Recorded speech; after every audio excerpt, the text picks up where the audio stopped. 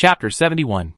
A colossal warship loomed overhead, blotting out the sun, its cannons firing incessantly, and fighter jets surging like a tide.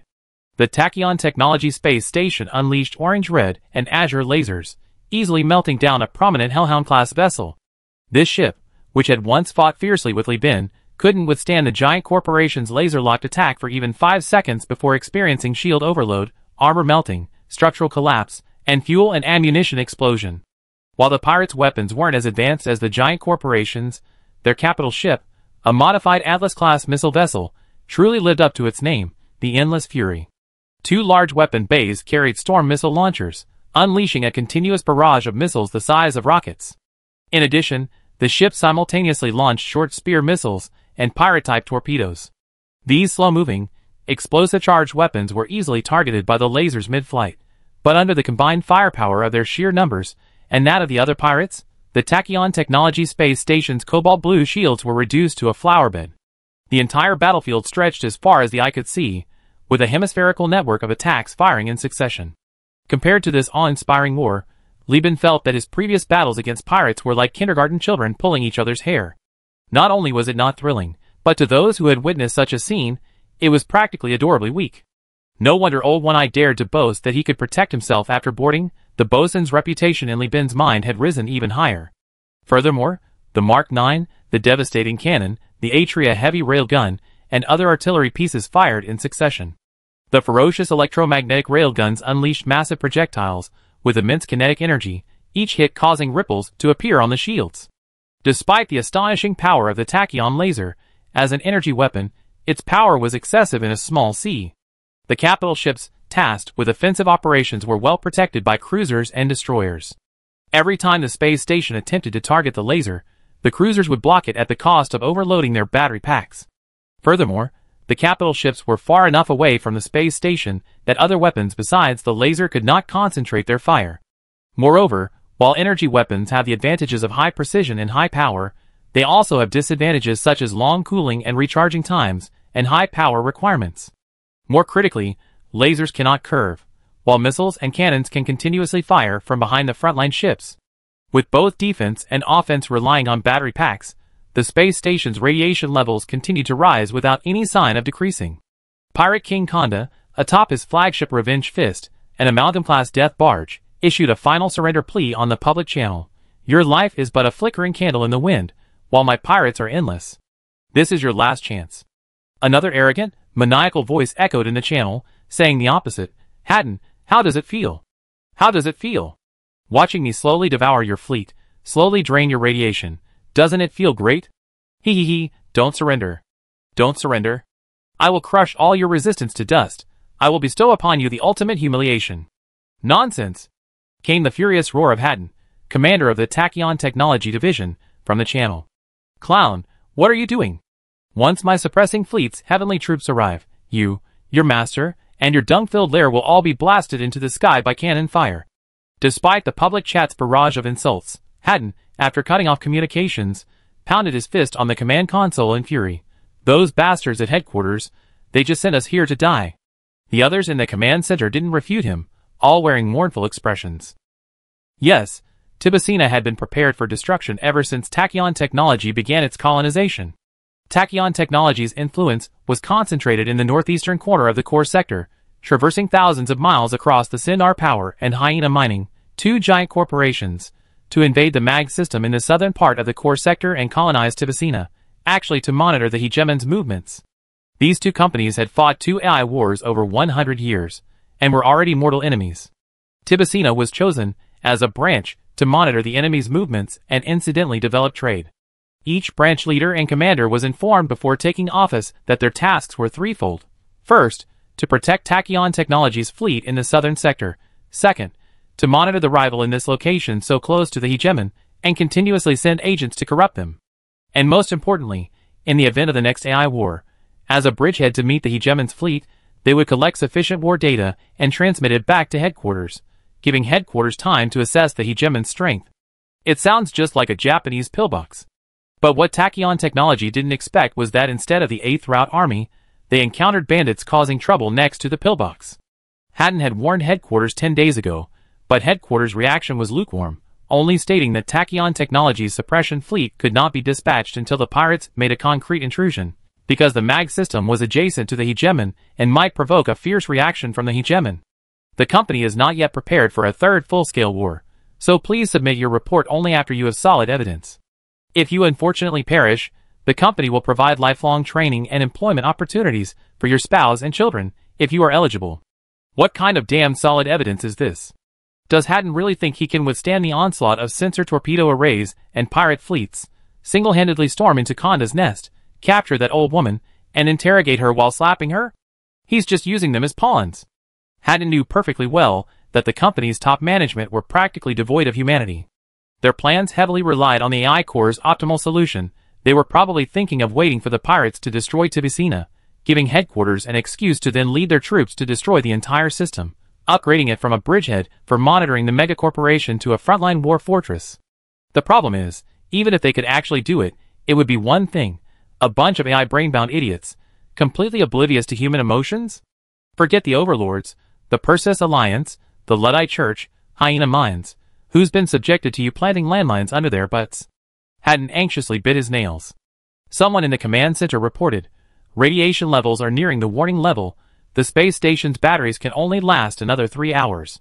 His face contorted, his teeth chattering, he struggled to keep his voice steady. Shut down all modules except the military and rotation modules. Requisition all ships on the space station, including those of neutral merchants. And their cargo. Have the armory and marines prepare, construct a defensive system within the station, and distribute weapons. We don't have enough money. Idiot! Can't you write an IOU? Hatton, finally snapping at this ridiculous question, kicked the panicked, brain-dead staff officer to the ground. If we win, we pay. If we lose, those high and mighty pigs at headquarters will pay. They abandoned us. It's not unreasonable for me to ask for some compensation in advance. He cursed and roared, seething with resentment, but dared not even entertain the thought of surrendering. Conda is, after all, a pirate. Her power is currently arrogant, but she has no ability whatsoever to compare with a giant corporation like Tachyon Technology, a T1 level entity. Her arrogance now is like a mosquito bite. Once she recovers, both the mosquito and its egg-laying puddle will be easily crushed. He, Hatton, will suffer no extra pain if he dies in battle, but if he surrenders, and is then defeated by the giant corporation, Conda, to protect herself, will certainly capture him alive and hand him over. What awaits him then is Tachyon Technologies' headquarters, worth millions of star coins, with countless cutting-edge human laboratories lining up to give him projects. As long as his brain is still alive, the executives, out of spite, will be happy to replace his organs and body until his brain is completely dead. That would truly be worse than death. Chapter 72. The pirates launched a relentless attack, unleashing a barrage of missiles, torpedoes, and cannon fire. Fighter jets, bombers, and escort ships circled overhead. Shields blocked the pirates' destruction of the space station, and the aftershocks of the explosion scattered in all directions. Without atmospheric resistance, fragments and shattered debris flew in all directions, carrying immense kinetic energy. This forced Ben to order the fleet to deploy its shields, focusing on ships lacking shields, such as the Hairless Cat, Barber class, and salvage platforms, to help withstand the chaotic metal fragments. Even a behemoth like the three-legged cat, hundreds of meters long, remained unmoved in the aftershocks of the battle, but the escort ships were not so easily affected. The Baby Cat and Rusty Cat, despite having shields, trembled slightly in the energy ripples. The Fish Cat, a civilian ship without shields, at the rear of the formation, began to rock violently, like a cruise ship sailing on a turbulent sea. Ben ordered all captains to record the battle using the ship's video recording equipment, and to conduct a simulation and discussion with the captains, first officers, and second officers via the senior crew channel. Large-scale fleet operations are invaluable in terms of both experience and records. These projected recordings are mostly protected by various companies and organizations. Only fragmented snippets from a third-party perspective can be found on the public internet. Although Wanyu United currently only has a medium-sized fleet, its number of ships is considerable, making prior training essential. Ben is well aware of his company's lack of relevant professionals. Every time he docks, he subconsciously searches for highly qualified captains and command personnel, but unfortunately, even now, there are few qualified individuals within the company. As a last resort, he had to ask Old One-Eyed and the previously recruited Marines to act as presenters, using their combat experience in conjunction with the current battle situation, to discuss the battle with the company's experienced crew members who had received crew training. It doesn't matter if you draw the wrong conclusion, Pirate King Konda and her staff are demonstrating their standard answer on the battlefield. Just follow along. Li Shu, looking at the dense data on the projector, subconsciously reported, 5 hours and 31 minutes into the battle, this is the second time the Tibicina space station's battery pack has overloaded. Compared to before the battle, the space station is much thinner. Old One-Eyed spoke of his experience. The design of a space station is different from building a house on a planet's surface. Many structures are mounted on it, prepared for destruction from the beginning. The external ports, berths, armed platforms, and armored modules are both firing points and the space station's defensive structure. A spaceport was hit by a catapult missile. Tachyon Technology employees, who couldn't escape in time, were blown away by the blast wave, and the detached spaceport shattered into pieces, swallowing them like a giant beast. As modules failed and detached one by one, the space station structure gradually became clear to everyone. The experienced one-eyed veteran continued, this space station is not only small, but its design is also very conservative. It seems the designers intended it from the beginning as an outpost, aiming to buy as much time as possible when firepower is insufficient. These discussions only existed within the channel, ordinary crew members weren't eligible to join. Li Chongjin, watching the shield that hadn't yet risen, humbly asked, Teacher, I heard pirates aren't afraid of death. The battery packs are overloaded. Why don't they try sending escort ships full of pirates to board? The one-eyed veteran glanced at his apprentice and pointed to the large energy weapon on top of the space station in the projection, saying, See that? It stopped working now because of the power outage, but once the batteries are restored, it and the station's automated defense systems will restart. Combined with the shield isolating subsequent reinforcements, this is a situation of trapping the enemy. Li Bin added, moreover, pirates aren't an army, they lack discipline. Pirate King Konda went to great lengths to set up such a large force. A sure win. There's no need for his pirates to send their underlings to their deaths. That would breed resentment. As he spoke, the lights on the Tibicina space station flickered back on, and the energy beams from the top burst forth again. The pirate fleet immediately and calmly adjusted its formation. The fleet moved smoothly under the command of 200 veteran pirates. Only the pirates, who had temporarily joined the hunt, reacted a fraction of a second too slowly, and were hit by the energy beams, their ships exploding. Li Bin noticed that besides the space station, the ground defenses on Tibicina were also firing, but because of the space station's immense weight, they dared not even approach near-Earth orbit, fearing being torn apart by gravity. Therefore, while these ground artillery attacks were impressive, they were ultimately futile. Old One-Eyed noticed this as well, warning, it seems the space station is doomed. The ground defense commander is panicking. Tachyon Technology has always preferred appointing technicians as commanders and captains. They excel at training AI. In space naval warfare, Tachyon Technology's captains have the highest minimum skill level. The implication was that Tachyon Technology's captains and commanders relied too heavily on AI, lacking sufficient professional knowledge and composure. Their minimum skill level was guaranteed by AI, but their maximum potential was insufficient. The ground commander must have received the AI's report, but the instinct for survival compelled him to order the artillery to fire, hoping for even a 1 in a billion chance of saving the space station. As long as the space station remained standing, the pirates wouldn't dare launch an orbital drop. Protecting the space station meant protecting themselves. Even Li Chongjin saw the danger. Having been carefully educated by Old One-Eyed, he had made significant progress in the field of warfare. But isn't this suicide? The heavy ground defenses are all stationary. Opening fire like this exposes our own firepower positions. The pirates can simply launch a pinpoint orbital bombardment. His expression was one of utter confusion. The one-eyed old man scoffed. Simulated training and real combat are different. In the former, you can fail 10,000 times. In the latter, one mistake is enough to decide life or death. This commander likely has no real combat experience whatsoever. His score is just inflated. The other Marines nodded in agreement, some even stating that they loved this kind of opponent. They wouldn't bother with strategies or battle plans, they just organized decapitation squads, launching multiple waves of attacks along the command chain, making it clear they were going to assassinate him. These battlefield newbies would quickly lose their composure. This was pure theory. The pirates also realized they were nearing the end. Their attacks became increasingly ferocious, unleashing a deluge of firepower. The third shield only lasted an hour and a half before being automatically shut down by the space station. They want to conserve power for an internal battle, Li Chongjin concluded. Not only that, they're going to destroy all the cargo inside the station. Old One-Eye, a veteran Marine, analyzed incisively. This is a trap set by the enemy commander. If the pirates board, we have to attack each hatch one by one. If they don't board, it's exactly what Hatton wants. Continuing to fire is destroying our own property. If we don't fire, the station's wealth will be destroyed by tachyon technology. In the end, all they'd be left to steal is garbage. This is an open conspiracy. Li Bin's heart also tightened. He remained outwardly calm, but inwardly he cursed this commander named Hatton. If he wanted to die, why couldn't he just shoot him? Why make such a dramatic scene? I got a share of all that stuff. The pirates cursed even more fiercely, directly insulting Hatton and his entire family on the public channel, even hurling insults at his genetic parents and relatives. As the saying goes, a journey of 1,000 miles is only for wealth, and these pirates were even more eager than Li Bin. I traveled this far, fired thousands of shells, and you think you can pull this on me?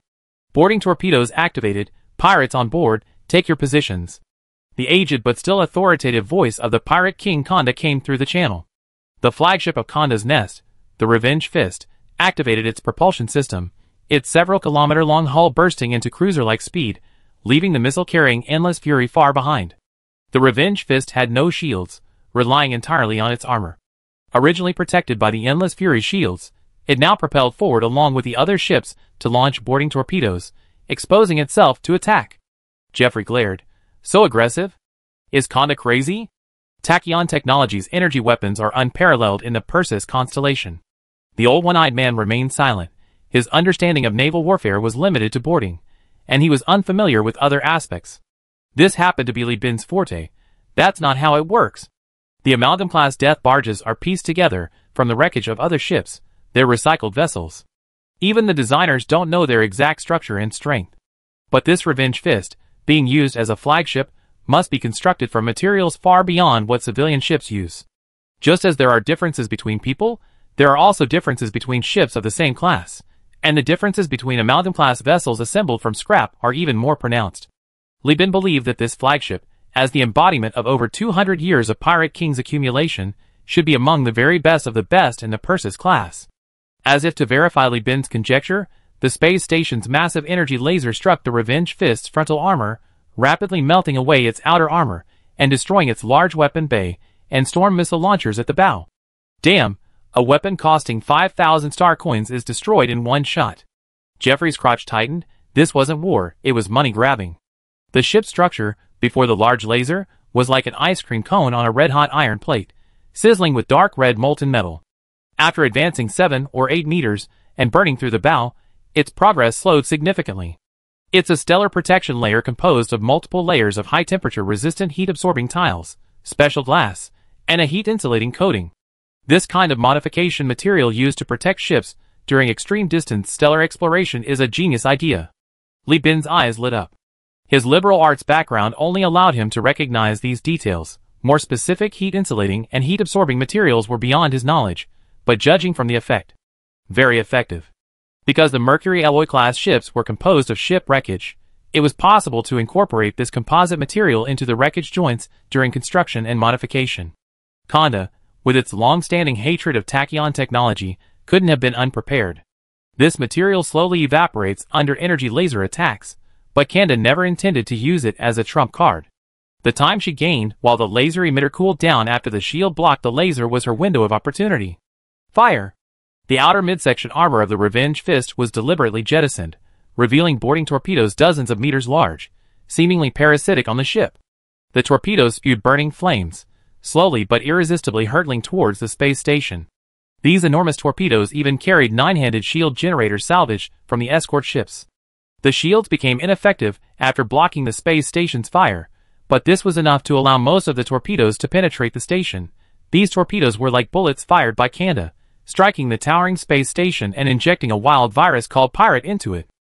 Behind the Revenge Fist were even more boarding torpedoes, and a fearless horde of pirates. Chapter 73. The Tiber space station was in a sorry state. Large outer modules were scattered like scattered beans, bobbing up and down with the kinetic energy injected by the explosion.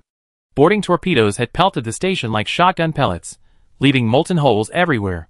According to Old One-Eye's calculations, the pirates liked to overcrowd boarding torpedoes, This volley had crammed at least 500 people into the station.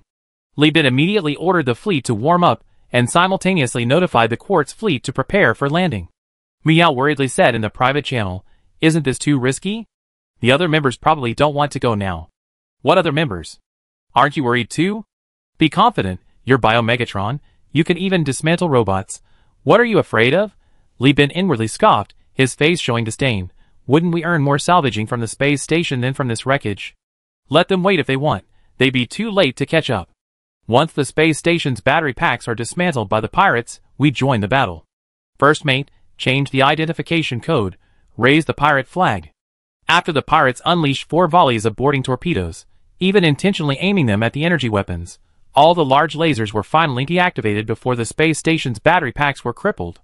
Desperate, Tachyon Technology dispatched requisitioned merchant ships, providing pitiful firepower close to the space station, only to be picked off one by the Vengeance Fist. Without a space station and comparable firepower for confrontation, a capital ship is invincible. Start. Full speed ahead. With a snap, Li Bin quickly cut off the war simulation projection sand table.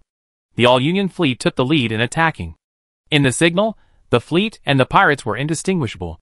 This aggressive move left the Quartz Society and the new Magno salvage fleet stunned.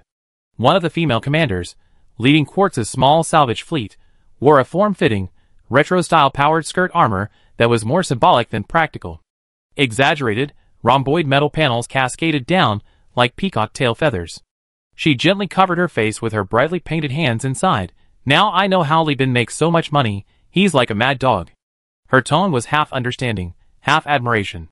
She couldn't do this, and didn't want to, but that didn't stop her from admiring it. Quartz had plenty of shrewd calculations, but it desperately needed this kind of daring, hard-working man. A barrage of alarms blared across the bridges of the fleet, like a mournful band. One moment, it was a space debris warning, the next a torpedo alarm, then an approaching debris warning, red, yellow, blue, green lights. A constant barrage of shipboard crisis alarms, turning the bridges into a disco. What was supposed to be a thrilling and adventurous landing turned into a raucous scene, much to Li Bin's dismay. To make matters worse, Li Bin caught a glimpse of old One-Eyed and the Marines invited to the meeting, strapped into their seatbelts and locked to the bridge, staring at each other with reminiscing eyes, practically screaming, "Ah, this is such a familiar scene. Back in the day, Amidst the violent shaking, Li Shu and the other navigators, with seasickness medication under their tongues, watched as it quickly seeped into the dense, thick blood vessels beneath their tongues. They strained to see the intelligence from the optical observation post.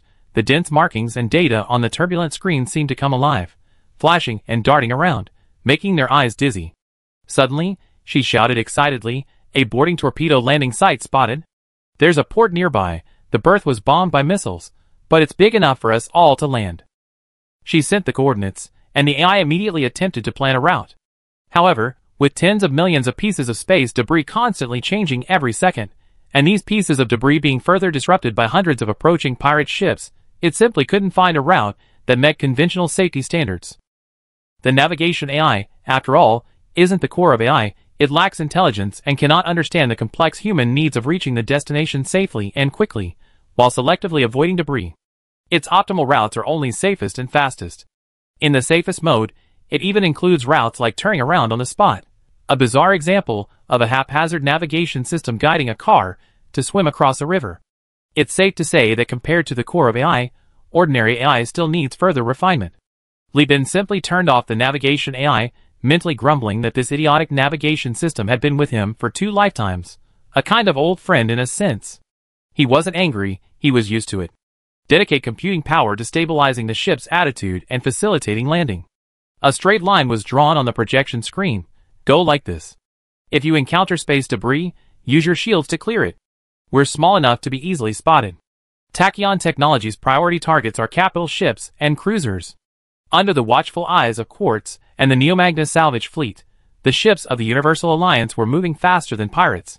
Those with motorized thrusters activated them, moving at an outrageous speed, like cows riding electrical wires, sparks flying and lightning flashing in their wake. Shields crackled, and battery packs heated up rapidly like ovens. Those without motorized thrusters, in order to keep up with the group, simply didn't use their shields. Without motorized thrusters, Using shields would slow the ships down to prevent their battery packs from being damaged by space debris. This was a technological legacy from the human realm era, and couldn't be modified unless a skilled hacker purchased a hacking service, and they also rushed to join in. It felt like an hour had passed, yet also like only a minute. Li Bin was on high alert, glancing at the holographic projection for stray bullets and lasers aimed at him, then at the alarm map, as he narrowly avoided space debris that his armor couldn't block. In that short time, the heavy armor had been riddled with holes. When they finally managed to come to a stop close to the berth, the fleet didn't rush to dock.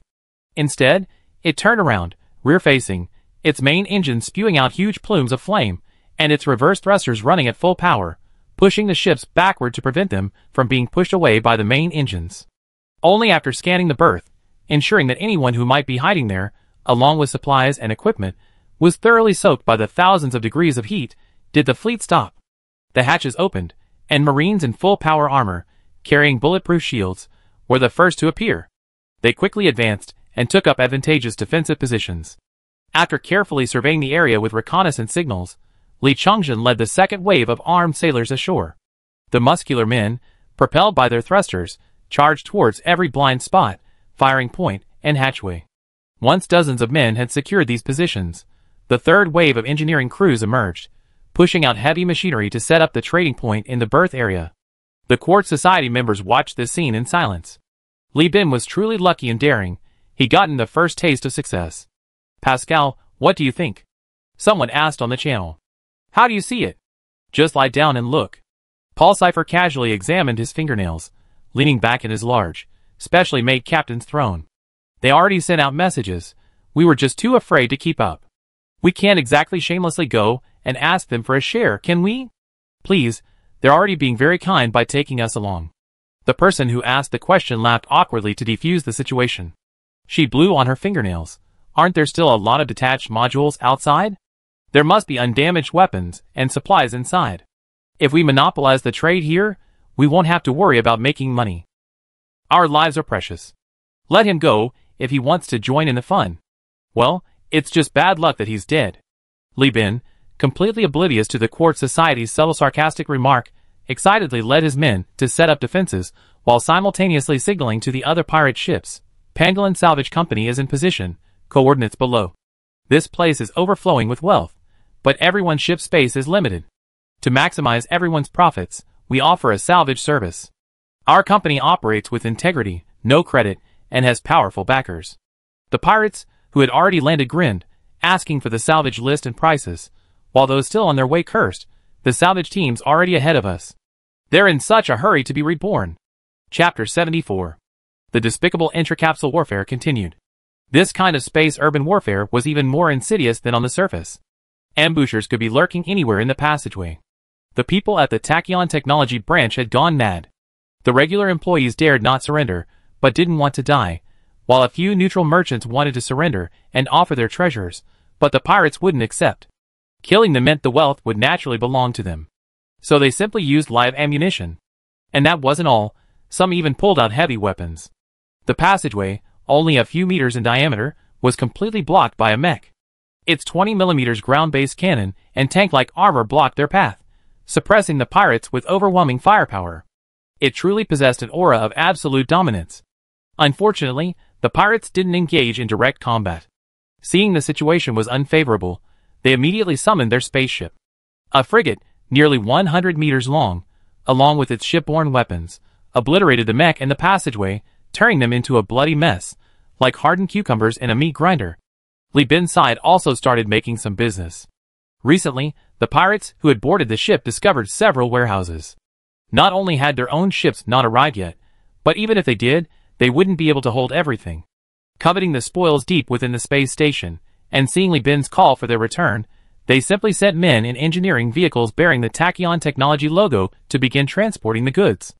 Li Bin currently possesses 1 Buffalo-class ship, 6 Ronin-class ships, as well as armed merchant ships, and cruise ships capable of carrying both people and cargo. His fleet has a cargo capacity of over 1,000 tons. Except for worthless items, like metal plates and ores, he's buying everything else without hesitation. The pirates made a tentative sale in the first round. Seeing Li Bin's prompt payment, they became overjoyed.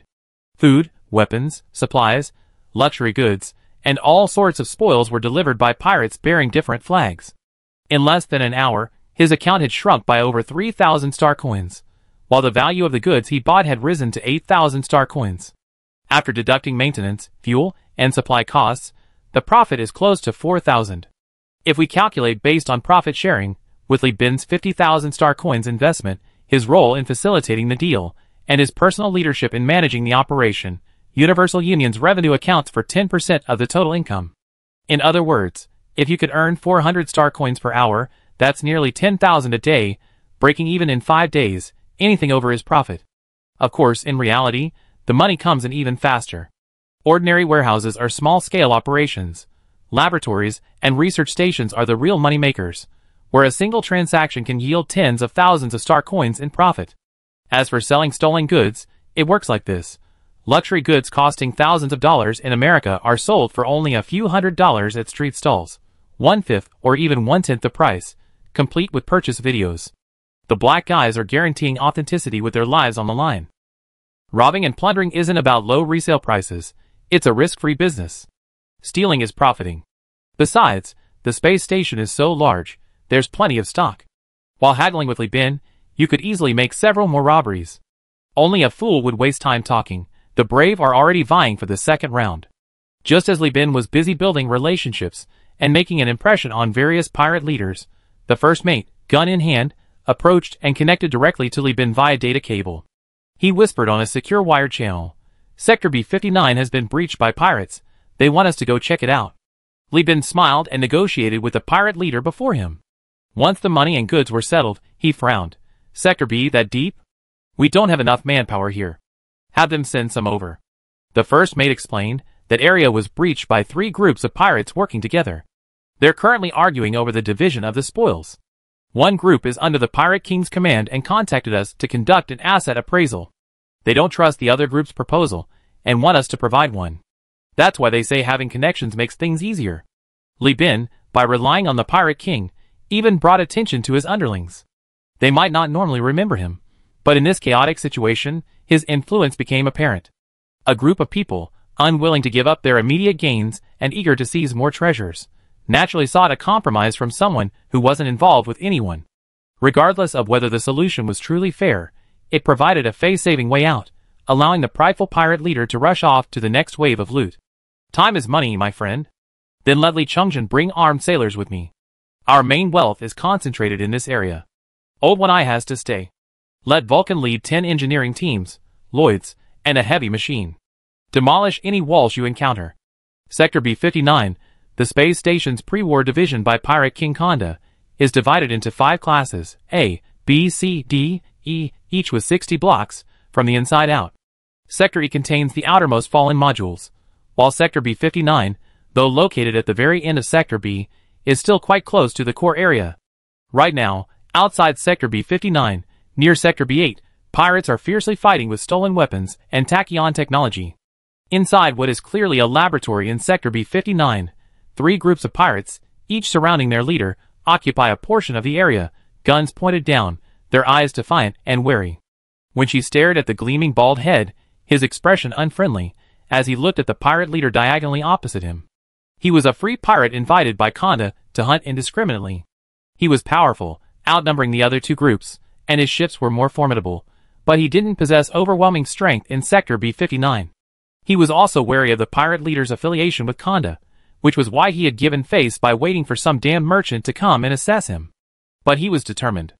If that merchant dared to lower the price, he'd shoot him dead, then painstakingly win over another group to fight Konda's underlings, before turning the tables and stabbing them in the back, ultimately taking everything for himself. Pirates, it's a game of mutual predation. If you're afraid to die, don't be a pirate. Just find a giant corporation to surrender to and become a good Pekingese. Just as he was sending out his worst-case scenario message to collude with a third group, the bulkhead inexplicably trembled. A visible red glow appeared at the welded joints of the metal bulkhead, the light gradually brightening. Everyone immediately recognized it as laser cutting marks. All on alert. Wincy licked his teeth, grabbed his gun, and hid behind cover, his eyes filled with suspicion and uncertainty. What's going on? Weren't we already taking over the area behind us? Where did this laser come from? Konda's underling glanced at the terminal and exclaimed excitedly, Nothing's wrong. It's one of our own. Boom! The metal bulkhead, already sliced in one line, was deformed by the immense force of the impact. After a brief silence, a second and a third ramming occurred, until the metal could no longer withstand the immense force, reaching its fatigue limit and snapping open with a deafening roar. A hole large enough for 3 people to pass through was revealed.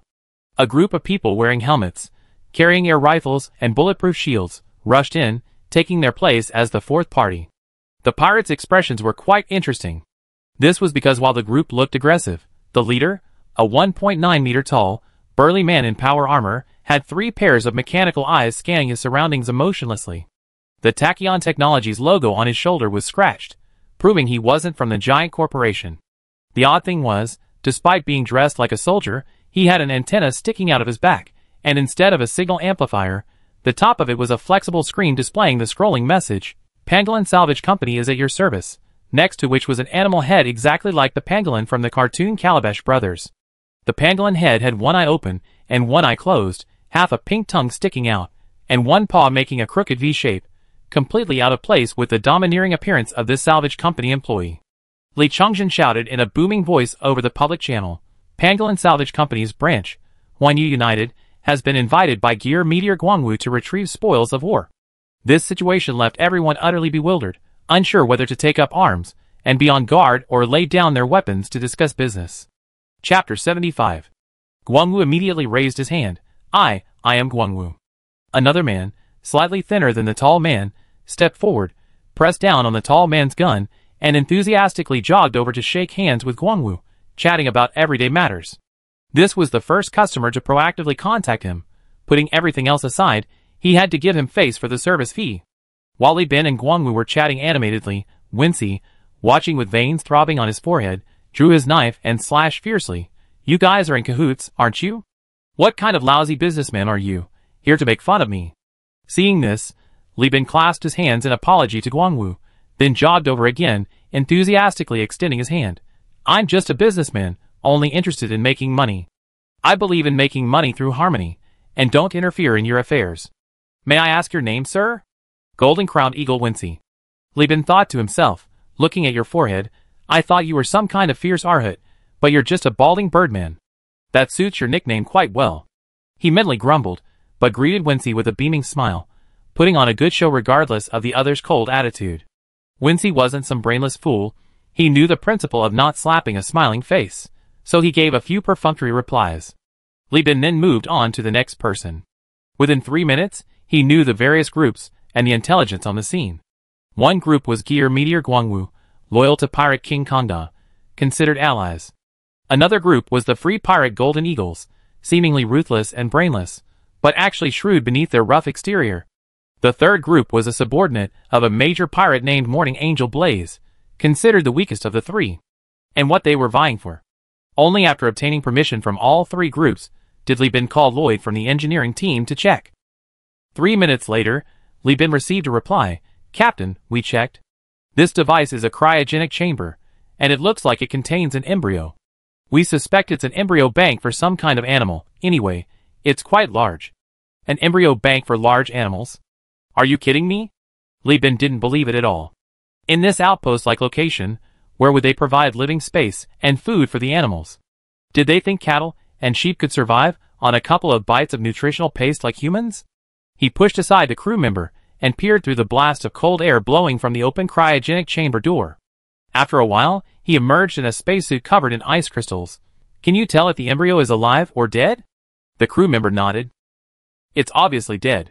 That's what's strange. A stillborn fetus shouldn't be this valuable." "You don't understand. This isn't an ordinary embryo," Li Bin murmured. "It's a bioindustrial larva. Even though it's dead, it's still worth a fortune. This thing is a cutting-edge product of the human realm era. Only giant corporations in the core star sector possess it. This thing must have been salvaged from ruins outside the star sector. It's normal you haven't heard of it. I only found out after spending several hundred star coins on a deep space exploration course." Li Bin pursed his lips. He didn't intend to hide it from the pirates. He was simply considering who would be the best buyer after recovering the stillborn fetus. After figuring it out, he smiled again and warmly bowed to the 3 pirate leaders. "Congratulations. Congratulations to you 3, you struck gold. A bioindustrial larva, a light industrial masterpiece developed by the Exidane Biotechnology Company, a cross-stellar enterprise of the human realm era. No one knows what the mature form of this larva looks like except for giant corporations.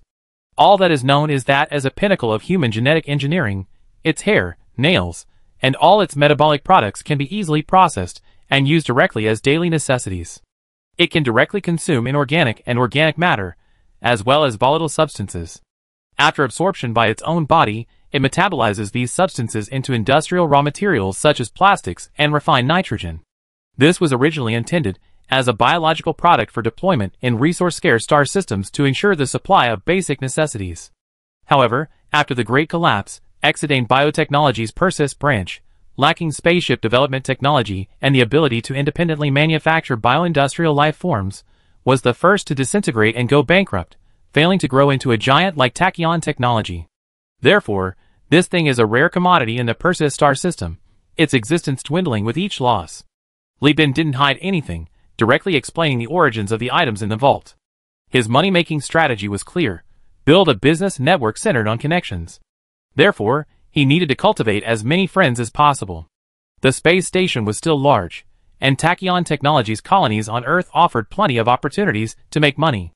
By giving the pirates a few concessions, once they've been swindled by short-sighted fools again, they know to only trust Universal Union. He also explained the approximate uses of the various devices around him. These devices are likely gene extraction and analysis instruments. This branch of Speedtronics is trying to reverse engineer the genes of bioindustrial larvae to master their manufacturing technology. However, as the pinnacle of technology in the human realm, they can't be without countermeasures, so there hasn't been much progress so far. Live bioindustrial larvae can sell for 150,000 star coins on the market. All the pirates felt a rush of heat. There was no wind in Sector B59, yet they were sucked in with a whooshing sensation. 150,000 star coins was enough to buy a second-hand cruiser.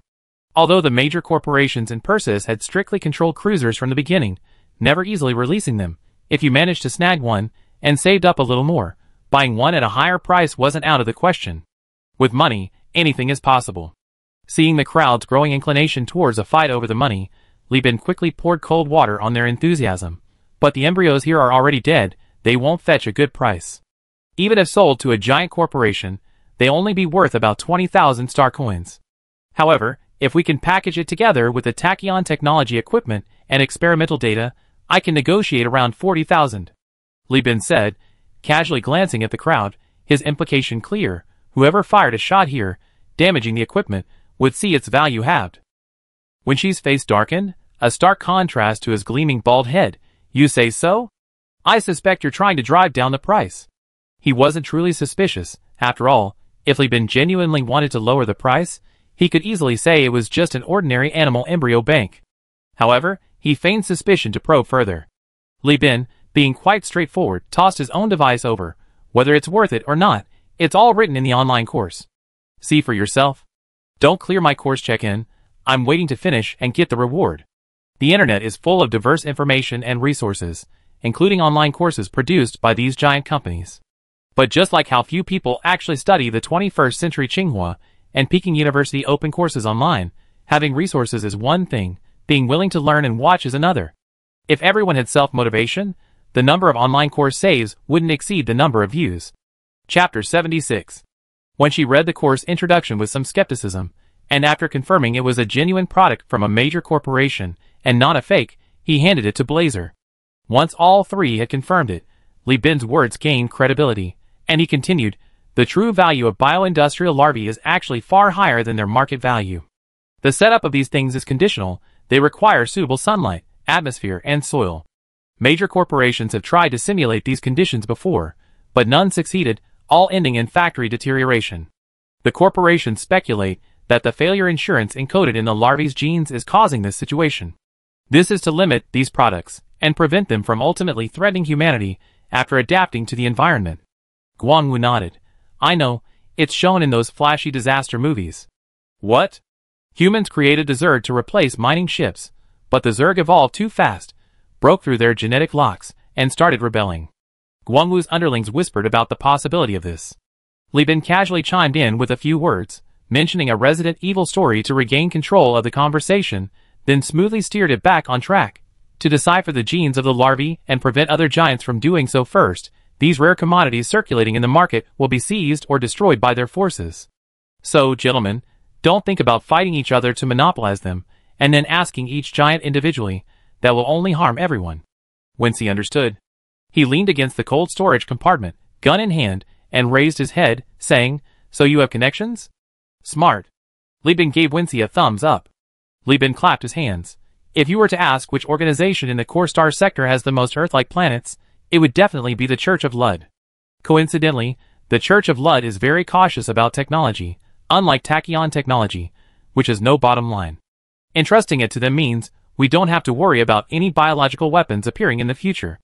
And the best part is, we all know the Lud Church hates speedy technology. Selling to them doesn't mean we have to worry about being the sellers. Isn't that a coincidence? And I happen to know a priest in the Lud Church's tribunal. I guarantee this will fetch around 50,000 star coins in the end."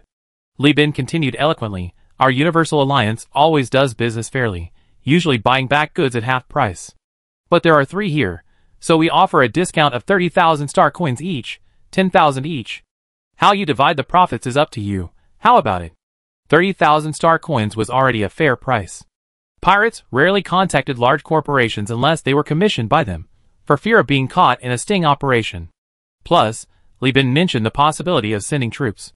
No matter who divided the profits, they would eventually sell to a middleman. The profit might even be lower than selling to Li Bin. 10,000 star coins per person wasn't commensurate with the strength of the pirates present. The 3 groups had a heated discussion, involving threats and comparisons of backing, before redistributing the profits while preserving their own strength.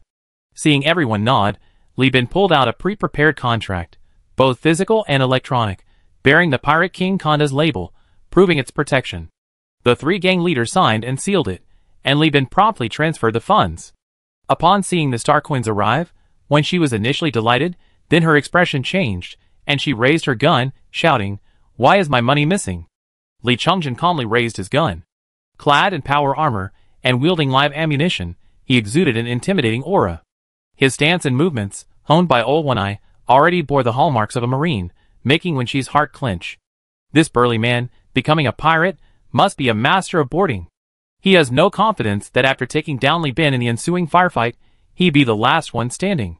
Besides, what if that live ammunition weapon damages the larvae? Wouldn't he end up with nothing and even lose money? Li Bin spread his hands to indicate he was unarmed, then smiled and walked up to Wen Shi, pointing the gun at him, saying, "This hunt was initiated by Pirate King Konda. The pre-battle announcements and documents stated that all spoils within the star system can only be sold to Konda's Nest, New Magnos, and the Pangolin Salvage Company. It also emphasizes that if the spoils are unevenly distributed in the first 3 days of the battle, the first person to contact our company will receive an extra reward. As for others, money will be deducted to cover the reward costs. Furthermore, there are rewards for reporting anyone who discovers they are hoarding rare spoils." "What kind of bullshit announcement is this? I didn't know about it," Wen Shi scoffed. Guangwu raised his hand again and honestly said, "It's true. You guys were in such a hurry to grab the money that you didn't even read it carefully, right?" Blazer also had a dark face. "A notice of over 100,000 words. Do you think I'm so full that I have to read it all?" Li Bin's smile remained unchanged. The Pirate King is no ordinary person. He knew you wouldn't read it carefully, which is why he introduced the reward policy. As the saying goes, people can't teach people how to learn, but experience can teach people how to do it right the first time. When you see less money, you naturally learn. Kongda knew the habits of pirates best. She had already invested in the salvage company, so naturally, she wouldn't let the free pirates take away goods at will. Supplies and food were one thing, but the technology and equipment of Suzy Technology were her capital for trading with other giant companies to obtain covert support, and she wouldn't let them go. Wen Shi's forehead veins were bulging like earthworms. He was visibly furious. Li Chongjin silently paced back and forth, intending to take his brother's place before Wen Shi could fire. However, Li Bin's next words not only quelled Wen Shi and Blaze's anger, but also made them laugh. "Golden Eagle. That's its nickname, right? Don't be so hasty. Think about how to make money with this policy. You haven't even read this notice carefully. I'm sure many others haven't either, or even know about this policy. If I were you, I wouldn't waste any time." Li Bin pointed outside, his voice carrying a seductive undertone. "Go outside and find a crowded place to fight. Set up a stalemate with other pirates in one area, then try to contact me. We take one share of the spoils, and another share of the other pirates' rewards. Just this time, Boss Guangwu called me here. You two have to give him 500 star coins each. He doesn't do anything, so he earns an extra 1,000. If he does this a dozen times, he have enough for a frigate. At this point, Li Bin pressed Wenqi's shoulder and said quietly, "This is my first time being summoned. That means there are still hundreds of pirate groups in the space station. At one time per person, this is at least a 50,000 star coin opportunity." "Brother, no need to say more, I understand." Wenqi threw down his gun. This time it was his turn to be enthusiastic. Li Bin chuckled, waved his hand, and his brother turned and pulled a box with a Tachyon Technology logo from behind the heavy machinery. He dragged it to the center of the laboratory and opened it in front of everyone. Inside the box were scattered, densely packed special bullets. The bullets consisted of 3 parts: a specially made armor-piercing alloy tip, glass in the middle, and a cleverly designed mechanical structure at the tail. Wenqi was stunned. Glass bullets? Those bastards at Tachyon Technology actually have these? Glass bullets, a type of special-purpose bullet invented as early as the 21st century, were originally made by encasing steel nails in glass. When the bullet entered the human body, the glass shattered, and the fragments were impossible to remove surgically. Even tiny glass particles could enter the bloodstream and roam freely throughout the body. These particles would continue to torment the injured person for life, continuously damaging blood vessels and organs, causing irreversible damage to the brain, kidneys, liver, heart, and lungs. They were more terrifying than shotgun shells, and even compared to poison gas, their brutality was comparable. But Tachyon Technology's glass bullets were even more brutal. The glass structure used an ultra-strong Rupert's tier structure. As long as its vulnerable tail wasn't damaged, its strength could even withstand the impact of a 17-ton hammer. Therefore, when equipped with an armor-piercing warhead, a single shot could penetrate a bulletproof shield and a regular spacesuit, and even power armor couldn't withstand such firepower for long.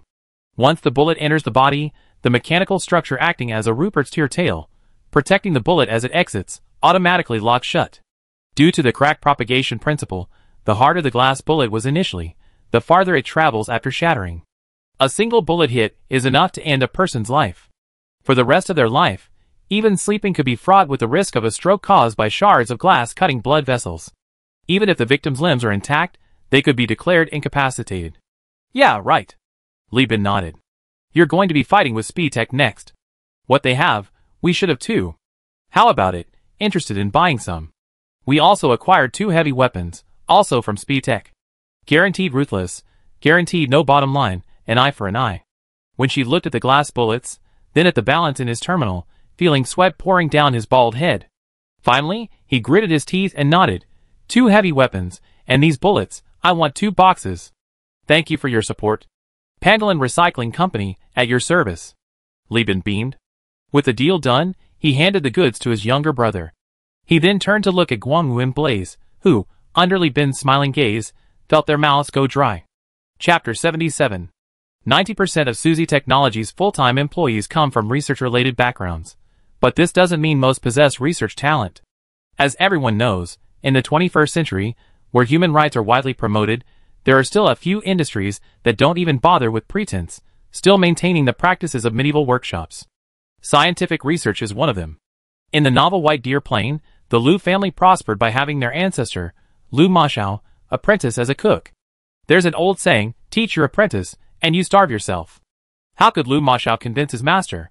First, by cursing his own mother, second, by slapping himself in the face, and third, by selling his private parts.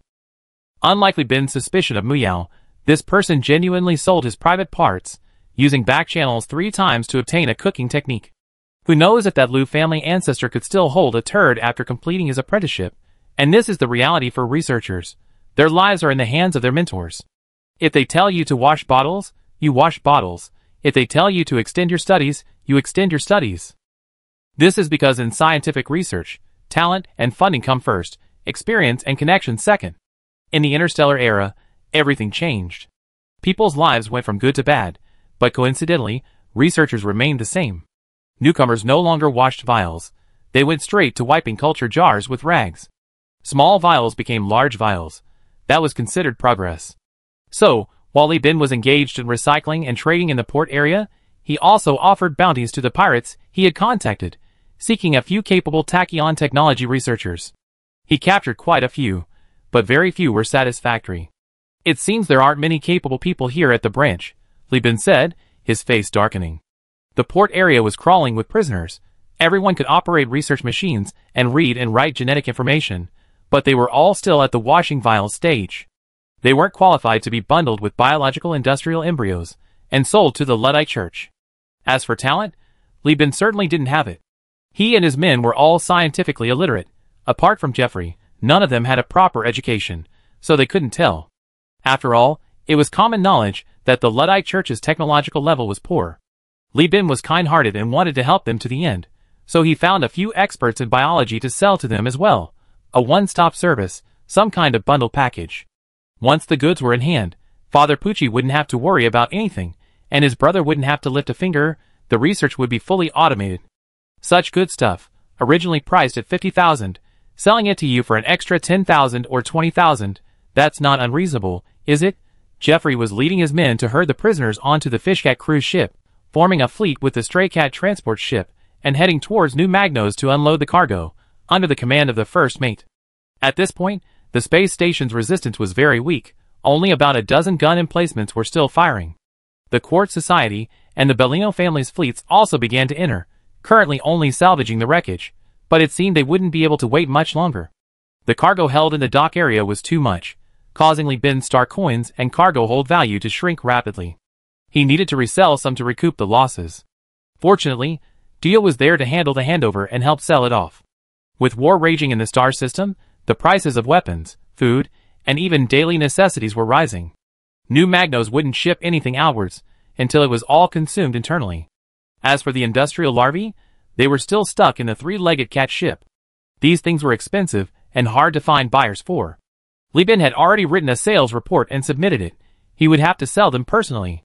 Just then, Li Chongzhen received a message. What? Wincy asked Big Brother to go find him. Oh, I remember now. Big Brother called him Ball Bird, didn't he? He immediately dropped what he was doing and rushed over, panting. As usual, they made contact via wired connection. As soon as he finished speaking, Li Bin became excited. You mean, Brother Wincy discovered the equipment used by Speetronics to train new recruits?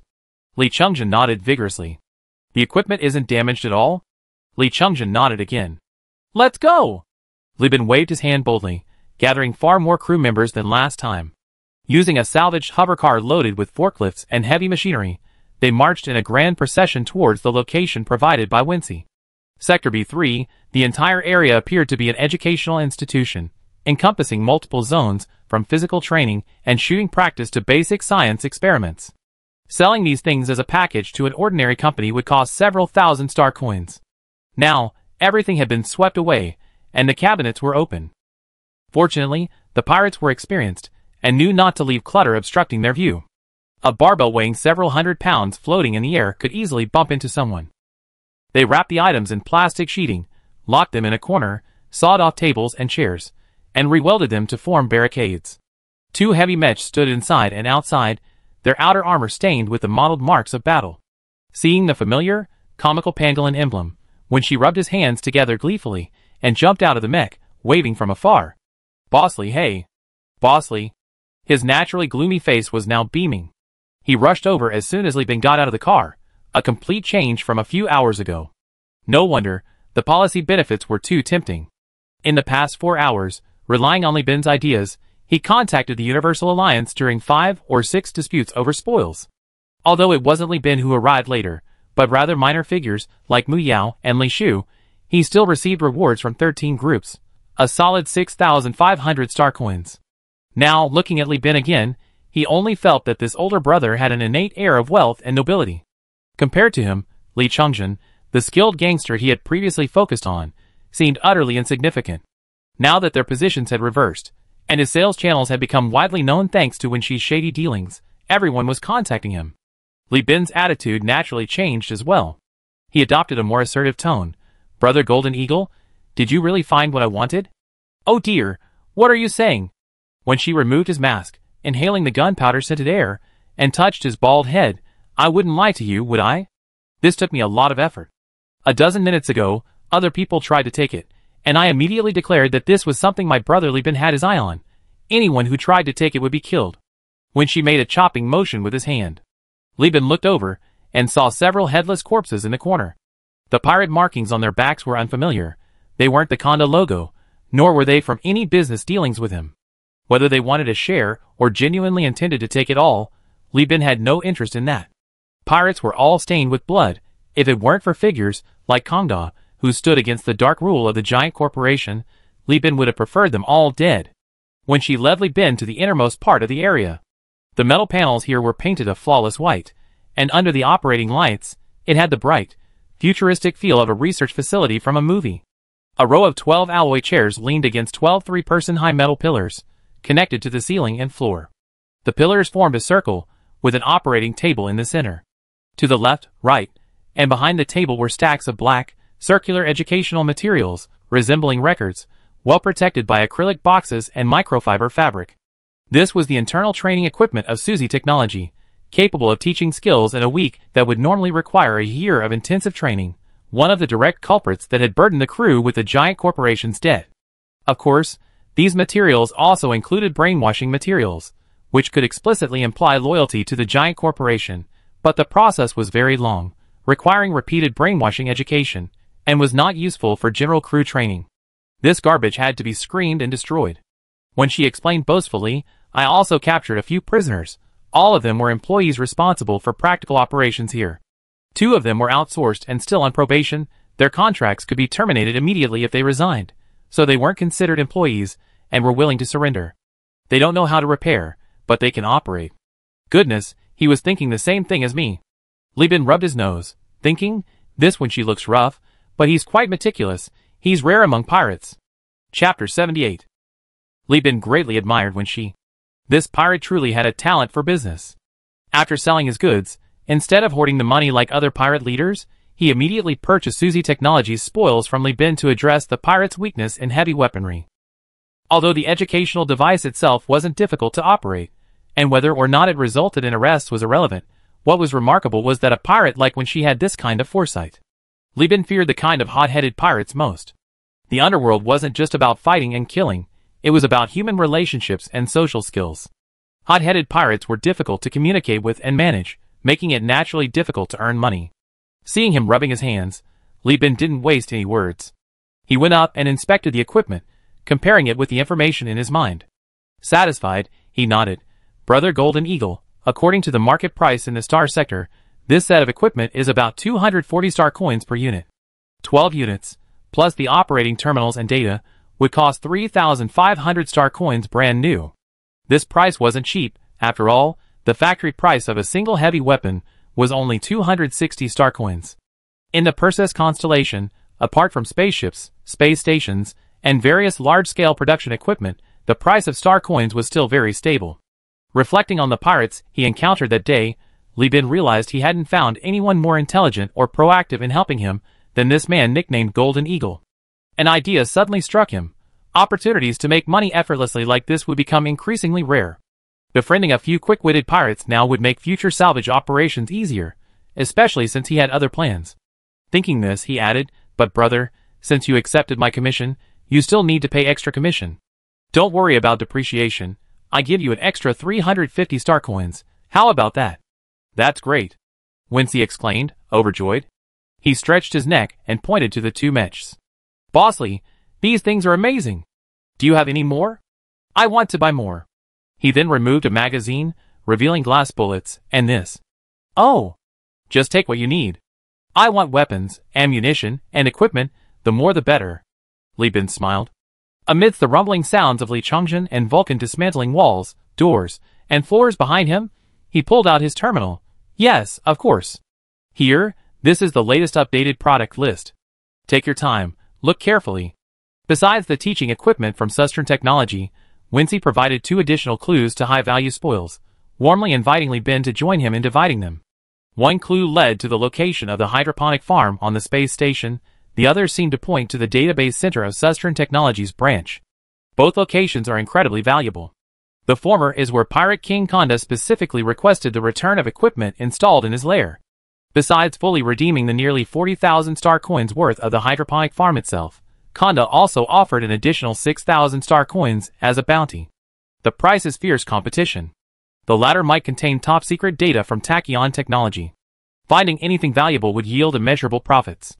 The difficulty lies in, I don't have any hackers among my men. Even if they got in, they couldn't breach the firewall. Those things are only for viewing, not for touching. Mr. Lee, you're more knowledgeable. Where do you think we should go? When she said, seemingly resigned to his fate. He had figured it out. His men lacked heavy firepower. Naval battles were manageable, but after landing, their strength would gradually wane. He made a decisive choice. He planned to exchange all the profits from the space station with Li Bin for weapons and equipment to build up strength, then pull off a major heist when attacking Tibicina. Afterward, he would sell the equipment and use the money to upgrade his fleet. He learned this trick from Li Bin on the spot. Li Bin's answer was simple, I want it all. Besides those remaining on the ship, how many men can you, Brother Golden Eagle, provide? When she stroked his short-bearded chin, I can send about 120 men. That's enough, Li Bin declared decisively. I suspend the other businesses for now. Besides those remaining, I can bring about 170 men, making a total of nearly 300. The hydroponic farm doesn't need many people, but they need to be skilled. I bring heavy machinery there. Whichever pirate group occupies it first, they need the equipment to dismantle the farm. We won't get involved in the fighting. We only do business with the victors. We rent out the equipment and manpower, help them dismantle, and collect a service fee. It's a business worth tens of thousands of star coins. We only take the bounty. Isn't that reasonable? Not unreasonable at all. We can even make an extra 8,000. The key is that we have heavy machinery and transport vehicles, so it's efficient and fast. We won't be worn down by waves of other pirates and end up in trouble. When she considered it from the pirate's perspective and felt the deal was both safe and feasible. To make money faster, the pirates either sold or abandoned heavy machinery. The Universal Union's docking area still has over 30 such machines, all acquired. They also acquired over 10 hovercrafts and forklifts for transport. Now, with the blueprints, they can dismantle everything in a few hours. Businesses worth tens of thousands of stars don't happen every time. 8,000 star coins split between two people, no firing a shot, just lying down and picking up money. Why not? Only an idiot wouldn't do it. As for the data center, we don't have hackers, and neither do the other pirates, so there shouldn't be much competition, Li Bin guessed. Throughout history, the loss of books and data during times of war has been due to many reasons. One of the most significant is that despite the millennia-long emphasis on the immense value of books, soldiers, bandits, and robbers have consistently disregarded them, resulting in countless instances of countless works of art being destroyed in fire. In the distant past, when Liu Bang's army occupied Xianying, the Han dynasty could not have smoothly inherited the Qin system without Shao He's tireless efforts to preserve it. More recently, during the century of humiliation and repeated foreign invasions, neither the self-proclaimed civilized Europeans nor the Japanese, who adopted the Tang system, properly preserved the Yongle Encyclopedia, even using it as a stepping stone. Therefore, Li Bin was certain that pirates wouldn't bother stealing those things. Identification was complex, and there were firewalls. Wouldn't it be better to spend that time robbing hydroponic farms? What about the firewalls? When she asked, Li Bin waved his hand and began giving instructions to the crew. Forget about firewalls. The highest level of network protection is physical isolation. Cut off the power directly. Remove the storage devices before the program self-destructs. The more people, the better. Remove as many as you can. After that, find someone to decrypt it. That makes sense. When she explained in amazement, this boss Li really has some ingenious ideas. Instead of robbing the hydroponic farm, he's offering transportation services. Instead of honestly decrypting the data center, he's violently dismantling it, using force when necessary, and gentleness when appropriate. This business is truly incomprehensible to him. Brother Golden Eagle, you have to come with me to the hydroponic farm to negotiate with the pirates. Send more people to the data center to help with the dismantling. Let's get going as soon as possible. Chapter 79. Space Station, Sector A44, Data Center. The agents of Universal Union and the pirate Golden Eagle were rushing in and out. None of the intruders had permission to access the site, so Li Bin dispatched a senior damage control officer, a Lloyd, to forcibly open the control panel and trace the power lines to the main switch. Speedtron Technologies had hidden various buttons in metal walls, making it look futuristic and high-tech, but for these robber rats, the inability to directly operate the switch was a major problem. Fortunately, there was no one there. The door hadn't even been locked, making it easy to open. The Speedtron Technologies employees were nowhere to be seen. They probably had already fled. Vulcan thought to himself, they didn't even have time to destroy the data. That's what happens when order is broken. Even a giant corporation with a fleet of ships is powerless to stop it. He had just finished assigning tasks to his engineering team when he found two children in rows of cabinet-like integrated data centers. They were no more than 1.2 meters tall, and judging by their size, they were at most 3 or 4 years old. It seems they had just left the birthing factory, their subsequent AI education process incomplete, when war struck, and they ended up here by chance. Seeing these two children reminded Vulcan of his own days as a lost soul in the factory district, eventually reduced to a hoodlum. No family, no friends, no parents. This is how people born in birthing factories are. Physically mature, but mentally immature, with zero social connections. They're sent to the AI training machine from the artificial womb, and released at age 8 after signing a loan agreement. At this point, they're like suddenly abandoned pets, helpless and vulnerable, easily lured into seemingly powerful street gangs.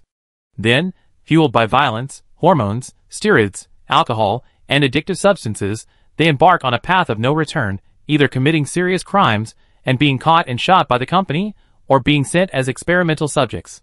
Or they live a muddled life, harmed before the age of 40 by tainted drugs, cheap alcohol, and the toxic air of the factory district, losing their teeth prematurely, their muscles atrophying, becoming the object of ridicule for a new generation of thugs. With endless regret for the time he wasted in the past, Vulcan looks at the child, and sees only the shadow of himself at 8 years old. Back then, he had just finished his education and was randomly assigned to the factory district of Elf, a world of dust, everyone wearing filter masks, and rampant crime, completely different from the world taught by educational AI. Later he learned that the educational AI services he had voluntarily purchased with loans hadn't been updated in centuries, and they used textbooks created by the human leader. But now, in an era dominated by giant corporations, the captain said those textbooks were probably only suitable for preschool education in the past, teaching nothing more than literacy, numbers, and some basic common sense. More advanced knowledge requires payment. After chatting with the children for a while, he found they couldn't speak very clearly, their vocabulary was limited, and their eyes were bright and clear. The two children together looked like two wet, homeless cubs. Looking into their eyes, Vulcan decided to take them back to the harbor area after the mission was complete. Anyway, the harbor area had plenty of prisoners. Compared to the adults, who were difficult to control, two children were nothing. He could send them to the Bellino family in New Magius, buy some educational AI, and start them up. With his own personal instruction, they could grow into loyal crew members to the captain in a few years. He had heard Amanda say that mafia families preferred to raise their own children, not only to perpetuate their bloodline and power, but also to instill loyalty to the family. He had no family, but his loyalty to the captain needed to be continued. Children are easily fooled. A small piece of sweet, oily nutritional paste is enough to lower their guard.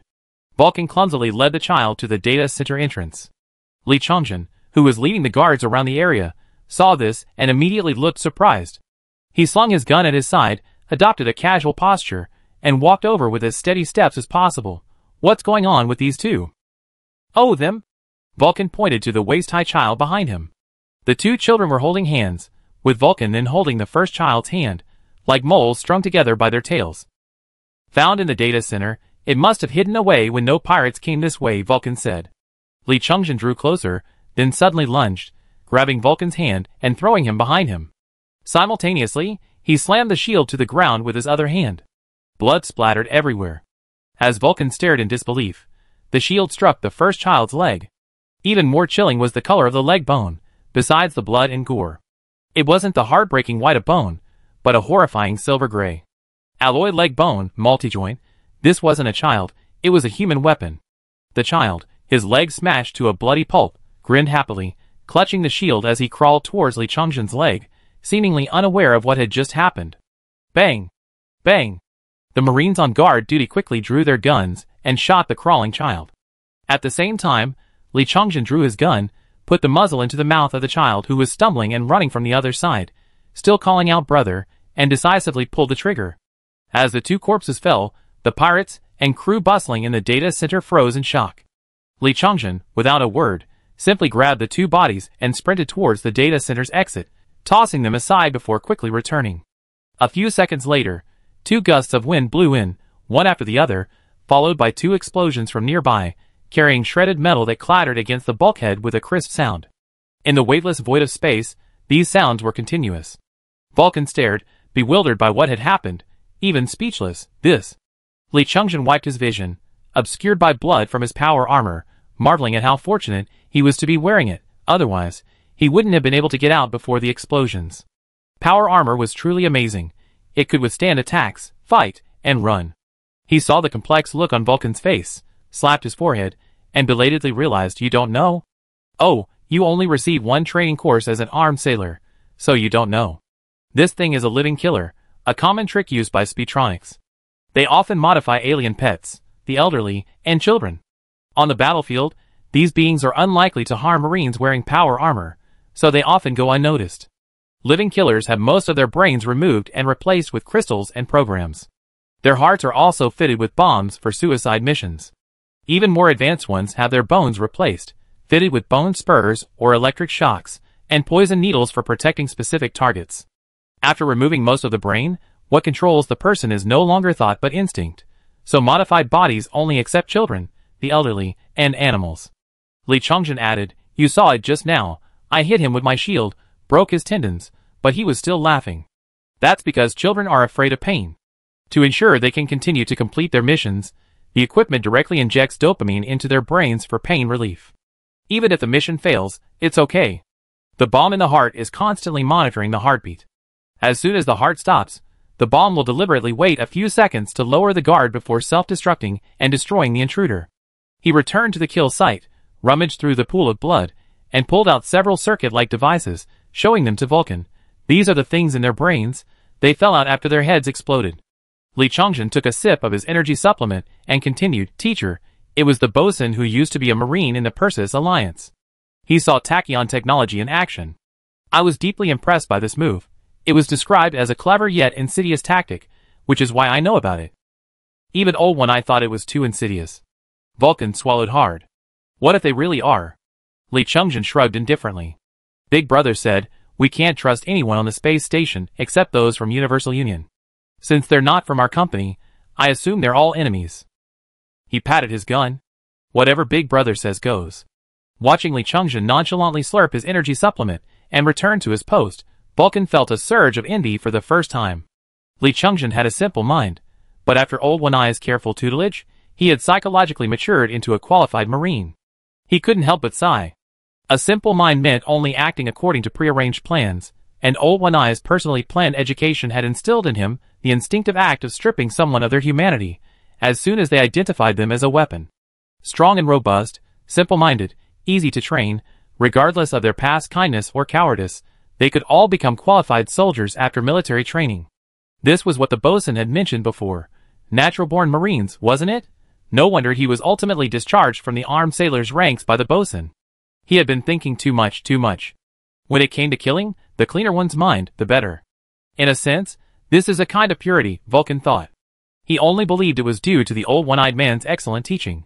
But he didn't know that besides the Old One-Eyed Man, Li Bin hadn't given up on training his younger siblings either. Whenever he had free time, he would tell the news, show them projected recordings, and use various films and television programs to conduct important lessons. Besides that, what changed Li Changzhen the most was actually the rat-infested nest at the Elf space station. Those lives were even harder than his and his sister's, with filthy, festering hands reaching out, repeatedly appearing in Li Changzhen's dreams. Without Li Bin, the present state of these people was the future of Li Changzhen and his sister, Li Shu. After that incident, he vowed that he would give his life to prevent his older siblings from falling into such a predicament. The family needs to support each other. His older brother has always been strong, and his older sister has also risen to prominence, now the head of the company's leadership department. He himself needs to step up quickly. Chapter 80. Just as the Universal Alliance's forces were busy dismantling the hydroponic farm, and Li Bin was chatting and boasting with Wen Shi and the two pirate leaders who had occupied the farm, the entire space station trembled noticeably. Immediately afterward, Konda's old but still authoritative voice announced that the Tibicina Space Station Command Center had been captured, and the space station had changed hands. Although a large number of tachyon technology remnants were still putting up a stubborn resistance inside the station, living assassins, booby traps, and automated combat machines still lingered in the damaged tunnels, randomly selecting lucky victims to be handed over large packages. The fall of the center meant that the pirates responsible for the assault could finally participate in the carnage without restraint. When she, upon hearing this, lamented Tachyon Technologies' cowardice, cursing them for not holding out for even half a day longer so he could grab another piece of the spoils. Konda's subsequent orders pushed this frenzy to a new peak. In 36 hours, I will sink this space station. Holy crap! Li Bin was shocked. This was a space station. Although it had been looted by pirates and its external structure was damaged, the main body was still intact. With some repairs, it could serve as a space habitation station. Li Bin had researched the giant corporation's space station construction services. Even the lowest level outposts and mining stations were worth over 200,000 star coins. This behemoth could be dismantled and sold for a fortune. Moreover, even just the frame of a space station was something money couldn't buy, because it wasn't even on the giant corporation's sales list. Its strategic value far exceeded its construction cost. It's sinking already? Why don't you reconsider and sell it to me? To be honest, I, Li Bin, have always had the idea of establishing my own colony. If you give me this territory, I immediately shed this Quartz Society's skin and bring my business acumen to the nest of Konda. Old One-Eyed had a deep understanding of boarding maneuvers, and he quickly realized what was going on. Captain, that thief Konda. Cough. The Pirate King's plan might be to use the space station as a space-based strike weapon to crash into Tibicina. Ah! Wincy was shocked. He spent most of his loot on equipment with Li Bin, 6 mechs, 2 armed hovercraft, and even a squad of close combat automated combat robots for urban warfare, spending nearly 10,000 star coins. The resale price for a heavy weapon was 300 star coins, but it sold for 700 star coins.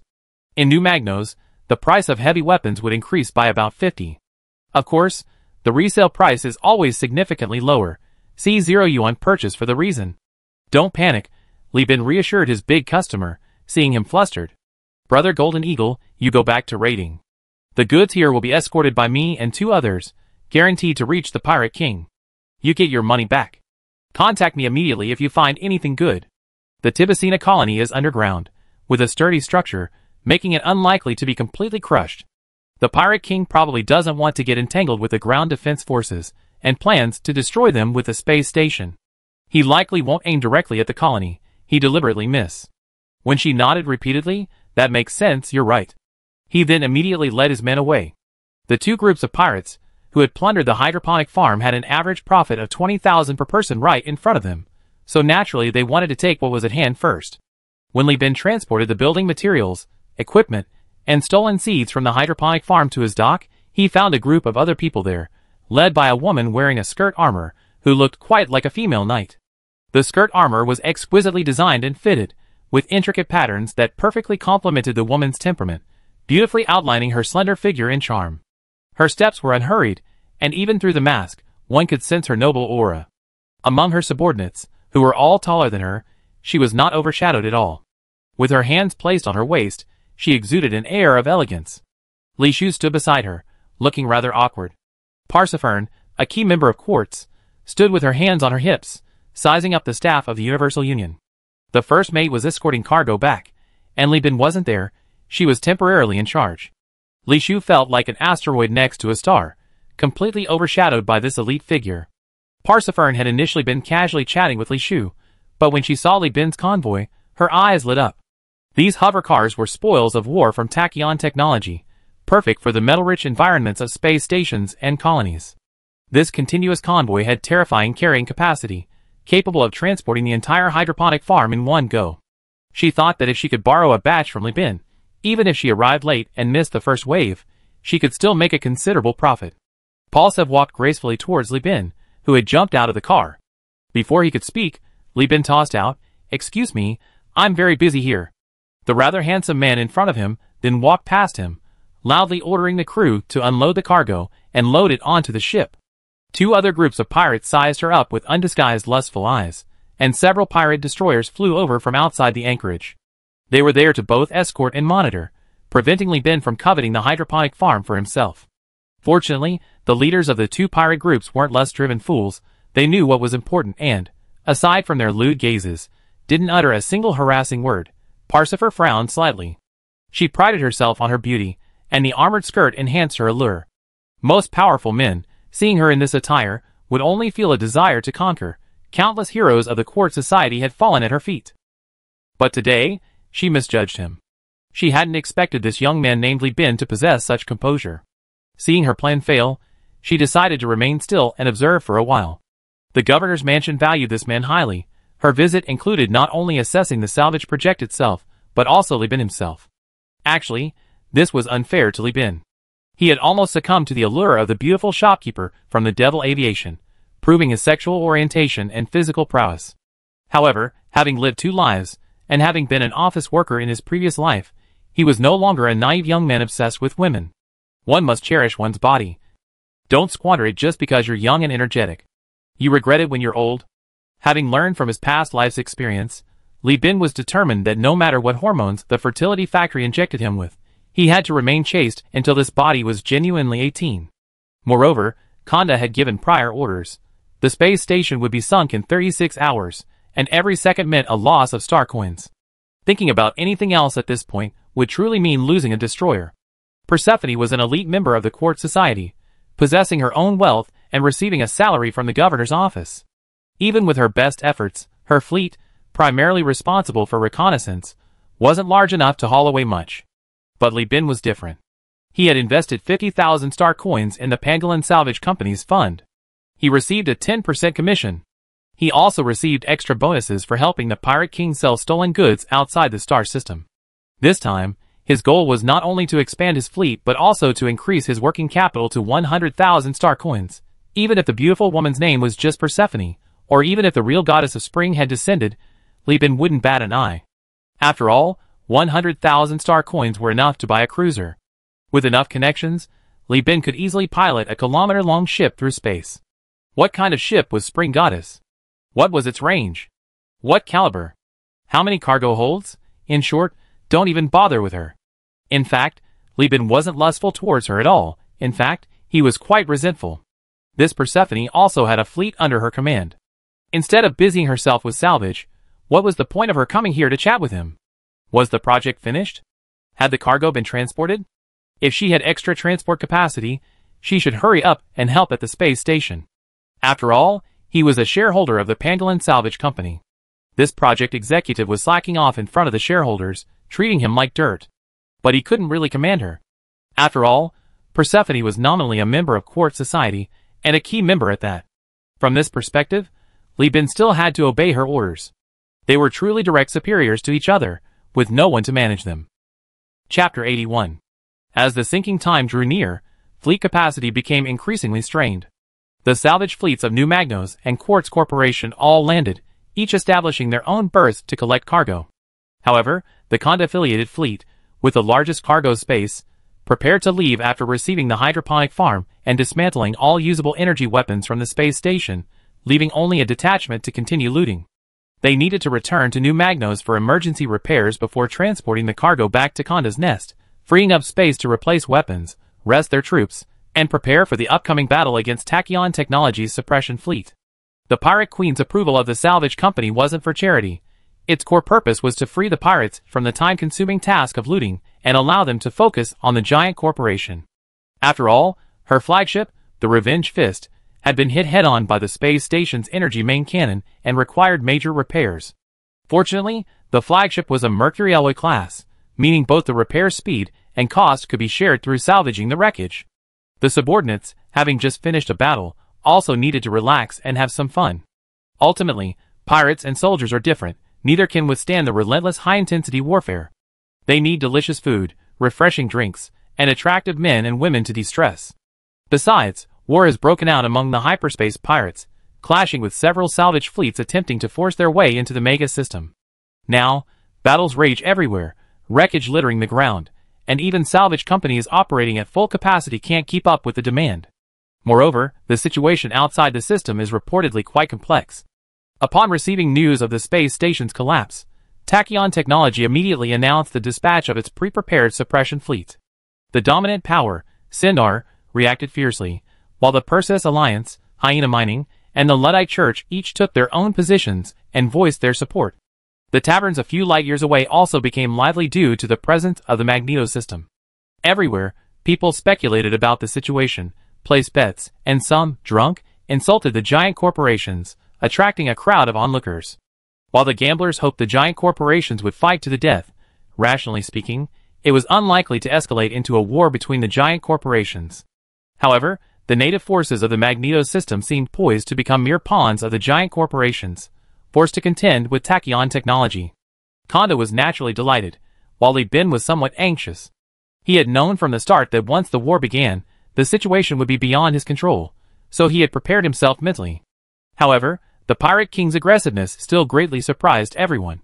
Sinking the space station and ignoring immediate profits to immediately engage in naval warfare with the giant corporations, not only Li Bin, but even the governor of New Magneto was astonished.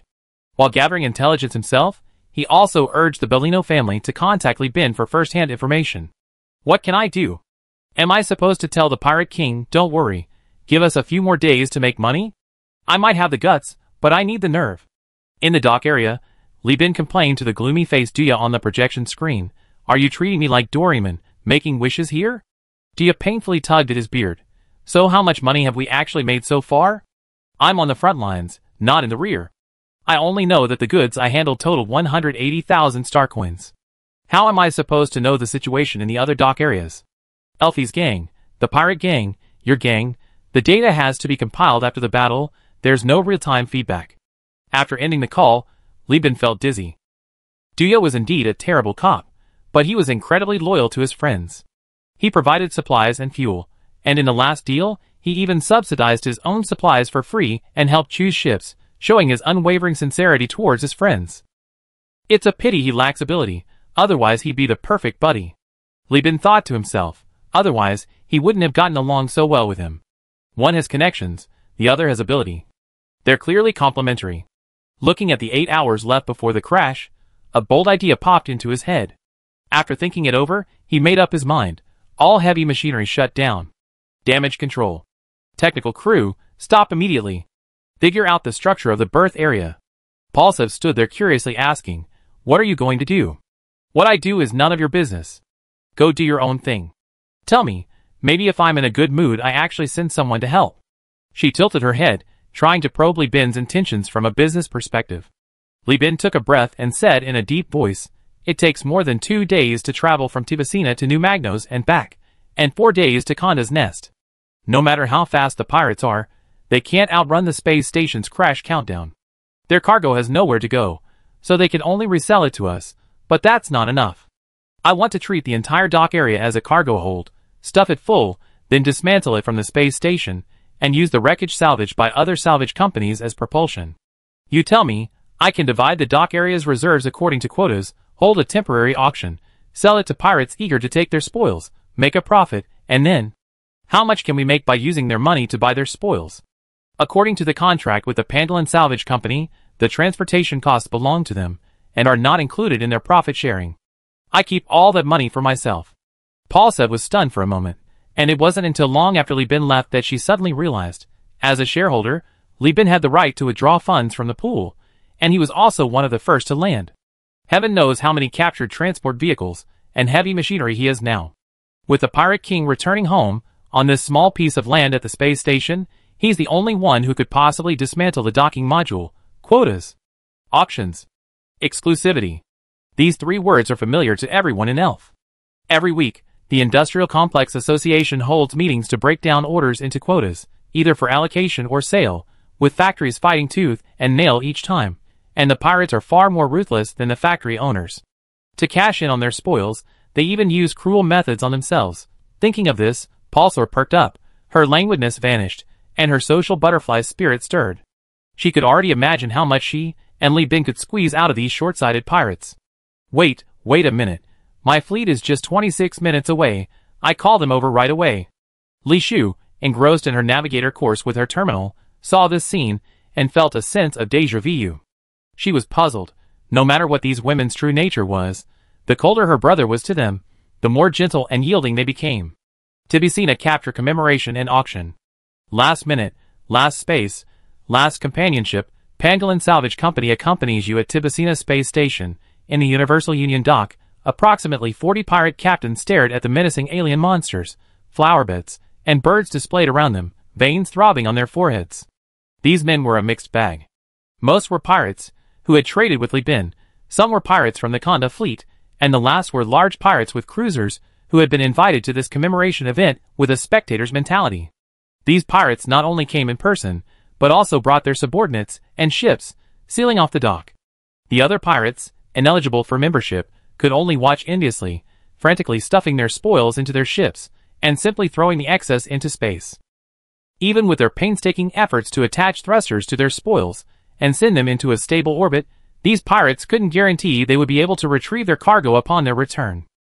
Because pirates are everywhere, others might loot the valuables after they leave, stuffing their own trash in. If guards are left, there's the risk of infighting. These pirates, ineligible to participate, often only have 1 or 2 destroyers. A separated fleet not only struggles to protect its assets, but also risks being swallowed up by others. The alien monsters in the berth area are specimens of tachyon technology, posed and frozen in liquid nitrogen to serve as statues. The flowerbeds, birds, and reeds are purely projections. Just outside the berth area, heavy machinery and crew members are busily cutting the connection between the berth and the space station. Every now and then, the pirates can feel the metal trembling beneath their feet.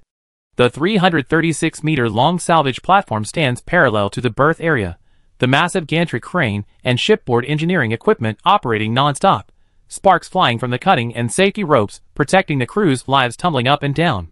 Every truss and support severed means the space station's crash is drawing closer. Chapter 82. On the auction stage, Li Bin, wearing his terminal glasses, displayed a 3D view of the berth area, explaining his cutting plan. Below the stage, Pasifine, still dressed in her retro skirt armor, moved gracefully among the pirates, her hips swaying, attracting countless eyes. She smiled as she devised communication strategies based on the data from her masked terminal. She flirted with the lecherous pirates, expressed admiration to the arrogant ones, and analyzed profit margins with the greedy ones. This social butterfly, her skirt armor cascading, exuded an air of arrogance, like a peacock displaying its tail feathers, teasing everyone's heartstrings. Such ostentatious behavior among the pirates seemed dangerous, but it was actually quite safe. Pasifine, of distinguished birth, liked to flirt with the edge of the line, but never crossed it, just as she had voluntarily joined the salvage company, but didn't follow Li Bin's example of suddenly appearing in the berth area. Seeking thrills and seeking death are two different things. Li Bin was risking everything for wealth, while she genuinely escaped unscathed. After careful calculation, after removing the redundant structures, the berth area has 1,631.6 units of storage space. Besides each guest receiving 1 unit as a gift, the remaining units will be divided into 3 tiers and auctioned off from low to high. Li Bin spoke fluently, the projected space divided into 3 sections, and the auction began. Tier 1, 1 star coin per unit, 40 units per round, starting price 40 star coins, minimum increment 0.1 star coin, 11 units in total. 1 star coin per unit. Jean Dinjiang Wensi decisively raised his hand. In fact, the berth area's space was more than the publicly stated figures. As pirates invited by Li Bin, he and several others with power and connections each received dozens of extra units, the only price being a small favor in the form of hype. Wensi stroked his chin, thinking to himself, what kind of hype is this? I was already planning to buy space to store my goods, it's just that Bosley invited me, so I moved up the bidding. The other pirates, who had received bribes, also started raising their bids. After several rounds of bidding, Guangwu finally won the space for 2.7 star coins. Soon, the first-tier auction had gone through 4 rounds, and some pirates noticed something was amiss. Although the same few people were bidding in these rounds, the one nicknamed Golden Eagle started to exert his strength from the second round onwards, successively winning 3 units of the first-tier space for 3, for 0.1, and 6 star coins per unit. He raised his bids aggressively.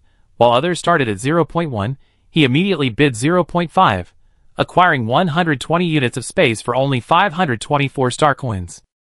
The smaller pirates had their own calculations. Which pirate who joined hadn't scavenged some valuable items? They could dump luxury goods and rare metals into the berth, take the less valuable food and fuel from their own ships, and make a considerable profit.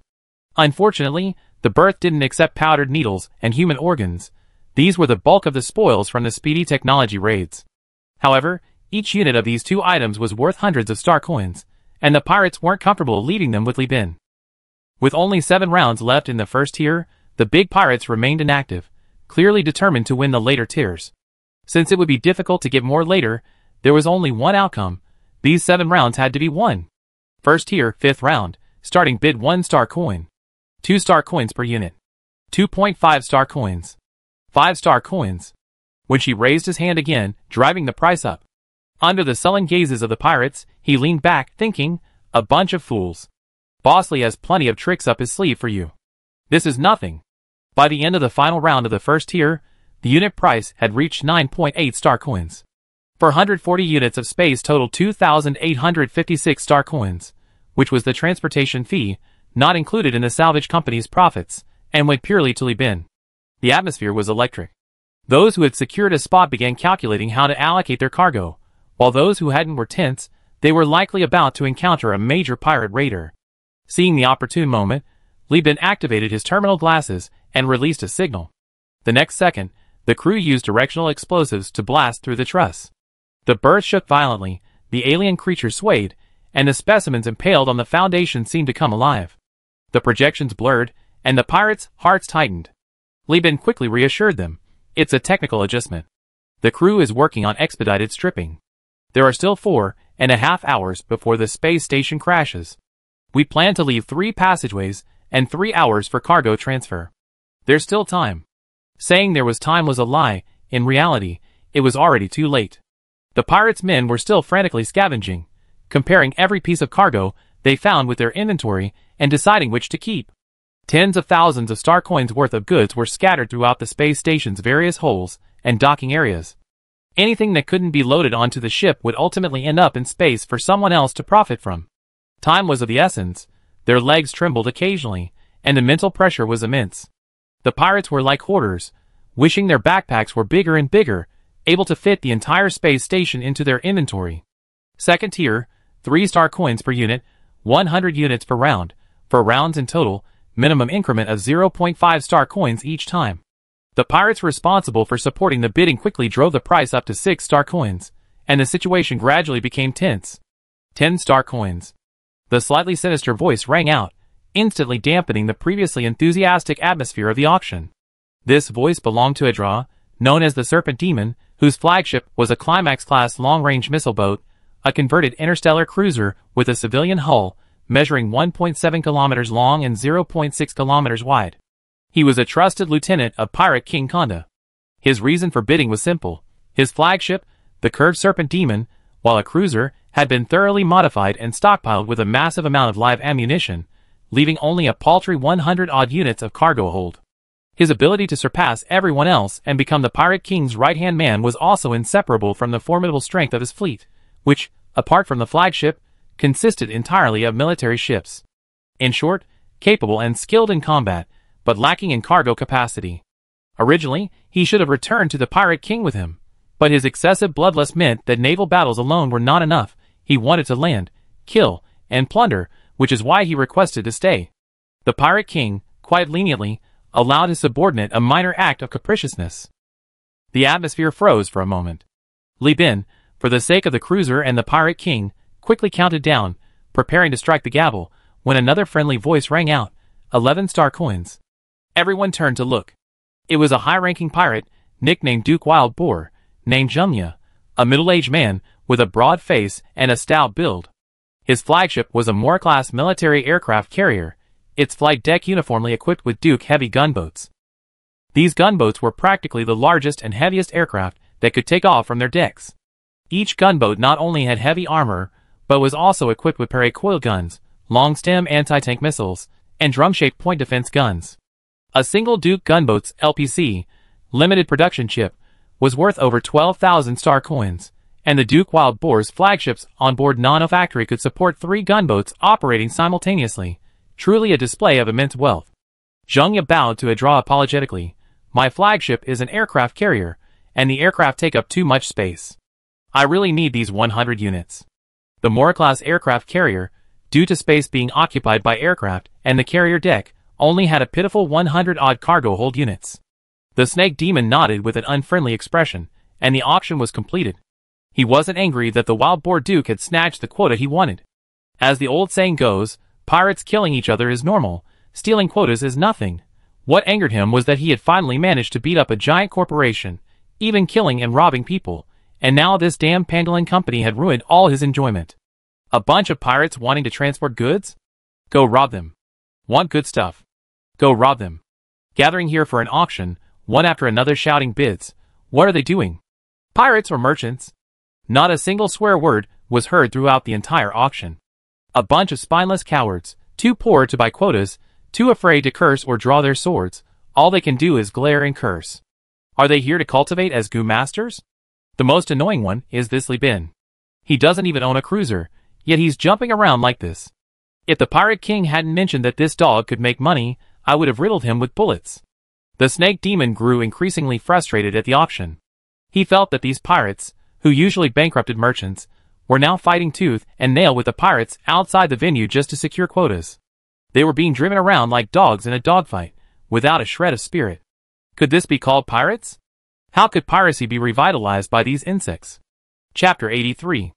Regardless of whether the serpent demon harbored hostility or murderous intent towards Li Bin, he couldn't afford to act rashly.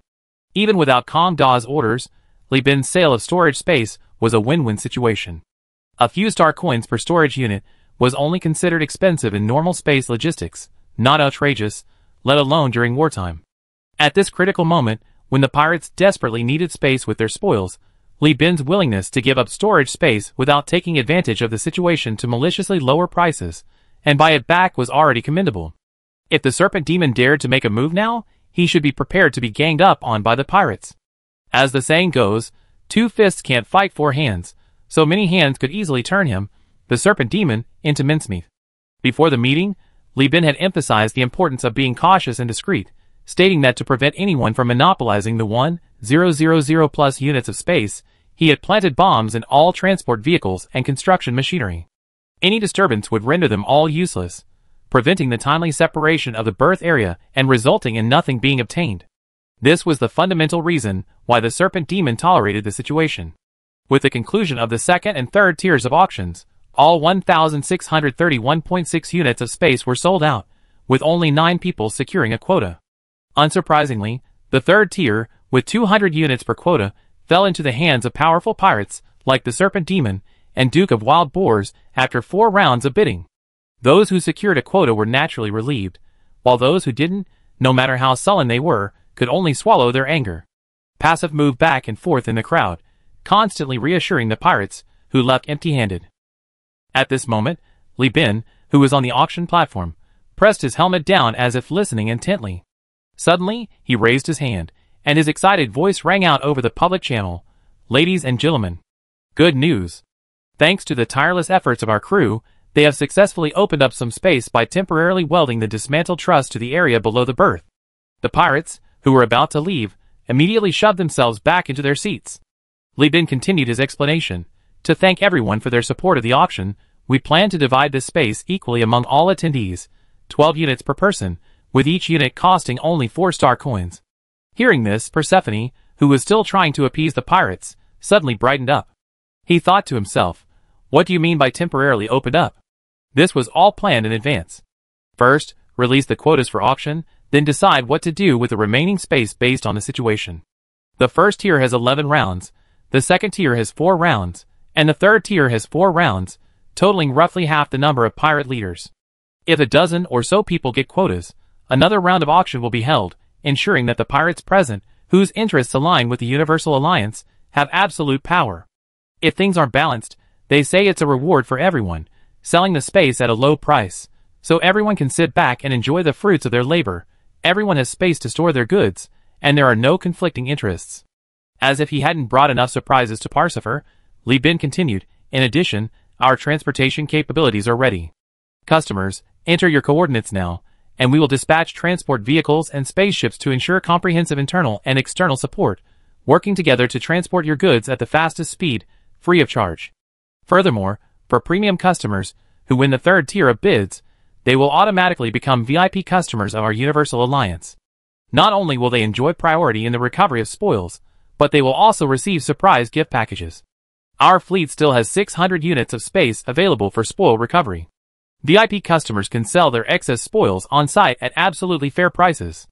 These 600 units were the cargo holds of the 6 Rogue-class ships that the First Mate had escorted a few days earlier. They arrived at the berth during the auction, their empty cargo holds eagerly awaiting the arrival of goods. Parsifal thought this was a strategy of providing differentiated services, offering privileges to high-value items while further increasing the pirates' profits from this war, thus ensuring the safety of the expanded berth of over 2,000 units, filled with the pirates' best of the best goods. After all, no matter how many engines were added, even with the ships propelling them, 2,000 units was still a massive vessel with a cargo capacity roughly equivalent to the Atlas-class supercargo ship. If transported directly from Tibersur to New Magnos, Parsifal's team estimated a 12-day transit time, 6 times the standard transport fleet's time. The risk was too high, and there were too many unforeseen circumstances. With the pirates' escort, this business could proceed safely. No, 12 days is still too slow, Li Bin said to Third Officer Mu Yao, standing in the deserted berth, as he used a forklift to toss cumbersome alien specimens into space. The company's transport fleet and spaceships had already set off to deliver cargo, and they also had to handle cutting the berth area, resulting in a severe manpower shortage. Even Li Bin, as the boss, had to come down and help. Mu Yao gripped the forklift's frame with one hand, while the other gestured in front of him, his terminal glasses displaying a series of complex formulas calculating the transport time. He worriedly said, "But we can't exactly ask the pirates to help push the berth area, can we? We work so hard to earn this little bit of money, the pirates are insatiable, and once they ask, they definitely demand a high price." Li Bin plunged the forks into an alien specimen resembling a toad, about the size of 2 people, reversed the gear, looked back at the road, and muttered, "This is where having a good buddy shows its importance. My relationship with Duya has been tested by profit and war. Contact Duya immediately and ask him to give the Bellino family's salvage fleet a mission. After their fleet returns with their cargo, turn back immediately. Meet with us to transport the cargo back. We keep heading towards New Magius, while they shuttle back and forth between the 2 points until the dock area is emptied, then sell it as scrap metal." Li Bin kicked the alien toad away, not even looking up. "I know you're wondering if this will upset the Bellino family. Oh, don't worry, it'll be fine. Remember we didn't buy the cargo in the dock area? We're just porters. In the end, the pirates still have to sell it to New Magius. Does it matter whether we recycle it or the Bellino family does?" The reason they didn't contact any other forces in New Magius besides the Bellino family was because the cargo the pirates entrusted to transport still contained valuable items that were hard to find on the market. There might be goods the Bellino family needed, they could take advantage of their proximity, pay the money, and the goods would be consumed themselves. Among buddies, everyone gets a share of embarrassing moments, and naturally, everyone gets a share of the good ones too. Li Bin said casually, "It's all money from the funding pool, so we won't lose a single penny. The goods will all go to them, but remember to leave the transport equipment behind. Once we take down Tibicina, I drop them down again to make another killing. I explain the plan to you.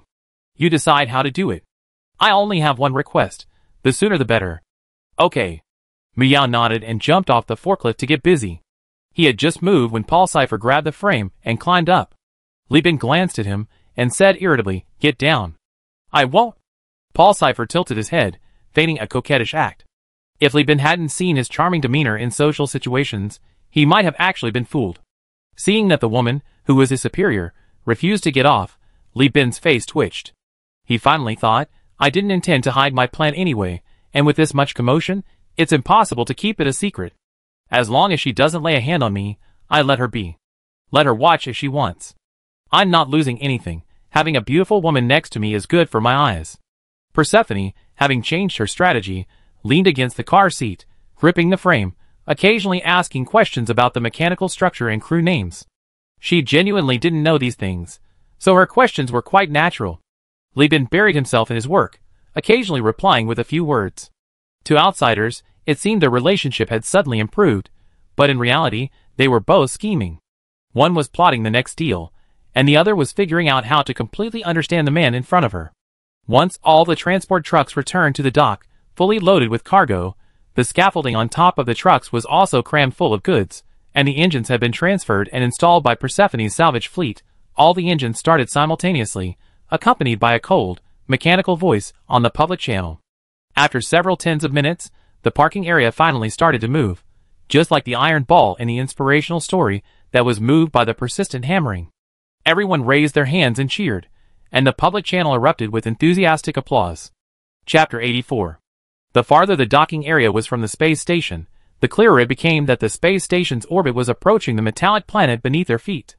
Pirate ships, bearing obvious signs of modification and strange markings, flew haphazardly like a swarm of bees leaving their hive, scattering boxes of all sizes. Although they knew these items would most likely be taken by others upon their return, the pirates, clinging to a 1 in 10,000 chance, thought they could throw out as many as possible, hoping to scrape something useful from these floating artificial asteroids when they returned in 2 days. But they were moving too hastily, failing to calculate the trajectories of other supplies around them. The floating boxes interfered with and collided, and under the pirates' tearful gazes, they were swept away by the sinking space station. The Universal Alliance fleet was currently facing Neo-Magnus. The bridge couldn't directly see this bizarre descent. Li Bin and Li Chongzhen, having walked along the winding corridor carved out of the dense cargo in the docking area, reached the edge, securing themselves to the outside of the docking area's trusses with safety ropes, remaining silent for a long time. Even with its outer structure removed, the space station still boasts an astonishing 2.6 kilometers in diameter. Li Bin didn't know its weight. Space stations designed for planetary impacts never had their weight calculated. However, Li Bin roughly knew that Earth scientists estimated the asteroid that caused the extinction of the dinosaurs to be no more than 10 kilometers in diameter. Therefore, if the world below were a planet with an ecosystem like Earth, it would undoubtedly be a mini-extinction event. Li Chongzhen, strapped to a truss with Li Bin, still clutching a gun, said, "Brother, I heard from our teacher that sinking a space station is incredibly rare, happening only once every few decades." Li Bin glanced at his younger brother, then at Old One-Eye, who had already jumped into space, his safety rope taut, and recording this rare moment with his helmet's recording device. Of all the people who had become spacefarers, Old One-Eye was the one furthest from the docking area. His daring earned him cheers from the pirates. Li Bin thought for a moment and said, "Old One-Eye isn't wrong. Building a space station isn't easy, but no matter the cost, its owner won't lose money. There are too many people in Persis. These cheap people will continuously come from the breeding factories and other places, like weeds in a field, always taking root when you're not looking. Then, there are the Akeltech cattle and horses, cheaper than machines, requiring no technical team for maintenance, and whose deaths are spontaneously cleared away by others. They not only bring labor, but also consumption and demand. Even if you become the de facto owner of the space station, you can make laws at will. If you want a parliamentary system, you're the lifelong president. If you want an empire, you're the emperor. If you want slavery, you're the slave owner. The oxen and horses will spontaneously adapt to the policies of those in power, distorting themselves and shaping others, eventually differentiating into different classes, forming a stable society and aiding your rule. Can machines do this? Machines don't consume. Therefore, whenever an opportunity arises to occupy a space station, they rarely stop just one step away from the summit, let alone sink it. They would rather relinquish it and proceed slowly than watch the space station disappear. After all, since the great collapse of the Persis star system, the number of space stations has been decreasing with the extinction of civilizations, not increasing, which means that the throne of the king is becoming increasingly rare. Every great pirate dreams of becoming a pirate king, but without their own space station or planet, no one will acknowledge them. Even in the feudal, cyclical Yen kingdom, rebels must first have territory to claim the title of king. Otherwise, they'd just be seen as a bunch of arrogant bandits. Li Bin knows that great pirates, like Duke Wild Boar, must be seething with frustration looking at the space station, but Kanda's approach is actually the only correct choice. A giant corporation is a giant corporation. No matter how much the pirates jump around, their fleets and production capacity will be utterly crushed. The space station, which the pirates see as near ruins, can be repaired to a point where it can maintain the fleet in less than a week if the giant corporation gets serious. At that time, the Tachyon Technologies long-distance suppression fleet will change the war situation from a protracted expedition to a regional confrontation, shifting the war mode from rapidly eliminating the enemy to production capacity exchange. In this way, Kanda will have no chance of winning. Li Bin's mind raced with thoughts of war, business, power, and trade, each idea flashing before his eyes and vanishing in an instant. Suddenly, his younger brother raised his hand. "Brother, it's disintegrating." Li Bin snapped back to reality. The space station had somehow exceeded its own gravitational limits, and was silently cracking apart. In the lack of a medium in space, the space station's disintegration was utterly silent. The planet only had a layer of toxic gas on its surface, so there was no air friction during its descent. There was no dazzling, colorful afterburner like in your name, no soothing background music. Only the desperate firepower of the ground defense array's artillery could stop it, like a raging tide, while the unyielding reef remained unmoved, letting the waves crash against it. Until the space station finally lost its shape and completely disintegrated, the climax of the drama unfolded silently, like a mime performance, finally resembling a meteor shower. The distance was far enough. The 3.6-kilometer wide space station was small enough to fit in the palm of one's hand. High above the desolate void of the heavens, life and death on the ground seemed irrelevant to everyone. Li Bin suddenly recalled a song Jay Cho sang in his past life. A shooting star streaks across the sky beside the crescent moon, meteorites travel through the vast universe, crystals fill the brilliant night sky. Although Tivisal had no satellites and therefore no crescent moon, a meteorite was falling, and crystals were visible everywhere in the brilliant sky. However, this was far from romantic. A 2.6-kilometer wide artificial meteorite, the result of the reckless decision of Pirate King Khanda, descended from the sky, carrying resentment towards the giant corporation. According to her, this was retribution. New Magnos, the Lloyd settlement. With Duya's help, the ships from the Universal Alliance were prioritized for repairs. His Half-Lloyd bloodline once again took effect, and Li Bin restricted the crew's rest areas to the settlement zone. The space station was now teeming with pirates. As a benefactor of Khanda, the pirates wouldn't attack, treating it merely as a free port. However, they were, after all, a group of desperate criminals, and security was escalating rapidly. As for Li Bin himself, he was busy clearing out the fleet's inventory. After selling off the docking areas at bargain prices, the docking areas were too large to be sold off without a fire sale. Similar to selling modern scrapped ships cheaply, he began helping Duya tally the spoils of this trip. Although salvage fleets were still continuously retrieving wreckage and supplies abandoned by the pirates, neither the quantity nor the value could compare to the wealth accumulated in New Magius. By the day Li Bin's fleet returned, the wealth plundered from the space stations distributed by Tachyon Technology alone had exceeded 260,000 star coins. That means Li Bin earned 26,000 star coins in dividends within 12 days. Adding the money from selling quotas and cheaply selling docking areas, his total profit was approaching 40,000 star coins. Although over 5,000 star coins of profit came from transportation and engineering capabilities, such as convoys and heavy machinery, this was still Li Bin's fastest profit to date. In the conference room, Duya and his staff were beaming. He had earned tens of thousands of star coins for the family simply by stamping documents, and more importantly, he had used his rights as a company shareholder to salvage a set of Tachyon Technologies powered armor technology crystals from the recovered spoils. This is a huge achievement. His position is secure. Duya, watching Li Bin bustling about, grinned like a fool spraying urine on an anthill, a kind of innocent naivete. I heard the space station has sunk. When are you starting work? I already spoken to our family's fleet commander. He'd be working with you from now on. I don't mean anything by it. I'm just worried someone else will snatch all the good stuff. Li Bin didn't even look up, not long ago. A 3.6-kilometer meteorite fell from the sky. The planet's surface is covered in dust now. They say even lava erupted, airdropping Marines now would be suicide. If the army doesn't move, I won't either. As for the recovery, the first mate is leading the squadron. There's still so much cargo floating in space, salvage will take time.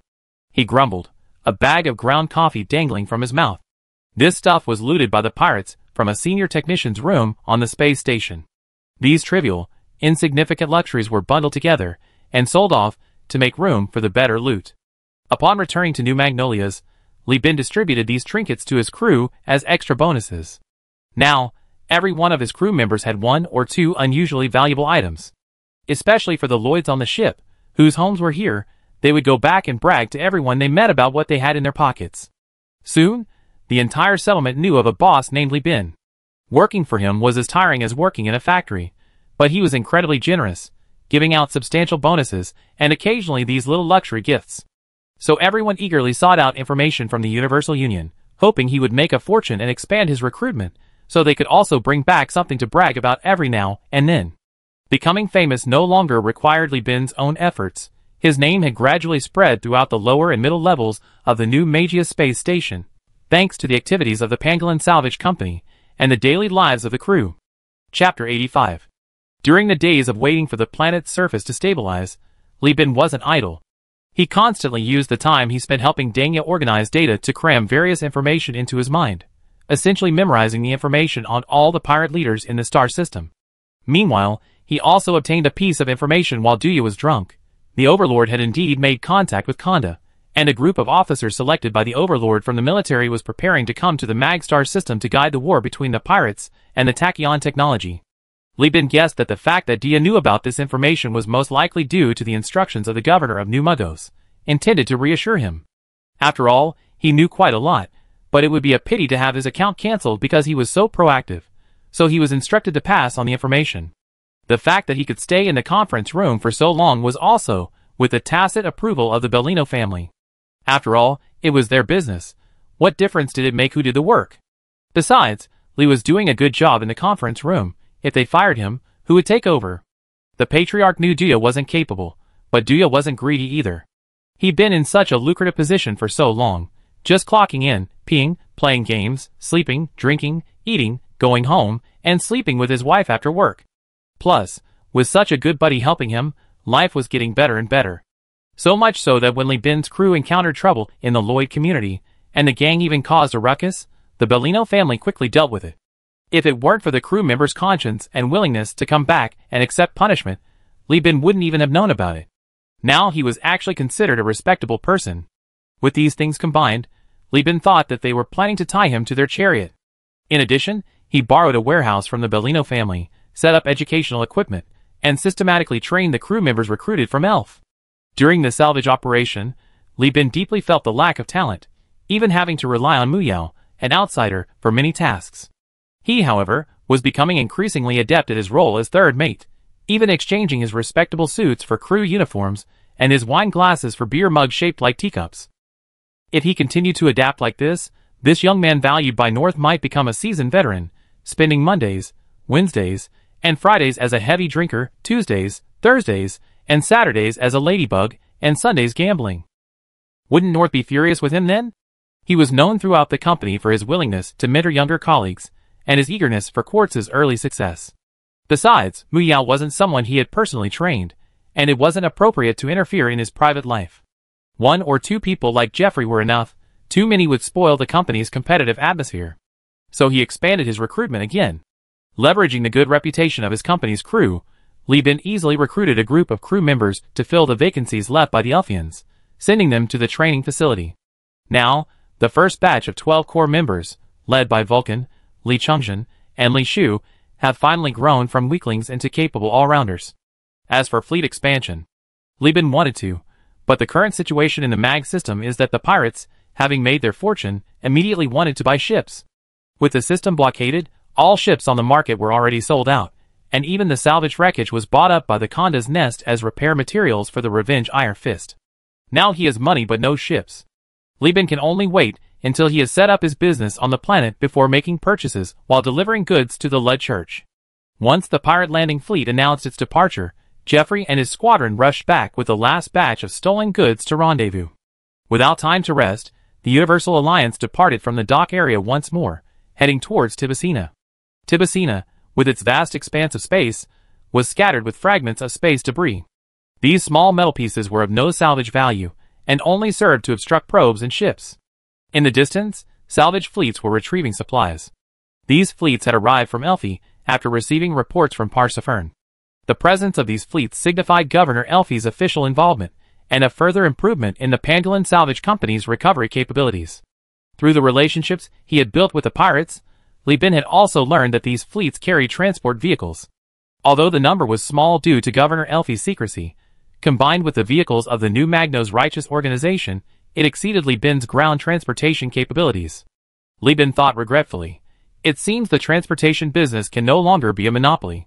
Pirate fleets converged on the planet, creating a sense of impending doom. Hundreds of pirate ships were arranged in 4 columns, led by cruisers.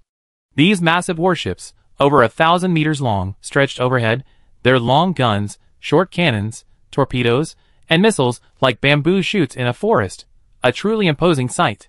If anyone on the surface looked up at this moment, they would see that the exhaust plumes of countless engines had already obscured the starlight.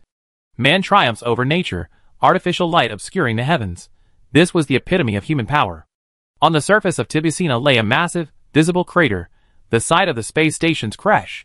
The fragile, ravine-filled landmass of Tibicina was shattered, and magma surged forth, engulfing most of the space station's wreckage. After cooling and solidifying, the surface remained a gray-black scar. Although Tachyon technology claimed to have occupied the entire planet, in reality, they had only constructed a massive underground colony. This planet lacked an atmosphere and ecosystem, making it utterly incapable of supporting large-scale colonization. As for planetary terraforming technology, it existed in the human era, but the technology had been lost to the Perseus constellation for many years. The landing fleet's main warships, led by several cruisers, launched a massive number of escape pods converted into airdrop pods, raining down on the surface. During this process, some ground defenses fired artillery, but it was insignificant and was destroyed by shipborne weapons in less than 10 minutes. Immediately afterward, more warhead-shaped airdrop pods and shuttles descended at high speed. Soon, a signal came from the ground that the landing zone was complete. Li Bin sent messages to the VIP clients who had participated in the previous auction. Except for the Serpent Demon, who remained silent and pretended to be an expert, everyone else exchanged messages with Li Bin amicably. He quickly led his fleet into the Pirate Alliance, becoming the fleet closest to the landing zone among all the salvage fleets. There was no other way. Even though other fleets also brought transport vehicles, Li Bin had already established a reputation for reliable business in the recovery efforts. Guangwu, Winxi, and other smaller pirates fully appreciated Li Bin's sincerity and respect, and they would prioritize handing over their spoils and battlefields to him in the future.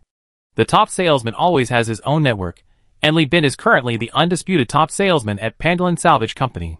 He also noticed that Pulsef's fleet was among the pirates, but the pirate who brought her in wasn't influential enough, and they were still more than 10 minutes away from the landing zone. Now was the time for pirates and giant corporations to clash, and the big fleet had nothing to do. Li Bin simply chatted with the first mate. When you weren't given time to rest, did anyone complain? The first mate shook his head. How could that be?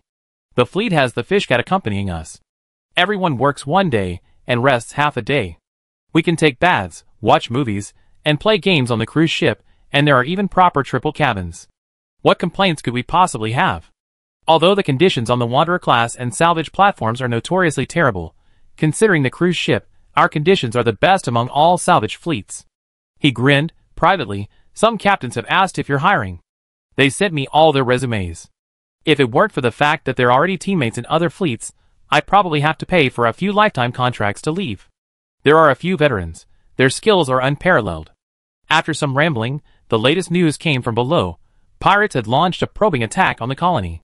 It was then discovered that Tachyon technology had abandoned the first layer of the colony, instead constructing a tight defense on the second layer, and parts of every piece of equipment on the first layer had been removed. The first layer consisted entirely of mining and/or refining equipment. These machines were enormous and took up a lot of space. Coupled with the Tachyon technology's deliberate dumping of junk, the environment was extremely complex, and Tachyon technology snipers and marines were lying in ambush.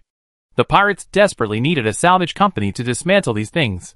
What made things worse was that this planet was Tachyon technology's territory. They knew the area very well, and had dug many tunnels.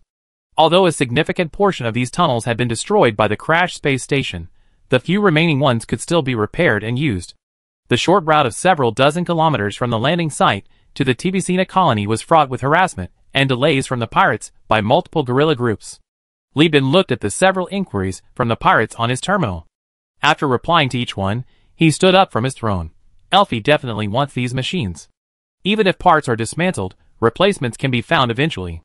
Let's not fight with quartz, let them take them. You go on duty first. I'm going to get some sleep. I relieve you in 12 hours. Chapter 86. Ground warfare is far more intense than space combat.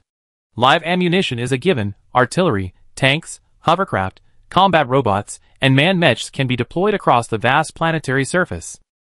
The so-called Tachyon technology guerrillas are not crudely armed with individual weapons and rocket launchers, but rather high-speed units traveling in jet-powered motorboats, with small cannons equipped with friend or foe identification capabilities mounted on their sterns.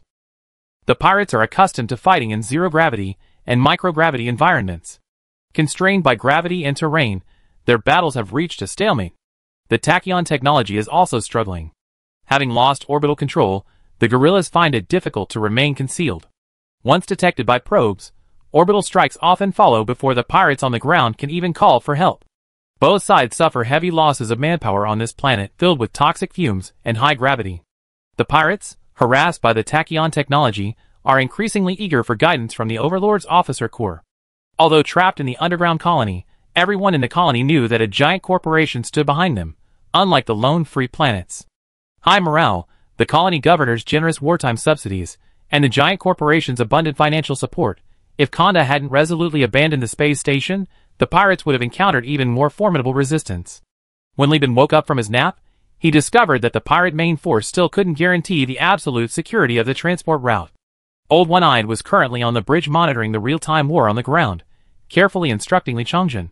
A distance of several tens of kilometers between the landing site and the colony is essential. Heavy weapons and personnel are the most vulnerable during transport, especially during airdrops. A single cheap missile can destroy hundreds. On the projection screen, a massive space container landed, its cushioning material immediately removed, revealing heavy weapon components inside. An assembly workshop sprang into action, the enclosed workspace automatically ventilated to remove toxic gases. Hinges, forklifts, and technicians worked together to escalate the conflict to a new level. If we get too close, the enemy can deliberately wait for their lightly armed forces to land first, launch a surprise attack while the pirates are dropping armor, concentrate their armored forces to break through the defenses, and then strike the paratroopers and their troops halfway across the river. Li Chongjin nodded vigorously. Moreover, because there are a large amount of our own supplies and personnel in the landing zone, the pirates won't dare to launch a full-scale orbital bombardment. Rather than risking saving a little commuting distance, it's better to set up the landing zone and establish a ground command post in a more distant and safer location. He sighed. Different gravity environments drastically change tactics. The pirates are building an airfield. Although they have air superiority and can call in orbital strikes, the situation is only 50-50ths. Aside from the outdated tactics, the high gravity on this planet means many newly landed pirates will need a day or two of care to adjust. The two discussed battlefield planning and tactical deployment. Seeing his younger brother already able to offer his insights under Old One-Eye's tutelage, Lieben felt a surge of satisfaction. Seeing his older brother, Li Chongjin, who had been frowning and discussing seriously, smiled. "Brother, when can we get to the surface? I'm itching to fight this war." Lieben chuckled and scolded. "How many of us are there?" "Less than 500. We sold all our heavy weapons. What are we going to use? Or should I give you a sniper rifle, and you go down there to snipe people by yourself?"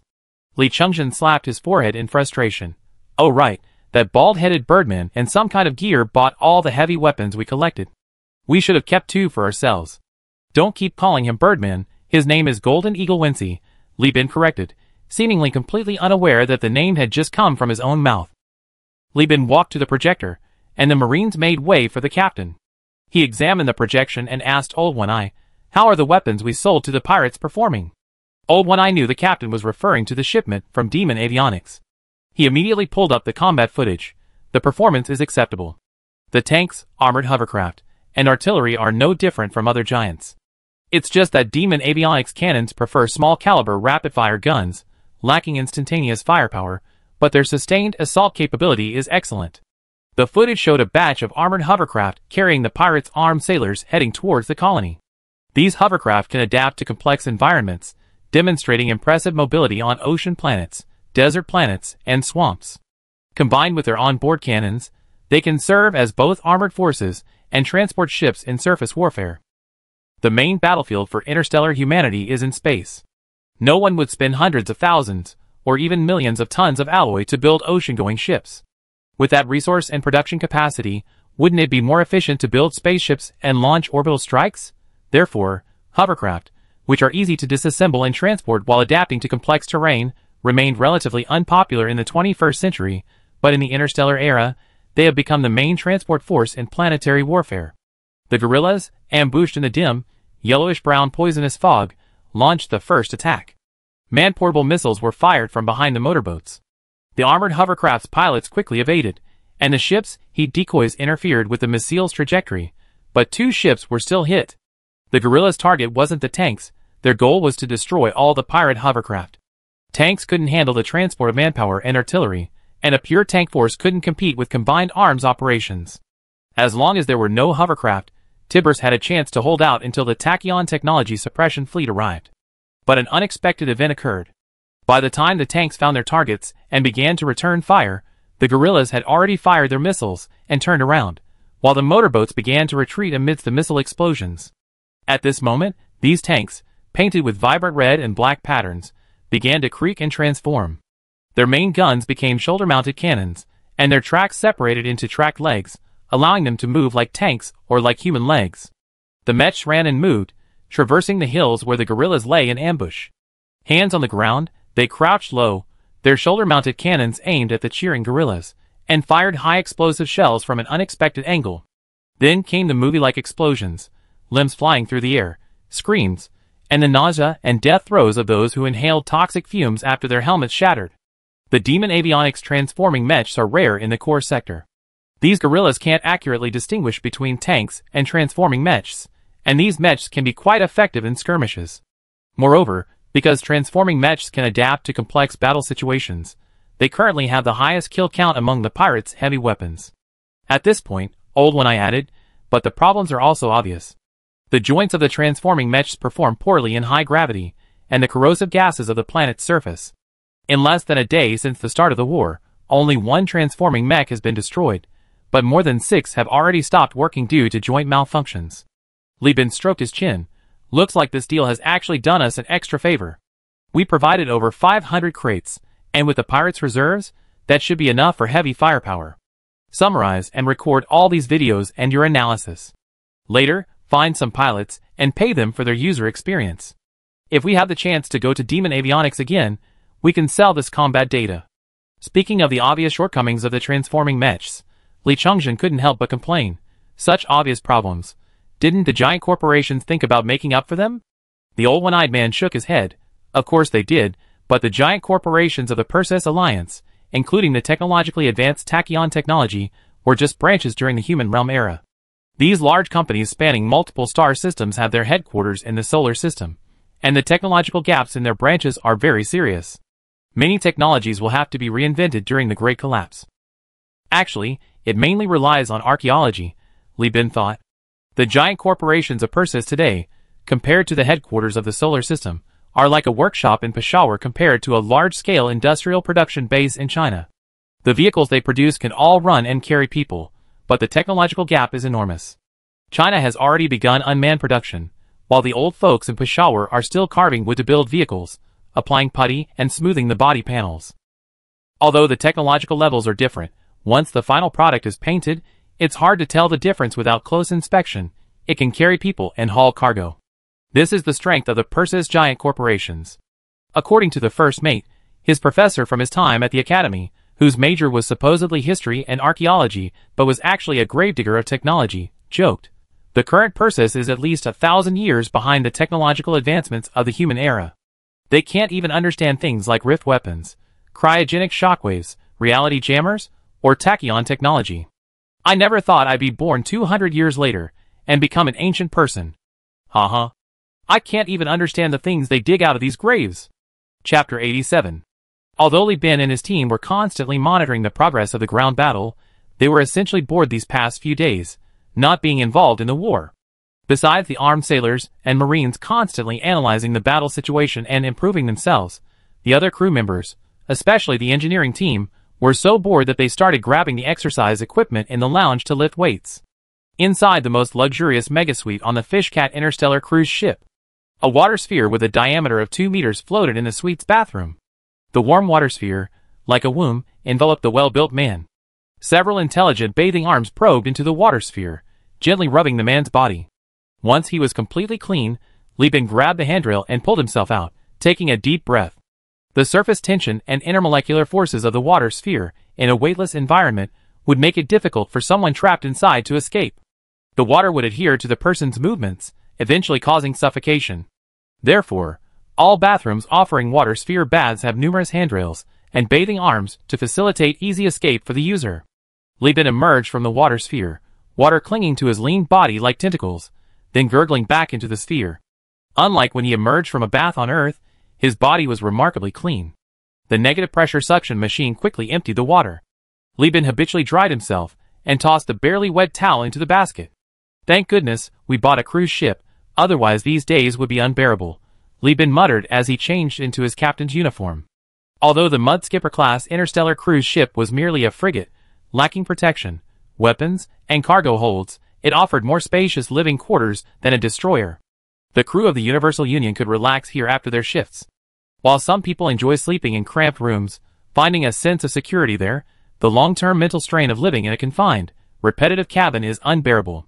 Having seen countless mountains and rivers in his past life, and rice paddies stretching as far as the eye can see, Li Bin was the first to find it unacceptable to live in such a space long-term. After all, life isn't a game, it's about enjoying life. There's a saying, ride a bicycle to a bar, meaning save where you can and spend where you can.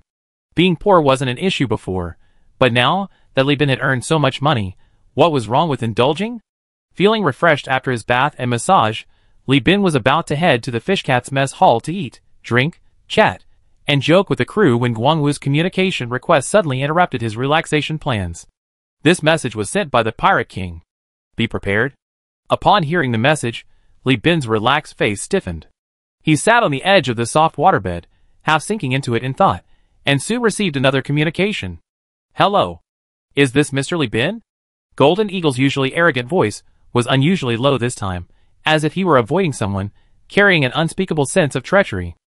Yes, go ahead. Wincy was in the middle of a firefight. He seemed to be using the mecha's communication equipment to contact him. The battle was complex, and communication was intermittent, but Wincy still managed to explain his reason for calling. He had previously bought 7 or 8 mechas from Li Bin. Among the ground combat forces, they had the most firepower besides the great pirates. Therefore, Pirate King Kongda had additionally supplied them with armored hovercraft, tanks, and manpower, forming a 500-strong heavy armored battalion. They were among the first to penetrate the first layer of the colony. The pirates, promised generous rewards and highly motivated, were hampered by the Tachyon Technology's formidable defenses and inadequate logistical support due to guerrilla harassment, resulting in slow progress. When she recalled his first encounter with Li Bin on the space station, where Li Bin used heavy machinery to cut through the bulkhead. On a whim, he discussed with his comrades the idea of using explosives. They located the ventilation ducts, and used mechs and artillery to blast their way down. After 2 days, they destroyed the ventilation ducts and the Tachyon Technology Special Forces hidden inside, successfully breaching the second level. Perhaps due to the uncontrollable nature of the explosions, neither they nor those underground anticipated such an easy breach near the ventilation ducts.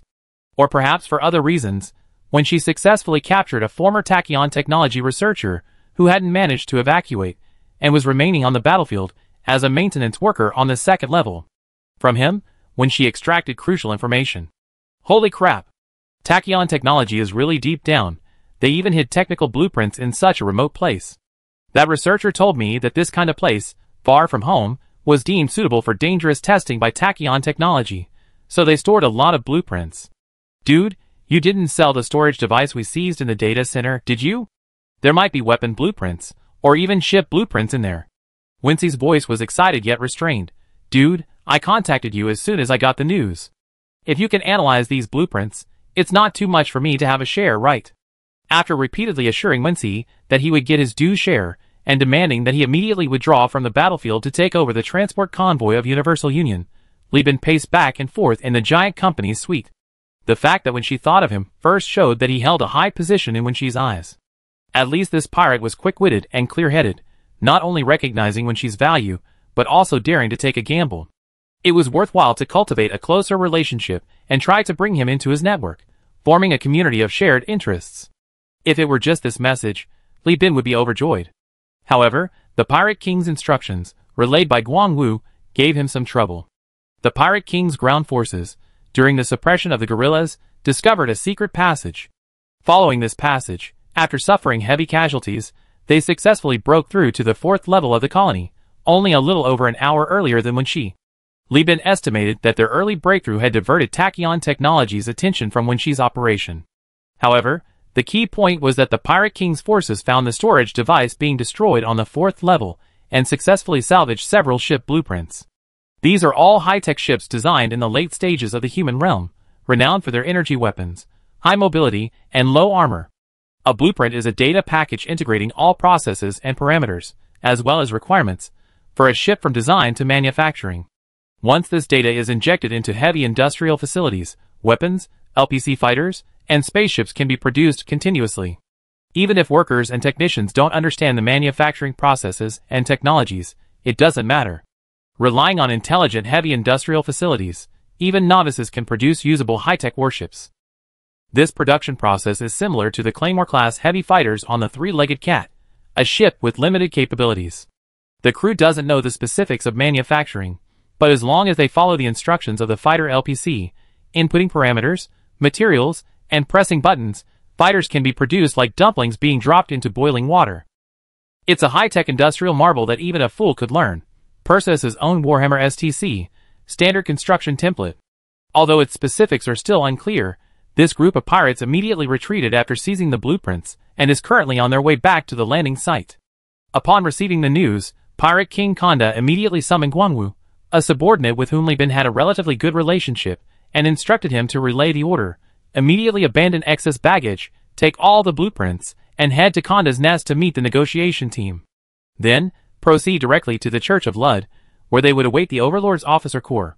Li Bin's mission was singular, as Pirate King Konda's advisor, to assist the negotiation team in using the blueprints as leverage to garner more support for her in this war. Wait, how did I become the pirates' representative? Won't this give the impression of being appointed? Isn't that a bit inappropriate? Li Bin's brows furrowed, his handsome face showing considerable difficulty. Plans can't keep up with changes. Chapter 88. The Fishcat Starship Projection Room. This projection room was modeled after an ancient entertainment venue called a cinema. Multiple rows of seats were arranged in a fan shape. The room structure focused sound inwards, so that the audience could clearly hear the movie, while soundproofing it to prevent disturbing other passengers. Now, Li Bin used it as a conference room, where the company's core personnel gathered. Besides the captains of each ship, only the heads of various departments on the flagship were qualified to attend. In addition to their positions on the flagship, they also held leadership roles in their respective professional departments within the company. For example, his sister, Li Shu, was both the navigator of the three-legged cat and the head of the company's navigator department. Because this was a closed-door meeting, and Li Bin encouraged everyone to speak freely, the atmosphere of the discussion was very lively. Or rather, very intense. I object. Third Officer Mu Yao raised his hand first, earnestly advising Li Bin, Captain, this is too risky. Whether considering Elfie or your company, directly working for pirates, especially in a public role like a negotiation team, will be seen as colluding with them. Second Officer Li Chongjin raised his hand, asking doubtfully, aren't we working for pirates right now? Recovering supplies, selling stolen goods, everyone in the galaxy is saying Pangolin Salvage Company is in cahoots with the pirates, a front man. There are even other salvage companies' wreckage floating in hyperspace. That's different. Mu Yao retorted, rumors aside, what does Pangolin Salvage Company's dealings with pirates have to do with the Universal Union? As long as we stubbornly deny it, Speedtron Technology won't put us on their list. Many have dealings with pirates, but so what? If we eliminate Konda, those who associate with her will voluntarily withdraw. The expenditure outweighs the benefit, so the giant corporation won't waste its time. But once we have a real meeting with the Hegemon's officer corps, the Hegemon will first see us as Konda's people. As the Hegemon's enemy, Speedtronics will quickly follow up, and we truly become Speedtronics' rivals. If we're not on the list, we won't be investigated. If we are, our affairs will be exposed. Jeffrey felt uneasy hearing this, sensing something was amiss. At this moment, Li Shu, seated near the center, coldly spoke, are you worried that if we're recorded and arrested by the giant corporation, we implicate Elf as well? As Li Bin's blood relative, she naturally knew about her brother's involvement with Quartz Society and understood what Mu Yao meant by Elf. Hearing Li Shu's incisive comment, Jeffrey slapped his thigh. That's right. I knew something felt off. Xiao Mu, why aren't you on our side? On our side? Mu Yao thought to himself. Although he was becoming more and more like a seasoned sailor lately, he always remembered his identity with the Quartz Society. His interests weren't rooted in the Universal Union. But he couldn't say it outright. Among the core members present, only a handful knew of the Quartz Society's existence. Everyone still thought he was one of their own. There was no reason for him to expose them and put himself on the opposite side. So he could only blush and try to justify himself. I'm just considering safety. Continuing with the previous plan, salvaging the supplies from Tibicina is the safest option. Besides, the captain has a whole series of plans to make extra money. Why would he risk everything when there's a stable business to do? Vulcan, attending a core member discussion for the first time, raised his hand hesitantly. Seeing Li Bin nod, he stammered, I have a question. If we refuse, can we still make money so easily in the mag system? Monopoly isn't based on our military strength. There are still pirates and other salvage companies fighting in hyperspace. That blood is shed for us. Mu Yao was momentarily speechless. He realized that Li Bin's purpose in holding this meeting wasn't to discuss staying or leaving, but to let everyone convince themselves. Because the Pirate King's orders left no room for discussion. He controlled the most powerful force in the system, salvage companies, and the Elfie governor's mansion were just small fish picking up scraps from behind this galactic shark. It was his concern that clouded his judgment, revealing a weakness. This was a losing proposition. Moreover, everyone present had their lives, fortunes, and wealth closely tied to Li Bin. They were included in the meeting because there was no possibility of betrayal or defection. Only he, Mu Yao, was the sole outsider. His membership wasn't due to Li Bin's genuine willingness to speak out, but rather because he was needed to relay the Pirate King's temporary decision to Quartz and subsequently to Governor Elf. He didn't need to speak, much less express his own opinions. It was utterly superfluous. Realizing this, he slumped back into his chair, like a burnt-out piece of firewood. Li Bin had observed everything, and was quite satisfied with the fact that his core members were of one mind with him. After more than a year, he finally had his own core group. Seeing no one speak, he cleared his throat. What are the others' opinions? The first second mate, now captain of the Little Cat No. 1, Wahab, raised his hand. Captain, I don't have any particular opinion, but I was wondering if we could talk to some pirates we know and ask them to record the battle, so we have something to learn from when we get back. This point was agreed upon by the bosun and Li Chongzhen, and Li Bin nodded in agreement, continuing to observe the others. Amanda, the flagship's doctor and also the fleet's chief physician, spoke up. Captain, there shouldn't be any fighting during the negotiations, right? Could we leave all the fleet's doctors behind? Although you all have medical experience and have even bought introductory courses from the giant corporation, you don't have many opportunities to practice. There are deaths and wounded everywhere down below every day. I like to take everyone to practice on pirates. They're all pirates anyway, so it won't hurt if they die while being treated. Amanda's words were quite insightful, reminiscent of the captain's teachings, and had a clever, albeit somewhat unconventional, approach. Everyone was respectful and nodded in agreement, indicating it was a good idea. After all, practicing on pirates was far more practical than capturing passing crew members in the hold, so Li Bin readily agreed. The other captains and key personnel didn't offer many new ideas either. After everyone had spoken, only Zhu Jin, captain of the Rusty Cat, a Centurion-heavy cruiser, remained silent with his head down. Wahab nudged his foot, and the captain finally looked up, scratching his head sheepishly when everyone was staring at him. He was the original second officer of the Rusty Cat, and after Li Bin's fleet expanded, he became captain of the Little Cat No. 1. Later, with Du Ye's help, Li Bin acquired military ships and assigned the most experienced Zhu Jin to the new position.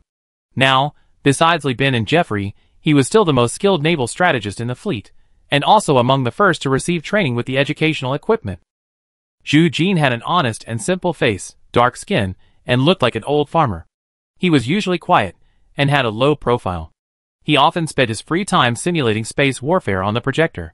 Touching his bald head, he said awkwardly, I spent all night reviewing the attack on the Tibicina space station yesterday, and my brain is completely foggy now. Jeffrey frowned.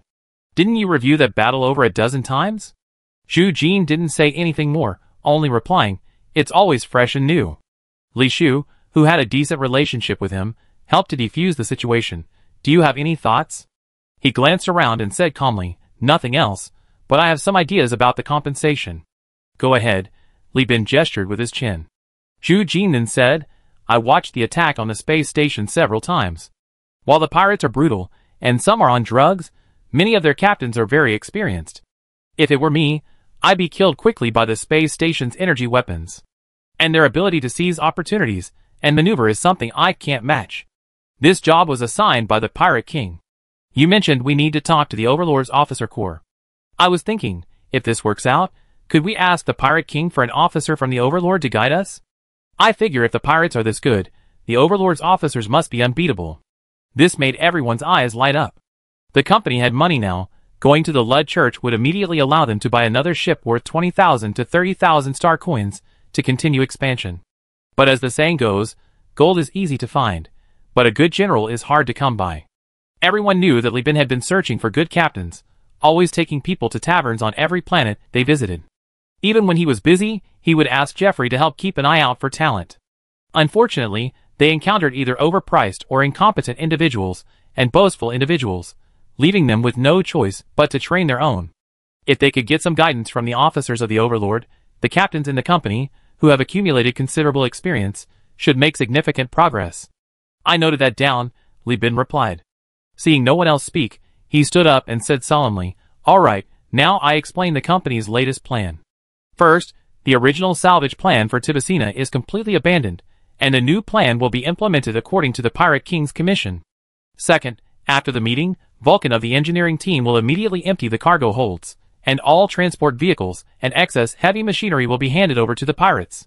Damage control and technicians will begin fleet self-inspection immediately after the meeting. Meanwhile, 1 hour later, the crew members of the 2 fish cats will return to their posts after their leave.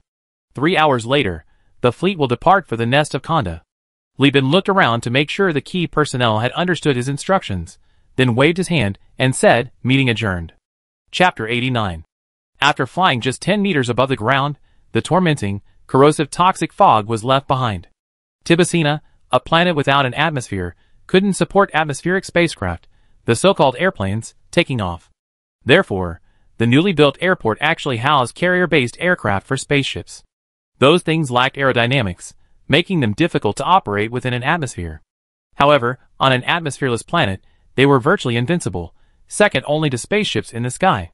When she leaned back in his soft seat, watching the rising gunfire and death below the round porthole, his shuttle flew further and further away from the ground, his thoughts growing heavier. When the pirate fleet entered space, they indeed found Li Bin was gone. Li Bin had poured a lot of effort into this colony, making many arrangements, but he hadn't even had time to set foot on the planet before hastily leading his fleet away. Marg system, Conda's nest. As they approached the Conda nest, Li Shu initially mistook the irregular red flashes from the space station for advertisements or command lights. However, upon closer inspection, she discovered it was a vast void minefield, completely enveloping the Conda nest. Not only her, but the other crew members also looked troubled. This is one of the reasons why the Conda nest has remained unconquered by the giant corporations.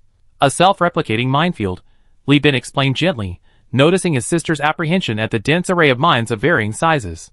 He also explained to the other captains in the fleet over the communication channel, this type of minefield is inspired by von Neumann's cellular automata, capable of continuously self-replicating to produce smaller mines.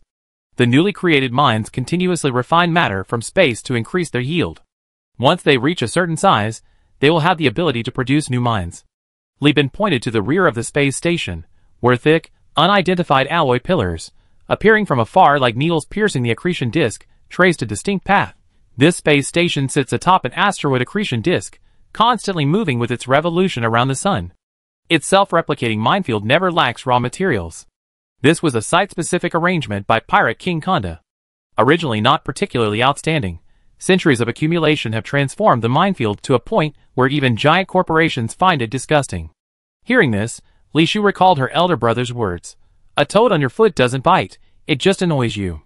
She couldn't help but chuckle, a slight smile playing on her lips as she watched the indicator lights of the landmines flash rhythmically, like breathing.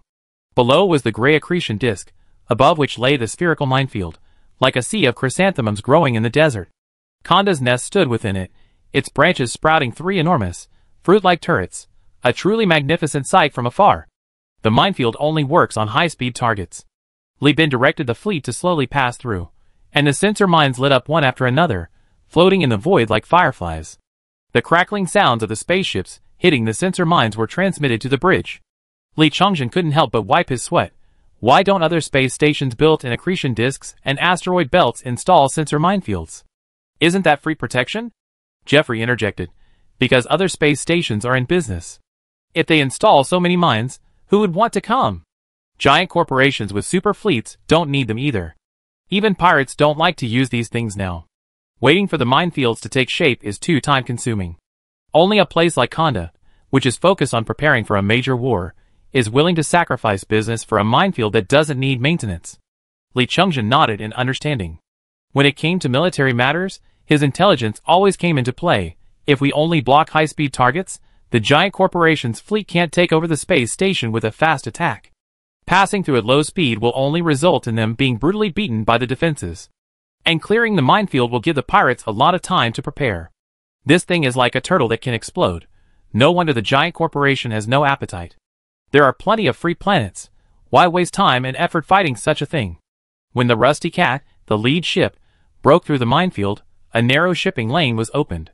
The 15 ships of the Universal Union entered in a column, their uniform golden eagles on Earth clearly visible to the pirates. A series of voices immediately filled the public channel. Some asked who it was, some asked about the purpose, and some asked about the cargo. Although most of the ships were frigates, 15 ships were no small number. This suddenly appearing, previously unheard of Universal Union company actually possessed such strength. The remaining pirates, bored, began to chatter. "Shut up. Anyone who makes another sound, I skin them alive." A brutal voice suddenly rang out, clearing the channel. The pirates immediately disconnected their transponders and pretended to be dead.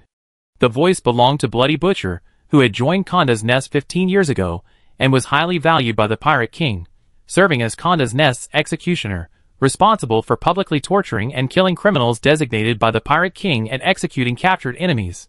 When he said he skinned them alive, he wasn't joking. "Universal Alliance, Li Bin?" "That's me." Li Bin answered neither humbly nor arrogantly, his mission giving him confidence. The man seemed satisfied with Li Bin's attitude, his voice becoming even more steady.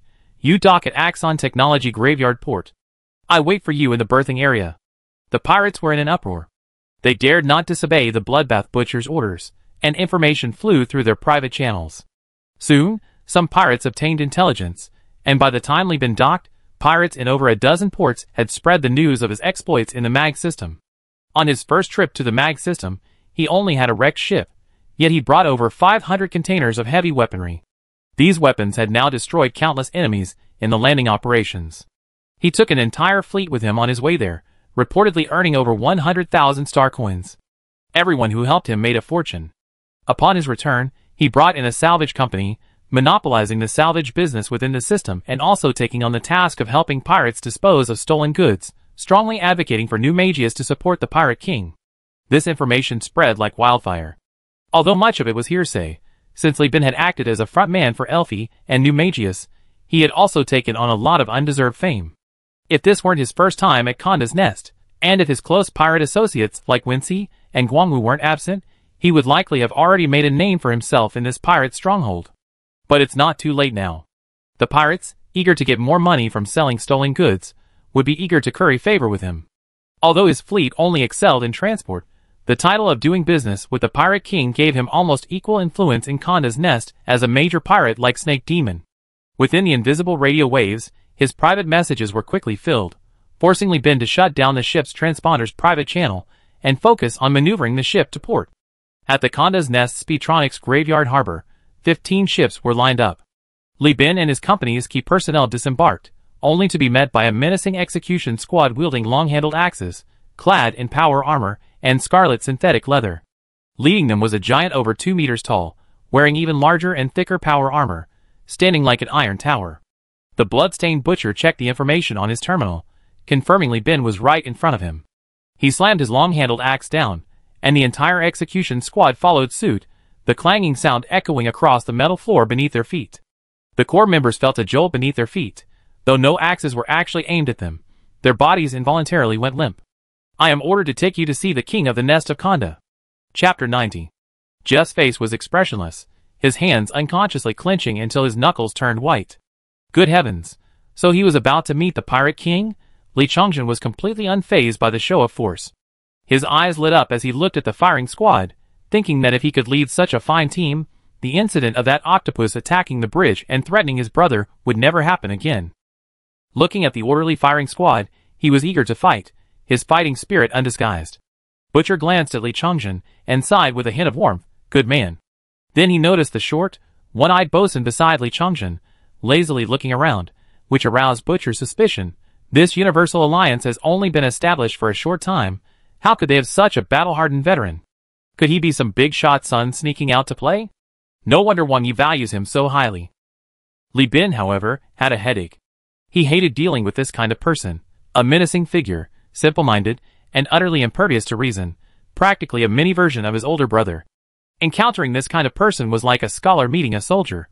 No matter how eloquently you spoke, they simply closed their eyes, refusing to listen to a load of nonsense. He could only shut up, nod, and silently lead his men to follow. The berthing area differed from a conventional spaceport. Instead of using docking bays to connect ships to the port, it was directly exposed to space, facilitating rapid docking and departure. Therefore, everyone wore helmets. But Old One-Eye was incredibly shrewd. Even through the helmet, his prosthetic, I could see everyone's reactions. He slowly strolled over to the first mate and taunted in the private chat. "You're scared." "Bullshit," Jeffrey retorted instinctively at first, then his tone softened. "This is the pirate's lair. Didn't you hear what they just said? An audience. We're going to see the Pirate King. Who wouldn't be afraid?" Old One-Eye replied, "I'm not afraid." "Why aren't you afraid?" "I'm not afraid," he said, his tongue flicking down to pull a Luddite cigarette from his helmet, which he then put in his mouth, grinding it between his teeth, the tip bobbing up and down, waiting to light it after the airlock. Jeffrey watched Old One-Eye smoking, thinking it looked pretty cool, a confidence he couldn't stand, and reached out for one. "Brother, give me one." "You're the first mate, I'm the bosun, and you're a shareholder, your salary is higher than mine, right?" Old One-Eye glanced at Jeffrey. Jeffrey shrugged. "I used all my dividends for the next few years to pay off debts. My salary. Hee hee, you know how it is, chasing girls costs money." The docking area was littered with battered ships. Damage control and repair crews were busy patching things up, while pirates used lasers to burn the ID chips off the containers, erasing the identification codes. The resulting flickering light slightly illuminated the hulls. Passing through the airtight passageway and entering the inner harbor, the air was thick with activity. The captain haggled in the smoky inner area, while a large group of underlings stood idly by, weapons in hand. Conda's Nest was originally a complete and mature space station, its technology originating from the early days of humanity. It had a mushroom-shaped structure, with the canopy rotating around its central axis, using centrifugal force as gravity. In this outermost layer, the gravity is about 60% of that on Earth, so the goods, drinks, and buildings here are similar to those on the planet's surface. Supplies are placed on the ground without needing to be secured with ropes, and not many people wear magnetic boots. At first glance, it looks like a slum night market. If it were a late-stage human technology, like a space station built with tachyon technology, a gravity generator would be used directly, eliminating the need for such a cumbersome structure. The appearance of the firing squad was like pouring cold water on a bonfire. The drifting smoke was the black smoke extinguishing the lively atmosphere. The pirates fell silent, their greetings barely audible. The pirate captain pounced on his blind underling who still dared to raise his weapon, kicked him to the ground, removed his captain's hat, and pressed it to his chest, saluting the firing squad, while casting curious glances at the Universal Alliance behind them. Under the watchful eyes of everyone, Li Chongzhen followed Li Bin with his head held high. Jeffrey and Old One-Eye removed their helmets. One pulled out a retro luxury lighter to light his cigarette, while the other raised his prosthetic arm to the cigarette but, sucking on it a couple of times until two dim yellowish lights appeared, bobbing up and down rhythmically with their owners' moving mouths. As the lighter ignited, the first mate's face became vaguely visible. When Jeff realized the pirates were smoking e-cigarettes, a contemptuous expression appeared on his face. He snapped the lighter shut, tilted his head, and said to the nervous, shifty-eyed Captain Cat One beside him, "Hey, Wahab, we all been through thick and thin, you can't let us down." Wahab swallowed hard, his hand trembling. "Any more?" "Give me one too." "No more, just this one." At this moment, Butcher stopped and turned to Li Bin, saying, "Only you can go, no one else." Li Bin took a step forward, his hand on the chainsaw sword behind him, but was stopped by his elder brother. Li Bin forced a smile. "Please make an exception, I'm a little nervous going alone." Butcher stood still, and after a while, he spoke again. "According to the king's orders, your blood relatives can go, but your subordinates cannot." "Okay." Li Bin nodded in agreement, then found the first mate, who was smugly smoking and showing off. "You guys can't go anymore. You and Old One-Eye should still find a tavern as usual, whether you want to pick up girls or drink, just keep an eye out for any reliable people there." Without waiting for a reply, he led Li Shu and Li Chongzhen after them. Jeffrey, still with a cigarette dangling from his mouth, blinked. The captain followed the firing squad and disappeared into the streets of the port's inner district, the roads blocked by pirates. The crowd surged in as quickly as it had receded earlier. Some pirates were bare-chested, with daggers, hammers, and air rifles strapped to their waists. Some wore headscarves to cover their blindness. Some sat slumped in armor. They surrounded the crew, looking at each other with varying expressions. Most of those smoking were looking at Jeffrey. Someone exhaled a puff of smoke, which drifted onto Jeffrey's face. A strange, cat urine-like stench entered his nostrils, causing him to instinctively frown. "Even drugs are worse than me." Jeff's forehead instantly became wet. Old One-Eye stood leisurely to the side, blowing smoke from his eyes. First mate, we all been through blood and sweat, you can't let us down. Konda's nest had been occupied by pirates for nearly 200 years, and its internal structure had long since changed drastically. Although Konda was quite strict with his pirate subordinates, the pirate's nature was free and undisciplined. The passageways and cabins were covered in graffiti and signs of modification. The roads were relatively clean, but bloodstains had seeped into the metal in the corners and couldn't be wiped off. Some of the passageway lights were on, and some weren't. These pirates, who didn't engage in production, relied entirely on robbery for their sustenance. They could often obtain star coins from ships, but these small spare parts were hard to come by, so the passageways were sometimes bright and sometimes dark, just like Li Bin's mood. With the firing squad clearing the way, no pirates, tired of living, dared to cause any trouble. After passing the outer living modules and entering the space station's main support structure, the scene changed dramatically. The passageways were clean and tidy, and the pirates moved with powerful strides, stopping to salute the firing squad. Although their tattoos were still prominent, they appeared orderly, more like soldiers than pirates. Li Shu stared wide-eyed at this unusual sight. She had seen her fair share of pirates over the past year, but this was the first time she had seen them so normal. There was no strange smell in the air, nor the stench of burning drugs. At first glance, it looked no different from the advanced modules of the Elfie and New Magnos space stations. The further they went, the wider the passageways became, and the fewer the compartments. Although the style remained simple, an inexplicable air of nobility was clearly perceptible to the three members of the Li family. Her younger siblings might not notice, but Li Bin, a businessman for many years, was very aware of it. Space stations don't have the same atmospheric environment as planets. Filtration relies entirely on machines. Over time, the smell becomes unpleasant, a lingering, strange odor in the corners, an indescribable smell from the air purifiers. It's like replacing the seats and interior of a 30-year-old Santana without washing it. A mix of new and old car smells, incredibly unpleasant. But here, you can't smell that. Instead, there's a faint, pleasant fragrance. Just like how you can tell a place's class by its toilet smell, if the toilet smells wonderful, the establishment can't be too low class. Thump. The butcher slammed his long-handled axe down. The firing squad stopped before a large, uncarved, gilded door. The door slowly opened, revealing a completely dark interior. By the light of the corridor lights, an escalator could be vaguely seen. He didn't speak, only pointed to the escalator. The three members of the Li family walked through the grim execution squad and stepped onto it amidst the stares of the officers. The escalator slowly started moving, and the three ascended. The butcher stood outside the door, watching them leave without moving. The door closed, blocking his towering figure outside. He silently counted to 30 or so before the escalator stopped. It was still pitch black. Li Chongjin's hand rested on his chainsaw sword, and his power armor activated night vision mode. Just then, the sound of lights being switched on rang out, the dazzling light blinding him. Li Chongjin, still in night vision mode, couldn't see anything. His heart leaped. What if someone harmed his brother and sister now? Before he could react, a booming voice rang out from all directions. The Pirate King has arrived.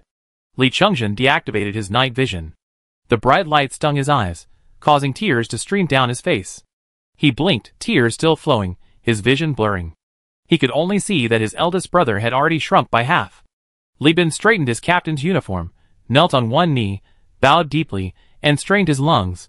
Li Bin of the Pangolin Salvage Company, Universal Union, greets your majesty. Long live your majesty. A deep, aged yet powerful laugh rang out. Pirate King Konda, seated high on the platform, looked at Li Bin's bizarre yet fluid and unmistakably sincere bow and laughed. I say, where did you dig this ancient etiquette from? These days, apart from the Interstellar Empire, no one shouts auspicious phrases anymore. Get up. Li Bin raised his head, feigning trepidation. I am deeply moved by your majesty's summons. Your majesty's imposing presence, even without anger, has overwhelmed me. He rambled on, showering the surrounding pirates with flattery, leaving them bewildered. They felt as if Li Bin was describing a deity rather than the Pirate King. Seeing her elder brother's unexpected action, and hearing the Pirate King's shout, Li Shu instead pulled her younger brother, whose eyesight was failing, to kneel down as well, mimicking his actions and kowtowing. The middle-aged military officer standing next to the Pirate King frowned deeply upon seeing this. These three members of the Li family, not one of them is mediocre. The eldest brother is glib and cunning, the older sister is quick-witted, and the youngest seems foolish, but his skills are quite remarkable. How did their parents raise such children? How could they be completely exploited by Elfie's capital? Chapter 91. Only after Li Bin had started chatting with Kong could Li Chongjin finally see clearly. He and his older brother and sister were offered seats in the hall. He couldn't understand what his eldest brother was saying, so he simply stopped listening and looked around. The entire hall was modeled after a ship's bridge. The Pirate King's position was the captain's command post, but it had been rotated, no longer facing inwards from the bridge passageway, but now facing the audience. The spacious hall was even larger than a cruiser's bridge, with guards wielding long-handled axes and clad in red power armor flanking the 16 steps on either side. The hall, resembling a ship's bridge, was so plain it didn't seem like a place for a pirate king. He heard his older brother tell stories of pirates who longed to live in houses built of gold and jewels. But here, apart from 3 huge floor-to-ceiling windows offering views of the boundless starry sky, there was no decoration whatsoever. It was all gray metal panels, and the ceiling was covered with dense, shadowless lights, illuminating the hall brightly. It looked like a prison, Li Chongjin thought to himself. This is too plain.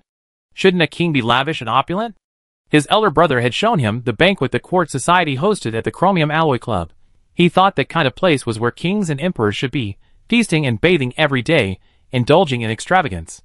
The Pirate King's confidants stood on the stage, fanned out to the left and right of him, each looking at themselves with complex expressions. Wait, Li Chongjin realized they weren't looking at him at all, but at his elder brother.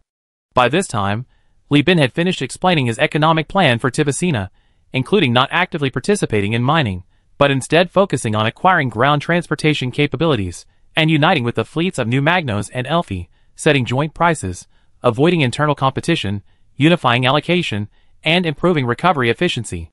Once a certain proportion of the supplies are received, a fleet will be dispatched to nearby star systems to sell them at low prices, and transport ships will be purchased to increase the salvage company's transportation capacity.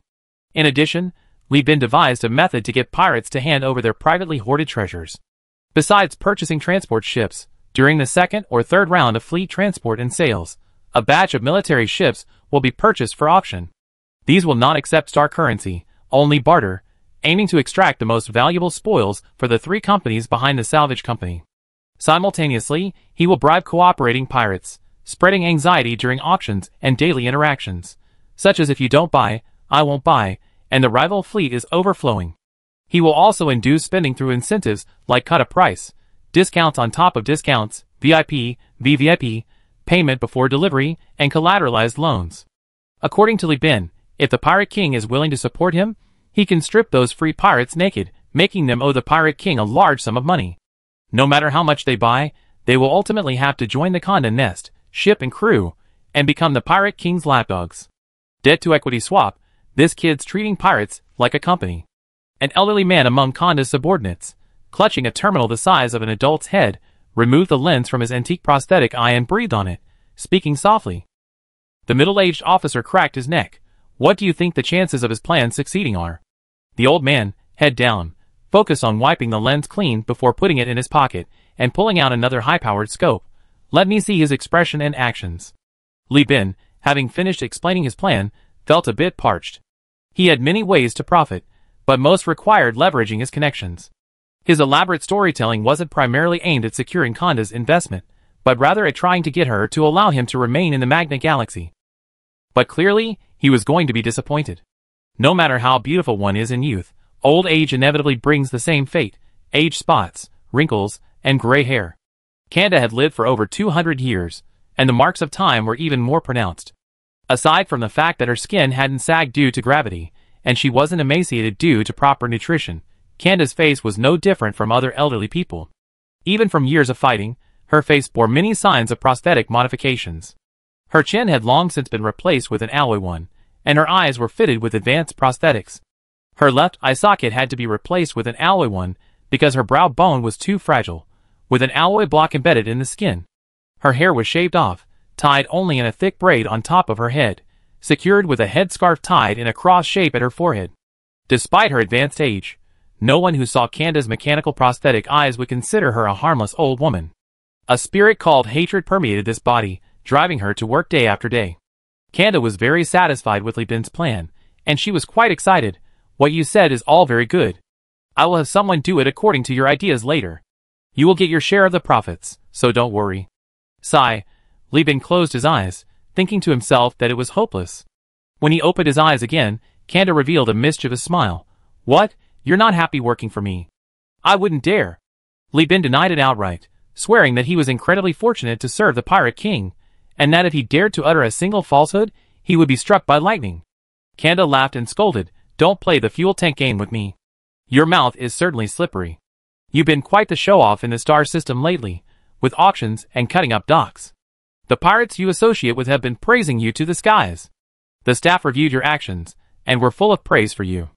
Compared to you, my sinking of the space station was just daring, the method lacked finesse. If I had disassembled the space station and sunk it piece by piece, the landing operation might have been much easier. Li Bin was speechless. He had initially thought he had merely caught the Pirate King's eye, but who would have thought the king would directly analyze him with his advisory team?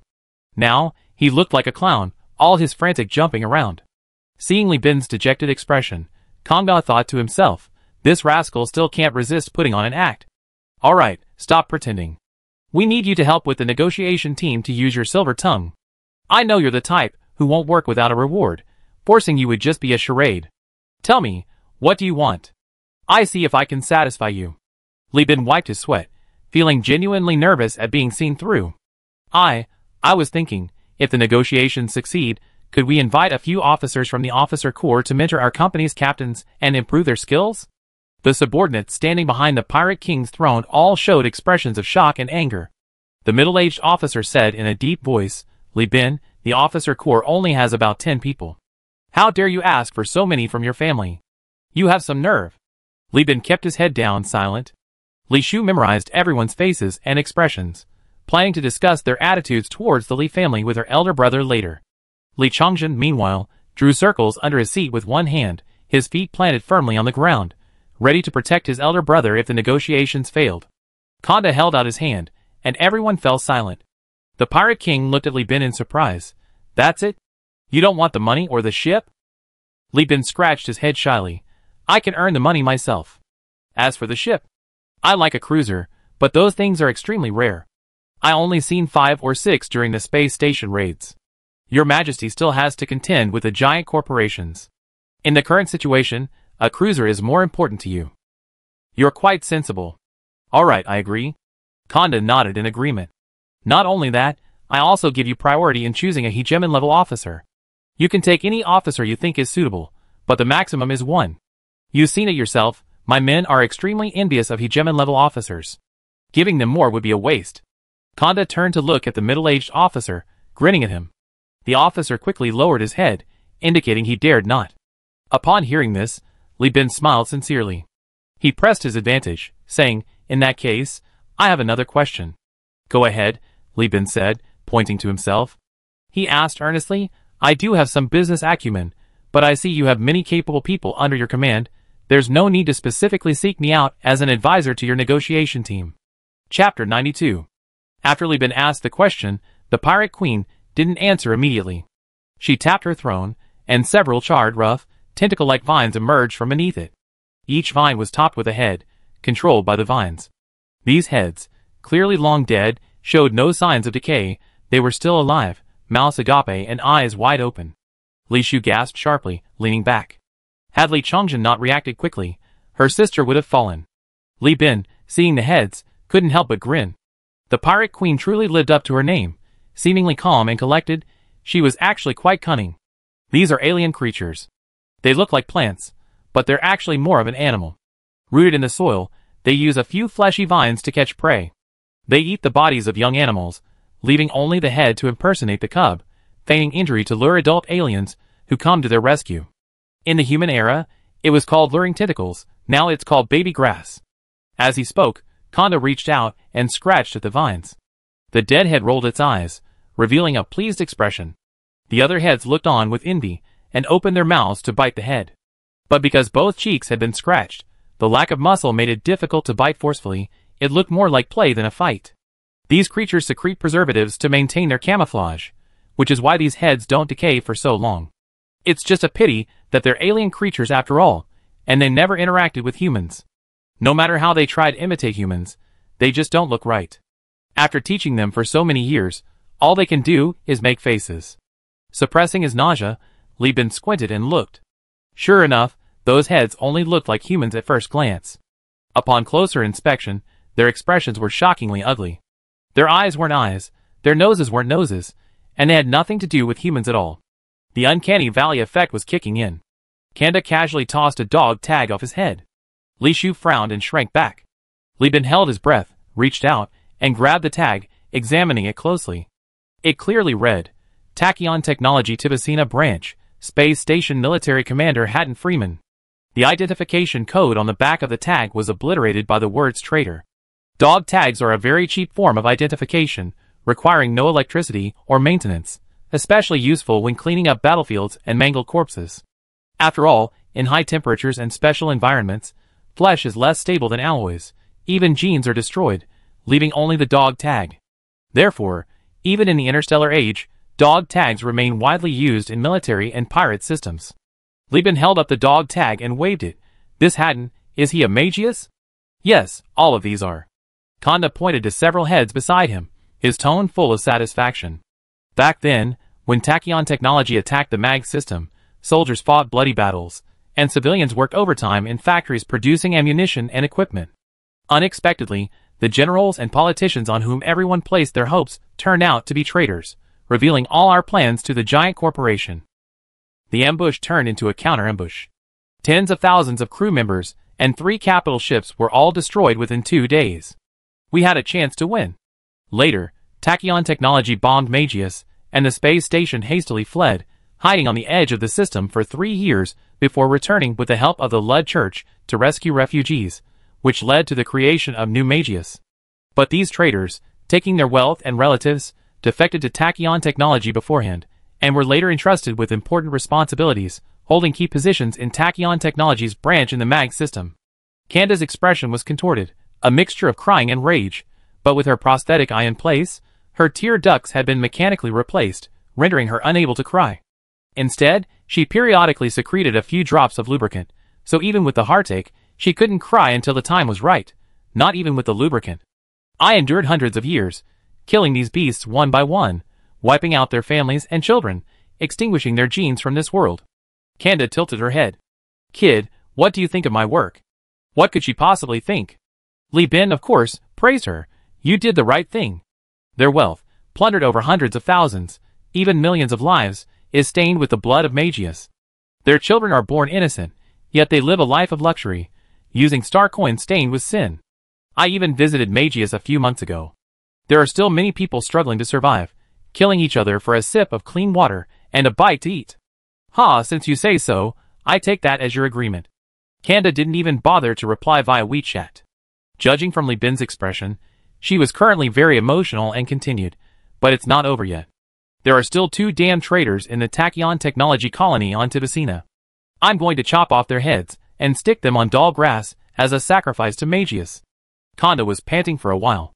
The middle-aged officer summoned a doctor, who gave Kanda an injection, and she quickly calmed down.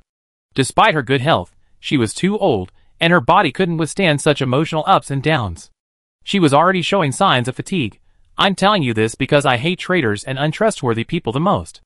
I checked your file with Elfie and New Magius. Apart from the buyers of Tachyon Technology, you haven't let anyone down. You shared the profits with everyone you've done business with according to the contracts and promises. It seems that once someone is branded with Tachyon Technology, they're no longer considered a person in her eyes. In fact, she even admires Li Bin's actions.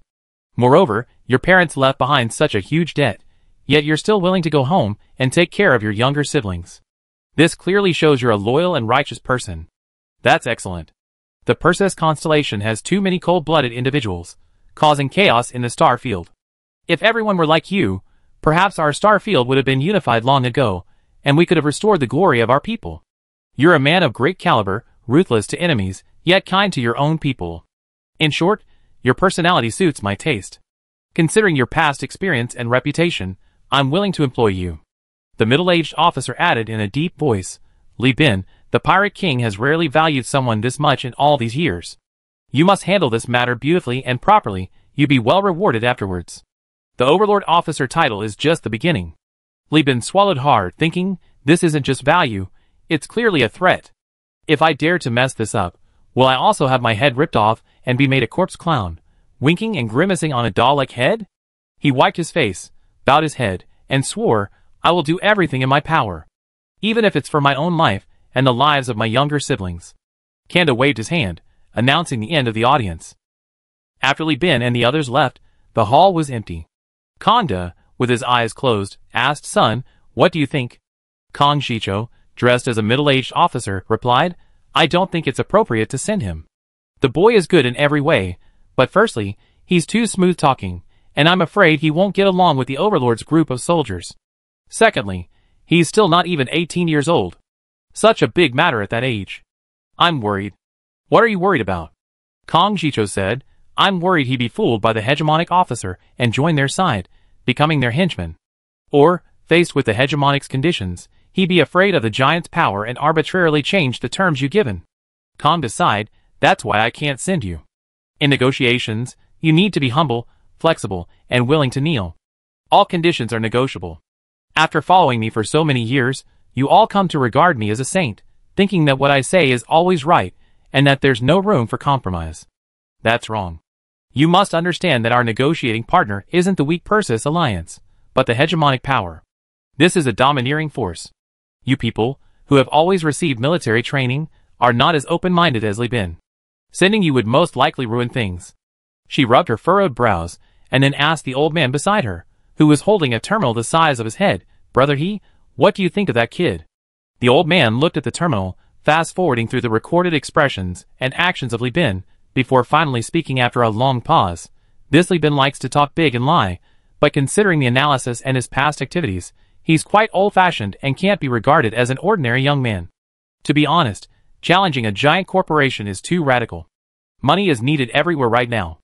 Wang's men need bonuses, the shipyard needs incentives for working overtime, not to mention the many foreign pirates we gathered. We always been short of funds because of the void minefield. This plan proposed by Li Bin, although mainly for himself, is actually in line with our needs. Although not explicitly stated, this implied that Li Bin was relatively stable, and considering the salvage company's monopoly profits indirectly benefited Kangda, it was worth trying to entrust him with a more important task, tying his interests to Kangda's. That's settled then. Find someone to monitor him, and let him do the rest. I'm tired. On the way back to the docking area from Kangda's nest, Li Bin stared at the contract on the terminal handed to him by Li Shu, his composure completely gone. No, he really said that.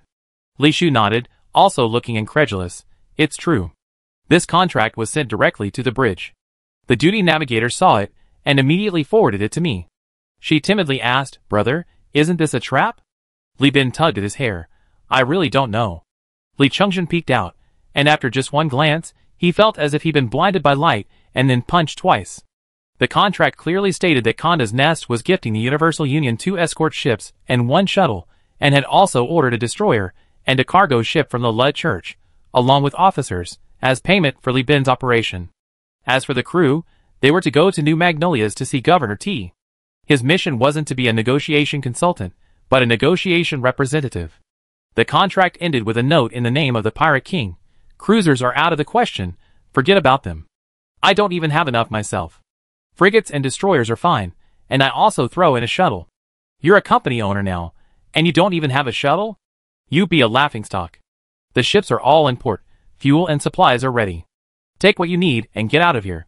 If the negotiations fail, I rip your head off and feed it to the baby grass. Chapter 93. Damn, the Pirate King really got it. A destroyer and 2 frigates, just like that, he gave them away. In the harbor's inner area, Jeffrey, bruised and battered, a cigarette dangling from his lips, looked at the contract with a smug expression. Several pirates stood beside him, craning their necks to see the Pirate King's signature, their eyes filled with envy.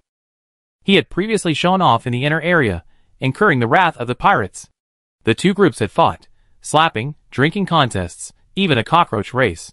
After all that, Jeffrey, the old fox, had won the pirates' approval and could now openly fraternize with them. Jeffrey tapped on his terminal and said to Li Bin, Captain, look. 1 Wolf class and 1 Fighter class, both top-notch frigates. This Wolf class is even a late-stage technological achievement of the human realm. Equipped with a short-range jump generator, it can teleport. He shook his head and boasted to his close pirate companion, and a destroyer, Now who dares say the Universal Union is worthless? 18 ships, 2 destroyers and 5 frigates. Isn't that a pure main force configuration? The Wolf class and Fighter class are both highly combat-ready frigates, belonging to the T1 tier along with the Rusty Cat Centurion class. However, the Centurion class boasts high overall quality, thick armor, and excellent firepower, while the Wolf class and Fighter class are agile and swift, excelling in dogfights. Furthermore, centered around these two types of ships, there's a renowned wolf pack fighting strategy from the Persis. This involves assembling fleets composed entirely of wolves or fighters, utilizing their high mobility and the short-range teleportation capabilities of the Wolf-class ships to exploit weaknesses in the enemy formation. By teleporting behind lone or poorly positioned ships, they can create localized situations where the enemy outnumbers the enemy and destroy their ships. With these two ships, the fleet's strength has increased dramatically, surged, and exploded. How could ordinary pirates possibly stop such a fleet? However, while these two types of ships are highly powerful, they also have significant drawbacks. Jeffrey's face furrowed. We have enough ships, but not enough personnel. For one thing, just look at this Wild Wolf-class ship. None of our company can operate its warp generator properly. Li Bin nodded. The later the ship's development, the higher the requirements for the captain and commander's abilities. On the contrary, the earlier ships of the human realm are very easy to operate because of their simple and straightforward assembly. Just like how the crew requirements for galley ships and steamships are different. The former doesn't require knowledge of steam engine repair and maintenance. Li Bin clicked his tongue and suddenly asked, "Isn't it supposed to be? You went to the tavern to find talent? Did you find any?" "Find my ass." Jeffrey pointed to his face. "Captain, we were surrounded the moment you left. We were already doing our best to survive. You were only gone for less than 2 hours. Where am I supposed to find anyone? Besides, there are very few Wolf-class ships in the Persis star system, not like those antique Hound-class mongrel ships." He spoke half-truthfully, obscuring his boasting. Old One-Eye, listening to his apprentice's account of the audience, didn't bother to expose his charade. Meanwhile, Li Chongjin, mimicking Li Bin's old stories of the Water Margin and the Sui and Tang dynasties, sang eloquently, praising the Pirate King as the reincarnation of the martial star. With a tremor of his body, exuding domineering aura, the alien monster that toyed with human heads and slew souls lay prostrate beneath him like a pet dog. He quickly gathered a group of pirates, who listened with great interest. When Li Chongjin said he was thirsty, someone even unscrewed the lid of a jug and handed him some wine. Currently, only the Persis Alliance and Tachyon Technology have the capability to produce Wolf-class ships. I bet this ship was salvaged by pirates after the war in Tibicina. How many pirates do you think can operate a warp generator? He gestured to the pirates on either side of him, who shook their heads repeatedly, explaining that not only were they incapable, but apart from the Pirate King's direct subordinates, few in the Condé Nast possessed the skill. The higher the technological content of a ship, the higher the technical requirements for its crew. Wolf-class ships require specialized personnel. Besides, there are ships equipped with phase coils, capable of temporarily infiltrating hyperspace to evade fire from the physical universe. These ships demand even higher levels of crew skill. And their lifetime contracts are even more expensive in the interstellar market. Of course, those who buy these training courses owe even more money to the giant corporations and aren't guaranteed to find a captain who can operate a phase-coiled ship. Therefore, currently, only a minority of Persis are willing to voluntarily purchase these higher-priced crew training courses. Li Bin thought for a moment, then decided he was too excited about just getting the ship and didn't dwell on the topic. Let's move the ship first, and see if there are any suitable crew members elsewhere. If not, we can just sell the Wolf class and get a decent frigate. Anyway, the Pirate King gave it to me, so it's mine. First mate, notify the crew to assemble and take all the supplies from the dock area. Destination, EO's system. Yes, sir. The first mate responded enthusiastically, waved goodbye to his pirate buddies, promised to visit a brothel together next time, then, with a cigarette dangling from his mouth, he put on his helmet and got to work. Li Bin turned to his sister and said, "You go contact the negotiation team right now and arrange to meet at the hyperspace jump point. Tachyon Technology's suppression fleet has already set sail and is on its way. Spies have definitely been planted in. Tell them not to meet within the system." "Okay." Li Shu nodded in agreement, clutching the terminal and instructing her younger brother not to accept anything from the pirates. Who knew if their cigarettes, alcohol, and food were laced with addictive substances? Then she jogged back to the bridge. The berthing area was dimly lit. The pirates used lasers to erase the Tachyon Technology logo from the containers. Forklifts moved back and forth, piling supplies haphazardly into the stacks. The Universal Union crew, wearing Golden Eagle on the Earth badges, were busily and methodically transferring cargo amidst the first mate's grumbling, a scene of bustling activity. When a pirate tried to steal something, the first mate simply pulled out his gun and shot at the man's feet, making him do a tap dance on the spot. The other pirates, craning their necks, glanced at the company emblem, then at Jeffrey's face, and ignored it completely. The news of Jeffrey's audience with the Pirate King, carrying out a royal mandate and having important duties, had already spread throughout the space station after the firing squad traversed it. Jeffrey's battered face was a mark of recognition he had earned through his own efforts. With a royal mandate and the approval of the people, what did firing a few shots matter? Some pirates even thought, if I could work for the Pirate King, I'd turn this port's tavern upside down. In their eyes, Jeffrey wasn't arrogant enough. Captain, all done. The first mate, with an empty air rifle tucked into his belt, strode into the bridge. As you ordered, Zhu Jin will temporarily take over the Wild Wolf class. Originally, they wanted Jeffrey to go, but the refused to leave, declaring he wouldn't take a job unless he was a cruiser captain. Li Bin himself was already piloting a 9-handed destroyer, yet the first mate was already eyeing a cruiser. In his words, it was just a matter of time. Li Bin didn't hesitate, he simply raised his hand, and the first mate immediately spoke into the public channel. The Universal Joint Fleet is about to depart. Anyone who doesn't want to become roast meat, get out of my way. Pirate ports are unlike ordinary ports. Except in wartime, there's no control tower to coordinate pirate movements. Pirates entering and leaving the port depend entirely on the reputation of their leader. Control towers had been attempted before, but those guarding them were low-ranking officials, unable to command the major pirates. The pirates simply ignored the control tower's orders. After several incidents of major pirates forcibly breaking in, control towers were only established during wartime. With the name of the Universal Alliance established, the major pirates of Konda's Nest were either resting or out attacking Tibicina. The port was sparsely populated, with only a handful of ships, all obediently giving way as they watched the fleet of 18 ships slowly depart, forming a magnificent line, pushing aside the self-replicating minefield and sailing away proudly. The news of their increased importance finally reached the pirate fleet on Tibicina. Bang! A polymer fiber wine glass shattered on the bridge deck, scattering the wine into hundreds of droplets.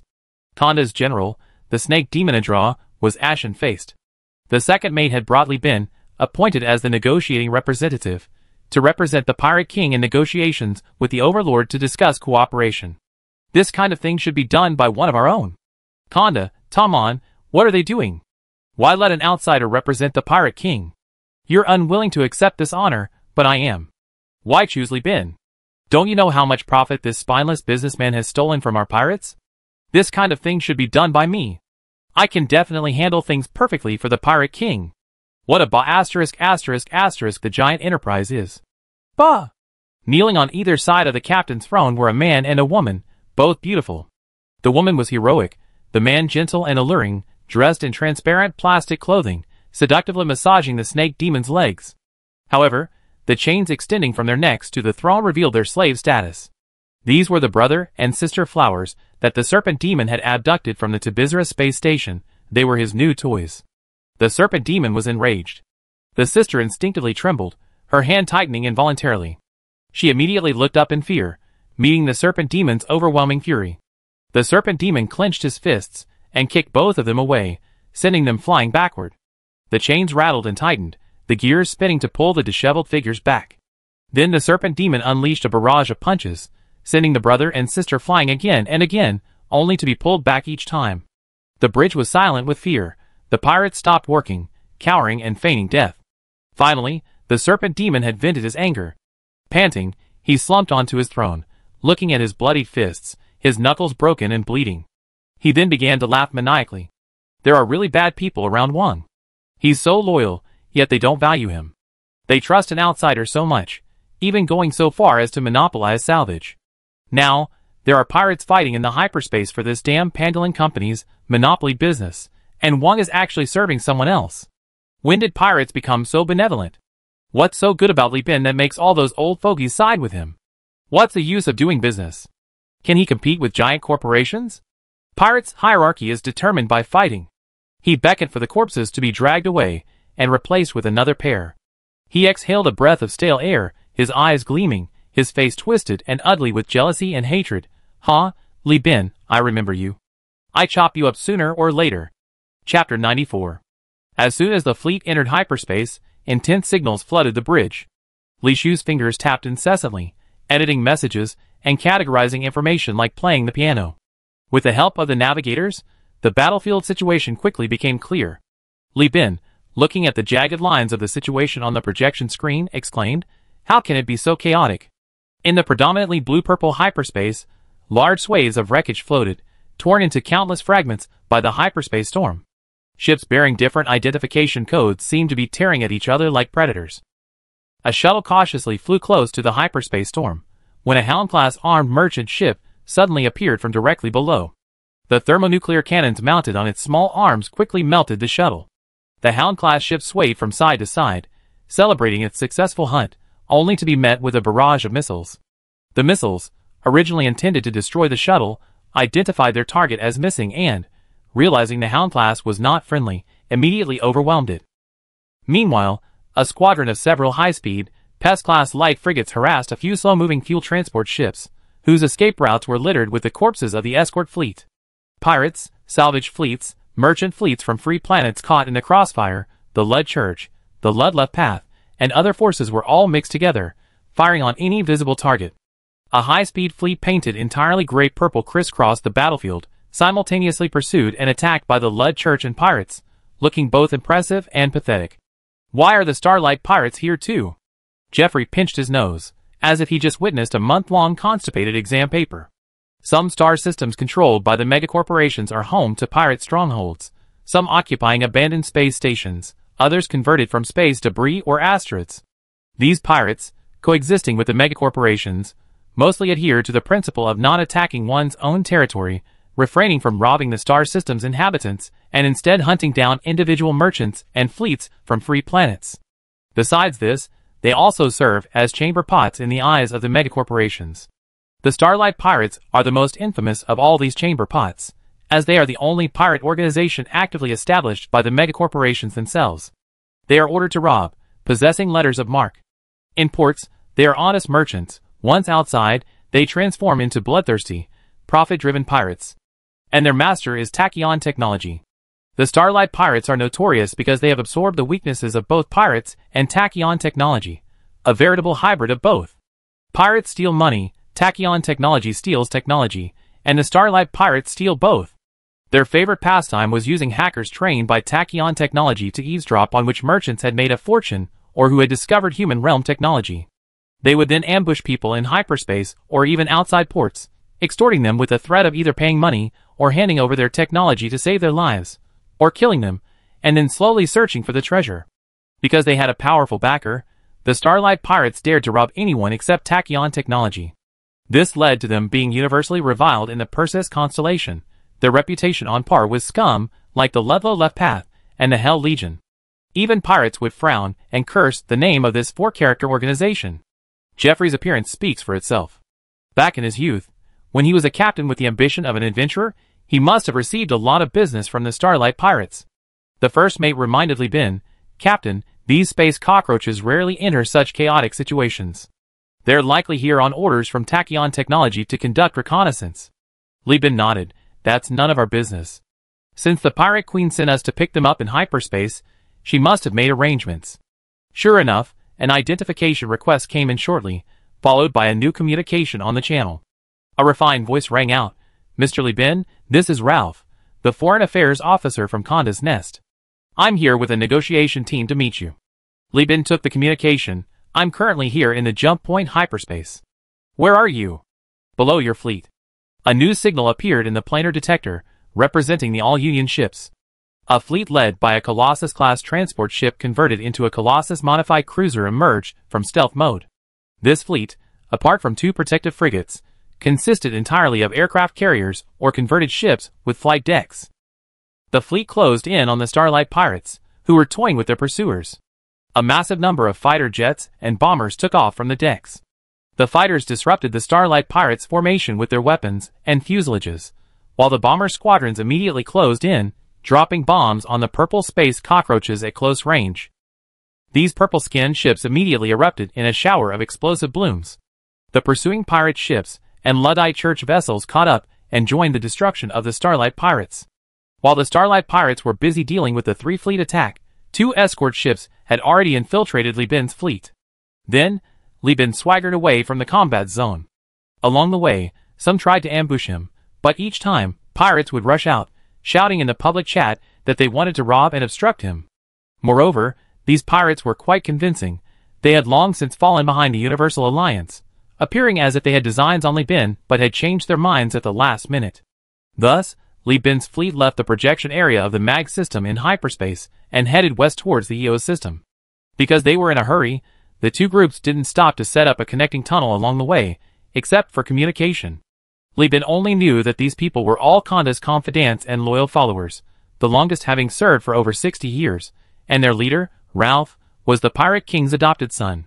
When the fleet arrived at the jump point, the Holy Knight's Bridge, in the EO system, a majestic fleet painted entirely in green already guarded the area. Li Bin entered the identification code, and the fleet quickly dispersed, sweeping around the system's projection area in hyperspace, capturing any potential trackers, and allowing Li Bin to pass. Having entered the EO system without incident, Li Bin finally had time to meet with Ralph. At the port of Tartesis Space Station, in the glorious Pilgrimage Tavern, Li Bin and Ralph each led a group of key members, occupying a small portion of the tavern. The core members sat in a circle, managing to carve out a quiet spot in the noisy establishment. If anyone tried to pass by, Li Chongjin and Old One Eye would stare at them without blinking. Those who saw Old One Eye's opening and closing prosthetic arm, and the wide chainsaw sword on Li Chongjin's table, would obediently walk around him. Anyone who complained about the bartender was thrown out of the tavern. The port had 6 taverns, all backed by the Lud Church. The owner of the glorious Pilgrimage Tavern was the Lud Church's Inquisition. Father Pucci had already given instructions that Li Bin and his group could do whatever they wanted here, as long as they didn't kill anyone. Mr. Li Bin has excellent connections. I was worried that the Luddite Church might interfere with our negotiations here, but I didn't expect you to be acquainted with the Inquisition. This Father Pucci, haha, I can't call him father anymore. He was promoted a few days ago. I should call him Bishop Pucci. Li Bin clinked glasses with Ralph and laughed. Not at all. I personally don't have any particular thoughts on religion. It's Father Pucci who has great personal charisma. I met Father Pucci during his missionary work. It was just a matter of fate.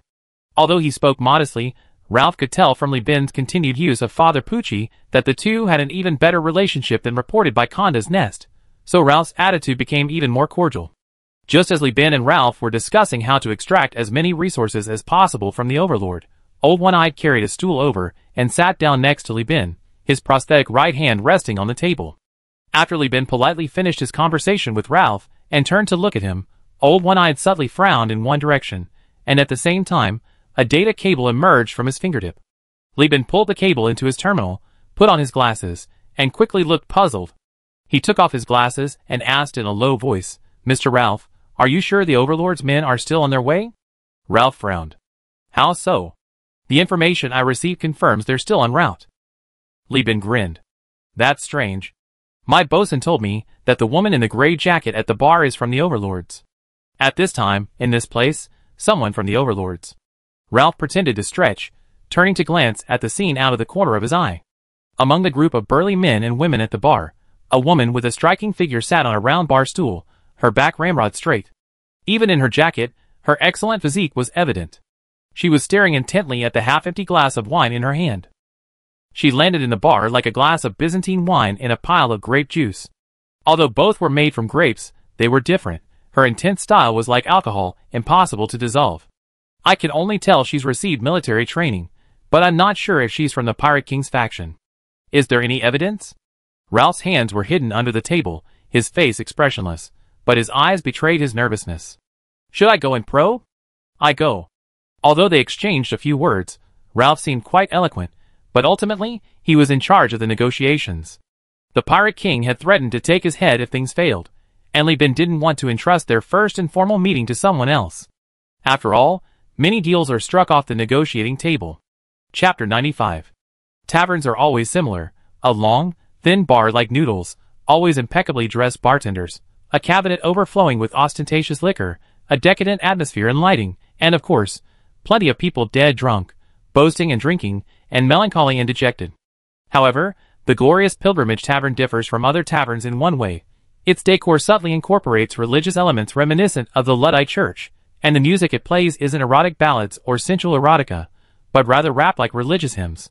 Lost souls wander among the stars. The Lamb of God offers no guidance. Technology has brought no gospel. There are words we need to listen to. The rhyming lyrics, coupled with a top-tier soprano voice, the rap with an operatic formality, were surprisingly pleasant to listen to, but the religious undertones only deepened ISA's already low spirits. The Great Collapse was merely an accident. Technology itself was not at fault.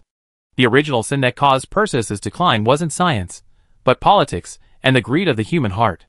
That's how it should have been. She rubbed her temples, silently complaining about the overly religious music. 2 double flash-pulse neutron stars, one with ice, one without ice. The one without ice is for the lady next to you. The gentle tone carried a hint of inexplicable concern. Isha forced open one eyelid, trying to figure out how to refuse the annoying advances, but she froze the moment she saw the man. Isha had assumed that such a gentle tone came from a well-dressed person. If she had to draw a comparison, she imagined the kind of seemingly refined people in the financial markets, who subtly exploit the poor in companies, appearing compliant, but actually harboring malicious intentions, and who like to call themselves financial laborers. But what caught her eye was a rather young man, with regular, even somewhat upright features, and sword-like eyebrows.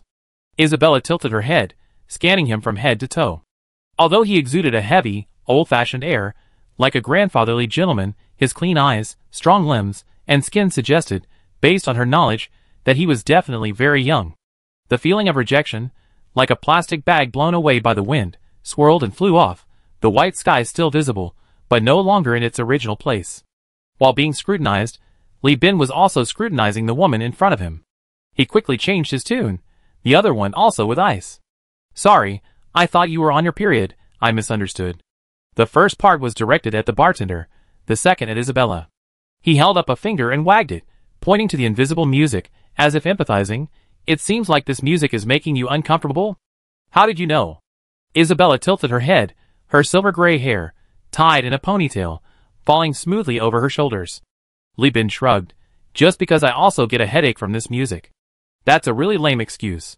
When you approach other people, do you start by saying you're on your period? That trick doesn't work on men. Isha's words were laced with barbs, just as the bartender brought out the cocktail. Double Flash Pulse Neutron Star, a cobalt blue liquid made with grain liquor produced by the Luddite Church as a base, mixed with various fruit juices, and topped with 2 ice-covered alien plant fruits. These fruits, after being flash-frozen at ultra-low temperatures, emit a flickering blue light as they slowly thaw. When you lift the glass and look through the transparent bottom, it looks like 2 entangled pulsars flashing and blinking. First, let me correct you, I'm heterosexual. Second, I, Li Bin, never flirt, especially not with a soldier. Li Bin raised his glass and took a sip.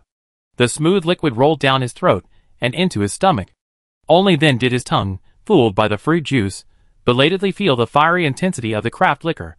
It felt like a fire was slowly burning in his stomach. Looking at the woman beside him, he saw she had already finished her drink, leaving only 2 pulsar-like eyes at the bottom of the glass, swirling around. The woman's brow furrowed deeply after the high-proof liquor, her eyes welling with tears from the spiciness. The glistening tears moistened her chestnut-colored eyes, reminiscent of champagne under the lights. Seeing that the other woman didn't react to his name, Li Bin had a guess in mind. Taking advantage of the bartender starting to mix the second double flash pulsar, he chatted with ISA. Back to my guess, you still haven't told me the answer. Did I guess wrong? ISA shook her head. No, right on target. I really am annoyed by this religious music. Hey ma'am, this is the Luddite Church. You can't just say things like that, the bartender reminded her, shaking the cocktail shaker. What, are you going to report me? ISA chuckled, her delicate wheat-colored face glowing, as if life itself was born from her smile. Li Bin waved his hand at the bartender, complaining, Mennonite, first come, first served, please have some manners. Could you please have some less religious music? You're the boss, you decide. The bartender pushed out the newly mixed drink, casually switching to a different music track, and soon, indistinguishable from any other bar, melodious, psychedelic music began to play. I didn't realize you had such influence, enough to persuade the Luddite Church's tavern, ISA said curiously. Li Bin? You don't look like a religious person. Li Bin tugged at his collar. I'm a businessman. Maintaining good relationships with everyone is a basic skill. So what brings you here, businessman? Want to do business with me? That depends on supply and demand. Li Bin took a sip of his drink. After all this talk, you still haven't told me your name. ISA. And your surname? ISA. Alright, ISA. Li Bin shrugged. Is there anything you need? I see if I have anything in my warehouse that might meet your needs. ISA drank half of her second glass of wine. Aside from tears welling up again, her lips, glistening with wine, were like freshly ripened raspberries covered in dew. You just said you also felt. That music is annoying. Do you have a reason?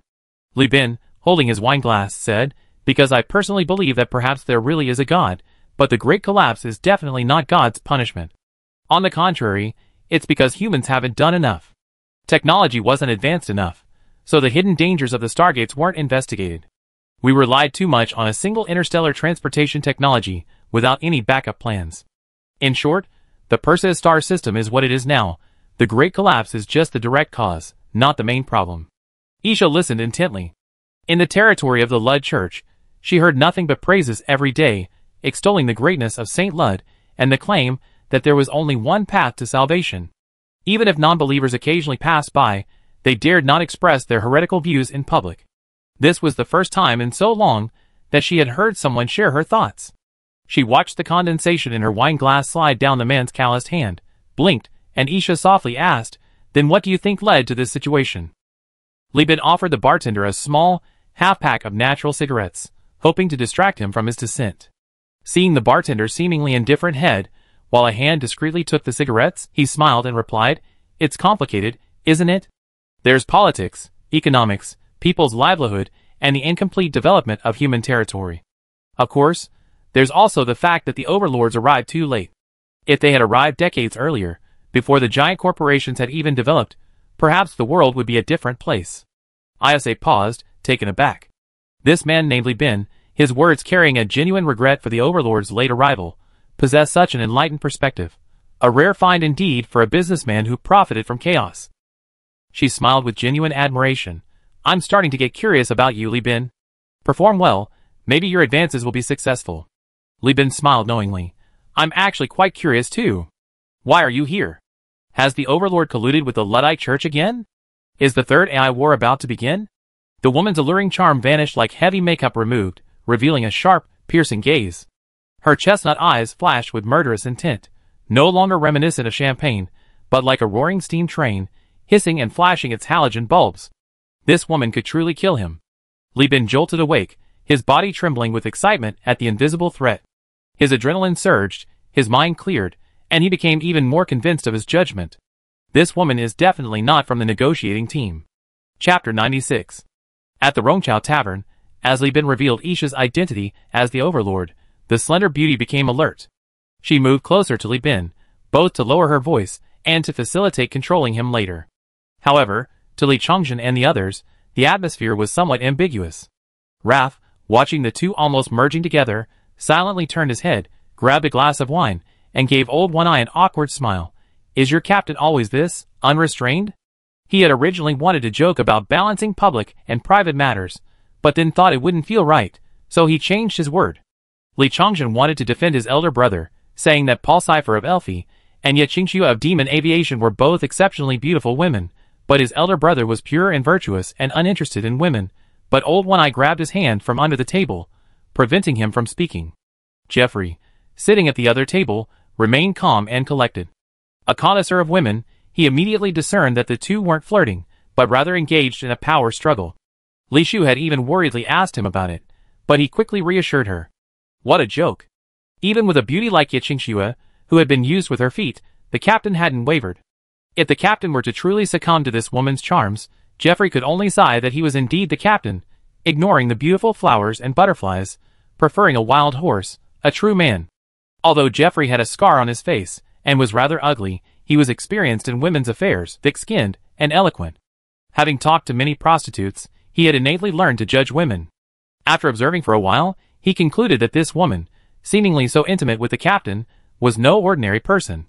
Be careful what you say, lest you say something wrong and end up missing a part. As Isha spoke, she glanced at the bartender, who seemed completely absorbed in his work. A chill ran down her spine, she feared she'd fallen into a trap. Then she saw a group of men not far behind Li Bin, their eyes fixed on her, all seasoned veterans. She began plotting her escape, taking a hostage. Hey, don't rush me. Aren't you curious how I figured it out? Li Bin felt something pressing against his stomach. He thought, what kind of fierce girl is this? She's ready to fight at the drop of a hat. She doesn't seem like a spy. Could she be a deserter? He sipped his drink. Then tell me, Isha said with a smile, but her voice was strained through clenched teeth. Li Bin gestured to the back of his neck. You have a piece of artificial skin attached to the back of your neck, concealing a neural interface. It's a control device only available on cruisers and larger warships.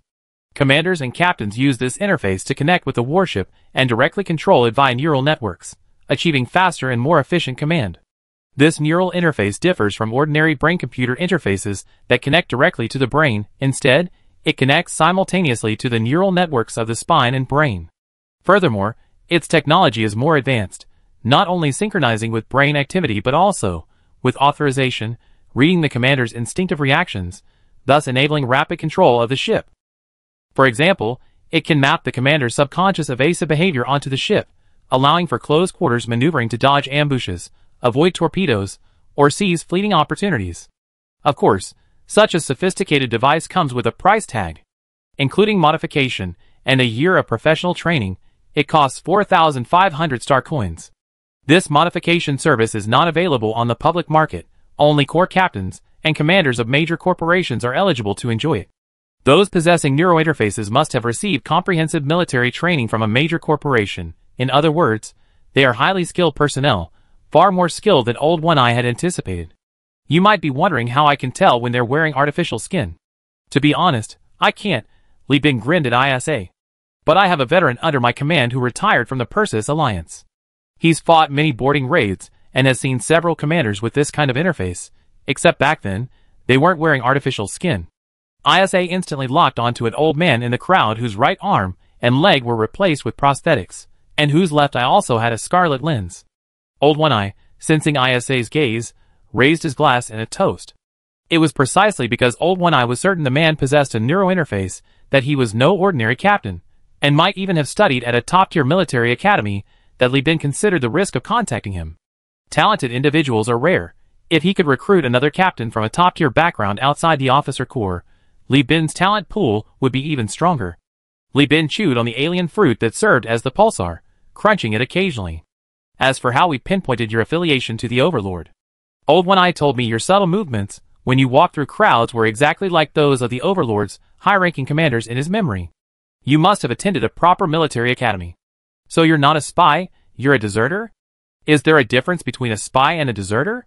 Isha's other hand rested on the smoke grenade at her lower back. She had no interest in continuing the conversation. Li Bin didn't even look up. Of course there is. If you're a spy, then we have a lot to talk about. If you're a deserter, then I suggest you run. What? ISA was somewhat surprised. This man named Li Bin had said several things unexpectedly.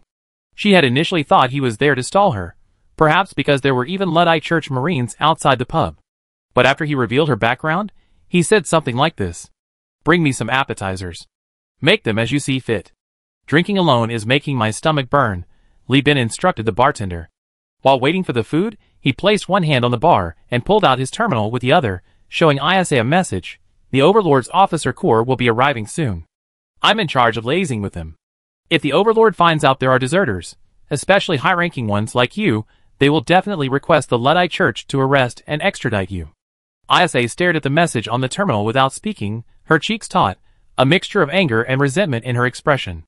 The lines of her jaw, defined by the tension in her muscles, inexplicably reminded one of the metal frame of a mobile phone, both soft and strong.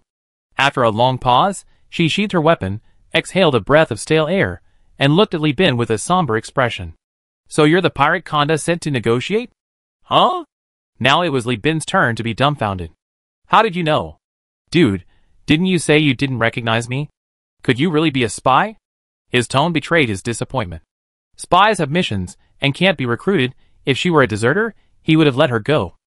With his relationship with Father Pucci, Li Bin had 1,000 ways to trap Isha at the Tartessa space station, preventing her from smuggling herself out on other ships. Finally, with nowhere else to turn, Isha would have no choice but to seek help from Li Bin, who had once shown her mercy. Once she boarded the ship, Li Bin could find a way to turn the deserter into one of his own. After all, a short-term supervising officer and an employee whose interests align with the company are not comparable. As for what he said about if you're a spy, we have something to talk about, it was pure bragging from Li Bin. But now, his plan collapsed the moment Isabella revealed his identity. He grabbed a fried bean from the bartender's plate and chewed it listlessly. Let me make this clear, I'm not a pirate, but I am indeed a representative of the negotiation team. But that's not why I'm looking for you. Hey, let me be frank, I just think you're very good at commanding naval battles, and I want to recruit you. Now it seems I can only pick from the officer corps. Isabella looked at Li Bin in surprise, covering her mouth and chuckling. You went through all that trouble just for this? I thought you were after my body. Okay, then I tell you the truth, I'm not a deserter either. The silver-haired beauty straightened her back and gracefully extended her hand. Let's reintroduce ourselves. I'm Isabella Brown, a former member of the Brown family, a war family under the Overlord, and a graduate of the Overlord War Command Academy. Industry, ranked first in overall score among its peers. I survived because my family suffered political persecution, and I happened to be on a mission outside. I only got here because an acquaintance in the officer corps introduced me. Originally, I planned to sneak in and work for the Pirate King to earn some money. But now it seems there might be a better option. Isha smiled charmingly, hinting, by the way, the officer corps you or Kanda are hoping for are all exiles who lost in the political struggles of the hegemon. They are definitely not as professional as me. Li Bin perked up. He raised his glass to clink with the beauty before him, inwardly shouting, Old One-Eyed, you did a great job. You're a veteran, your eye is sharp. I struck gold this time. This Isha, I must get her. Chapter 97. So, are these officers reliable? Can we even negotiate their terms? At the round table in the corner, Ralph scratched his head, looking worried.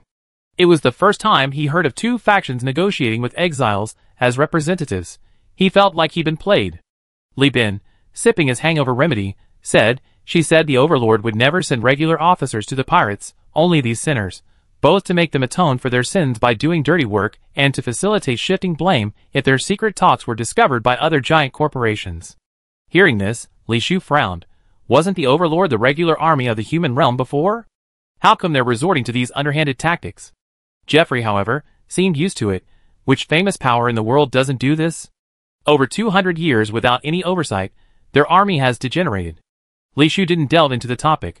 She had no liking for politics. She simply asked Li Bin, Brother, it feels strange. Since she and the officer corps are all sinners, why didn't she come with him? Oh, that, Li Bin said, casually tossing down his sweet and sour hangover remedy and revealing her involvement in the Overlord's political infighting. What? She's not just an ordinary criminal she escaped? Doesn't that mean she might be hunted down? Ralph's eyes widened like saucers. His initial desire to pursue and seduce Isha, drawn by her beauty, immediately vanished. He was no match for this living devil. Let the hunky Li Bin enjoy her alone. 2 hours earlier, on the Universal Union flagship, the three-legged cat, in the captain's office. The aging air conditioner emitted a fragrant breeze, the newly replaced natural fruit and wood fragrance from Lude mingling with the air, bringing a touch of freshness to this aging spaceship beyond its service life. To entertain Isha, Li Bin went to great lengths, sparing no effort. The cigarettes and alcohol were a given, but the bone china tea set was top-of-the-line luxury. Tailored to the preferences of the hegemonic army, tea wasn't brewed, but rather from a tea tree said to have been planted when the human leader first arrived in the Perseus constellation, over 250 years old, arguably the oldest and most prestigious tea in Perseus. Of course, all of this came from recovered pirate loot, each item carefully selected, a true pirate's selection. Besides, the table was laid out with fresh fruits and pastries. While these were a common treat in Luddite Church territory, in other star systems, they were the epitome of luxury, freshness far surpassing canned, frozen, or vacuum-packed goods. The War Command Academy ranked first among its peers. Such achievements, if they joined the Universal Alliance, could significantly improve the company's appalling situation of per capita illiteracy. The War of Atonement. It's a way for the hegemon to glorify the act of banishing the losers in political struggles. Isa, sipping fragrant tea and enjoying the gentle breeze, sat opposite Li Bin in a uniform stripped of the hegemon's insignia. Her slender waist and defined V-lines were quite striking. As a power evolved from a regular army, the hegemon's power structure underwent a significant change after the First AI War. The original officer system was gradually replaced by political families formed through intermarriage among military interest groups. Based on their different interests within the military, these families were roughly divided into three categories: war families, industrial families, and administrative families. And these three types of families would intermarry to form even larger political alliances, jointly ruling colonies, cities, fortresses, and space stations. ISA stirred the tea leaves with a spoon to cool them down, a fusion of Chinese and Western tea-drinking methods that made Li Bin frown. According to ISA's explanation, the hegemon's corruption was actually deeper than outsiders imagined. A military government centered on the army and ruled by officers had actually split into two groups: industry and administration.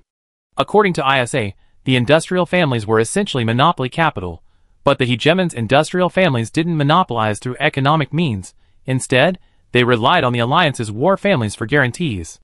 The administration families were responsible for all war logistics and the daily administration of the colonies. Below each major family were countless smaller families.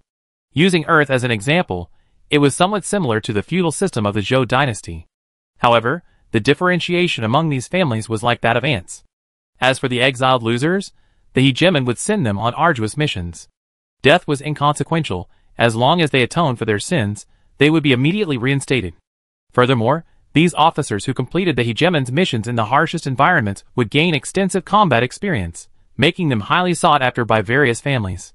Therefore, many junior officers in the hegemony would voluntarily apply for atonement after committing crimes, achieving upward mobility through this circuitous path. There were quite a few such individuals within this officer corps. He organized his thoughts and continued, "I understand the situation at the hegemony, and I also shown you the situation at Universal Union. Although we're only a startup company established a little over a year ago, I believe you can see from our financial statements that we have great potential." Had great potential. You're too modest. Isha stood up and paced around the sofa, her slender figure radiating health and beauty. Looking at the company information projected on the terminal, she thought to herself, this company is too wild. Universal Union, a company established only a year ago, had a registered capital of less than 3,000 star coins. At its inception, it possessed only one destroyer, fewer than 50 crew members, and tens of thousands of star coins in debt. A year later, it had 19 registered vessels, 2 destroyers, 1 salvage platform, and 6 combat-capable frigates. The company had over 300 employees and nearly 100,000 star coins in working capital. Furthermore, it had partnered with New Magnos and Conda's Nest, joining the monopolistic salvage operation. If Li Bin hadn't been so open and transparent, revealing all his information, Isha would have even suspected he was a secret heir being groomed by a giant corporation. Isha stopped, her chestnut eyes fixed on Li Bin. My family's enemies might still be hunting me down, you know? Are you really going to recruit me? That's not important. Li Bin waved his hand dismissively. He dared to take in even a crew member like Old One-Eye, a man rife with secrets. What chance would he have with Isha? If he were to back down just because it involved a giant corporation, he wouldn't have cooperated with Conda in the first place. There's an old saying, the bold get rich, the timid starve. Li Bin felt he was quite brave.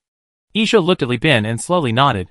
All right, since you dare to accept me, I have nothing to fear. The contract? Let's sign it. At this point, Li Bin finally became excited. He rubbed his hands together and said, no rush. Your salary is tied to your skills. I have a few fairly capable captains who want to spar with you. If you win against them all, I give you a base salary of 500 star coins per year, plus company shares. Testing me. Is this? Isha's eyes lit up. She hadn't practiced for over 2 months and was itching for action. Li Bin's suggestion hit her sweet spot. I couldn't be happier. With a gathering of the company's core personnel, from Li Bin down to the other captains, first mates, and second mates, they took turns engaging in simulations with Isha, fighting 36 rounds in total. Even Jeffrey shamelessly dragged Zhu Jin along for a 2-on-1 battle. Ultimately, Isha, exhausted and making a piloting error, lost her ship, resulting in a 1-for-2 exchange and a draw. As for fleet battles, well, let's just say that apart from Li Bin, no one in the entire company had that kind of command experience, so there was no point in even comparing.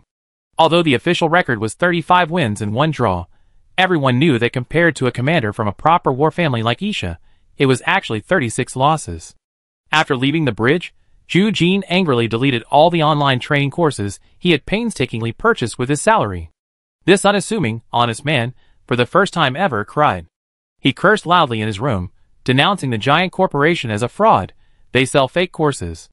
The courses are all traps. Everyone who takes their courses is easily defeated when fighting against their commanders. Their academy even offers special courses teaching students how to quickly defeat those who buy online courses. This is blatant fraud. It's bullying. Jeffrey even brought drinks to comfort him for a while. In the bridge, Isa leaned against the bulkhead, sipping the sugar water Li Shu had prepared. Her temples were slightly damp from the intense battle, and she mumbled, "How was it? Was it all right?" Li Bin strode over, grabbed Isa's hand, and shook it excitedly, having Isa is like a fish finding water. Chapter 98. While waiting for the Overlord's officer corps, Isa received a warm welcome from the Universal Union. This included, but was not limited to, Li Bin personally cooking, relying on the powerful agricultural supplies of the Lud Church and Li Bin's connections to hold an unprecedented welcome party. Li Bin even prepared an extra dish, and had it delivered to Father Pucci, which even prompted Father Pucci to offer a large sum of money to buy Li Bin's recipes. His exact words were, "This outstanding natural cooking, without any additives, can make people feel happy.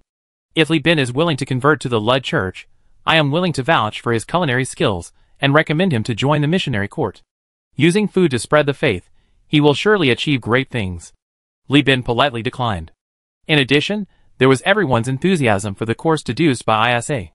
Just as everyone was enriching their knowledge, the Lud Church suddenly notified them that the officer corps had arrived, and the Overlord had set the negotiation location on the surface of Tartessus. This is a show of force, a common negotiation tactic used by overlords. Isa, who came from an overlord background, immediately analyzed for Li Bin. They take advantage of the fact that pirates have been active in space for a long time and lack ground experience. They need time to adapt after landing, and will be in a disheveled state. By contrasting them, they can gain the upper hand in terms of momentum. In other words, it's about seizing the initiative. It's not a new tactic. Using physical fatigue and pressure to put pressure on negotiations is already a common negotiation method. In his previous life, Li Bin had seen many more extreme examples when he was working. For example, starting negotiations when the negotiating party has just arrived and is tired from their journey, or arranging foods that are easy to affect sleep and digestion in advance, so that the other party will be sleepy and have to go to the toilet at the negotiating table. These are all very common. Even more extreme cases involve directly stealing competitors' proposals during bidding, or even kidnapping bidders. It can only be said that while the hegemon has fallen, its military pride remains, making it far more dignified than Li Bin's internal and external collusion. The surface colony of Tartessus, a planet covered in vast deserts and wastelands with only sparse shallow seas, was chosen as the negotiation location. The waves gently lapped against the rocks, and the white dwarf star cast its light and heat across the sky. Chalk-painted buildings were scattered along the coastline, like the Mediterranean Sea transplanted to this place. In the distance, large greenhouses made of high-strength glass irrigated vast tracts of plants with desalinated seawater. The continuous greenhouses shimmered with light and green, a delightful emerald green. The wind rustled the ornamental trees in the garden along the promenade, the sound of the waves echoing the gentle breeze. The dappled shade of the trees, and the distant loudspeakers playing soothing hymns, didn't sound harsh but rather emphasized the tranquility of the place. The wind, the sea, the light, the shadows, and the pleasant air, all are the world's finest luxuries, requiring the entire planet to meet humanity's survival needs, a masterpiece of nature sculpted over billions of years, and the result of centuries of human labor, carefully selected from thousands of stars. Li Shu sat in a soft, wicker-woven spring chair, a terminal resting on her lap. Her bright eyes gazed around, a touch of infatuation on her lips. Embraced by such beauty, breathing in the carefully crafted air of the sea, the desert, and the forest, she felt every cell from her heart and lungs to her toes leap with joy. As a space traveler, this was her first time setting foot on a habitable planet. Every scene was captivating, and her life instincts urged her to cast aside all constraints and live a carefree life here. Yet, responsibility kept her on edge, listening intently to the negotiations, though her toes, restless in her shoes, spoke volumes of her excitement. She was lucky. Her younger brother, Li Chongjin, like the other key members, had been lulled to sleep by the peaceful and beautiful scenery shortly after sitting down, almost drifting off to sleep. Li Shu wanted to wake her brother, but her older brother stopped her with a message. The warm breeze makes the tourists feel intoxicated, as if this place were their home. Let them rest. People aren't cattle or machines. We're meant to live in places like this. Their bodies just think they're home. Besides, their relaxed state is beneficial for the negotiations. Li Shu looked closely, and saw that the officers of the Overlord were all sitting upright, their buttocks only resting on the front half of their wicker chairs, their legs tucked into the sides, ready to stand up at any moment, staring intently at the loose, lazy core members of the Universal Union. Li Bin sank into the wicker chair, legs crossed, a small alloy stool beside him serving as a small table, with tea and a hastily made old-fashioned 3D printed ashtray. He held a cigarette, seemingly awake, but more relaxed than a sleeping man. It didn't look like a negotiation. It was more like inviting his buddies out for tea and casual conversation. The Overlords chose a planetary location for the negotiations to embarrass the pirates, but Li Bin, a transmigrator with decades of Earthling experience, wasn't going to play those meeting room games. He went directly to Father Pucci and chose a scenic seaside resort promenade. With tea brewed and cigarette lit, he felt back home, all of it back. No matter how harsh the conditions offered by the Overlord's officers, no matter how much they mocked the Universal Union's laziness, Li Bin simply nodded, smiled, and silently admired their brilliance. But there was no substantial progress.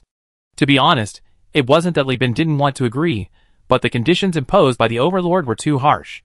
The officers immediately demanded that the Pirate King hand over all the existing and future blueprints, in exchange for only an extension of the officers' guidance time. This condition was unacceptable even to Li Bin, who knew the truth about the War of Atonement, and even to Raph, who didn't know the truth. The Pirate King was still waiting for substantial support. Seeing Li Bin's dawdling attitude, the officer stormed off several times in anger. Raph, thinking the negotiations had failed, looked anxiously at Li Bin. Li Bin, already aware of the situation, said little, only giving a trust me, brother look, until the indignant officers returned. After circling around like a donkey pulling a millstone for hours, the sun was setting, casting a golden glow across the sky. The crimson and yellow hues of dusk filled the heavens, mackerel clouds hung crookedly in the air, and the setting sun shone like gold, merging even the azure sea with its golden hue. Finally, the leading officer couldn't sit still any longer, and uttered what was probably the umpteenth time that day. Give me a straight answer. If you don't want to cooperate, just leave. Don't waste our time. We're here to fight against Susan technology, not to sit here and drink tea. See, he's in a hurry again. Li Bin chuckled at the weary-looking, tense-looking lad beside him, nudged the officer who had stood up to complain, and, seeing the veins throbbing on the officer's forehead, said leisurely, "We certainly came with sincerity, but you seem to lack it, only proposing impossible conditions. But the Pirate King is so eager to cooperate with the Overlord, we dare not run away, so we can only wait it out. We wait until the battle is over, then we go back. Go and be punished, and you bring back news of the failed negotiations. Bring back my ass. We won't be going back until the War of Atonement is over." The officer was furious and about to attack when another officer stepped forward, pulled him back, and suggested, "One side is soldiers, the other is pirates, it's all about strength. Since we can't convince each other at the negotiating table, let's settle things on the battlefield. How about a friendly match? The winner sets the terms, and we discuss the details later?"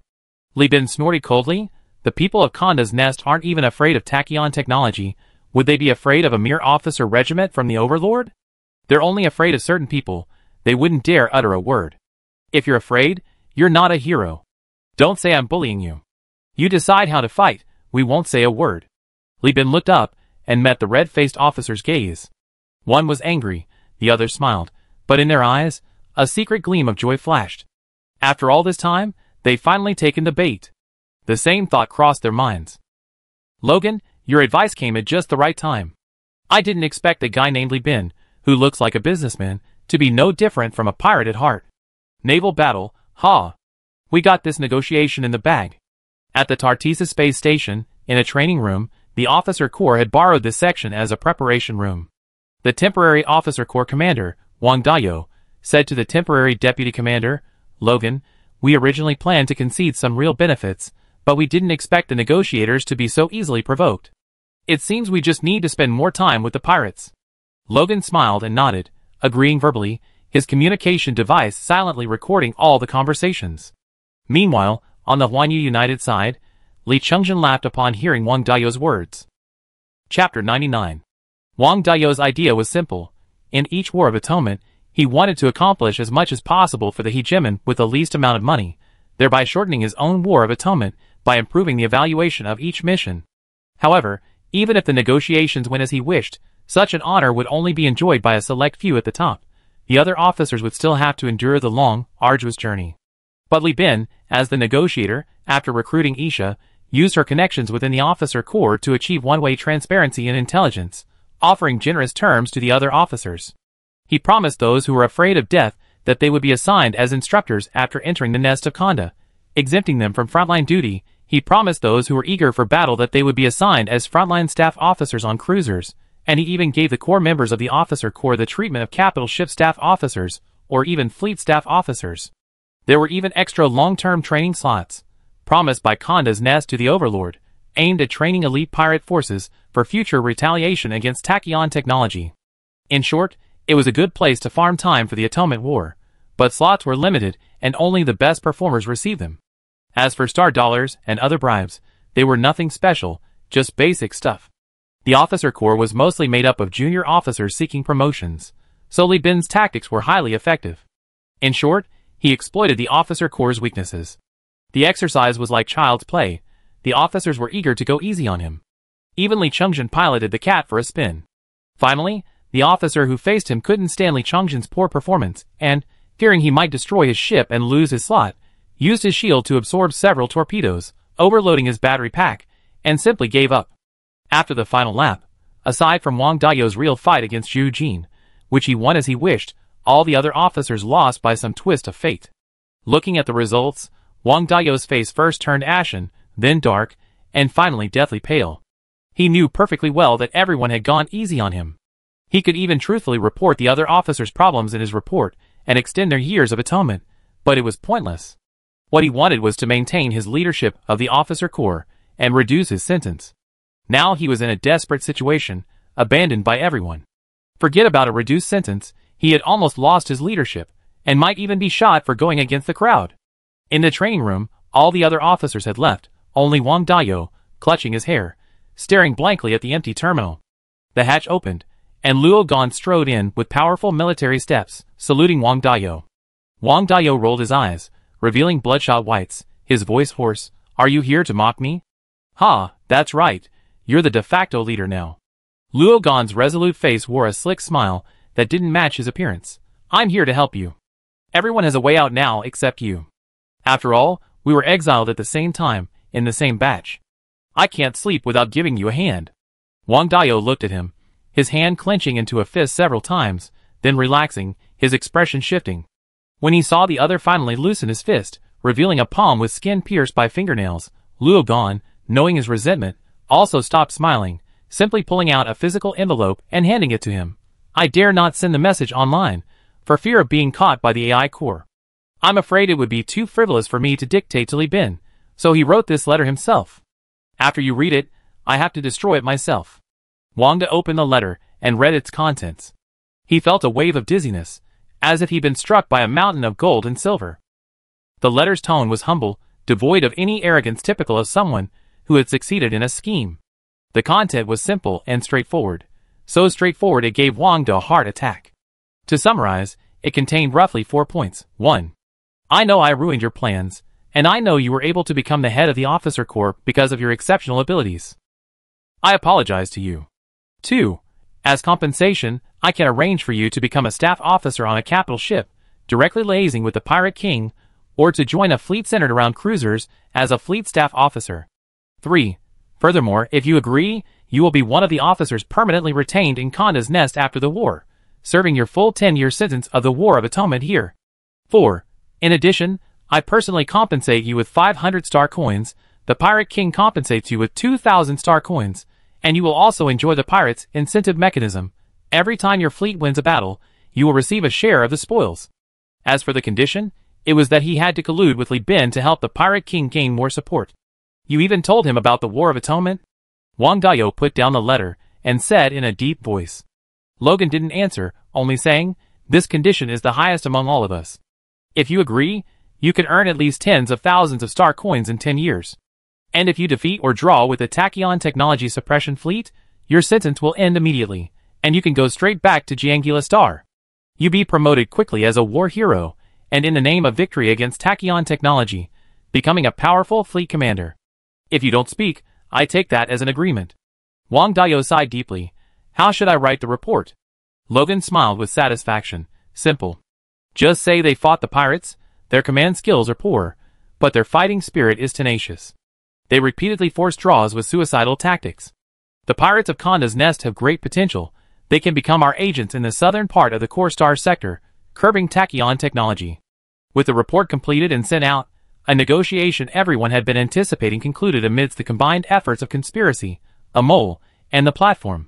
The officer corps, having been secretly sent by the Overlord to support the pirates, kept a low profile, arriving with the Overlord's trade fleet. Now that the negotiations were complete, they were to return to the mag system aboard Li Bin's ship. Li Bin, however, spent an extra day selling the hydroponic farm and other goods from the Lud Church, purchasing large quantities of food and supplies, repairing ships, and handing over the destroyers Conda had bought for him. When the fleet returned to the hyperspace jump point in the mag system, they discovered that the pirate station there had vanished. As the suppression fleet approached, the other salvage companies and star pirates became increasingly rampant. The pirates, who had been holding out in the area, were now retreating, fearing a swift and decisive defeat by the tachyon technology fleet. The fleet entered the jump point, accelerating towards the Conda Nest. As it passed through the accretion disk surrounding the mag system, the probes detected a distress signal nearby. Li Shu raised her head and reported crisply, Captain, it's the Bellino family's salvage fleet. They're being pursued by a fleet from outside the system. Li Bin said, have them report the enemy's composition and affiliation. After a moment, Li Shu spoke again, it's an extra-system salvage fleet. The fleet consists of 3 destroyers and 12 frigates, including 10 combat ships, 3 destroyers and 7 frigates. Li Shu added, the Belial family's fleet consists of 5 combat ships, 1 destroyer, which is already damaged, and 4 escort ships. Now it's 3. As the report was presented, the fleet's specific composition was displayed on the projection. Li Bin looked at Isa, dressed in a fitted crew uniform, and wearing a golden eagle on the Earth badge, in front of the projection. The Bellino family has a deep friendship with the company. If we station the officer corps on the company's various combat ships, can we handle them without disrupting the transport mission? Li Bin had no doubt about the Overlord officer corps' command capabilities. His only concern was whether they could be sent back before the tachyon technology fleet arrived. Isa, acting as staff officer, bumped her heel and saluted Li Bin. I take command of the flagship, the 3-legged cat. Send officers to the other ships. Full speed ahead, engage the enemy in 3 hours, and complete the battle within 2 hours. Good. Li Bin nodded, opened the communication channel, and instructed Ralph to transfer officers, rescue the allies, and test the officers' combat capabilities. He then informed the entire fleet, adjust targets. All crew members on rest leave must return to their posts within 2 hours. Gentlemen, the flames of war are approaching. 19 allied ships, and 2 of Ralph's pirate ships traced a flat arc above the accretion disk, heading towards the Bellino family's salvage fleet. 2 fleets were in the distance, one fleeing, the other chasing, unable to escape. The 2 fleets rapidly approached, the communication channel filled with harsh insults and curses. The fleets flew towards each other. Targets that had previously required optical observation posts to discern were now clearly visible through the bridge windows. A glance at the distance projected on the screen revealed Wang Dao standing before the captain's throne, hands behind his back, fists clenched, cheeks bulging, legs spread wide. Li Bin had toyed with him, but also compensated him. His original plan had been replaced by a new one, but the frustration in his heart had nowhere to go. He yearned more than anyone for a fight to vent his anger. He was grateful to this fleet, allowing him to face the Pirate King with the utmost composure. After the countdown, he uttered the command, activate the drive field. The brand new destroyer delivered by the Church of Lud, the Theocracy-class heavy destroyer, its speed suddenly increased, brushing past the horrified Bellino fleet and plunging into the barrage of gunfire. The enemy salvage fleet's bridge immediately erupted with a series of mocking laughs on the public channel, but then the laughter abruptly cut off, like a duck being choked, with a distorted quack. The Theocracy-class heavy destroyer emerged from the flames, its hull ripped with fire lines, and its damaged armor relentlessly slammed into the enemy lines. Wang Dao tensed his muscles and roared with all his might, gunners, take your positions. Aim at the largest ship, fire. Chapter 100. In the Sky Dome battle system, the Divine Authority-class heavy destroyer led the charge. Coming out of the factory with heavy armor and equipped with an enhanced propulsion field, it underwent a ruthless and extreme safety overdrive modification by the Lud Church. The original force radiation system was converted into a propulsion system, giving this cumbersome ship a surprisingly high level of maneuverability compared to its short and stout frame. The trade-off was that its radiation energy could only be dissipated through its battery pack's built-in cooling system, making it easily paralyzed by waste heat in situations requiring shield protection. However, in Wang Dao's eyes, unless facing a massive enemy attack simultaneously or a direct confrontation with a cruiser, this ship would never be driven to the brink of destruction. Heavy armor, brute force, and a dense, formidable battle line are synonymous with the Overlord fleet in the Persis. All students at the Overlord War Command Academy, from theoretical classes to practical training and their assigned ships, are of this type. Wang Dao and his 3 other Overlord officers had piloted this Theocracy-class heavy destroyer hundreds of times in the simulator. Focus fire. Focus fire on that fat ship. The captain of one of the opposing ships was clearly taken aback by Wang Dao's aggressive steering skills, forgetting to switch command channels. Following the captain's command, a gunboat converted from a Buffalo and the enemy fleet launched all its missiles and torpedoes. He sneered, "Fool, this ship is a military vessel, a genuine frontline ship of the Church of Lud. Its armor is thicker than you can imagine." With that, he pulled the rudder with both hands. As he maneuvered, the Divine Authority class slowly raised its hull. The large collision warning on the projection screen quickly disappeared.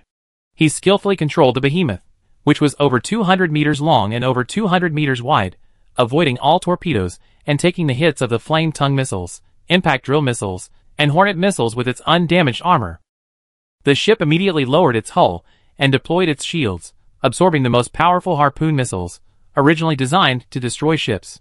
The violent explosion rocked the bridge violently, accompanied by flashing red warning lights and bells, and a flurry of sparks. The crew, experiencing such intense combat for the first time, wore expressions of panic, as if they were about to die. But Wang Di used magnetic boots to firmly attach himself to the throne, remaining perfectly still despite the ship's violent movements. Another officer on the bridge immediately pulled out a yellow warning pistol and pulled the trigger.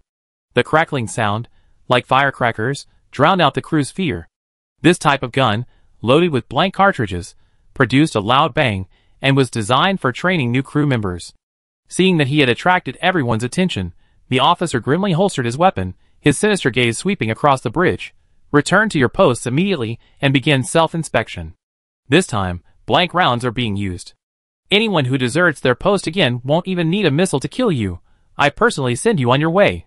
The chaotic bridge quickly regained order. Although the reports were somewhat hesitant due to nervousness, as the damage to the ship was tallied, everyone was astonished to find that while the ship appeared completely wrecked, even one of the weapon bays was blown apart, the hull itself was undamaged. In other words, it only looked terrible, it was actually just a minor scratch. While this officer, acting as the first mate, was managing to maintain order, Wang Dao had already controlled the Divine Authority class ship to slowly retreat. He had used the explosion to dissipate excess kinetic energy, switching the engines to reverse mode beforehand, and was now towing the enemy ship towards them. Meanwhile, the other officers also maneuvered their ships into formation to engage the enemy. The 3-legged cat followed behind the Wolf class and Fighter class ships. On the bridge, Logan focused on deploying the ship's carrier modules. Target locked, 44, 12, 27, Conqueror class frigate, hull number invincible, release carrier-based aircraft. ISA, using Logan's identification code, controlled the other ships, simultaneously planning support for the Divine Authority class and assigning battle orders. Originally, the fleet command position should have gone to Wang Dao, but he was still resentful and only wanted to vent his anger, so he handed it over to Logan. Li Bin happily agreed and assigned the top-ranked officer of his cohort to take over. The enemy destroyers are Buffalo-class gunboats, X-2, Vulture-class aircraft carriers, X-1, and among the frigates, there are Shepherd-class, X-3, Conqueror-class, X-2, and Hound-class, X-2. The enemy fleet has more flight decks than ours, but ours are of higher quality. Don't get entangled with the enemy carrier-based aircraft. Prioritize destroying the enemy frigates. There's a ship hidden behind the enemy fleet. I need to see its class and hull number. Tear their battle line apart. The Claymore heavy fighter roared into the air, and the enemy aircraft also launched their attacks in an attempt to intercept. However, the enemy fleet's Shepherd-class drone supply ship could only launch its own Hive drones. These drones were originally designed to replace manpower for intership material transfer and resupply, and their only weapon was a drilling laser cannon, an engineering tool designed for mining and temporary welding. This thing could actually damage ships and carrier-based aircraft, But it took time. ISA, of course, wouldn't give them that time. The enemy fleet's 3 Shepherd ships launched 3 squadrons of Nether Bees. The 3-legged Cat, Fighter class, and Wolf class ships immediately opened fire, with small arms firing drilling laser cannons, pulse laser cannons, and small particle cannons. Combined with the 3-legged Cat's anti-aircraft light machine guns, the seemingly formidable 3 squadrons were quickly decimated. Jeffrey, secretly recording everything with his terminal in hand, turned his head and whispered to Li Bin, "Looks like we were lucky to be poor. Light machine guns are good against ships, but they're useful against these drones." Li Bin rolled his eyes. "Watch closely and learn well. I'd rather be rich enough to waste firepower than be poor enough to carefully calculate and gamble on the other side sending drones."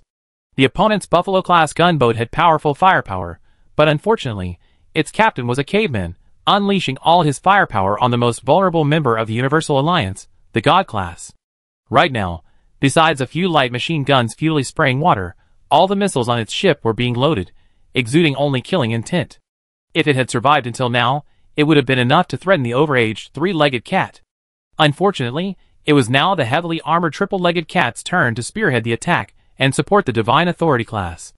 The Wild Wolf and Fighter, along with Kitty Cats 1 and 2, Hyma class, scattered to the left and right, while the Rusty Cat, Centurion, leaped directly onto the top of the fleet, its 6 shortbow automatic cannons unleashing a barrage of fire from above, creating a death zone of fire alongside the main fleet at lower levels. The Vulture-class carrier, lagging behind the enemy ships, hastily launched its Drow Ranger attack interceptors, boasting powerful firepower but fragile bodies. When they arrived on the battlefield, this death zone of fire forced the squadron to deter, then hide behind the battle line. The Hairless Cat, Barber class, concealed among a group of Stray Cat, Vagabond class, transport ships, took advantage of the chaos to fly out, creating an opening in the death zone for the Hairless Cat to pass. Using the triple-legged Cat as cover, the Hairless Cat flew close to the flagship, directly beneath it, and launched its hammer torpedoes simultaneously with the flagship. This was a rather insidious tactic. The enemy ships detected the torpedo launch and immediately switched to anti-aircraft guns to intercept it. However, after destroying the torpedoes launched by the 3-legged Cat, they were shocked to find that the alarm hadn't been lifted. Instead, the alarms were growing increasingly shrill. The captain, realizing what was happening, checked the sky battle system and screamed, "There's more! More torpedoes! There's another ship below the Andromeda class! Anti-aircraft guns! Interceptors! Stop it!" Chapter 101. Under their boss's command, the previously deterred Dracula Interceptor Squadron turned back. Officers in the Wolf class and Fighter class ships seized the opportunity, abandoning the construction of a fire network and instead targeting the interceptor squadrons. Thus, the torpedoes, which should have been easily destroyed by anti-aircraft guns, instead wiped out 2.5 squadrons on another battlefield, leaving only half a squadron to flee back to the deck of the Vulture-class destroyer with its tail between its legs. Meanwhile, news of victory arrived. The Claymore Squadron, at the cost of 2 fighters, had, together with the triple-legged Cat, destroyed the Conqueror-class frigate with the hull number invincible. Through this brief engagement, ISA realized that the enemy fleet command was unable to handle multi-point harassment. Therefore, she adjusted her strategy, abandoning the concentrated breakthrough tactic and dispersing the fleet, deliberately exposing the auxiliary fleet protected only by Ralph's 2 pirate ships, while simultaneously harassing and attacking multiple enemy ships. She sternly warned the other officers in the fleet, "Torpedoes and missiles will be launched under my command. Private firing is strictly prohibited." The officers responded in unison. At the same time, the enemy's Buffalo-class gunboats, having completed reloading, arrived at the battlefield. Wang Dayo's Theocracy class also completed its firing spread, forming a goose-shaped formation with a 3-legged Cat on either side. As the battle line took shape, both sides exchanged fire, cautiously unwilling to change formation easily. The situation became rather dull for a moment. ISA even had time to explain to Li Bin, "Based on our assessment, the opposing fleet commander isn't a hired hand, it's their boss himself. This person risked entering the MAG system for profit. He needs to seize time, and can't stand a war of attrition waiting for an opportunity, much less losses. Look! He's launched another round of missiles and torpedoes, 1 round on the left, 1 round on the right, afraid that concentrating fire on one side will cause the other to be blown up."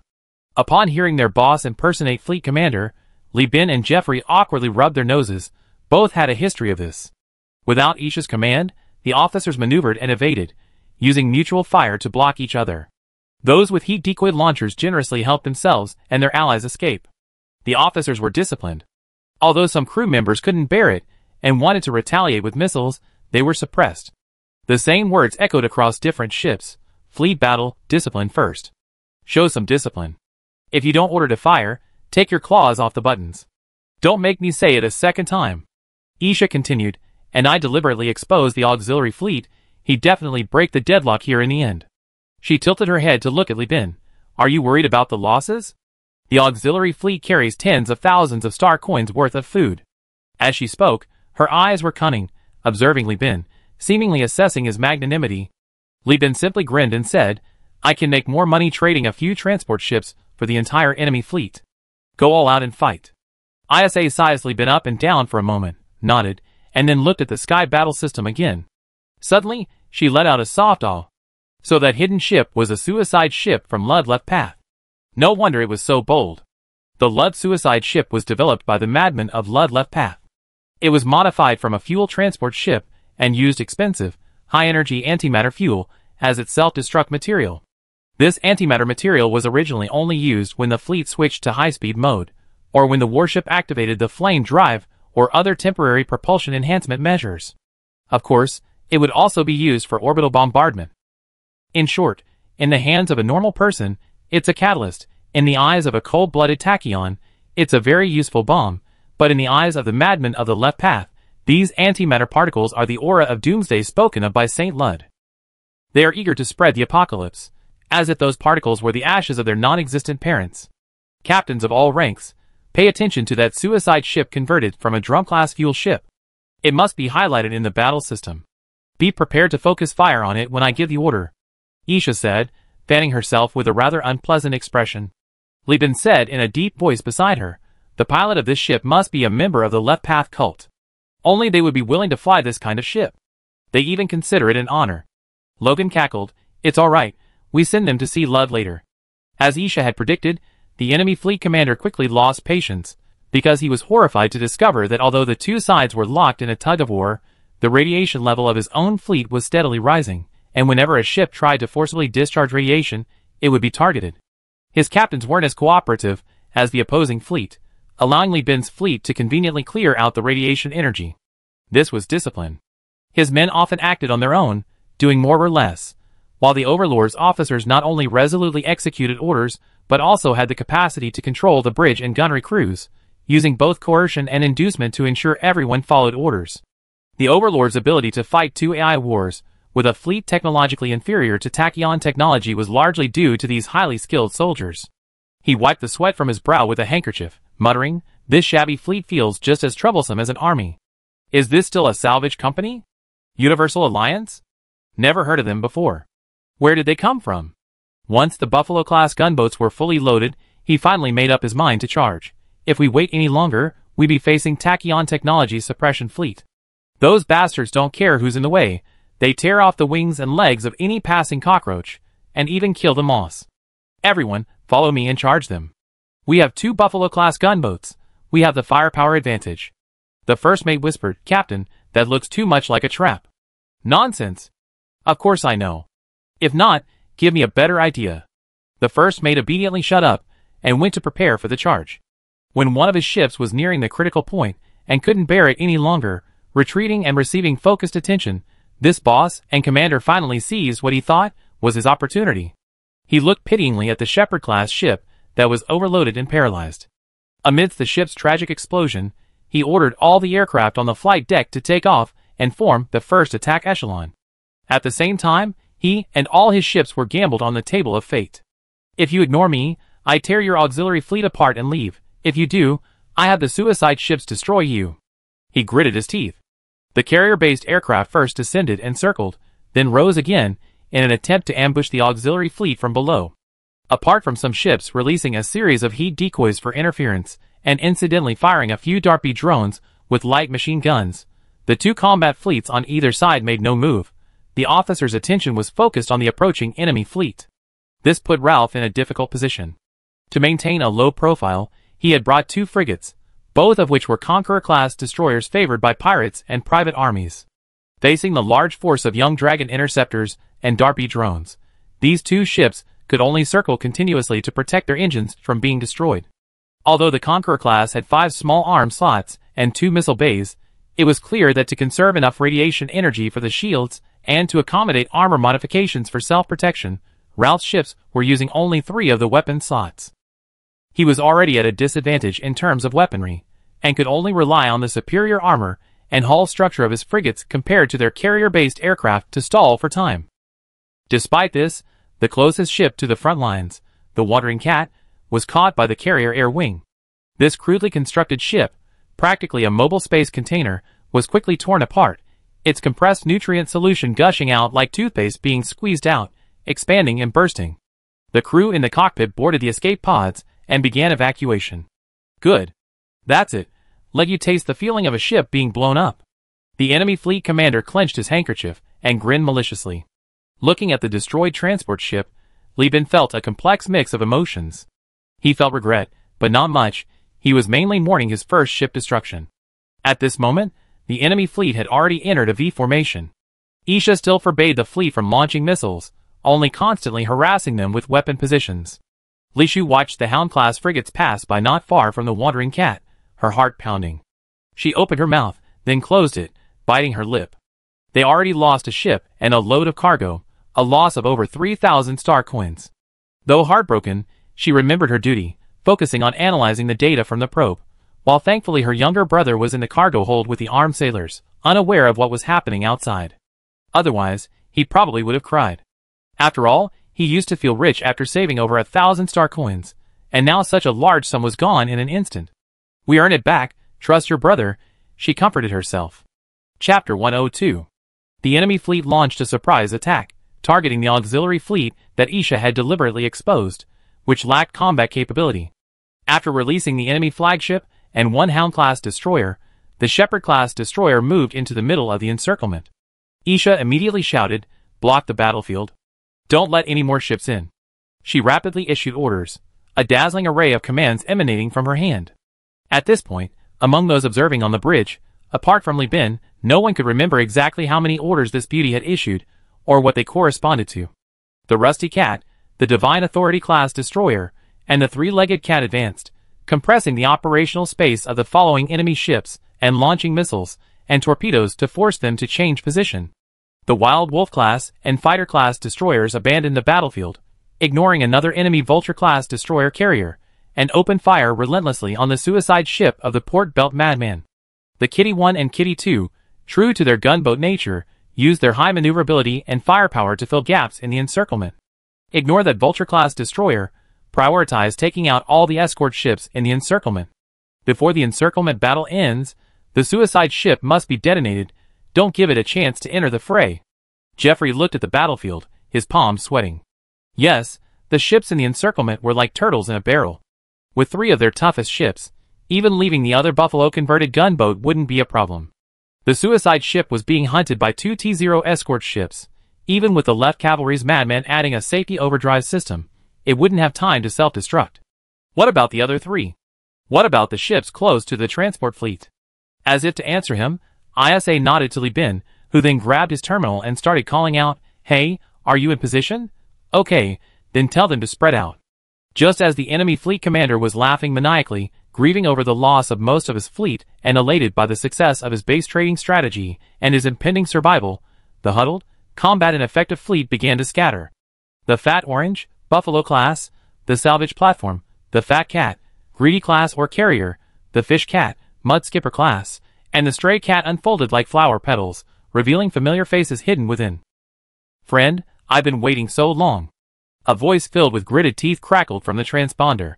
An hour ago, it had been a wail of agony, but now, only boundless rage remained. It was the Bellino family's salvage fleet. After separating from Li Bin's fleet, they circled around, following ISA's command to stealthily navigate and hide at the rear. Li Bin already had many transport ships, and with the Bellino family's transport and salvage ships mixed together, the enemy fleet could only see a cluster of signals from afar, concealing their warships. Furthermore, the fleet commander, who also served as the boss, was already overwhelmed with dealing with the battle plan devised by ISA, so their infiltration plan succeeded easily. After lying in wait, they finally caught this big fat fish. Let's have a good chat. If you manage to escape today, I kneel down and call you my ancestor. A furious curse, a chilling sneer, missiles raining down like stars, high-speed missile belts, low-speed torpedoes. Explosions, sparks, flashing shields, wreckage, death, space debris. The Bellino family swore they wouldn't let a single enemy ship escape, while the enemy fleet commander gritted his teeth, filled with regret, desperately seeking a way out. In a violent shockwave, all the ships rocked violently. The massive tremor stemmed from the explosion of the Ludwig suicide ship. Optical observation posts had spotted the catastrophic detonation beforehand, but the enemy fleet commander, focused solely on survival, paid no attention. The Wolf and Fighter, having completed their mission, slowly approached the Vulture-class destroyer, carefully adjusting their sights to lock onto the enemy's weapon positions and carrier deck, aiming to destroy any means of resistance. Jeffrey, seeing this clearly, nudged Li Bin with his elbow. "Captain, this girl's really something. You lost a frigate, and she's already earned a destroyer in return." Li Bin, his face stiff, said, "Watch closely, learn carefully. This is war, don't mess around," but his trembling lips betrayed his emotions. Wang De, seeing the number of ships in the encirclement dwindling, changed course and attacked the Buffalo-converted gunboat from behind. The Shepherd-class heavy destroyer has a significant advantage over ships like the Hound-class. The former is a heavy military vessel, equipped with 4 medium-sized live-fire weapons. The H-88 anti-ship guns from FSF Military Company, which have been purchased at great expense. This giant company only produces live-fire weapons and is considered the king of live-fire weapons. These guns fire projectiles that are vaporized into plasma, requiring the jettisoning of a solid heat-storing medium after each shot to cool the barrel. Civilian ships and armed merchant vessels would be easily penetrated by these guns in just a few volleys. In addition, the ship is equipped with high-speed strikers, whose hard uranium alloy blocks also cause considerable damage to enemy ship shields. In short, these weapons, which Li Bin dared not even look at or buy when he was penniless, have been transformed into combat power after the massive looting from the Tachyon Technology Space Station and the abundant supplies from the Luddite Church's market. With the addition of Isha, the top-ranking officer of his class, Li Bin finally lived up to Jeffrey's boast of a main force configuration. Wang De had initially intended to destroy the 2 escort ships blocking his path in one fell swoop, but after receiving Isha's message, he hesitated and instead activated his shields, forcefully rocking his ship to push the 2 heavily damaged vessels aside, while simultaneously warning, "You can live if you don't fire, but if you do, you die with the flagship." Unsurprisingly, under the pincer attack of the Bellino family and the Divine Authority-class ships, even with its formidable firepower, the Buffalo-modified gunboat, with its civilian hull, couldn't withstand the onslaught and was ultimately reduced to wreckage in the venting of the 2 groups' fury. Jeffrey pinched his thigh hard, muttering, "It's all right, we can still salvage it, there's a chance to repair it." Li Bin patted the first mate's shoulder. "Don't even think about it. That anti-ship gun fired over a dozen rounds, the keel is broken, plus the torpedoes and missiles from other ships. The cost of repairing it would be enough to buy 2 ships." Seeing their captain and commander killed in action, the Vulture-class carrier, unable to bear the constant humiliation, was the first to raise the white flag, followed by the escort ships in the encirclement. ISA strode up to Li Bin in full view of everyone, snapped to attention, and saluted, reporting, "Captain, the planned time was 1 hour, the actual time was 55 minutes and 47 seconds. We estimated that we captured 2 destroyers and 7 frigates. All the destroyers were combat ships, 3 of the frigates were combat ships, and the other 4 were civilian vessels. In this battle, our fleet's flagship, the 3-legged cat, the rusty cat, and the kitty cat 2 were slightly damaged.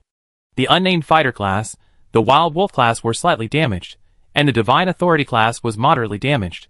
We also lost the stray cat 3, 5, and 6. 8 were killed, 5 were seriously wounded, and 33 were slightly wounded."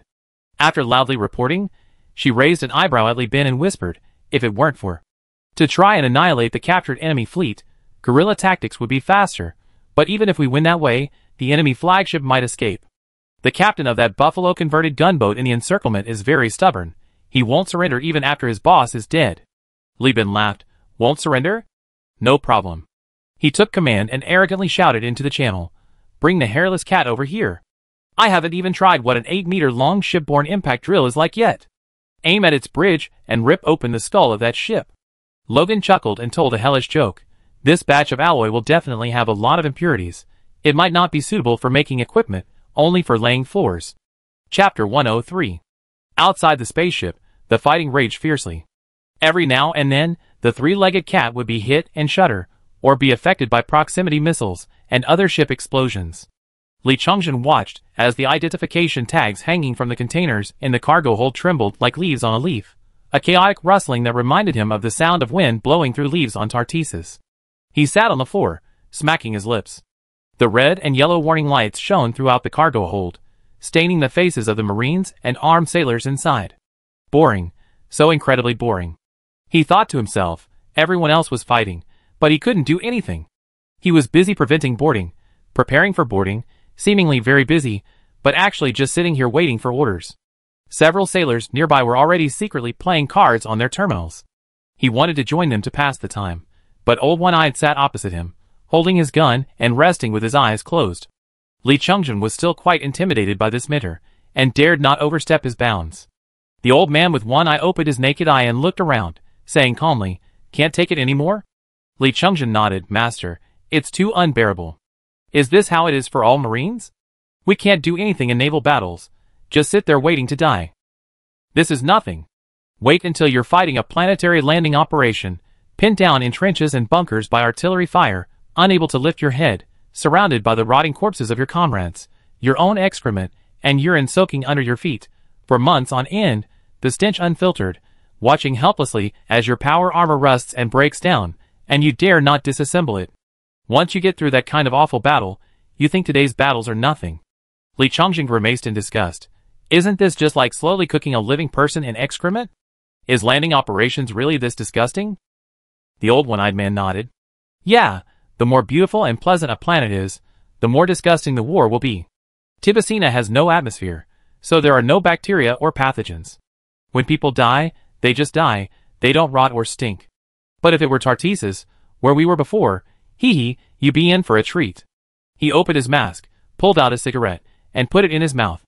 Li Chongjin, being illiterate, didn't quite understand why fighting on a more comfortable planet was more unpleasant, but he chose to believe his master. So, for the first time, he felt a strange aversion to war. It's a shame such a fragrant planet would stink. "If we ever fight on a planet like this, I suggest orbital bombardment, brother. That's faster, avoids a messy war, and I won't have to smell the stench." Hearing this, the old one-eyed man's hand holding the cigarette trembled slightly. He thought to himself, what kind of disciple did I take on? He's probably a disciple of tachyon technology. Just as Li Chongjin had adjusted to the turbulence, even feeling somewhat comfortable in his hammock-like state, a metallic clanging sound rang in his ears. He abruptly opened his eyes, his hand sliding down to grab the chainsaw sword. Only when he saw that it was Old One-Eyed slamming his prosthetic arm against the floor, did he snap back to reality. The naval battle is over. "The captain told us to prepare to take over the surrendered ships," Old One-Eyed said, capping the plastic bottle filled with cigarette butts and kicking his apprentice. "Get to work. Lots of work today, kid, don't die." By the time the armed sailors began to move, the fleets of Ralph and the Bellino family had already left the battlefield. One was to lead the surviving fleet back for rest, the other to lead the officer corps to report back. Li Bin's mission as the negotiator had ended long before Wang Dayo finished reporting to the overlord and finalizing the contract. Now, he needed to tally the revenue. Jeffrey was summarizing the engineering team's salvage progress on the bridge, clicking his tongue as he looked. He even tried to imitate the Luddite priest by licking his finger to turn the pages. Unfortunately, the Luddite priest was turning physical pages, while he was turning projected ones. The saliva was dragged out of his mouth by his finger, not reaching the intended spot to wipe it away. It just lingered outside before being poked back into his mouth. He looked like a complete idiot. Li Bin shook his head, waiting for his brother to lead the team to clear the ship by ship. In the meantime, he stood at the observation window on the bridge, watching with his sister and other key company personnel witness the rare sight of impact drills opening cans. Frankly, dismantling the bridge directly was a bit wasteful. Repairing it would cost several hundred star coins. However, seeing the key personnel and crew enjoying themselves, and finding it enjoyable himself, he didn't bother with the detailed calculations. Li Shu pointed to the neatly cut metal sheets from the impact drill, and said to Li Bin, "Brother, look, it's like peeling fruit." The stubborn captain was quickly killed by the impact drill. His boss was dead, and he stubbornly refused to surrender, but the other crew members on the bridge knew that Li Bin had given them a way out. So the crew fled the bridge, physically locking the passageways, leaving this loyal subject to die with his boss. Once the impact drill had leveled the bridge, the ship surrendered. Thus, the projected list no longer showed any enemy ships marked in red. In this battle, 5 warships were captured, 1 Vulture class, 1 Buffalo converted gunboat, 2 Shepherd class, and 1 Hound class. 4 auxiliary vessels were also captured, 2 Pirate class transport ships, and 2 Drum class fuel transport ships. Not only did they compensate for the loss of their own transport ships, but they also salvaged 2 fuel transport ships. These ships, dedicated to carrying spacecraft fuel, have a fuel tank capable of storing antimatter, providing an antimatter supply for the fleet to maintain high-speed navigation for extended periods. These are essential spacecraft for deep space travel and exploration beyond the core star system. Li Bin had been eyeing them for a long time, but previously either he didn't have the money to buy them, or even after he had the money, he found too many expensive projects and couldn't spare the extra funds. Now, by sheer coincidence, someone had delivered them right to his doorstep.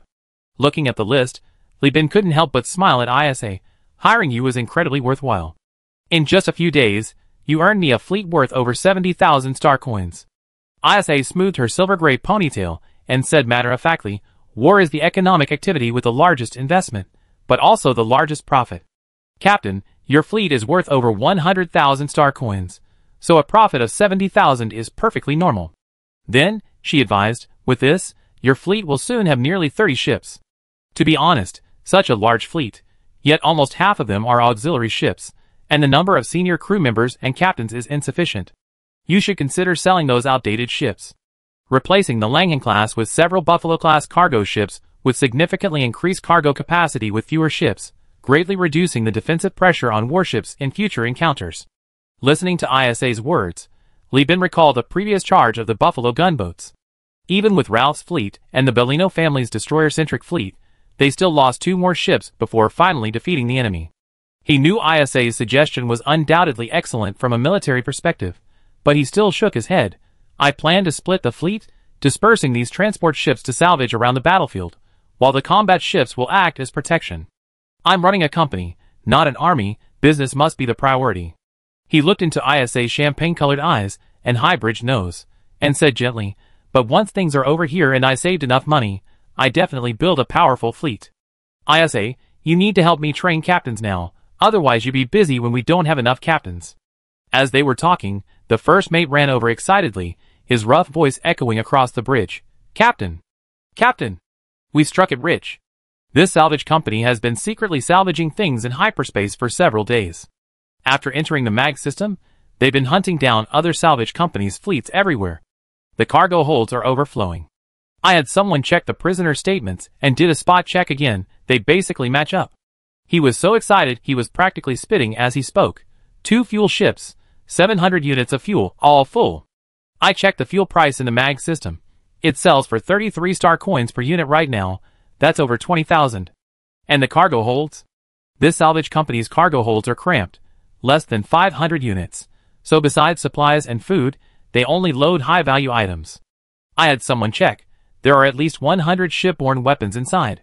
Our scouts even found a Thor cannon. That's something only large weapon bays can hold, and one costs 6,000 star coins at the factory. He rambled on and on, while ISA, who hadn't been interested in any of this initially, started rubbing her chin as she listened. Because she suddenly realized something. The Universal Union wasn't a military, all the spoils of war belonged to the company, and there was no possibility of them being handed over further. Li Bin had told her that the salvage company he joined only limited the salvage profits. The spoils from captured ships belonged directly to him. However, if an enemy ship was destroyed and then salvaged, the Universal Alliance would only receive 10% of the profits. Next was the contract she had signed. Besides her basic salary, she also had shares and would receive annual dividends. In other words, the more ships her fleet captured, the more the company earned, and the less it had to hand over, and the more she earned. Thinking about the profits from this operation and calculating her share, even Isha, with her background as a powerful figure, couldn't help but feel her nostrils flare and her breathing become heavy. This money seemed to have come far too easily. Chapter 104.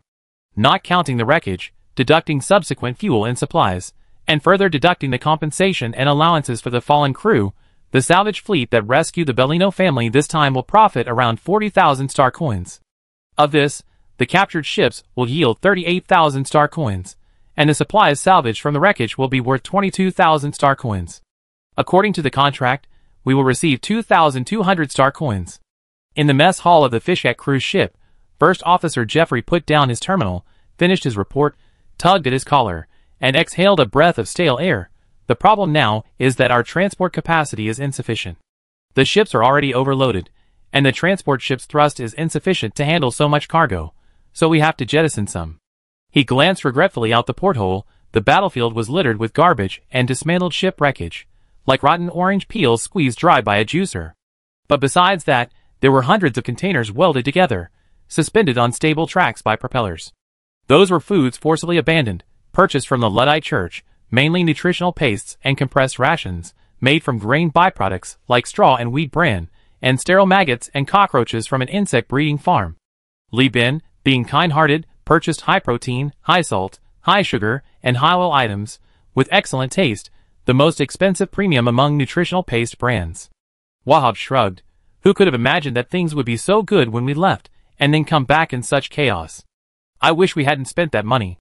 Isha, clutching her beverage bag and sipping her fermented rice, said, "There's nothing to regret. The Bellino family will be sending a new salvage fleet to recover their ships, and the bodies of their fallen soldiers, right? They already agreed to take these containers with them." Drinking was forbidden on board, especially for key personnel, so the mess hall only served fermented rice wine to moisten the palate. Jeffrey shook his head painfully. "You can't say that. Now that the hyperspace isn't guarded by pirates, other salvage companies have come in.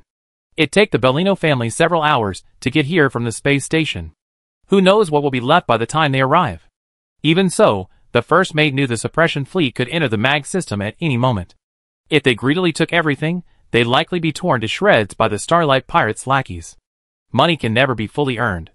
"We must be cautious until the goods are converted into cash," Li Bin said, putting down his plate. "This time, the fleet is docked in New Magnolias. During the rest period, we replenish the crew promised by the Pirate King and get reimbursed through the Conda's Nest office. Then, we recruit an additional 500 crew members, half Elf and half Lloyd. The Elf Factory District and the Lloyd Settlement in New Magnolias are the main recruitment locations for the Universal Alliance. Li Bin enjoys immense prestige in both places, especially in the Factory District, where his name even surpasses that of the factory owners among the workers.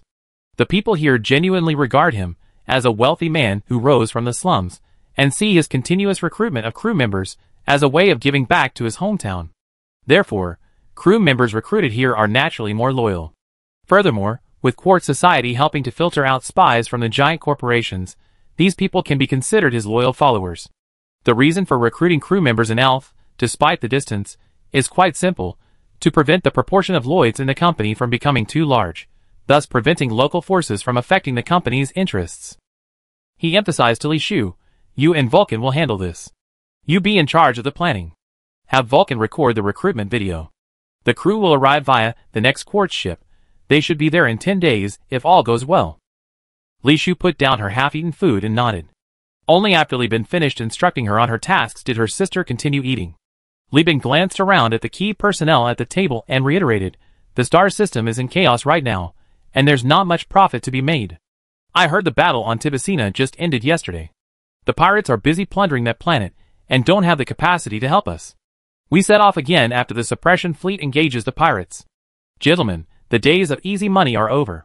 From now on, we not only face giant corporations, but also all sorts of shady characters, risk-taking salvage fleets, spies from various factions, and other pirates from other places trying their luck, who will disobey Conda's orders. The company's fleet structure will need to be adjusted in the future. We can't all be huddled together anymore. I plan to temporarily divide the fleet into 3 parts. The first part will be combat ships, responsible only for escort and protection, led by me, with ISA as staff officer. The second part will be operational ships, responsible only for salvage and dismantling, commanded by Zhu Jin, with Vulcan as engineering commander. The third part will be a transport fleet, responsible for providing supplies, fuel, and transferring cargo. Everyone's heart skipped a beat.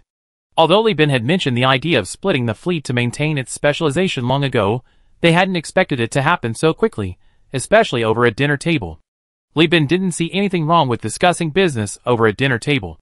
Yin had a long-standing tradition of discussing business over drinks. He continued to outline the specific composition of the three fleets: the Theocracy-class heavy destroyers, the three-legged cat, the Rusty Cat, the Buffalo-modified gunboats, the Vulture-class, two Cat-class ships, the Fighter-class, the Wild Wolf-class, and the shuttle belonging to the combat fleet, a total of 4 destroyers, 5 frigates, and 1 shuttle. The following ships belong to the salvage fleet: Fat Cat, greedy mining ship, Shepherd-class, 2 ships, Hound-class armed merchant ships, a salvage platform, Fish Cat, 2 starships, and Scalpless Cat, Barber-class. This fleet comprises 6 frigates and 1 destroyer. The salvage platform is destroyer-sized, but only capable of operations. The following ships belong to the transport fleet: Fat Orange, Buffalo-class cargo ship, Stray Cat, 5 ships, and Drum Fuel ship, 2 ships. This fleet comprises 7 frigates and 1 destroyer. After assigning tasks, Li Bin looked at Zhu Jin, who had been rather unnoticed, and said, "The salvage fleet demands the most comprehensive skills from its commander. You need to be able to operate the fleet and assess the enemy situation. You can assign the specific operational tasks to Vulcan. He's very skilled in that area. But as the fleet commander, you can't take on every battle. Are you prepared to flee, avoid combat, and wait for rescue?" Zhu Jin glanced around. Bahab and Jeffrey were both looking at him with unwavering certainty. All the captains knew Zhu Jin was a naval warfare fanatic, the most promising candidate to become a professional officer, and the company's high hope. At the same time, he himself longed more than anyone to command a fleet and showcase his hard-earned skills. He clenched his fist, his voice choked with emotion, and said, "The captain's trust is beyond repayment. As long as I live, this fleet will survive, even if I die." "Hey! On such a prosperous day, we shouldn't talk about anything unlucky, we should say auspicious things." Jeffrey interrupted Zhu Jin, raising his cup of fermented rice wine. "Commander Zhu Jin, let's have a drink." The dismantling of the fleet and the restructuring of the company were no easy tasks. It wasn't until 3 days after the fleet docked that Li Bin had sorted everything out. The crew members proceeded to the training facility one by one for instruction, while ISA continued to organize naval combat skills training for the company's key personnel on the bridge. Li Bin, meanwhile, was busy in a meeting. In the conference room, representatives from the various families of New Magius, the representatives of the 2 governors of New Magius and Elphi, the representative of Conda, and members of Quartz Society were all gathered. Li Bin, as the initiator of the Monopoly project, reported on the profitability and situation. Summarizing the above information, Pangolin Salvage Company recovered loot worth 486,000 star coins at the Tibicina space station, and has currently recovered loot worth 564,000 star coins on Tibicina Star. It is expected that more than 300,000 star coins worth of loot will be recovered in the future. Regarding the funding pool, through various space stations, we provided ship sales, repairs, resupply, manpower, and consumer services, recovering 440,000 star coins. Additionally, sales through the Elphi space station, the Lud Church, and the Overlord's 3-way sales channels accounted for 87% of the total. That is to say, the current star coin pool amount is 1,353,500 star coins, with a profit margin of 170%. If unrecovered and unsold loot is included, the estimated total profit margin exceeds 200%. As Li Bin finished his report, a gust of wind swept through the windless conference room, a wind that made all the attendees take a deep breath.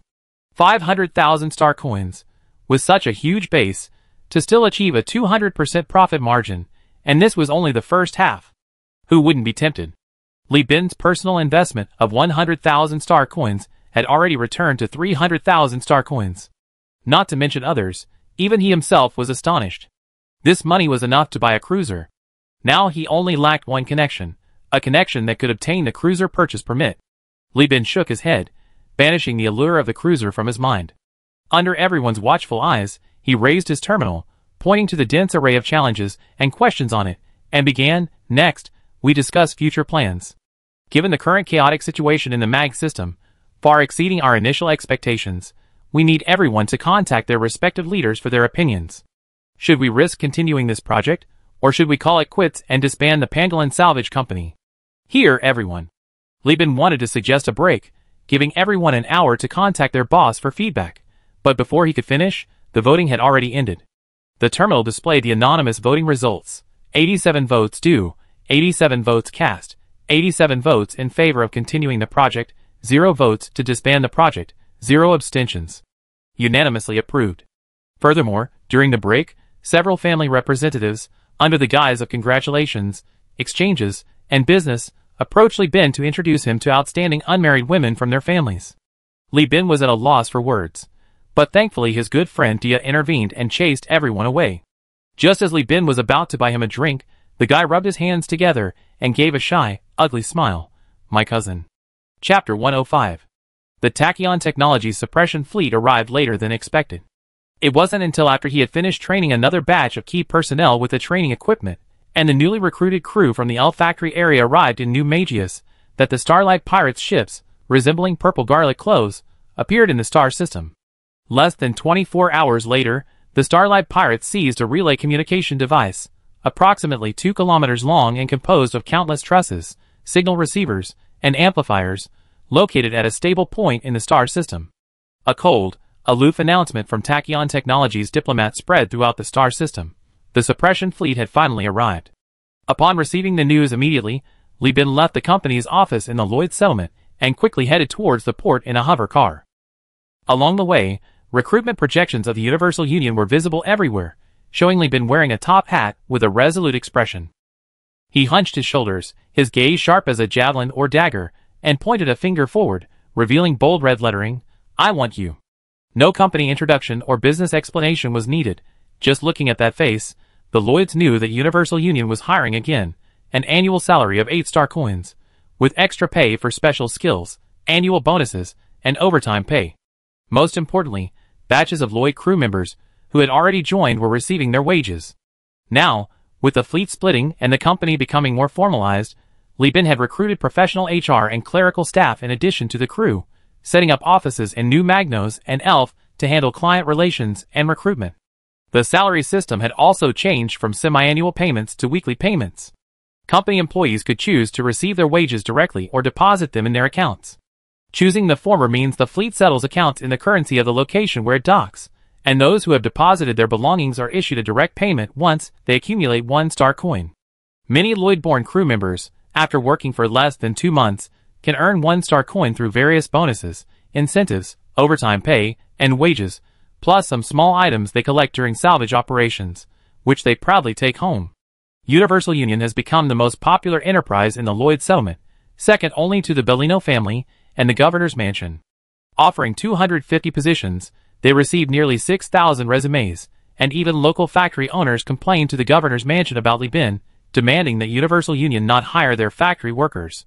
Now, Li Bin's personal terminal is overflowing with contact information, job seekers, agents, those seeking cooperation, those trying to extort money, and various other forces. As for those trying to extort money, he doesn't need to handle it personally, he only needs to send the information to Duya, and if the person is on the space station, the Bellino family's security will evaporate them within 3 hours.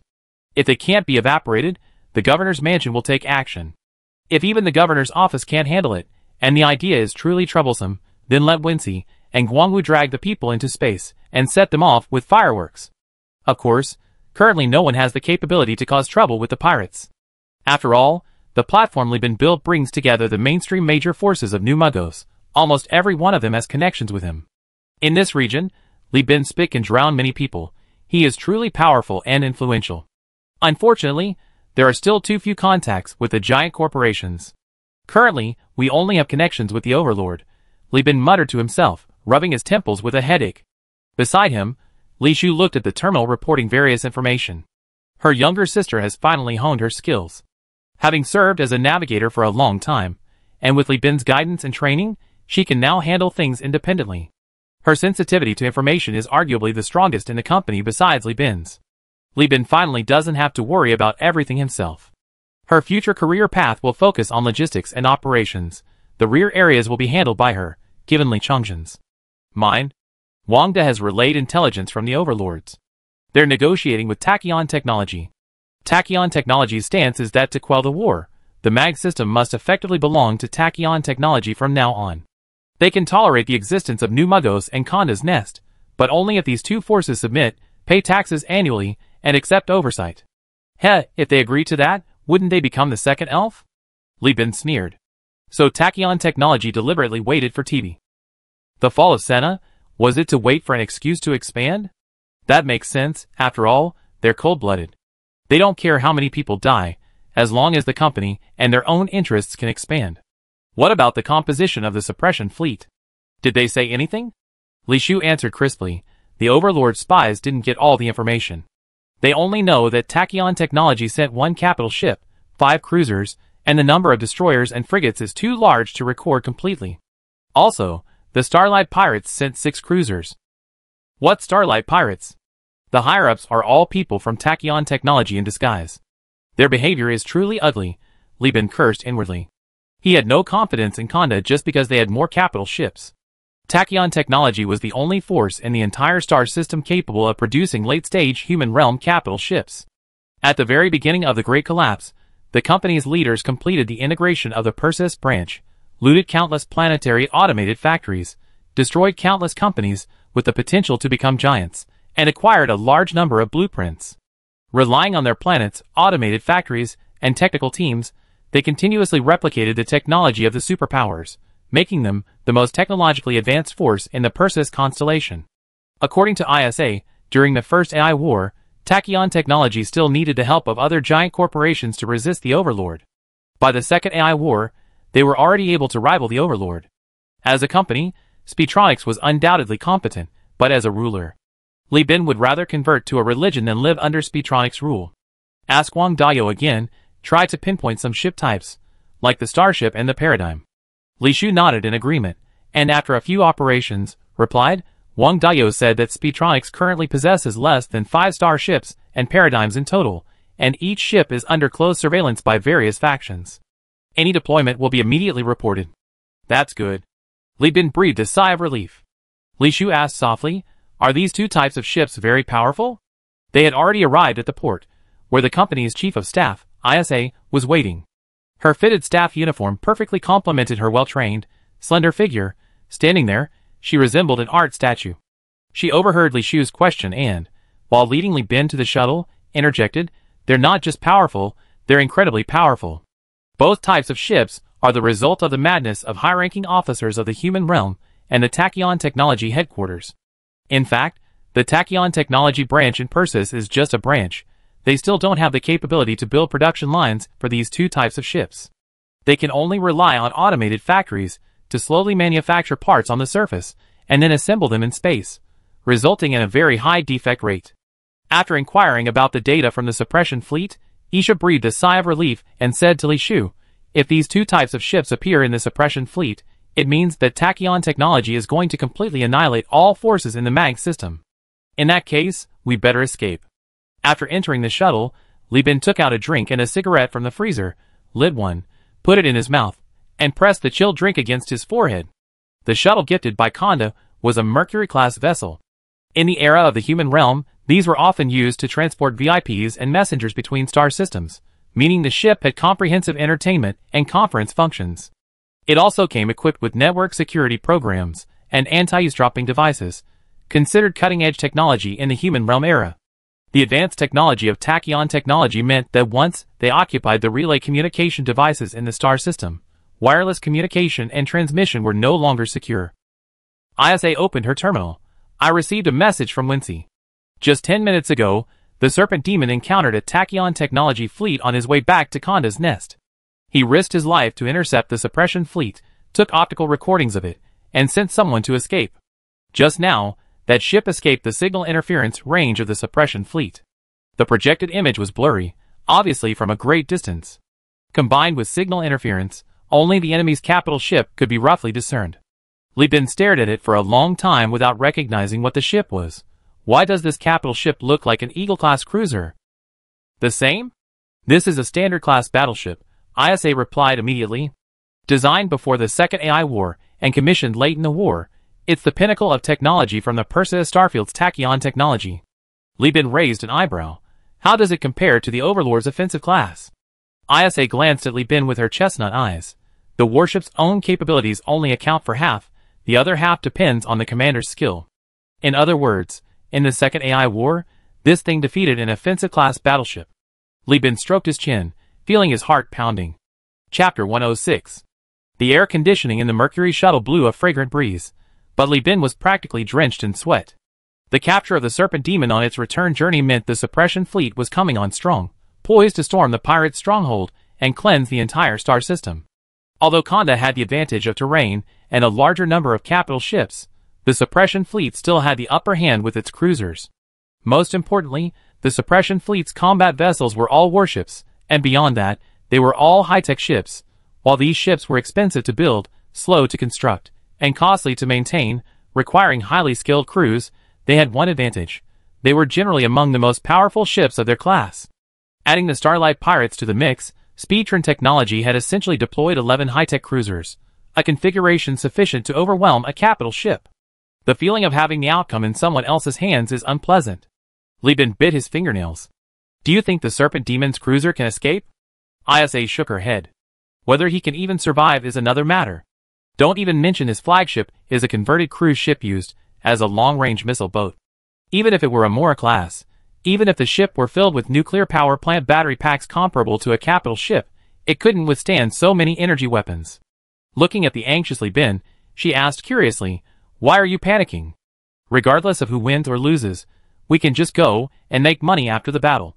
Business isn't like war, it's not that straightforward." Li Bin shook his head. "I need to roughly know when the war will end so I can arrive a little early, avoiding being affected too early and ending up with nothing if I arrive too late. Besides, I have so many connections among the pirates, wouldn't it be a waste if they all died? I'm just hoping Kanda holds out a bit, that the war lasts a long time, so I can make as much money as possible." Isa's face twitched at these words. "So your anxiety is about not making enough money? What else?" Li Bin replied matter-of-factly, then waved his hand. "Enough with the nonsense. Where's my brother? This job involves competing with other salvage companies, landing on the wreckage, and fighting regular soldiers. I need to get the armed sailors new gear." Isa tilted her head. "Him? I think the bosun took him to fight in underground boxing matches." Li Bin didn't react much, but Li Shu's eyes narrowed instantly upon hearing this. "Good. Beat him to death. Grab his basket, smash it." Outside the thumb-thick octagonal cage woven from alloy wire, layers upon layers of people filled the stands, men, women, and children clutching plastic tickets, shouting at the top of their lungs, their eyes red, raising their arms in support of the thugs they had bet on. Li Changzhen, shirtless, revealing his muscular physique, his hairy legs spread wide, loose trousers rolled up to his calves, sweat dripping down his cleavage, exuded a masculine tension that assaulted everyone's eyes, like a bull. Women and homosexuals stared, mesmerized, at the untouched, muscular lines that undulated like a caged dragon, their legs clenched tightly. Those who came here were inherently bloodthirsty, and had strange fetishes. Many were libertine pirates. Many of them were there for the bloody gladiatorial combat, their minds filled with dangerous and forbidden thoughts, something deeper than the alphabet. Li Changzhen, however, was oblivious to the intense, erotic gazes. He carried a pair of T-shaped crutches, one against his arm, the other with its long end protruding, casually circling the cage. In the center of the octagonal cage, a bald man with mechanical prosthetics for his arms, shoulders, and spine exhaled heavily, irritably circling in place as Li Changzhen spun around. As he clenched and unclenched his fist, the exposed metal gears and rods of his prosthetic limb rattled, revealing the terrifying power accumulating within. Anyone attempting to use joint locks on those prosthetics would have their skin torn by the rotating parts. In the stands, Old One-Eyed, puffing on a cigarette, sat beside the arena owner, complaining, "My goodness, stop this nonsense. It was supposed to be just once, but your apprentices come 3 times already, each time fighting a full 12 matches. No matter how many people I have here, I can't take this kind of abuse." "Boss, you can't say that. Everyone knows your arena has plenty of skilled pirates making extra money. I'm showing my apprentice the ropes, and you're making a good profit too. It's a win-win situation." The owner's face, already grimacing, scrunched up even more. The group, looking like a bitter gourd, said, "Don't say that. I earn my money through hard work. What I need is plenty of fighters and customers. Your apprentice signs death contracts every time he fights, so the other pirates don't dare come anymore. Without fighters, where will my place get customers? Now only the reigning champion, King Kong Tiger, is left." While they were talking, the bald King Kong Tiger couldn't stand the atmosphere any longer. He spread his arms, which mechanically transformed, unleashing several rapidly spinning gears. He lunged forward, ready to deliver a powerful grappling hook to the challenger. If this hook was solid, it would tear apart skin, flesh, and even internal organs, Li Changzhen took a step forward, stomping on King Kong Tiger's arm. His magnetic boot was instantly caught by the spinning gears. He swayed his waist, using a clever trick to loosen the magnetic boot. Using the magnetic boot as leverage on King Kong Tiger's arm, he leaped up, easily dodging King Kong Tiger's grab towards his waist and abdomen. He twisted his body, flicked the long end of his T-shaped crutch out with his wrist, and was about to smash the head of the golden tiger that had come to him. The Vajra tiger's alloy spine jolted, forcefully lifting its body, its hands crossed to protect its head, elbows thrust forward, ready to kill Li Changzhen. Seeing this, Li Changzhen's mind went blank. His body reacted automatically, releasing his hands as the T-shaped crutch struck the prosthetic arm. His torso spun again, pressing his body against the octagonal cage. With a powerful leap, he whipped his leg across the Vajra tiger's neck from the side. Landing, Li Changzhen clutched his swollen bare foot, wincing in pain. The Vajra tiger, struck by the whip kick, turned around, its left eye bloodshot and crimson. It uttered, "I was only focused on the weapon," before a few drops of blood seeped from the joint between its neck, spine, prosthetic arm, and flesh. A spark crackled from its spine, and it immediately lost consciousness. Old One-Eye lit a new cigarette, saw his apprentice had kicked a prosthetic arm so hard it was broken, and nodded. "Not bad, you're ready to graduate." This match, which had been brewing for a long time, was ultimately decided in just a few rounds.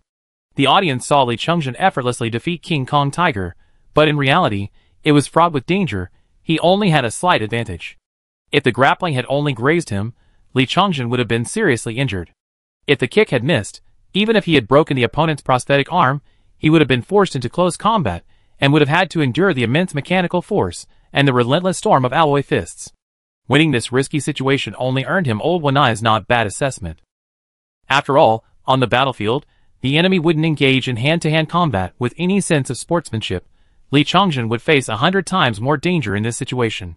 Seeing the Old One-Eyed Man finally speak and announce that Li Changzhen had finally finished his training, the boss was so moved that he clasped his hands together and bowed several times, thanking his living father for finally freeing him from torture. He then hurriedly grabbed the microphone and shouted, 36 consecutive wins. Let's congratulate Devil Muscle Man on taking the title of King of the Arena this year. Roar! The entire arena cheered, interspersed with strange shouts like Muscle Man. Accept my manly love. Li Changzhen showed no self-consciousness about winning the King of the Arena title.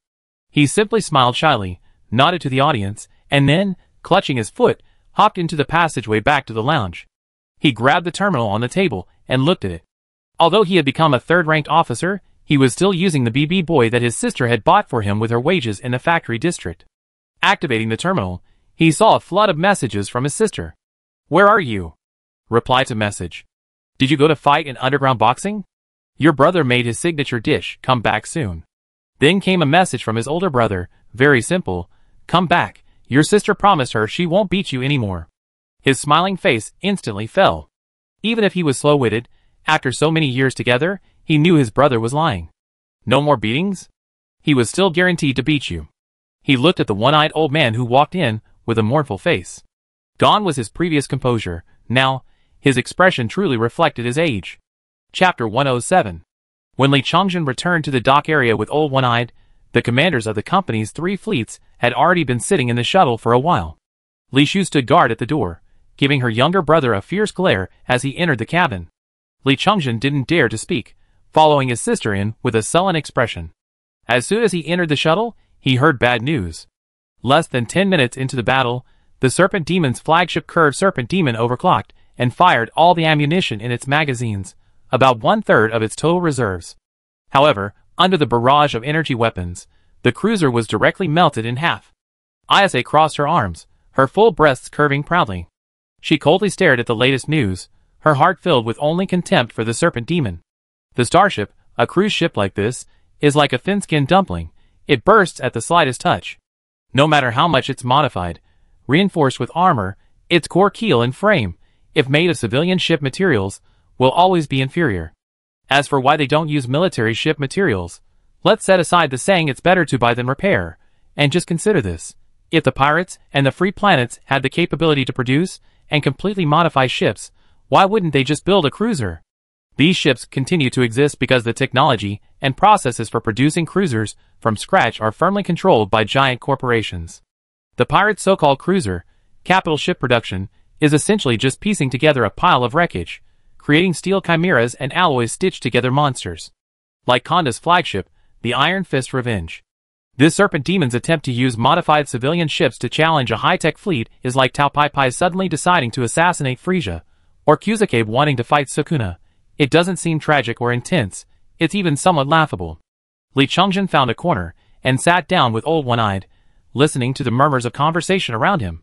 The Serpent Demon fleet was almost completely wiped out. He himself hid in the wreckage in a shuttle. Although he still has some men, he barely escaped with his life. This guy seems a bit arrogant. He thinks he can just drag the ship out with a cruiser and destroyers? Is this some kind of landing operation? There's nothing in space. If he wants to fight, he should at least fight in the asteroid belt. You don't know anything. The Konda nest is in the asteroid belt. Once that guy attacks the base, who will even look at him? Damn! Is Tachyon technology so uncivilized? They won't even let the salvage fleet salvage anything? They already blown up the ships. Someone exclaimed, looking at the newly uploaded projection. According to the latest intelligence, after reorganizing its fleet formation, the suppression fleet headed straight for the Konda nest, showing no interest in the floating wreckage. They fired indiscriminately along the way, their energy weapons scattering like spotlights in a disco, blowing up the salvage fleet that was profiting from the war. Their excuse was simple. They feared pirates in disguise within the salvage fleet, and to prevent potential terrorist attacks, they wanted to destroy every ship that dared to cross the warning distance. The problem was that Tachyon Technologies hadn't disclosed the actual extent of this so-called warning distance.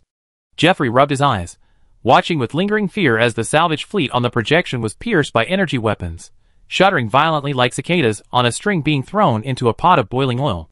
Then he saw they were cooked. He swallowed hard and said, "Captain, did you know Tachyon Technologies would do this?" Hearing this, Li Bin shook his head. "I didn't know. I knew Tachyon Technologies was notoriously cold-blooded, and I was worried we'd be caught in the crossfire if we went too early. I never expected the fleet commander to go to this extent. At this rate, anyone could be a terrorist. Not only the illiterate members of the Universal Alliance, but even ISA frowned. We need to check the name of this fleet commander. The last one this brazen died during the Second AI War." Li Bin asked softly, "What's wrong? Is this kind of person difficult to deal with? How much will it affect the company's business?" ISA whispered back, "These extremely selfish and twisted guys are everywhere in Persis. You could easily find hundreds in every colony. But the problem is he controls a powerful fleet and works at Tachyon Technology. He'd definitely stop at nothing to achieve his own interests. Fighting him, no one can predict what he'd do. Even destroying friendly ships wouldn't be surprising." Phew. Li Bin breathed a sigh of relief. Thankfully, he's just selfish, not an incomprehensible madman. Seeing this, ISA frowned, a deep frown forming on her smooth, jade-like forehead. "Why do you seem so happy?" "Of course I'm happy," Li Bin said, operating the terminal. "I like selfish guys, because I can easily cater to their whims." Seeing that Li Bin hadn't grasped the seriousness of the situation, ISA warned again, "These kinds of people have no bottom line. Tactics can't be evaluated using common sense." Li Bin raised an eyebrow. "Who said I was going to war with Supertronics?" "Girl, get this straight. It's Konda that's going to war with Supertronics, not Universal Union, and certainly not Li Bin. But you've been helping the Pirate Queen, and you've been helping her all along," ISA retorted. She was a company shareholder, but also a soldier and military strategist. Raising objections and analyzing battlefield situations was in her nature. Even when facing fleet commanders and high-ranking military officials, she had to point out problems. Military matters preceded politics. That was her first lesson. Therefore, correctness superseded the captain's authority. Li Bin wasn't angry. This was a meeting, not on the bridge. He had long ago required his subordinates to speak freely in previous meetings, and besides, he was confident he could gradually win over Isha, this former officer. Jeffrey, that jerk, had a terrible grasp of the big picture, but he had a keen eye for people. Li Bin genuinely admired independent and strong women. "That's because back then, I could only do business with the Pirate King, but in the future, I can do business with Speedtronics." "You want to be a traitor?" Isha's eyes flashed. Li Bin scoffed, "Don't be so naive. I just rescued a few Tachyon Technology employees while cleaning up the battlefield, gave them good food and drinks, and made connections with a giant corporation. You don't really think I'm tied to pirates, do you, sister? I'm a businessman. If I can do business with pirates, I can certainly do business with giant corporations." Do you think this suppression fleet can easily take down Conda? In terms of fleet strength. Isha was about to analyze from a professional perspective, but Li Bin rudely interrupted her. Tactically and strategically, Tachyon technology has the advantage, but war is never just war. Logistics, economy, and diplomacy are all factors to consider. The suppression fleet is indeed very strong, but so what? To maintain the fleet's high-speed maneuverability and quality, the suppression fleet doesn't carry any transport ships or fuel ships. It's the only one in the system. A colony burned to the ground by pirates. Where will they resupply after the war? Conda's Nest or New Magnos? Can they entrust their ships to these people who have a blood feud with these giant corporations? Do these places have the industrial capacity to repair late-stage human realm warships? Li Bin said, raising his hand to silence Isha's rebuttal. I know you're going to say that Tachyon technology can subsequently send industrial fleets for deep space repairs, but Persis has more than just Tachyon technology. There's also the Overlord, the Sindar Power, the Luddite Church, and other giant corporations. Anyway, it's not like they're the ones shedding blood. The enemies will be happy to see Tachyon technology get its comeuppance. Isha, repeatedly interrupted, initially showed a cold, angry expression, but after hearing Li Bin's words, her expression froze. She stared at Li Bin without saying a word. Seeing the two arguing so fiercely, the core members all fell silent, glancing around nervously. Li Bin said leisurely, the martial world isn't just about fighting and killing. It also involves human relationships and social interactions. Chapter 108. The martial world isn't just about fighting and killing. It also involves human relationships and social interactions. Upon hearing this, a strange light flashed in Isa's eyes. She chuckled and gave Li Bin a sidelong smile. Thus, the ice melted and snow melted away, like tiny flowers blooming at the end of winter, announcing the arrival of spring. She smiled, looking quite knowledgeable. So the Pirate King sent you to negotiate not for warships, but to seek diplomatic support to keep Tachyon Technology's industrial power outside the star system? Yes, but not entirely. Li Bin smiled, nodding and shaking his head. If this war were a game of chess, the Pirate King was playing Chinese chess, a typical zero-sum game, peaking from the start, but with dwindling forces. Tachyon Technology, on the other hand, was playing Go, starting with few pieces, but employing an incremental strategy, growing stronger over time. Li Bin's negotiation demands were primarily to have the hegemon use its connections and power to delay the deployment of Tachyon Technology's subsequent fleet, forcing the suppression fleet to play a game of chess with the Pirate King for a certain period. Once the losses in this game were significant enough, Tachyon Technology would rationally assess the gains and losses, and when it realized that continuing would be extremely costly, it would withdraw. Because in the past 200 years, Conda had only played one game in the MAG system, but giant corporations face many more. Isa shook her head helplessly. Your tactics won't work against the hegemon. Li Bin laughed. I know, the hegemon is, after all, a warlord, and warlords value their reputation. They rather suffer losses than lose face. But Tachyon Technology is different. This cold-blooded company only cares about profit. Okay.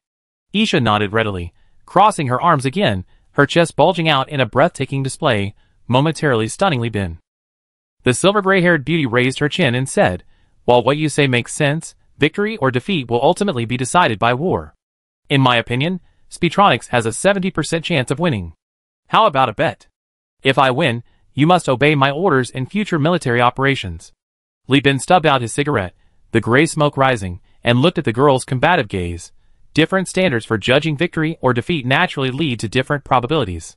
But I agree. I haven't decided what I want if I win yet, but as long as it doesn't violate morality or ethics, you can't refuse to do things for me, okay? Isha extended her hand. My promise is as high as a star, unchanging for billions of years.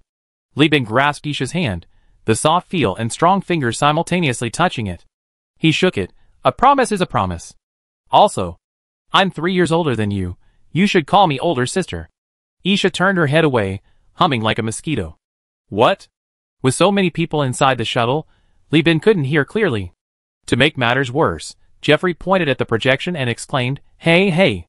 We arrived at Conda's Nest. Isa immediately withdrew her hand, her expression calm, and loudly commanded, Deploy the projection, activate the sand table mode. A few people come with me to set up the simulation. Li Bin silently sat back in the main seat, crossed his legs, and beckoned. Mu Yao, Li Shu, Wahab, and the company's trained operations backbone gathered around him. The group activated their terminals. observing the battlefield situation while beginning the arduous data work. Jeffrey, who had been shouting the loudest, was momentarily speechless. He watched as the two, who had been at odds just moments before, now cooperated seamlessly, completely bewildered. Wait a minute. I'm the first mate, right? They're doing all the work, what am I supposed to do? He muttered to himself. A bunch of spineless parasites. Manhattan slammed his fist on the command platform. In the dimly lit bridge, the azure light of the sky battle system made his face appear ashen. A flexible metal tube, as thick as a baby's forearm, was inserted into his spine at the back of his neck. Data and thoughts interacted through this tube, mapping his ideas onto the massive warship several kilometers long. The battle system was only for the officers and crew on the bridge. He didn't need sight. He could directly access massive amounts of data through this neural interface. Manhattan was still awake, it's just that humans are accustomed to seeing with their eyes open. At this moment, his eyelids were open, his eyes gleaming. He was actually observing the Conda nest from a macroscopic perspective, incomprehensible to humans and indescribable in language, through various detection tools such as optical observation posts, detectors, and gravity readings. Because he saw it more clearly than anyone else, he couldn't help but curse. At this moment, the Conda nest resembled a curled-up hedgehog or a snapping turtle spitting out bait. The dense self-replicating minefield had switched to war mode the moment the relay communicator failed, expanding and dispersing as it orbited the Conda nest. Originally, a spaceship entering the Conda nest would have needed to force its way through, creating a temporary path. But now, these dispersed self-replicating inductive mines, like inflating balloons, had become sparser, causing less damage per unit space. However, precisely because of this, they occupied more space and were much more difficult to clear. Besides, there are even stealth air-to-ground mines. Are you kidding me? Do you have to be so strict with security? He was truly enraged now, slamming his fist on the command console. The flagship-class battleship Discrete Geometry swayed slightly in response to Manhattan's anger, as if brewing a raging inferno. Through the neural interface link, Manhattan was Discrete Geometry, and Discrete Geometry was Manhattan. In the empty bridge, everyone looked at the commander. Sensing their gaze, Manhattan waved dismissively. Gravity readings that ordinary people need instruments to read were tangible to him.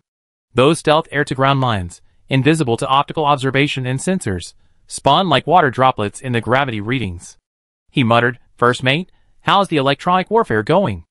The first mate, dressed in a blue military uniform, stood below the captain's tiered throne and replied in a deep voice, "The spy's intelligence is accurate. Once the minefield in Conda's nest is activated, it can only be breached via wired hacking."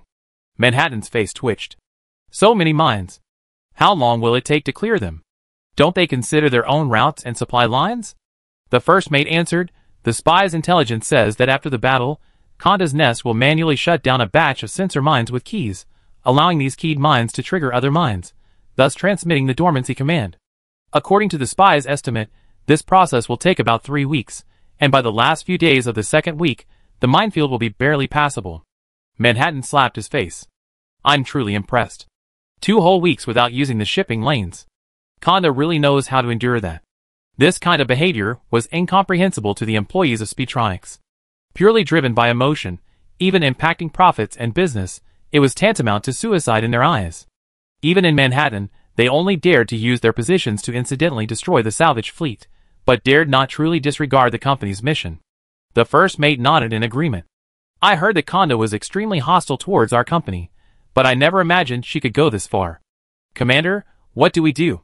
Should we use the shuttle to send hackers to wiretap and force the minefield to close itself? I can't wait that long, and neither can the company."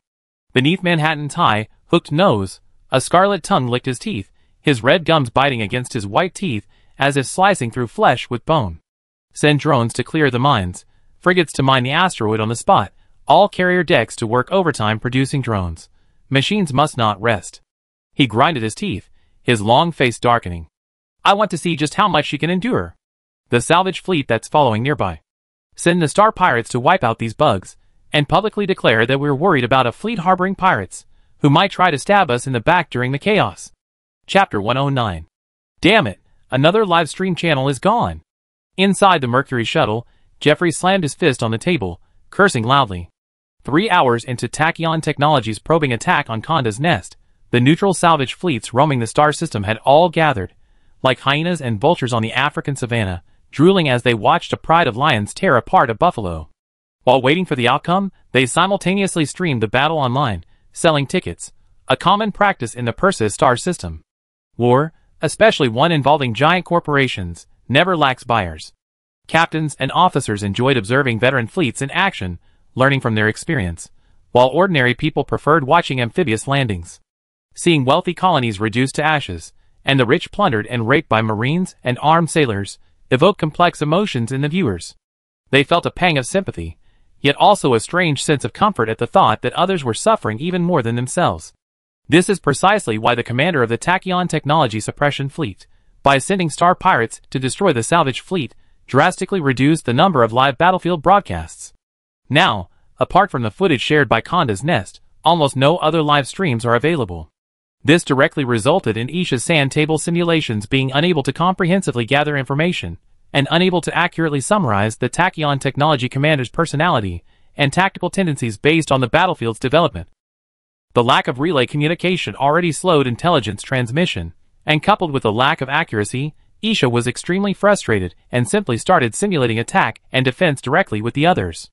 This also incurred the dissatisfaction of everyone. At this moment, in the new Magnos space station, taverns, inns, homes, in the passageways, in the commercial modules, factories, almost everyone's terminals and public projectors were broadcasting the battle situation. The war was taking place within the star system, and its future trajectory was closely related to everyone's lives. No one could afford to be indifferent. Then the projections went blank one by one, and the signal terminals were filled with a cacophony of curses and screams both online and offline. In some taverns, patrons even raised their glasses in unison, drunkenly muttering "damn Tachyon technology," offering their sweet blessings to this Perseus T1 class behemoth. Of course, similar behavior was occurring in taverns in several nearby star systems, and even officers from various factions began searching for the who commanded this domineering suppression fleet. But this spiritual support wasn't like Goku's spirit bomb in Dragon Ball, where simply raising hands could transmit power remotely. Kanda's throne was moved to the highest point of the space station, the Tachyon Technology Graveyard. Most of the harbor was crammed with the stern of the flagship Iron Fist Revenge, pirates, workers, technicians, and various engineering equipment operating in a chaotic yet orderly fashion, like an ant colony that had discovered food. Kanda pressed a slow-release stimulant under her tongue, listening intently to her subordinates' reports with her eyes closed. Wangda stood to her left and right, his right hand behind his back, flanking Kong Jicho. "I heard that the scumbag commander of Speetronics wiped out the salvage fleet following him. Are the Elfie and Magius fleets all right?" she suddenly asked, referring to New Magius as Magius. In her eyes, Magius had never truly fallen. There was no distinction between old and new. Kong Jicho bowed his head and replied, "Only the fleets of a few Magius families didn't heed the advice. Neither governor's men have left port." "What about Li Bin?" she asked, her eyes still closed. "He's also at the Magius space station. According to the scouts, he's recruiting crew. So restrained, and such a young man at that." "Impressive," Kongda said, taking a deep breath and opening his eyes to look at Wang Dayo. "Get on board. Hopefully, the Overlord will keep his word." As an exiled officer, Wangda had no right to answer her question. After saluting, he simply signaled for the officers to board. The bridge indicator lights suddenly turned yellow, and the pirate fleet started up in mass, engines spewing yellow and blue exhaust plumes. After the pirates' crude modifications and repairs, the entire fleet resembled a beggar's guild in patchwork clothing, emerging from the harbor and berths that resembled bridge arches. On some ships, the Tachyon Technology logo, crossed out, was visible, accompanied by barcodes of offensive profanities. A scan with a detector revealed the pirates' swear words on a projection screen. These profanities didn't affect anyone's actual interests, so Manhattan didn't care. He inserted several syringes of hormone fluid into an artificial gland box in his chest, resembling Iron Man's power core, located near his heart. The gland box could be remotely controlled via a crystal implanted in his brain, instantly injecting hormones according to the user's needs. The heart would then rapidly pump the hormones throughout the body, allowing the commander to remain focused during battle. Cease deployment of drones. Get pilots in position within 10 minutes. Open all flight decks. Manhattan was brimming with confidence. The long-awaited decisive battle had finally arrived. He was determined to climb to a higher position in the company over Kanda's corpse. Withdraw the drone carrier. The pirate space station's weapon arrays aren't activated, they might have long-range strike capabilities. Don't forget they raided Tibicina. Treat the space station as a target capable of being attacked by our forces. Aye, Captain. The bridge staff answered in unison. Manhattan was both the fleet commander and the flagship captain. Only crew members serving on the flagship had the honor of calling him captain. He ordered the fleet to retreat, both to avoid the space station's unknown combat radius and to leave the battlefield open. After all, this was a war of capital ships. But with the assistance of her officers, Kanda immediately saw through his intentions. The Pirate King simply smiled. Young people are still too young. She summoned her king's hand, the old man with the antique prosthetic eye, He Hingxing, and whispered a few instructions. In the Mercury shuttle, Li Bin was horrified by the grand and stirring music. He frowned and looked up, only to see everyone staring blankly at the projection. An account nicknamed Kanda's Nest had posted this projection on the public network, and with the help of those with ulterior motives, it quickly rose to the top of the trending list. Because it involved frontline combat, the commander of Speedtronics had destroyed other live channels, so this could be considered the latest and most credible intelligence, personally released by a participant in the war. Amidst a powerful symphony, the projection, from a pirate's perspective, recorded the flagship Iron Fist Revenge departing the spaceport. Hundreds of battle-hardened ships, like stars in the sky, circled and flew alongside it. These ships, normally the butt of ridicule from various factions, held a strange but compelling authority today. This was because, as the pirate fleet circled the Kanda Nest space station, across a minefield, the gleaming, heavily armed giant corporation's ships began to slowly retreat. To the officers, this was a wise move, luring the pirate fleet out, avoiding a simultaneous confrontation with both the fleet and the space station, standard procedure. But to the corporate employees and ordinary citizens unfamiliar with military matters, Tachyon technology appeared cowardly. Moreover, the projector not only displayed subtitles, but also audio. Based on the user's intergender and orientation, various female voices, sweet, sexy, disdainful, and arrogant, and male voices, sunny, icy, arrogant, and deep, were used, some expressive and others full of sarcasm, belittling the suppression fleet to nothing. Oh dear, why did you run away so easily? Are you even capable? Speedtronics is just trash. Manhattan is just trash. Wahab's face turned as red as a Xinjiang jujube. He forced a smile and, with lightning speed, tried to shut down his terminal, but was stopped by a large alloy hand. He stiffly turned his head, and saw it was old One-Eyed. The one-eyed old man pulled out a natural cigarette, put it in Wahab's mouth, and lit it. Wahab held the cigarette without taking a puff, until the ash column was half burnt, and the projection finally finished. Only then did the one-eyed old man release his grip, giving a thumbs up. Awesome. This ignited everyone's passion. Jeffrey yelled, didn't know you liked this. Wahab's just a nobody. How's it going, bro? Enjoyed it? Watching Jeffrey's scarred, ugly face feign coyness as he spoke, Wahab visibly shriveled up, like a grape hanging in a shaded area. Chapter 110. Tachyon technology is a well-known Tier 1 power in the Perseus constellation, and also Tier 1 in its shamelessness. Despite this, it is composed of countless individuals. As long as humanity hasn't become a hive consciousness species, internal strife and backstabbing will continue. Therefore, the projection released by Pirate King Kanda has almost no impact on Tachyon technology, but it's a major headache for Manhattan.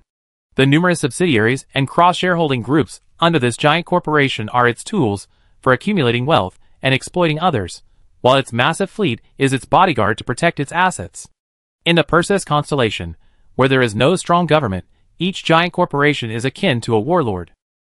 Now, a projection, seemingly plausible but spreading rapidly, titled Pirate King Kanda's might is awe-inspiring, Tachyon fleet is cowardly as mice, appears to be a slap in the face to Tachyon technology, but in reality, it's attacking the very foundation of its domineering and ruthless rule, its armed forces, with rumors. Rumors flooded the internet. Some claimed that Tachyon Technology's automated factories had been sabotaged by hegemonic spies, severely hindering the manufacturing and maintenance of capital ships for the next 20 years. Others said Tachyon Technology's blueprints had been accidentally lost, and every capital ship destroyed was one less available. Even more outrageous claims asserted that Tachyon Technologies had overexpanded its laboratories, consuming vast sums of money and causing an anomaly in the company's dark currency turnover, explaining the slow and small size of the suppression fleet. At this point, Tachyon Technologies was like a crumbling house. Any kick from the Pirate King to demonstrate its weakness would allow other giant corporations to swarm and devour it.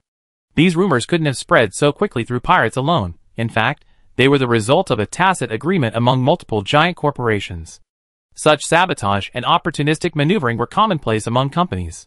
The rumors they spread had no effect on Tachyon Technologies officers, and these easily disproven rumors couldn't even get into Tachyon Technologies' regular shareholder meetings. But for middle management, especially experts and managers in non-military fields, the barrage of rumors was no less persuasive than the claim that iodized salt could prevent radiation. The half-truths and half-falsehoods were most likely to stir people's hearts. These lower and middle-level employees, holding shares in the giant corporation but lacking the authority to know the details of the war, saw the foundation of their rule so weak. Coupled with the spread of rumors by those with ulterior motives within the corporation, many couldn't sit still and began to pull strings. Manhattan was in a contest of composure with the Pirate King when a deluge of news flooded in through the relay communicator. His face instantly turned red and then purple, and after a long pause, he managed to utter a single "damn it." The rumors, like the radiation-proof iodized salt, were half-truths and half-false. Coupled with the surrounding discussions and mutual persuasion, this storm of rumors directly accused Manhattan of ineffective command. "I'm a professional soldier. My family also has company stock options. How could I possibly betray my country and defect to the enemy? These bastards actually doubt me." Manhattan was going crazy. No one in the military circles of Tachyon Technology questioned him, but these factory owners, politicians, and researchers were coming to criticize him. And because of their large numbers, their influence was widespread. Don't believe me, gentlemen. Based on my personal work experience, I've seen many highly professional people in one field get ripped off in another. To give a common example, often seen in TV dramas, a very confident CEO goes into collecting antiques and ends up with a pile of fakes. These examples happen every year, and they're always fresh in our minds. The first mate had also received many messages, some half advice, half threat. He looked at the bridge. The turmoil hadn't yet affected the entire fleet. Having made up his mind, he strolled over to Manhattan. "Captain, how about we try pushing it in?" Manhattan looked up, his eyes bloodshot and bulging with rage. Seeing this, the other crew members put down their terminals and tensed. The first mate's expression was grave, but he wouldn't back down. "Constantine, what am I supposed to do? This is an opportunity our family worked so hard to get. Before we came, Grandma repeatedly assured the project manager that if we led the team, we crushed Konda's nest. Now, before we even started fighting, they're already sabotaging us." Constantine looked at his cousin, shook his head, and gently advised, "We seized command this time, and the other families are incredibly envious. They must have been behind this. We have powerful figures outside, and corrupt elements inside. They're probably secretly laughing, waiting to see us fail. Besides, this isn't the first time they sabotaged us in the company. In the second AI war, CEO Sunai Hao." He hesitated for a moment, seemingly worried about criticism of the CO. O was being questioned, but seeing his cousin's extreme anger, he gritted his teeth and continued, "Wasn't the CO also voted out during the war? But so what? In the end, she was reinstated, the opposition was eliminated, and she's still the head of the company." Hearing this, Manhattan's stiff face softened slightly, but his anger remained. Constantine, seeing this, continued to persuade him, "We certainly can't crush Konda's nest by ourselves, but we're not without reason. Our support fleet was blocked halfway by the Overlord and the Sindar powers. Without subsequent repairs and supplies, we can't risk the fleet. What about the internal meeting?" Manhattan was clearly worried. "The internal meeting is nothing. Just share some benefits to shut them up, right? The pirates destroyed Tibicina, we took it back and maintained the previous situation. Wasn't that a successful suppression? Wasn't that meritorious? Even if the ultimate goal wasn't achieved, the predetermined goal was, right? The internal meeting can't blame us for not sacrificing the fleet in our eagerness to prove our innocence, can they? We have to fight this battle no matter what. The fleet belongs to the company, not us. But Grandma is definitely bearing the pressure for us from the rear. Brother, you can't let the family fall into a difficult situation just for the sake of real power in the fleet, can you? Our interests are tied to the families. If the family suffers, we have no blood relatives to support us anymore, and you lose your position as head of the family." "All right." Manhattan closed his eyes, and when he opened them again, he was calm again. Selfish as he was, he could always quickly recognize the situation when it came to his own interests. He held out his hand to his cousin. "Then let's change our goal. Let's ensure the capital ship doesn't sink, and use the fleet to exchange for one of the enemy's capital ships. That way, it'd be easier to explain to the family. Then we can drag the battle into a protracted war, and shift the blame for the poor performance. His voice trailed off, and Constantine, understanding, chimed in. Finally, we make a fortune here ourselves, and use the money to shut up the internal gossips. That's the plan. Manhattan clenched his fist and stood up. Unable to reconcile public and private interests, he immediately resolved to profit at the expense of the public good, issuing the order in a calm and reliable voice. Notify the fleet, proceed with the A3 attack plan, replace the carrier decks with LPC combat drones. Aye, Captain. The suppression fleet, centered on the flagship discrete geometry, rapidly shifted its formation, with the Starlight Pirates as its vanguard, forming multiple waves of attack formations, circling the Condé Nest, targeting the gap previously opened by the drones. The military formation pressed forward, its imposing presence like a dark cloud pressing down on a city, threatening to crush it. The engines roared, their sound as powerful as a celestial dog falling to earth. The continuously playing Surrender Persuasion recording stopped, only the pirates' incessant chatter filled the public channel. There was no response from Speedtronics. It was as silent as a stone thrown into the sea, utterly dead. The pirates' instincts, honed through life-or-death experiences, surged in their minds, in their bones, and in their vagus nerves. Every man's hair stood on end. The decisive battle had come unexpectedly. So fast. Duke Shumya, reclining cross-legged on the captain's throne of the flagship Molization, was sipping seedless grapes when the unusual activity of the suppressing fleet instantly jolted him awake. Didn't they want to drag us out to fight before? Why are they suddenly so aggressive? Could it be that the old woman has reinforcements, who destroyed their auxiliary fleet? His question went unanswered as a series of drones sped into the minefield, using lasers, live ammunition, missiles, and even their own weapons to clear a path. Following closely behind was a swarm of star pirates, their ships resembling purple garlic cloves. Piloting Wolf-class frigates, Shrike-class destroyers, and Medusa-class destroyers, they activated their shields, braving the exploding air-to-ground mines, clearing the minefield regardless of losses, clearing the way for the fleet's entry. Just then, a purple ball of energy, as large as a hover car, shot out from the space station's weapon array, like a ball of lightning. It's a plasma cannon. Everyone, proceed with the prearranged evasive maneuver. Duke Wildboar's eyes widened as he immediately gave the order. The plasma energy ball streaked through space. Its vast distance made it appear slow, but any seasoned captain would have dodged it immediately. Unfortunately, the star pirates, already inside the minefield, even with their destroyers and frigates less than 400 meters apart, had nowhere to hide. High-speed relocation would mean consuming several continuously orbiting inductive mines. Failure to relocate would result in being vaporized by ion cannons. They were pawns thrown out by Manhattan to test the defenses of the Condé Nest space station. These ships, considered quite capable even among destroyers and frigates, were bombarded by ion cannons of the scale of 2 capital ships. Their metal was first liquefied by plasma, then evaporated, leaving gaping holes in their stalled hulls, with hot, golden-red molten metal spilling out like tears. Record. Condé Nest has indeed captured weapons from the Tibicina space station. Defense rating increased by 2 levels. Fleet, prepare to face the light spear. Let the Starlight Pirates continue their charge.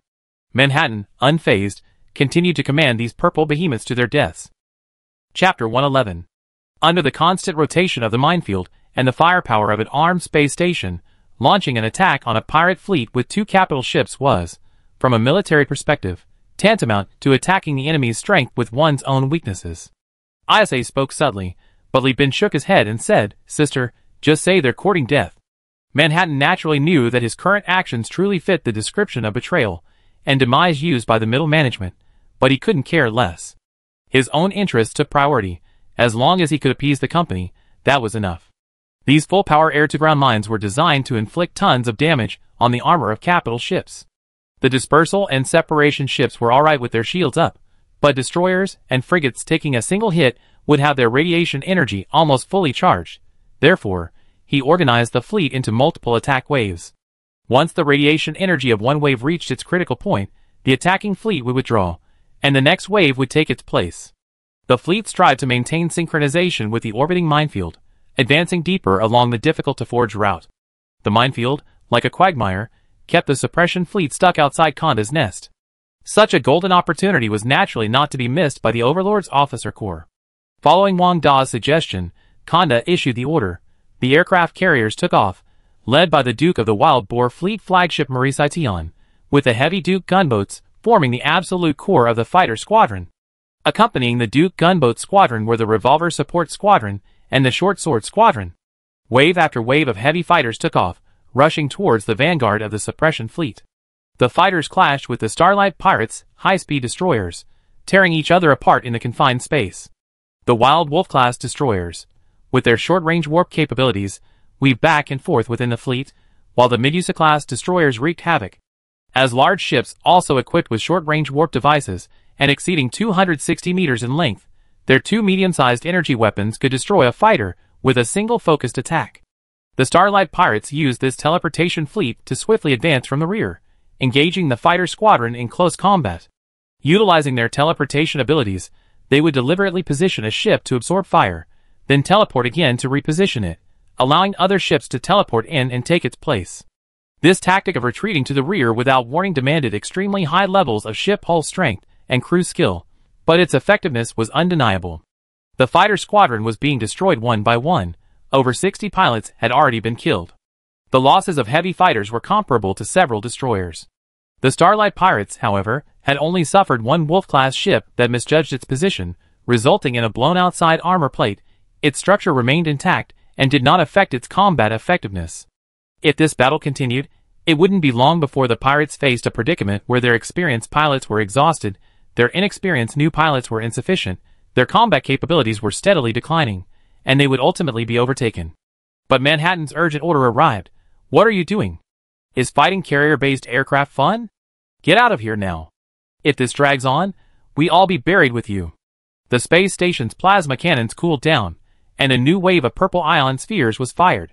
The fighters, previously in dire straits, instantly sprang into action, daring to fly into the minefield, maneuvering between the air mines, constructing a firepower position centered on the Duke-class gunship's weapon bays, comparable to those of frigates. The Claymore-class heavy fighters that had broken in flew in acrobatic maneuvers through the minefield, launching a desperate charge towards the retreating ships. Are these guys crazy? They're keeping us here, they can't escape either. If this continues, we all be dead when the ion cannons hit. A star pirate captain shouted in terror over the channel, simultaneously controlling his Wolf-class to use energy weapons to destroy an approaching fighter. Meanwhile, beside the exploding fighter jet, in another aircraft that had dodged the barrage of energy beams, the pilot, wearing a white headband with the words "Blood for Blood" written in blood, his face contorted like a demon, eyes bloodshot, drool flying, piloted the plane. A small box was attached to his waist. A needle-free syringe injected hallucinogens through his skin using high pressure. These men were descendants of Magius refugees, who should have enjoyed a life of luxury, but now were forced to live as dependents. Some had fathers and grandfathers who had been involved in anti-accelerometer work, a testament to their national and personal vendettas. They volunteered for the suicide mission, carrying hallucinogens to prevent themselves from being overwhelmed by fear and fleeing the battlefield. After injecting themselves, they charged forward fearlessly, risking their lives and futures to hold off the enemy. Some even rammed their damaged fighters into enemy ships. Their desperate attacks brought the ion cannons to the battlefield. The ion cannons, having hit their targets, expanded and unleashed countless streams of ions. These streams spread across the surrounding minefield, causing a series of explosions that blocked the ship's escape routes and obliterated the fighters and the Star Pirate fleet. From a cold-blooded perspective of trade-offs, each member of these suicide squads had taken down at least 10 times their number of enemies. However, Kanda felt no exhilaration. Instead, she closed her eyes. She remembered her instructor's teachings at the officer training school. For suicide missions, ostensibly for loyalty, were essentially a form of dictatorship and weakness. She lamented her own descent into depravity, but ultimately remained silent to stop this behavior. The ion cannons continued firing relentlessly, the explosions incessant. When the ion cannons overloaded and shut down, Manhattan coldly watched the screams and abruptly cut off communications on the channel, then ordered the Star Pirates flagship cruiser to take the remaining Star Pirates and press forward. The Starlight Pirates weren't part of tachyon technology, they were just like chamber pots. A broken chamber pot was a headache, but it didn't mean they had nowhere to relieve themselves. The pirates' ion cannons detonated a large number of sensing mines. The route is now basically clear. Frigates and destroyers can pass. Charge forward. Push the battle line to the edge of the space station, so my flagship's main guns can fire at the enemy's capital ships. That's an order. The Starlight pirate commander bit his lip, struggling to suppress a sound of protest. His teeth dug deep into his lip, drawing blood. He held the dual identities of pirate and Tachyon technology employee, but his rank was only equivalent to a giant destroyer captain, far below Manhattan's. If he didn't command this Starlight pirate fleet, he wouldn't even be qualified to enter the communication channel, forced to passively accept orders. Endure. He had to endure. He repeatedly warned himself, almost biting his lip off, finally suppressing his anger. With a grim face, he spoke in a low voice over the Starlight pirate channel. Everyone, come here. The Starlight pirate ships quickly assembled and rushed towards the blast zone. Space debris and wreckage were smashed aside by the shields. This drifting metallic debris not only obstructed optical observation, but also prevented detectors from accurately identifying signals at extremely close range. The pirate bomber formation launched from the space station met the charging Starlight pirate fleet head-on. The purple-skinned, garlic-shaped ships unfurled their foam-like shields and scattered torpedoes, flashing with a dim light like swarms of fireflies in midsummer, drifted and landed on the foam. Instantly, a fiery lotus bloomed. Assault chain guns, PD laser cannons, high-temperature thermal lasers, heavy shockwaves, ion lasers, and pulse laser cannons fired in bursts. Beams of energy weapons swept across the minefield, detonating a large number of inductive mines. Within a radius of several kilometers, wherever the beams of light passed, a chain of explosions followed. These energy weapons were so ferocious, the battle so chaotic, that even the Starlight pirates' gunners didn't avoid friendly aircraft, directly drawing circles on their control panels, letting various lasers sweep across the void indiscriminately. From a distance, it looked like two peerless geniuses from a fantasy novel were locked in a life-or-death struggle.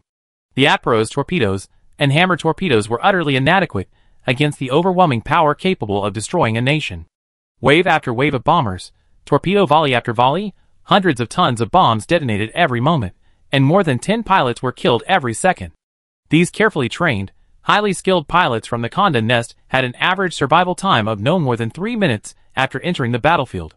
And these 3 minutes weren't due to their exceptional flying skills, but simply the time it took for the Tachyon technology energy weapons to complete a sweep. Faced with medium and large energy weapons, the bomber's hull couldn't withstand much longer than flesh and blood. These pilots could only pray for luck, hoping to get close enough to their target before being hit by the energy. Some pilots even ignored the glass in front of them, staring intently at the detectors, launching torpedoes the instant the energy weapon entered its maximum range. Finally, the Starlight pirates' fleet broke through the bomber blockade. To mitigate radiation, their flagship even deactivated its shields at the end of the battle. Its frontal armor was blasted with 2 holes by 2 torpedoes. As for the frigates and destroyers, for had already been lost. Come on! Come on! The Starlight pirates' commander finally shed his refined facade. He had spent more time as a pirate than as a lackey for a giant corporation, and his savage nature was unleashed by the endless shockwaves of the explosions. Wearing a blue, fitted spacesuit from Tachyon Technologies, he struck a muscular pose, veins bulging on his forehead, roaring on the public channel, "Bullshit minefields. Bullshit Condé. I'm in. Come and kill me." How could he not be excited? Both Tachyon Technologies and the Starlight pirates were centered around high-speed fleets. The minefield restricted their movements, preventing them from showcasing their flexible combat style. His art of command was on full display. Now that the minefield has been breached, he's going to use his high-speed fleet to thoroughly humiliate these incompetent pirates. The strong humiliate the weak. On the bridge of the flagship Iron Fist Revenge, Condé listened to the Starlight pirates' insults without a change in expression. Her son appeared on the projection screen. "Your Majesty, the fleet is assembled." Condé nodded slightly. "Send the plague fleet out." Chapter 112. The pirates of Perseus are like cockroaches in the southern sewers. They're exterminated year after year, yet never truly eradicated. But among all pirates, only those who occupy space stations or planets, and withstand the sweeps of giant corporations deserve the title of Pirate King. Such individuals command an invincible fleet. Condé's rise to Pirate King wasn't solely due to her 2 modified capital ships. Her invincible fleet was named Plague. A slow, solemn, and intensely blasphemous symphony, composed by a renowned musician kidnapped by the pirates, filled the public channel, a tribute to the King's fleet's departure. 8 spaceports, across the board, lit up, down, left, and right. The summoned pirate fleet dispersed, one after another, bizarre, ugly ships, defying the aesthetics of spaceship design, enough to make any ship designer, blueprint hacker, or mechanic vomit, spewing forth raging flames. Anyone watching the war livestream through the Conda's Nest channel instinctively squinted, a bitter expression on their face, as if a shoved dissertation defense had been thrust into their cheek. These, less like ships and more like massive warships crudely welded together from wreckage and fitted with engines. They didn't seem like the work of shrewd humans, but rather like creations of the green skins from novels and games. Each ship looked completely different. Although they had class designations during construction, they were all unique, to the point that their class became their ship designation. Disease Class Light Cruiser, Cis Class Cruiser, Diffusion Class Heavy Cruiser. Possessing 3 types of cruisers, 1 light cruiser, 1 cruiser, and 1 heavy cruiser, supplemented by over 60 similarly junk-like, unpainted, rusted red frigates and destroyers in oxygen-rich ports. Li Bin could name some of these ships, such as the Boar-class destroyers and Tiger-class frigates designed by blueprint hackers based on countless stolen blueprints, and some junk ships from the Risk Mining Company, codenamed the Scrap Ship series. These ships all shared one advantage.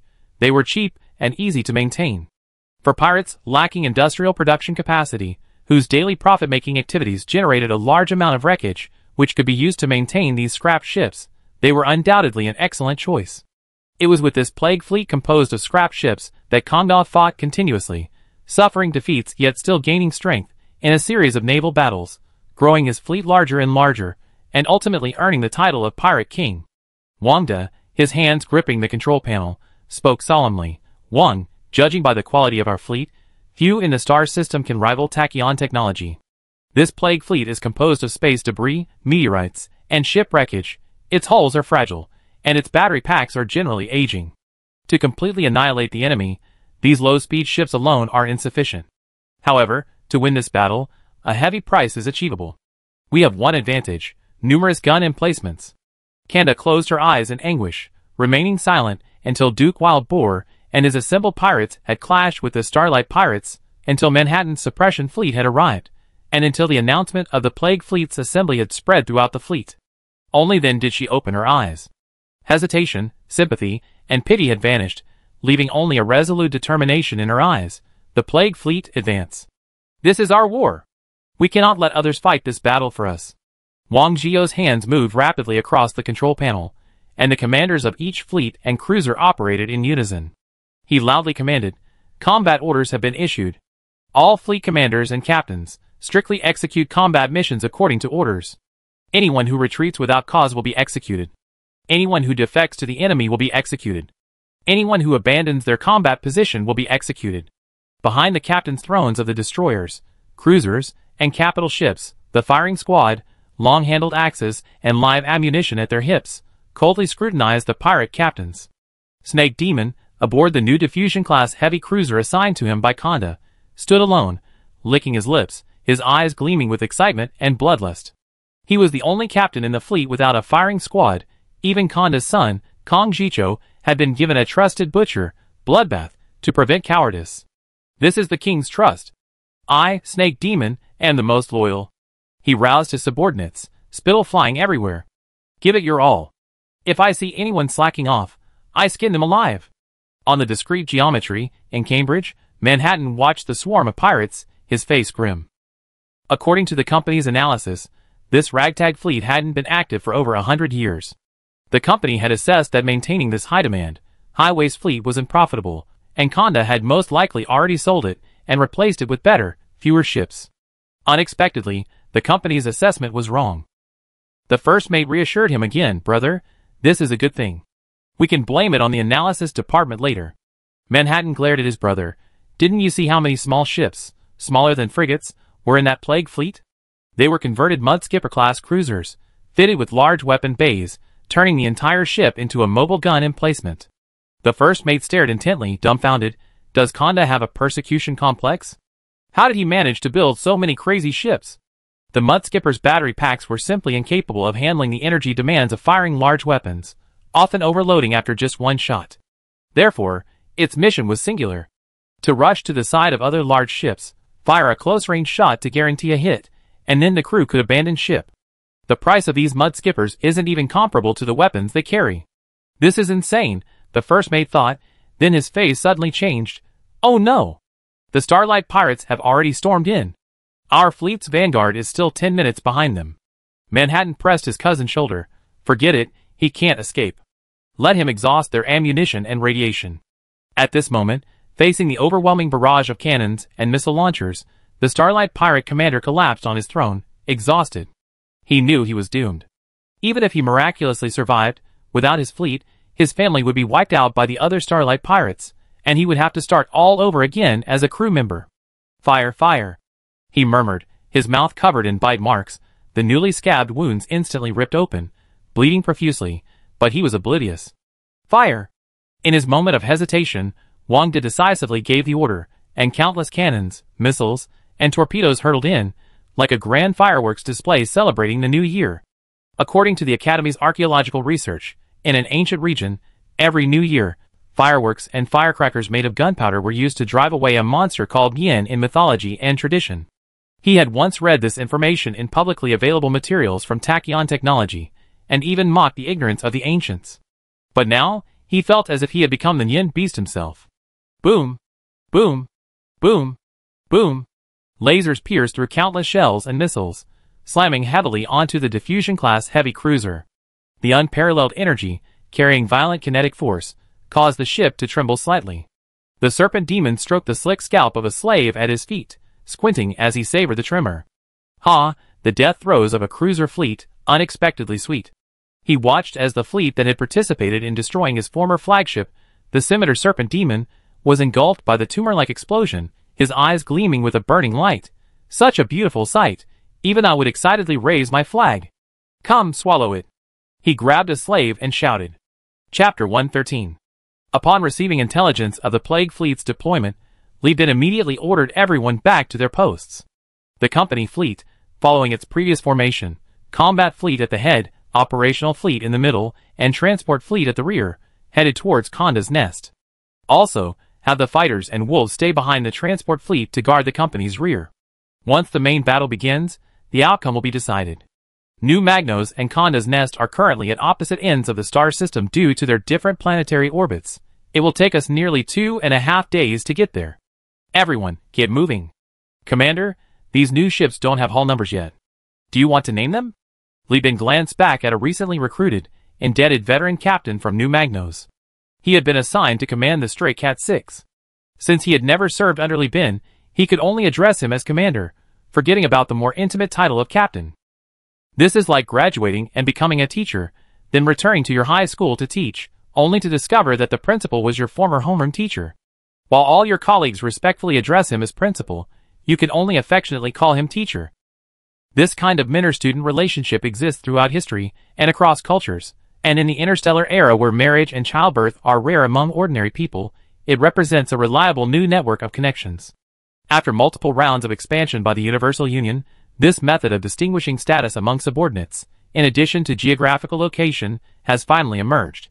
While assigning tasks, Li Bin replied, there's no need for that anymore. The company is on a fast track. New ships will arrive soon, and many old ships will be sold. From now on, I will only name the ships I directly command. Other ships can be named by the fleet command. Yes, Commander. Several hesitant voices replied.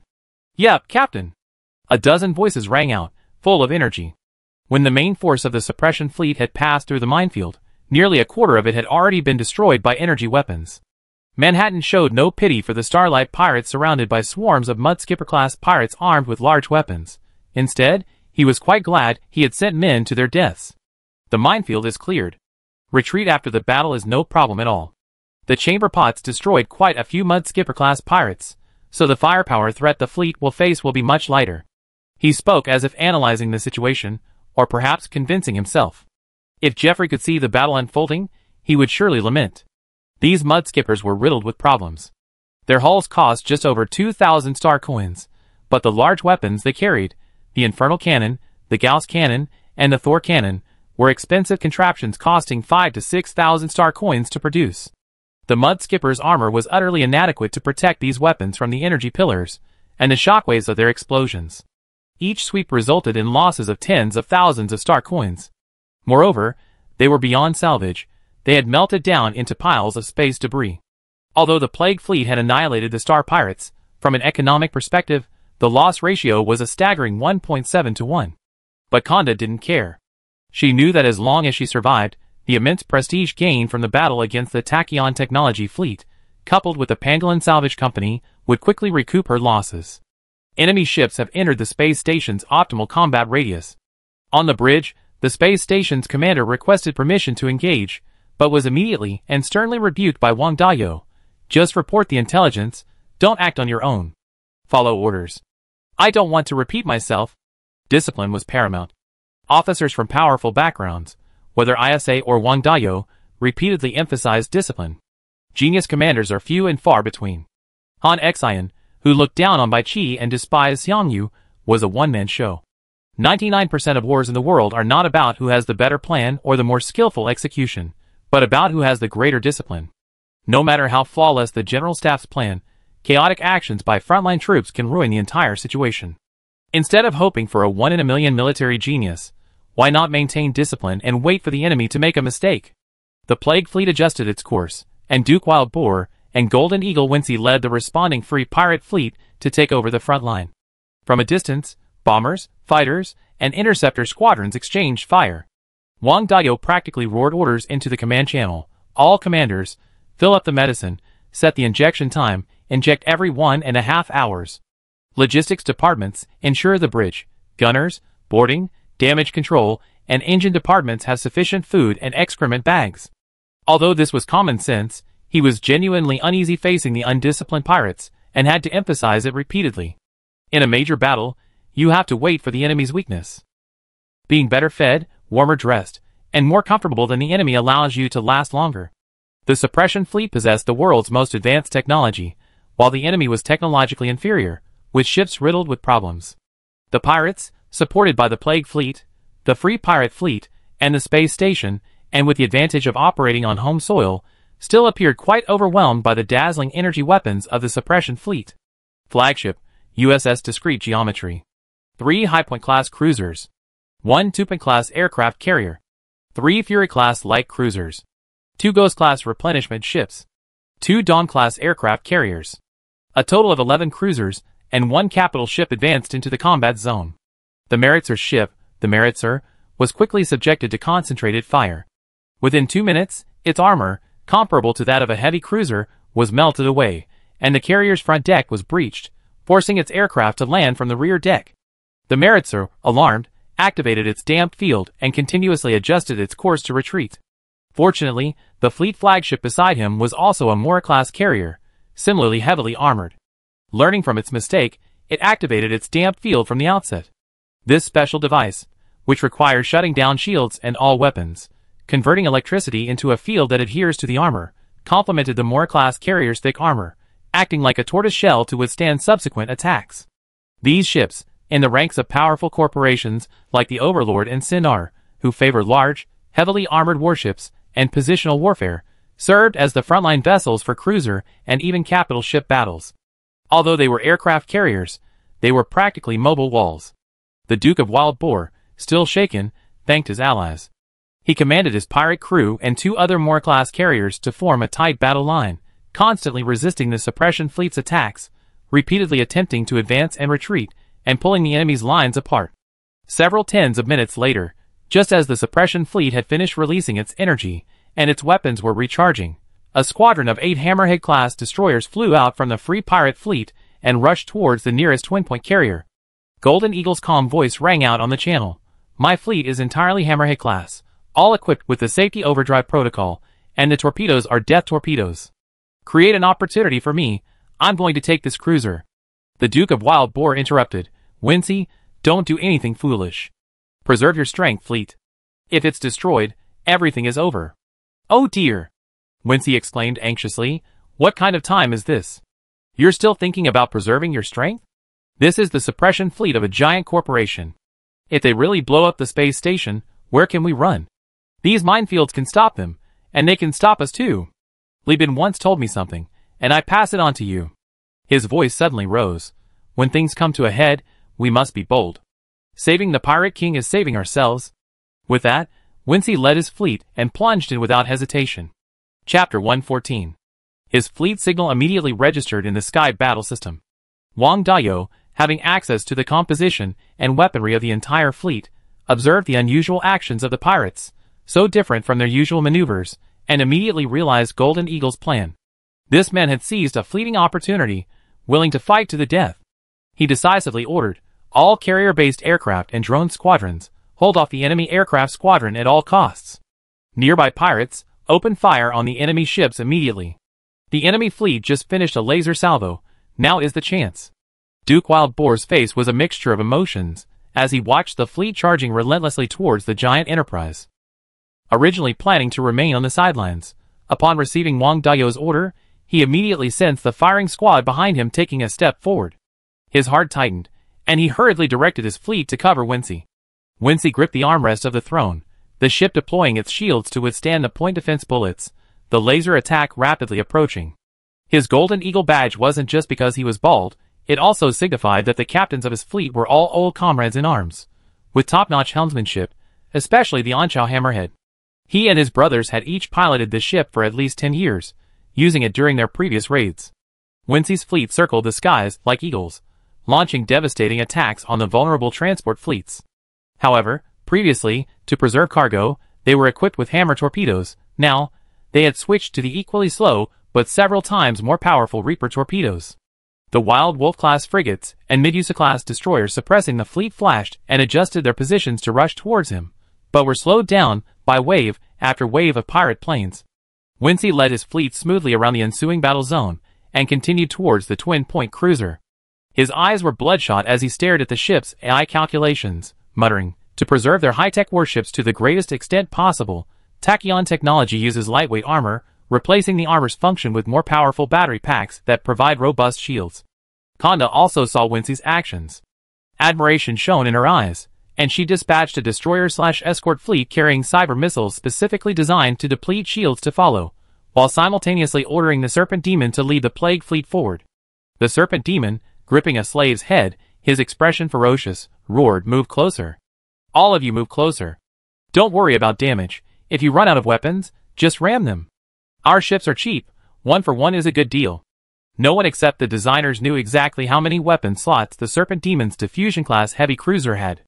Many slots weren't unusable, but the ship's battery packs simply couldn't support so many weapons operating simultaneously.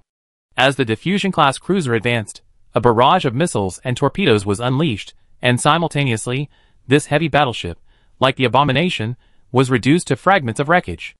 Although the main guns of the suppression fleet were still cooling down, the other weapon positions on more than 10 cruisers and 1 capital ship, as well as the gun positions on numerous small combat ships, were all intact.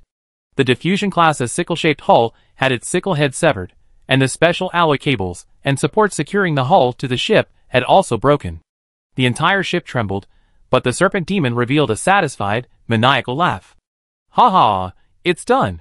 After a difficult attempt, Wincy's eyes gleamed. The dual-point carrier before him, overwhelmed by the continuous bombardment of countless EMP and cyber missiles, had directly deactivated its shields to ensure the complete execution of combat orders and the availability of weapons, revealing its high strength but thin armor. The 8 Hammerhead-class carriers unleashed a deafening barrage of assault chain guns, raining down shells that pierced their armor and sent shrapnel flying. The Twin Point's weapons, propelled by their electric engines, slowly steered, but it was too late. Reaper torpedoes, fan-shaped firing.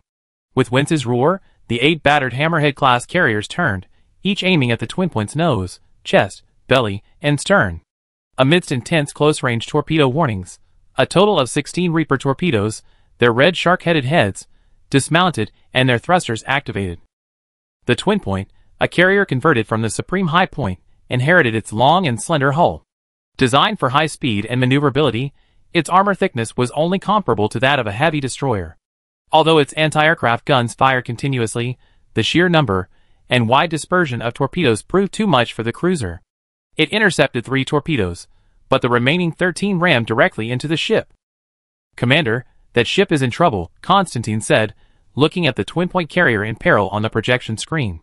"It's nothing, just a converted aircraft carrier," Manhattan said calmly. "Let the fleet continue advancing." "How long will it take for the energy weapons to recharge?" 2 minutes. "Tell everyone that once the weapons have cooled down, fire in rotation at the targets I marked, maintaining a consistent firing rhythm. I'm going to use a cruiser to throw off balance in their lines and blow up their flagship. After that, decide whether to retreat based on the situation. He spoke, his eyes glazing over, once again immersed in the world of direct neural control of the capital ship. Amidst the watchful eyes of the crowd, half of the twin point carrier exploded with a deafening roar. The massive warship, over 1.6 kilometers in diameter, flew sideways as if punched, rapidly disintegrating in midair. Immediately following was the catastrophic explosion of the ship's nuclear power plant. The explosion was so close that it not only engulfed the nearby wild wolves and Medusa, but also overloaded Wincy's flagship's shields. Good, good.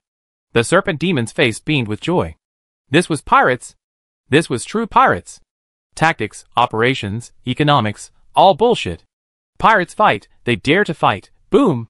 His smile lasted only a few seconds.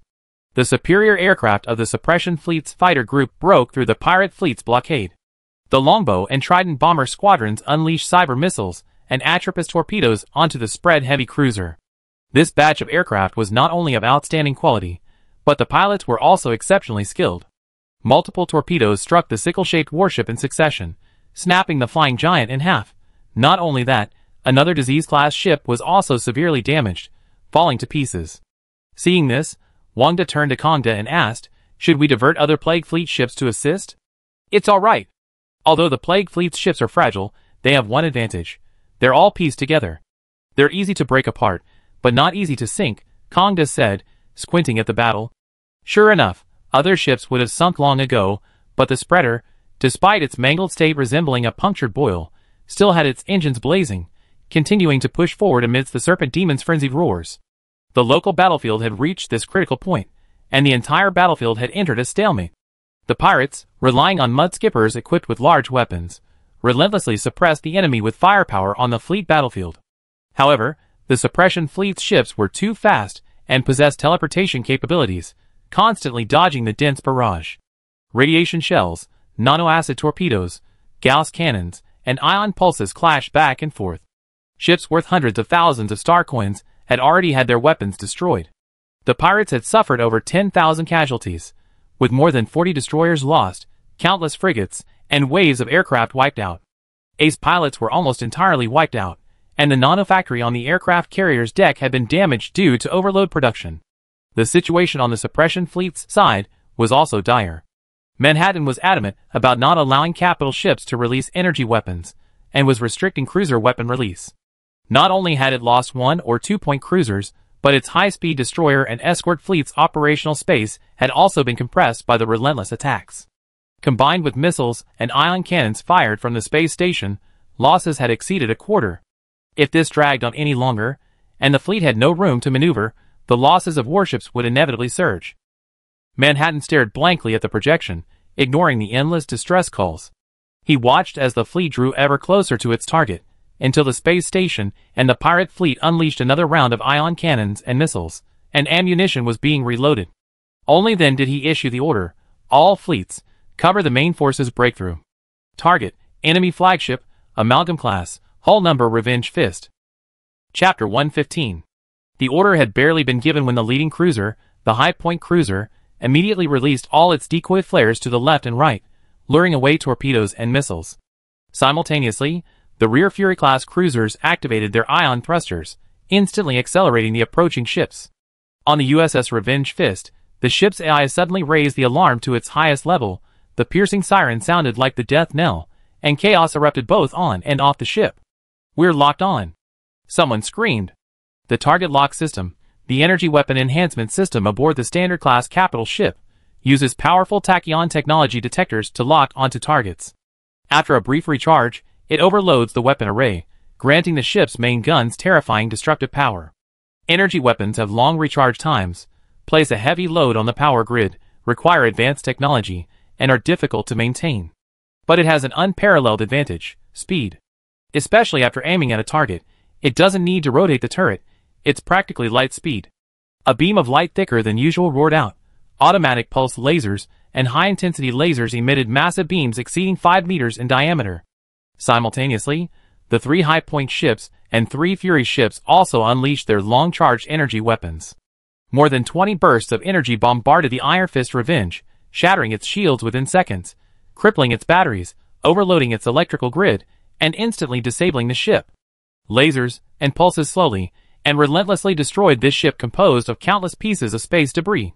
Even the star-like protective layer, composed of multiple layers of heat-absorbing tiles, special glass, and heat-insulating coatings, could not withstand such concentrated energy.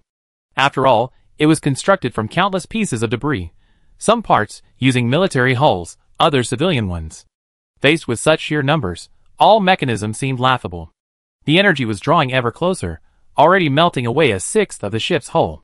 Simultaneously, the enemy ship continuously adjusted its weapon angles, attempting to sweep directly along the ship's surface to the midsection, cutting down from top to bottom along the shortest section of the Vengeance Fist, and into the bridge. Ah, so it really is coming for me. I was worried the enemy commander was really calm, he. Facing imminent death, Kanda laughed instead. She pressed a button, and the throne sprang up, revealing her true form. It was a hovercraft. She calmly had Wang Dayo and the ministers board, and instructed the bridge crew to leave via the pre-prepared rapid escape route. She then opened all the hatches, stepped on the accelerator, and roared away from the bridge. Meanwhile, she didn't forget to contact Kong Jicho. Son, the final blow hit me. The rest is up to you. Kong Jicho pulled down his hat brim, all forces, cut off the enemy's retreat. The Endless Fury, a massive missile ship converted from the Atlas class, known as the Heavenly Titan, was 3.6 kilometers long. Its cargo holds had been transformed into missile depots and factories. Bursting into a raging inferno, it launched tens of thousands of missiles and torpedoes, its exhaust trails leaving white, fan-shaped trails of steam, like a peacock spreading its tail. At the Kanda's Nest space station, the station commander also turned on the microphone. Target locked? Already in position. The gunner replied. Good, take out that standard-class ship. Let Tachyon Technology taste the flavor of their own high technology. A buzzing sound. Piercing through the boundless space, a strange, inexplicable illusion, like tinnitus or the buzzing of mosquitoes, not sound but vibration, spread out from the space station. The officers of the giant corporation fighting on the front lines quickly reported the incident. The first mate, upon receiving the intelligence, couldn't help but curse, take cover. Quickly. Before he could finish speaking, 2 cobalt blue beams of light arrived in an instant. The discrete geometry side armor, which had its shields deactivated due to the use of the target lock system, was hit, and the special alloy vaporized at a visible speed. Manhattan stared in astonishment at this scene, both shocked and furious. They had tachyon lances and didn't use them sooner. Were they prepared to swap flagships with me from the very beginning? He instantly flew into a rage. What kind of crappy ship is your mercury alloy? It only costs 600,000 star coins to build, while my standard class costs over 1 million star coins. Swap with you? Can I swap with you? Do I dare to swap with you? While he was still stunned, the tachyon lances had already pierced the armor and begun to destroy the ship's structure. He immediately cut off the power supply to the warship's energy weapons, switched the power grid to charge the shield generator, and simultaneously turned the ship around to prevent the lances from further damaging the hull. The efficiency of the neural interface was immediately apparent. With effortless control, the discrete geometry swiftly turned, redirecting the armor to intercept the light spears. Simultaneously, the shields deployed. While waiting for the shields to expand from the bow to the hull and deflect the spears had already torn a massive 1.1 kilometer long gash in the discrete geometry, destroying hundreds of compartments. This energy spear, dubbed the Tachyon, was a flagship product of Tachyon Technology, unauthorized even by the suppression fleet. That Hatton Freeman, didn't he even destroy his weapons before he died? The simulated pain generated by the neural network to report the ship's status made him pale and sweaty. He clutched his uninjured arm, having an artificial gland inject him with painkillers, while glaring venomously at the Revenge Fist, whose bridge had melted but whose ship hadn't exploded. Constantine, have the fleet retreat. Leave one Ghost-class phase replenishment ship, overload and detonate the engine room to block the pirates, and leave all carrier-based aircraft to cover the rear. But we already destroyed the enemy flagship. Kanda might be dead, and now they're without a supreme commander. Constantine hesitated upon hearing that another cruiser would have to be sacrificed. Idiot! Manhattan grabbed something nearby and threw it at him. She dared to use her own flagship as bait. Do you think she obediently stay on the ship and wait for you to attack? Maybe she was on another capital ship from the beginning. This is that old Kanda's trap. If we drag this out any longer, she ram us with her entire fleet to trade for us. Or are you saying you wouldn't trade that junk for this fleet? The Overlord is still blocking the auxiliary fleet in hyperspace. You said to quit while you're ahead, don't get carried away. The space station still has tachyon lances. His voice rose higher and higher, the last few roars almost vomiting his lungs out. Constantine's mind sharpened, and he immediately realized that the advantage of suppressing the fleet was controlling the offensive initiative. As long as the main force was still intact, they could withdraw and reorganize at any time, while the pirates could only be forced to defend. The current situation is that the suppression fleet is no match for the space station, the plague fleet, and the free pirate fleet. However, once they leave the space station, the suppression fleet will annihilate Conda. Therefore, preserving the main force is key to maintaining the initiative. He quickly arranged the retreat, ordering the crew of a Ghost-class phase replenishment ship to abandon ship, while simultaneously shrinking the battle line. The advancing fleet began to slowly retreat along the established route. With only a bridge and propellers remaining, the Diffusion-class ships, originally over a kilometer long, were reduced to less than 400 meters. Under the control of the Serpent Demon, they still attempted to pursue, but were sternly stopped by Conda, who had been prepared and was hiding. He scratched his head irritably, complained to the captain of the disease, whose ship was now just a wreck less than 300 meters long serving as its bridge, then kicked the slave aside, and sat angrily on his throne.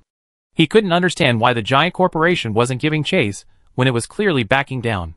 In the safe room of the Revenge Fist, Kanda looked at the chaotic battlefield and the fleet cautiously retreating towards the space station, and let out a long sigh. She had not only completed her revenge, killing all the traitors and destroying Tibicina, but she had also survived the onslaught of the suppression fleet. After exhaling, she felt weak from the prolonged high tension. She leaned back on her throne and closed her eyes. Leave the rest to Kong Jicho and Brother He. Have the Pangolin Salvage Company come immediately to salvage and mitigate the losses. There are still many battles to fight. The suppression fleet, having withdrawn from Kanda's nest, flew towards Tibicina, preparing to rescue survivors and rest while awaiting the company's arrangements for a small-scale resupply fleet.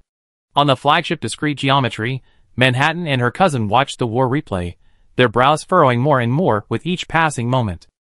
Jean, why do I feel like this battle isn't commanded by pirates? Look! He pointed to the battle line centered around several Mora-class aircraft carriers, advancing and retreating strategically, taking turns absorbing damage. He then pointed to the battle line that had ambushed the dual-point conversion carriers and the plague fleet providing simultaneous cover. During the more than 1 hour raid, someone was constantly drawing fire for this fleet, otherwise, this hammerhead destroyer fleet would have been annihilated long ago.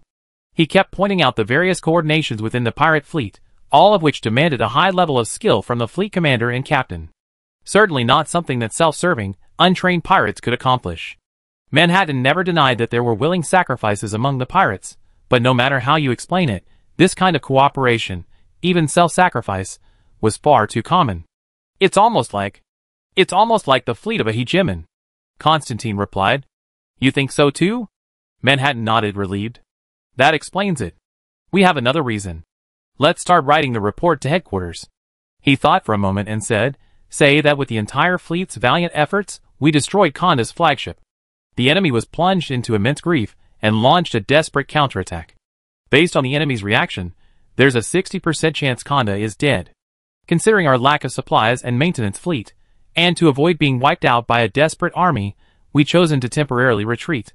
He emphasized, as long as headquarters sends all the auxiliary fleets, I can regroup and attack Kanda's lair again, annihilating these pirates.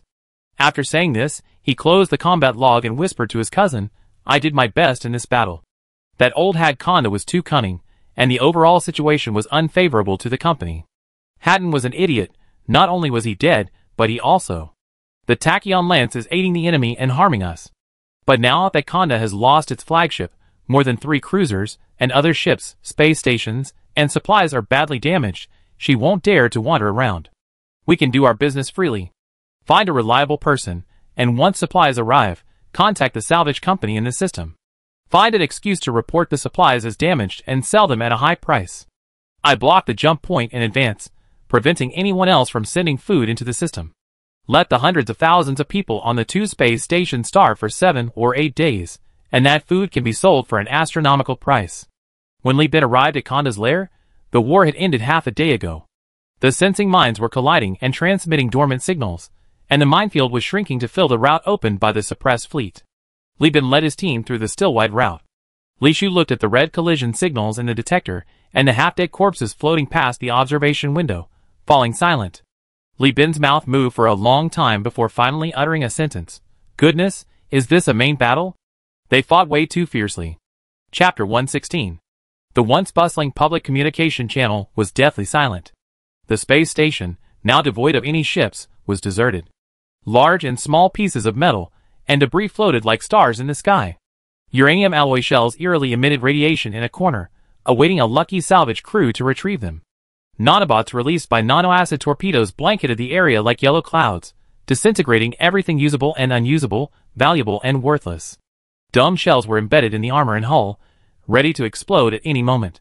Corpses rose and fell, propelled at high speed by the battlefield shockwaves, crashing into the still-activated sensor mines, adding a bizarre vitality to the deathly silence. This was the battlefield. Even after the war, countless mechanical constructs remained, faithfully carrying out their missions according to their creator's instructions, delivering a deathly gift to innocent bystanders.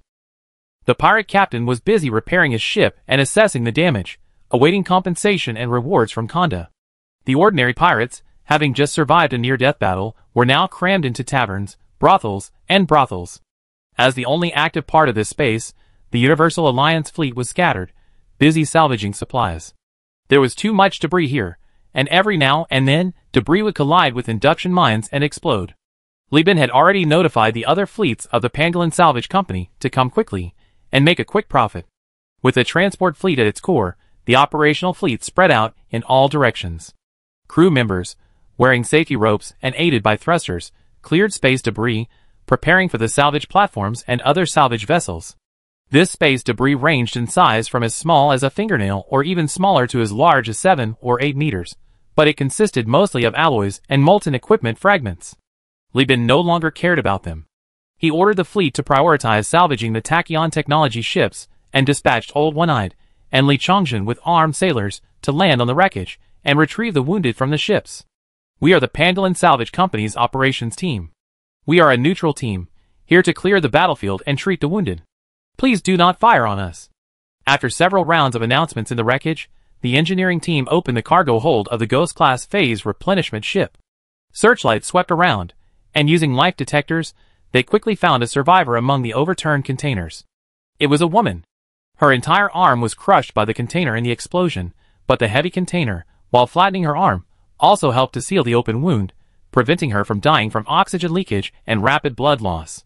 Tears streaming down her face, she gripped her gun, trembling as she pointed it at Li Chongjin. When she saw the comical cartoon pangolin making a peace sign behind Li Chongjin, her tense nerves finally relaxed. No pirate would use such a ridiculous logo. She was finally saved. The prisoner of war loosened her grip, the air rifle flew from her hand, and she passed out. Give me a nail gun and some sealing tape. Seal her spacesuit first, then cut off the excess flesh and bone, and take her to Amanda, Li Chongjin calmly shouted to his men, using battlefield first aid. Similar incidents were occurring in the wreckage of various Tachyon technology ships. Except for those ships deemed completely destroyed by their onboard AI with a 0% survival rate, the Universal Alliance was making every effort to rescue all the wounded. At this moment, Li Bin was leading the combat fleet to guard the breach in the minefield, blocking the other salvage fleets that had been hiding nearby, eyeing the wreckage inside. Just as Jeffrey was engaged in a heated debate with the captains and fleet commanders, the detectors detected several explosions. At first, Li Bin thought they were duds, but then he received a signal from Li Chongjin on his private channel. On the terminal projection, Li Chongjin's head was covered in blood, a hole in his helmet hastily plugged with sealant. He gasped for breath. Brother. The pirates suddenly fired missiles at the wreckage we were working on. More than a dozen engineering team members died, and Vulcan is injured too. He's badly wounded. The doctor said his liver was punctured and his abdomen is pierced. Li Bin's face instantly darkened. He handed command to Isha, leaving her with the words, pick the one with the foulest mouth and wipe him out, before immediately switching to the shuttle and heading towards the minefield. Isha watched Li Bin hurriedly leave, listened to the public channel for 2 seconds, then took off her headset. Fleet, attention. Target, Crystal Rock Salvage Fleet. Spread out. In the medical bay of the Hairless Cat, Barber class, the Tachyon technology crew members, who had been lying in the medical bay, were thrown out. Vulcan, coughing up blood, lay inside, having just been injected with anesthetic. Several mechanical personnel were cutting open the spacesuits stuck to his skin with blood and cleaning his wounds. Amanda remotely controlled the medical bay, muttering to herself, "Luckily, I practiced a lot on Tipicina, otherwise this surgery would have had to be done by a machine. In that case, 3/4 of his liver would have been removed, and he wouldn't be able to do any manual labor for the next 2 years. Prepare the blood packs. There will definitely be massive bleeding after the alloy is extracted. I need to open the liver wound to suture the blood vessels before I can use a laser suturer to close the organs." Li Bin looked at Vulcan, whose face was as white as snow and whose lips were black, expressionless. What exactly happened? Zhu Jin, with drooping eyelids, said, "We were really conducting normal salvage operations. The identification code was activated, and the transponder was on. Then a pirate ship that looked like a Hellhound class, but much larger, and had a gruesome shape, suddenly launched several missiles, directly blowing up the storage area that Vulcan and his men had cleared. Vulcan was working deep underwater at the time, and wasn't directly affected, but everyone and everything in the storage area is gone. Have you made contact?" "Yes, but there's been no response." "Where's the ship?" "It's heading towards the anchorage of Conda's Nest." Li Bin nodded after listening, patted Zhu Jin on the shoulder. "Let everyone continue their work. I handle the compensation for the dead and wounded." He then left the infirmary, and sent the details of the incident to Guangwu and Wincy. Wincy quickly replied, "Not free pirates, probably Conda's subordinates." Guangwu, a little later, stammered, "Just take some compensation and stop, Brother Li Bin. Don't think about revenge. Even if you report this directly to the Pirate King, he won't be punished much. Snake Demon is, after all, the king's favorite." Li Bin took a deep breath, found a cabin, locked himself in, and sent a communication request to Snake Demon in his personal capacity. This time, the call connected, but it wasn't Snake Demon's arrogant face. Instead, it was a pirate with a Conqueror-class frigate tattooed on his head. Li Bin politely inquired about the reason for the Snake Demon's attack, emphasizing that the Pangolin Salvage Company also had shares in the Pirate King. The pirate listened absent-mindedly, clearly not taking it to heart. "The Snake Demon is still our company's VIP. We always adhere to the principle of serving our valued customers to the best of our ability. Have we done something wrong, or offended him?" The pirate, idly picking his nose on the projection screen, heard Li Bin's question and gave a blank "Oh, you're asking me? I don't know. I'm answering your call on the boss's orders to say a few words. Your livelihood depends on us pirates. To put it bluntly, you're just our dog. Know your place. You should save those bastards at Speedtech first, ignoring the pirates. You already met your demise. The second thing is, you janitor, stop pretending to be a big shot and hogging the spoils. Move the minefield. Our boss wants to watch these salvage fleets fight like dogs, haha." Li Bin's expression remained unchanged, staring at the pirate picking his nose like a dead man. The pirate felt a chill run from his tailbone to his head under Li Bin's gaze. He shivered, then instantly realized that a dignified pirate like himself had been intimidated by a mere merchant. He muttered under his breath, "Boring, hanging up," and was about to log off. At this moment, Li Bin forced a smile. "Goodbye. Looking forward to our next business deal. Who wants to do business with you?" "Just a dog." He then ended the call. The cabin was dark, but starlight streamed in through the porthole, illuminating the lower half of Li Bin's face, revealing a smile. The other half of his face was hidden in a dark corner, his eyes unblinking in the darkness. "That's not up to you. Snake Demon, is it? You wait, I find a way to kill you." Asteroid belt, discrete geometry's bridge. Using relay communicators. Even here, the suppression fleet could monitor all public chats and information transmissions in the system. They had overheard the entire confrontation and subsequent engagement between the salvage fleet and the Pangolin Salvage Company outside the minefield. Manhattan tapped the armrest of his throne. "So, what's the deal with this Pangolin Salvage Company?" Chapter 117. The surgery was a success. Vulcan's life was saved, and his liver didn't need to be removed. Although there was a large wound, it was not a major problem thanks to interstellar medical technology. However, Vulcan would have to leave the front lines for the next 2 months. And according to Amanda, if Vulcan wanted to maintain his health in 20 years, it would be best to get a liver transplant, either a human organ transplant or an artificial organ. "Captain, I'm sorry, I'm so useless." In the medical bay, Vulcan, with several 4 lines and vital sign monitoring equipment attached, finally woke up after blood transfusions and 4 fluids. Li Bin waved his hand. "Just focus on recovering. Captain Chio will avenge you." Vulcan quickly replied, "No need, Captain. Business comes first." We can just get an explanation from someone. You know I'm always protective of my own, Li Bin said, pressing his thin lips against the transparent medical bay cover. Besides, I need to let people know that not just any Tom, Dick, or Harry has the right to ride roughshod over me, otherwise how will I do business in the future? Given Vulcan's injuries, the engineering team leader, Li Bin had to transfer his younger brother, Li Chongjin, from the armed sailors to oversee the salvage operations. He lamented again the lack of talent, unable to find a single loyal and suitable replacement for a key position. Expansion too fast, too few people, he sighed as he tallied the spoils. The rest of the Pangolin Salvage Company's fleet had also arrived, but the most valuable tachyon technology wreckage, especially the cruisers and destroyers, had already been marked by Li Bin. Without a word, the people from New Magius chased away the other companies lingering nearby and rushed off to salvage the ship. Initially, Quartz Society secretly complained about Li Bin's tyranny, but after Mu Yao, an insider within Li Bin's company, released a set of photos, they fell silent. The photos showed a 160-meter-high, 45-meter-wide cross made of two broken spaceship keels welded together. Hanging from the cross were about a dozen corpses. The victims were the foul-mouthed guy being brutally beaten by the combat fleet commanded by ISA. With a fleet comparable to a pirate's main destroyer, a brilliant mind like the top student in his cohort at the Overlord War Academy, and the unbridled orders of the hot-tempered Li Bin, the combat fleet effortlessly annihilated the fleet centered around armed merchant ships and cargo vessels. Needing to intimidate others, ISA didn't employ the slow, methodical approach of capturing enemy ships. Instead, she swiftly directed her fleet to weave in and concentrate fire, finally sending armed sailors into the still-burning, explosion-prone wreckage to retrieve the mangled, charred bodies. Only the dog tags remained as identification, and dressing them in captains' and commanders' uniforms, which were then hung under a cross. A metal plate was nailed to the cross, with the word trespasser crookedly engraved on it. The other salvage companies, though extremely dissatisfied, hesitated to enter. The Quartz fleet, upon seeing the photos, gasped, "Is this really Li Bin's doing? It's terrifying.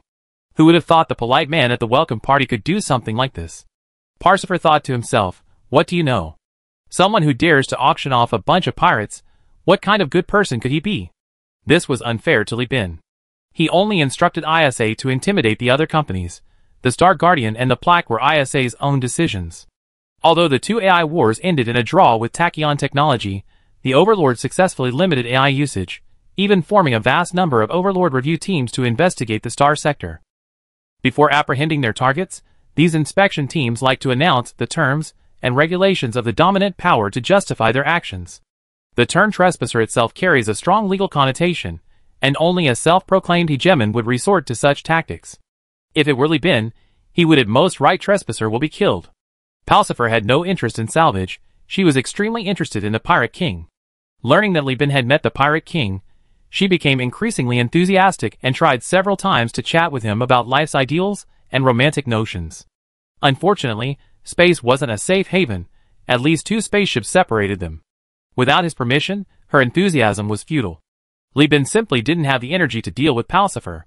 He had too many wounded soldiers from tachyon technology, exceeding 500, many of whom suffered permanent disabilities, extensive burns, paralysis, or were in a vegetative state. These people consume vast amounts of medical resources every moment, and the fleet's medical bays are simply insufficient. Conda's Nest is unlikely to accept them, and other fleets from the Pangolin Salvage Company dare not take them. He must get rid of them as soon as possible. Otherwise, once they die, their value will be gone. But where are we going to find tachyon technology? The suppression fleet is currently hiding and licking its wounds. We can't exactly look for the remaining star pirates, can we? In the captain's cabin, ISA sat upright, asking the question. Jeffrey, intimidated by her powerful aura, couldn't relax even in this private setting, awkwardly keeping his legs together and hands on his knees. Li Bin leaned back on the sofa, sipping a nutritional supplement.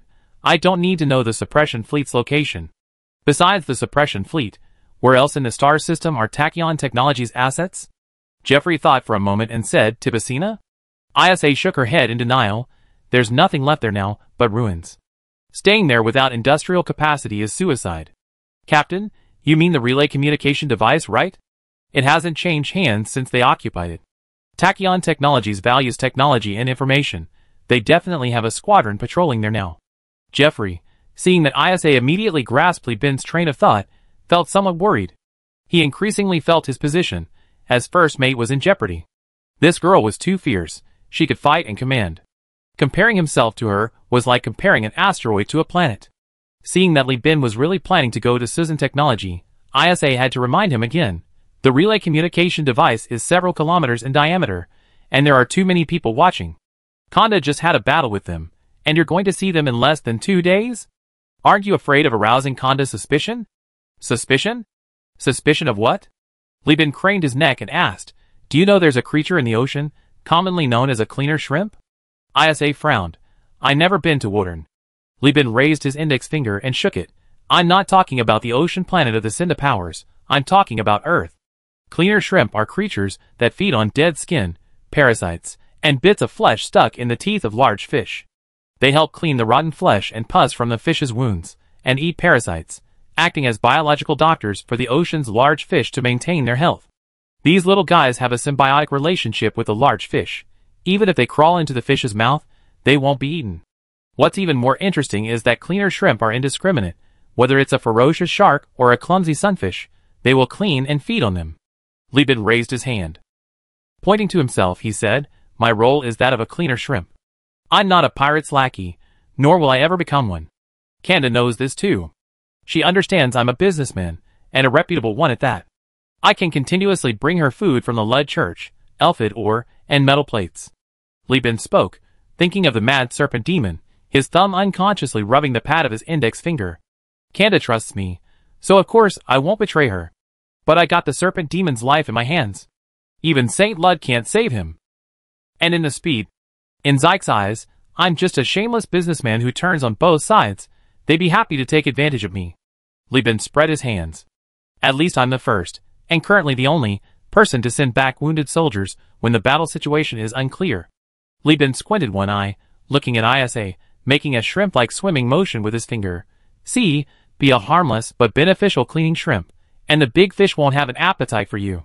Because you have too little meat, and you can do a lot. Looking at Li Bin's squirming fingers, ISA couldn't help but laugh out loud. Chapter 118. In the Mega Galaxy, at a galactic stability point, a colossal device comprised of countless sophisticated sensors and hypersonic transceivers hangs suspended in the dim void. The massive main radome resembles an inverted bowl used by the Cosmic Emperor, and around its center, various smaller radomes are arranged along cylindrical structures, each over 10 meters in diameter. These are only small in comparison to the main radome. Each one is actually larger than a person, appearing from a distance like a space stump sprouting pale, metallic fungus. Relay communication devices, also called communication relay stations, can only be deployed at galactic stability points. They use hypersonic technology to transmit signals into hyperspace, enabling intergalactic signal transmission. The so-called stability point is a location in the galactic hypersonic field that is almost unaffected. Deploying relay communication devices, sensor arrays, or navigation beacons here, the Galaxy's master can simultaneously monitor all public communication channels and information transmissions within the galaxy, the types and trajectories of various fleets and ships, and provide navigation for ships within the galaxy. For the rulers, these three items are not only beneficial for spaceships, but also for maintaining colonial networks, communications, and trade. They are invaluable assets. Unfortunately, many star systems only have one stable point. Star systems with 3 stable points are even rarer than level 5 resource planets, ISA said with deep regret, looking at the wooden stubby relay communicator before her. The MAG system only has 1 stable point, and it's a communicator made with tachyon technology after the Great Collapse. It also lacks advanced resource planets, so the Overlord doesn't seem concerned about it being occupied by tachyon technology. The Overlord's focus is concentrated on the Valhalla system in the northern part of the sector. I guess the auxiliary fleet for suppressing the fleet is also stuck there. The information she casually revealed was something people like Jeffrey would never have access to in their entire lives. The strategies and priorities of a hegemon. If any businessman with even a modicum of influence knew this, they would be compelled to change their business plans. Within 50 years, they could build a company comparable to the Minsheng Transportation Company. Li Bin looked at the intermediate communicator hovering in the stable point. The faded tachyon technology logo still clung to it. It was equipment commissioned by the Magius government to be built right after the Great Collapse, before tachyon technology had degenerated into a behemoth. It had survived war and repairs, and even now, with the star system under new ownership, it still existed. They're here. Li Bin raised an eyebrow at the fleet signal that suddenly appeared very close to the probe. In stealth mode, a ship can approach a target slowly, undetected by the probe, until it's within optical detection range. This fleet was Tachyon Technology's bodyguard here. Upon recognizing the fleet's identification code, ISA's lips curled downwards, her chestnut eyes contorting with disgust. Starlight Pirates. There were 6 ships in total, painted purple, 3 Medusa-class destroyers and 3 Wolf-class frigates. The fleet displayed its code as it approached. In the name of the Starlight Society, sir, we wish to establish a friendship with you. You can leave with peace of mind if you pay 100 crates of supplies. What a load of crap, calling themselves a society. They're a disgrace to societies, Third Officer Mu Yao muttered under his breath. Li Bin didn't respond, only giving Jeffrey a wink. The first officer immediately stretched his neck and leaned forward to the microphone, shouting over the public channel, "Stop your nonsense. If you're not happy, let's have a go. You're just a bunch of idiots who got beaten to a pulp by pirates, and you're still trying to act tough? You only have 6 ships, we have about 20. What are you trying to prove?" The projection sprang to life, showing the bridge of the lavishly decorated flagship of the Interstellar pirate fleet. A middle-aged man, dressed in opulent attire, spoke calmly, his face expressionless. Unfortunately, Jeffrey had already muted his microphone. He watched with glee as the Starlight pirate leader opened and closed his mouth, uttering threats. When Jeffrey didn't react, Jeffrey immediately realized he'd been tricked. Enraged, Jeffrey was about to order his men to exploit the Starlight pirate fleet's high mobility and the explosive power of its energy weapons to damage the Universal Alliance fleet and then escape, thus humiliating Jeffrey. However, Jeffrey immediately sent a series of photos, all identical dog tags and current status photos of Tachyon Technology crew members. Jeffrey felt as if he swallowed a fly's dropping. Jeffrey grumbled, "We have over 500 wounded men on board, all freshly salvaged. We need to find the people from Speedy Technology to exchange for the reward. If we delay, can you take responsibility?" He then cut off the communication and laughed, telling his crew, "These Starlight pirates are like chamber pots. If you talk to them nicely, you only get a stench of urine. You have to pee and shit at them, then you see the chamber pots smoke. Merchants throughout the Star Sector hate pirates, but they despise Starlight pirates even more. These scoundrels, backed by a giant corporation, dare to stop large ships with just a few small boats, demanding tolls. Every captain has been disgusted by them.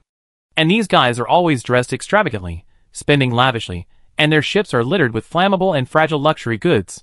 If the ship is destroyed, valuable antiques and artifacts are lost too. Salvage operations yield little of value."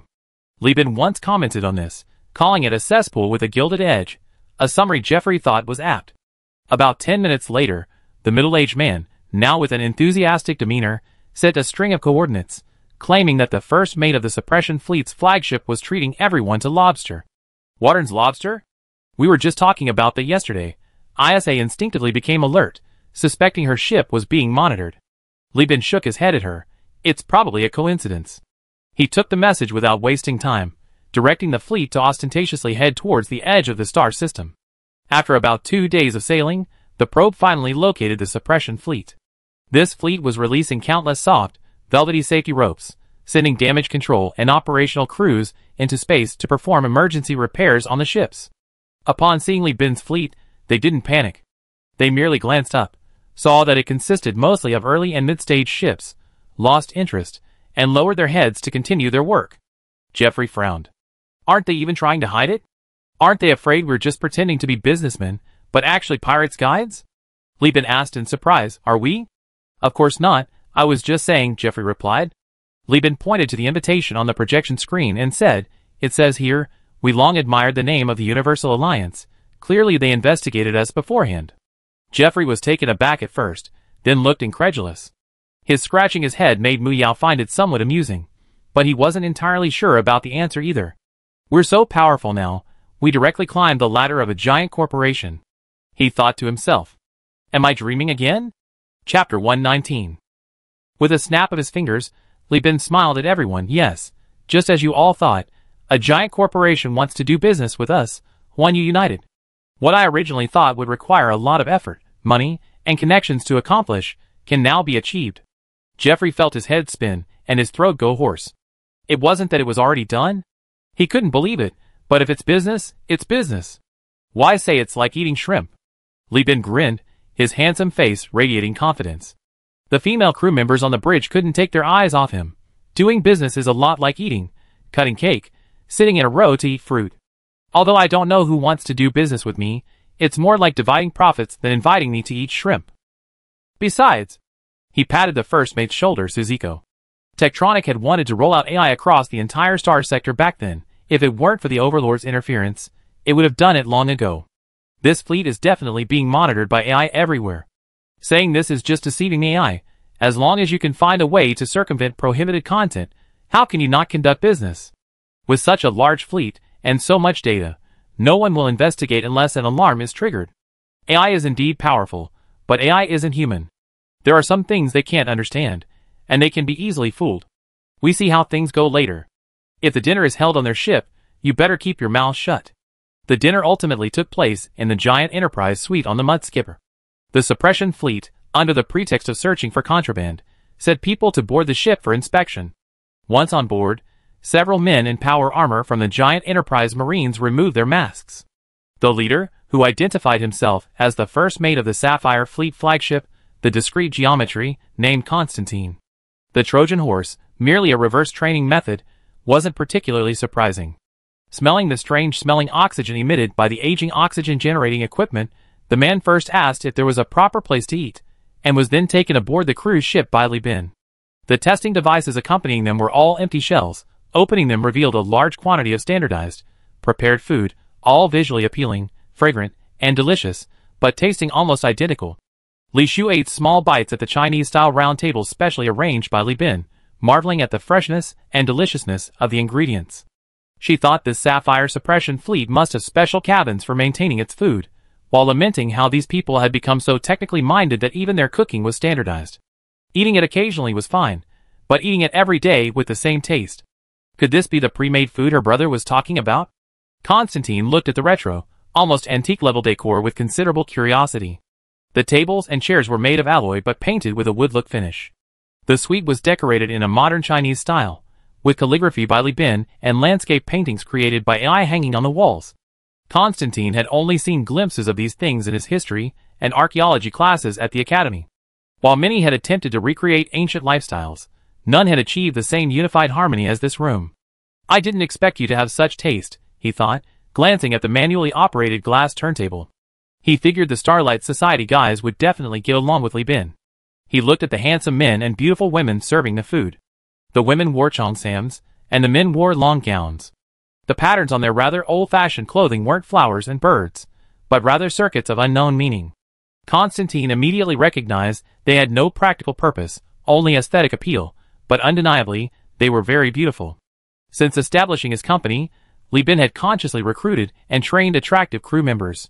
He hosted similar dinners several times before, and his subordinates were all very familiar with each other.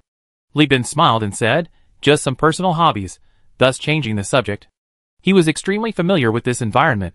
He negotiated countless deals over meals in his past life. This was, in a sense, his home turf, where his negotiating skills could be fully utilized. However, although Constantine boasted a lot, if a 21st century Chinese person were here, they would immediately recognize that this suite was simply a copy of a private room in a restaurant. Who wouldn't recognize it? It was practically their home. The dishes were served one after another, and the conversation flowed smoothly. Constantine talked about his family, some interesting anecdotes about tachyon technology, which labs were still researching perpetual motion machines, and which company wanted to synthesize all elements by colliding antimatter and matter. Li Bin readily agreed. Not a word was discussed about business. Li Chengzhen, with an appetite enough to feed 3 people, had already eaten his fill, but his elder brother hadn't mentioned business at all. He was a little puzzled, but then he thought about his brother's character. He'd probably already used coded language to communicate, and didn't dwell on it, stuffing his mouth full of food. Jeffrey, however, was really looking forward to the lobster. He deliberately saved some room, watching the person bringing the food eagerly outside. When the last dish arrived, it was indeed blue lobster. The lobster was reddish overall after cooking, but mottled blue spots remained on the shell. The lobster's back had been opened, and the enticing, translucent meat emitted a unique and rich seafood aroma that wafted into one's nose, down the esophagus, and into the stomach. Even the already full Li Chengzhen couldn't help but salivate. This is the blue lobster, costing over 90 star coins each. Only the powerful Wotan of the Sindar constellation can produce it.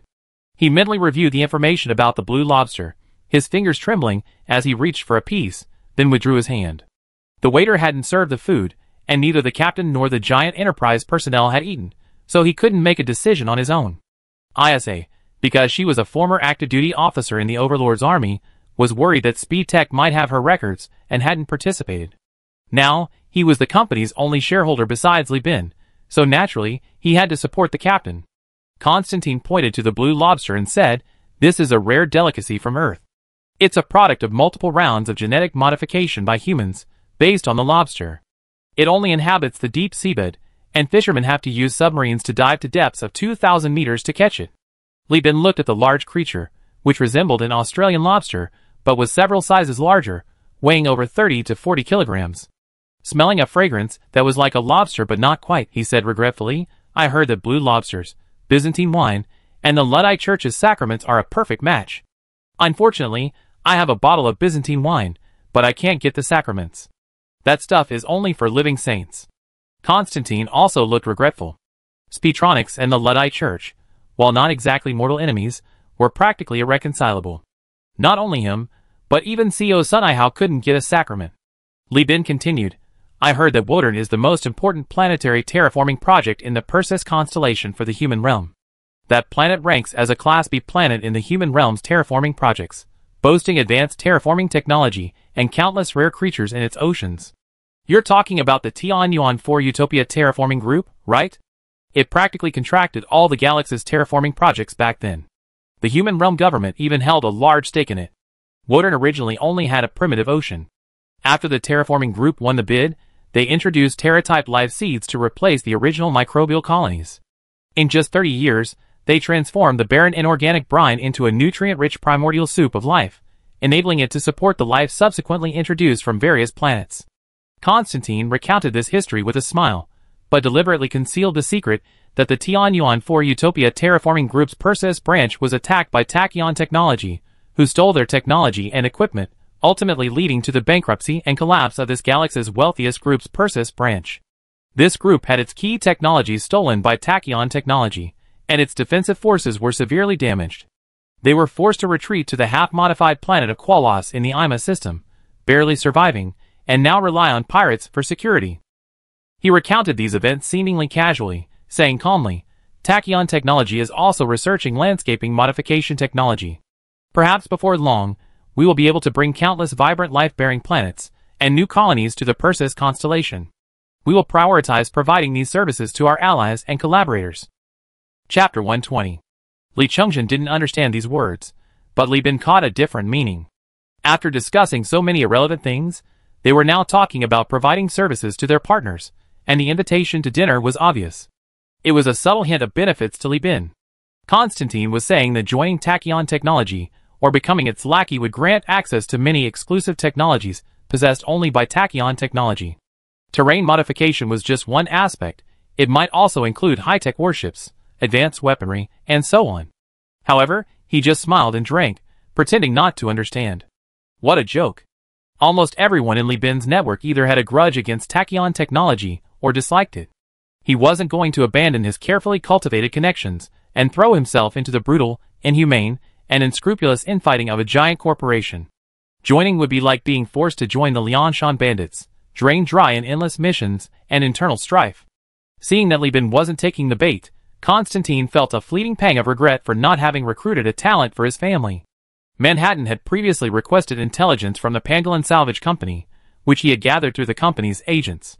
Li Bin was clearly a frontman pushed forward by multiple factions, but undeniably, this frontman's ability to navigate complex relationships without offending any of them was unquestionable. He patted his stomach and smiled, saying, "Unfortunately, I'm already full. This shrimp hasn't been touched yet. You can take it back and eat it." Li Bin thought to himself, "The real action is here. The deal is only just starting." He sighed and shook his head, indicating it wasn't appropriate. "Such a big shrimp, how can I eat it all by myself? Wouldn't that be a waste of something so precious?" He took the serving utensils from the woman in the cheongsam, sliced off 2 sections of the shrimp tail with a knife, and said, "I usually like to eat the tail, so just leave a little to taste. You can take the rest back and share it with your friends." Jeffrey thought, "I'm human too, I can eat that too. The word stuck in his throat, and some instinct made him shut his mouth, though he didn't yet realize what it was. He only saw the captain's obsequious manner, which reminded him of when he was poor and doing business with Richelieu's bank, delivering alcohol as a gift. Constantine glanced at the shrimp tail, which was only about a tenth of the whole shrimp. He hesitated for a moment, then reached for a serving knife and raised it a few sections higher. I heard you have younger siblings. Take some back with you, so they can have some too. Li Bin, seeing the knife's uneven cuts, the meat mostly shredded into a messy quarter of the lower section, smiled genuinely. You're right, I was too narrow-minded. Thus ended the impromptu meal, where both host and guest enjoyed themselves. Constantine didn't stay, leaving with his men. Li Bin escorted everyone onto the ship, then floated out himself, still in his spacesuit and secured by a safety tether. He only returned to the shuttle after seeing the other ship disappear from sight. By then, the shrimp was cold. But he didn't mind. He picked up the knife and quickly chopped the shrimp, giving each of the key personnel a portion, then forked the cold shrimp meat and began to devour it. Brother, should I ask the mess hall to reheat it? Li Chongjin asked, scratching his head. Li Bin shook his head. Li Shu, quick-witted, saw her brother so happy even eating leftovers and tentatively asked, did it work out? Yes, it worked out. This time, I take a quarter. TSK. People from giant corporations are really generous. He wiped the soup from his mouth, sucked his fingers, and said to the first mate, don't turn off the transponders lately. Have several navigators on duty, and notify me immediately if there's any news. Yes. Having said that, Jeffrey finally understood.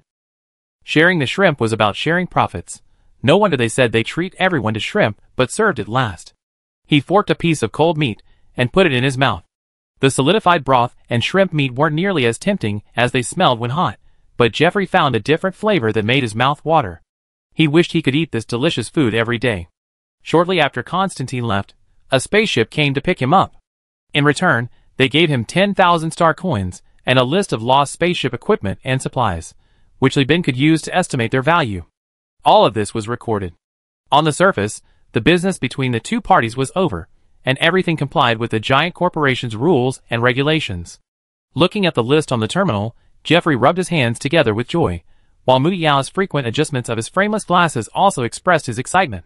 A damaged cruiser phase field generator, worth 20,000 star credits, can be repaired at the Kazalin repair shop in the Tuller system for a little over 10,000 star credits, immediately fetching 50,000 star credits. The book significantly enhances the capabilities of cruisers and above, thus increasing the value of ships and related equipment.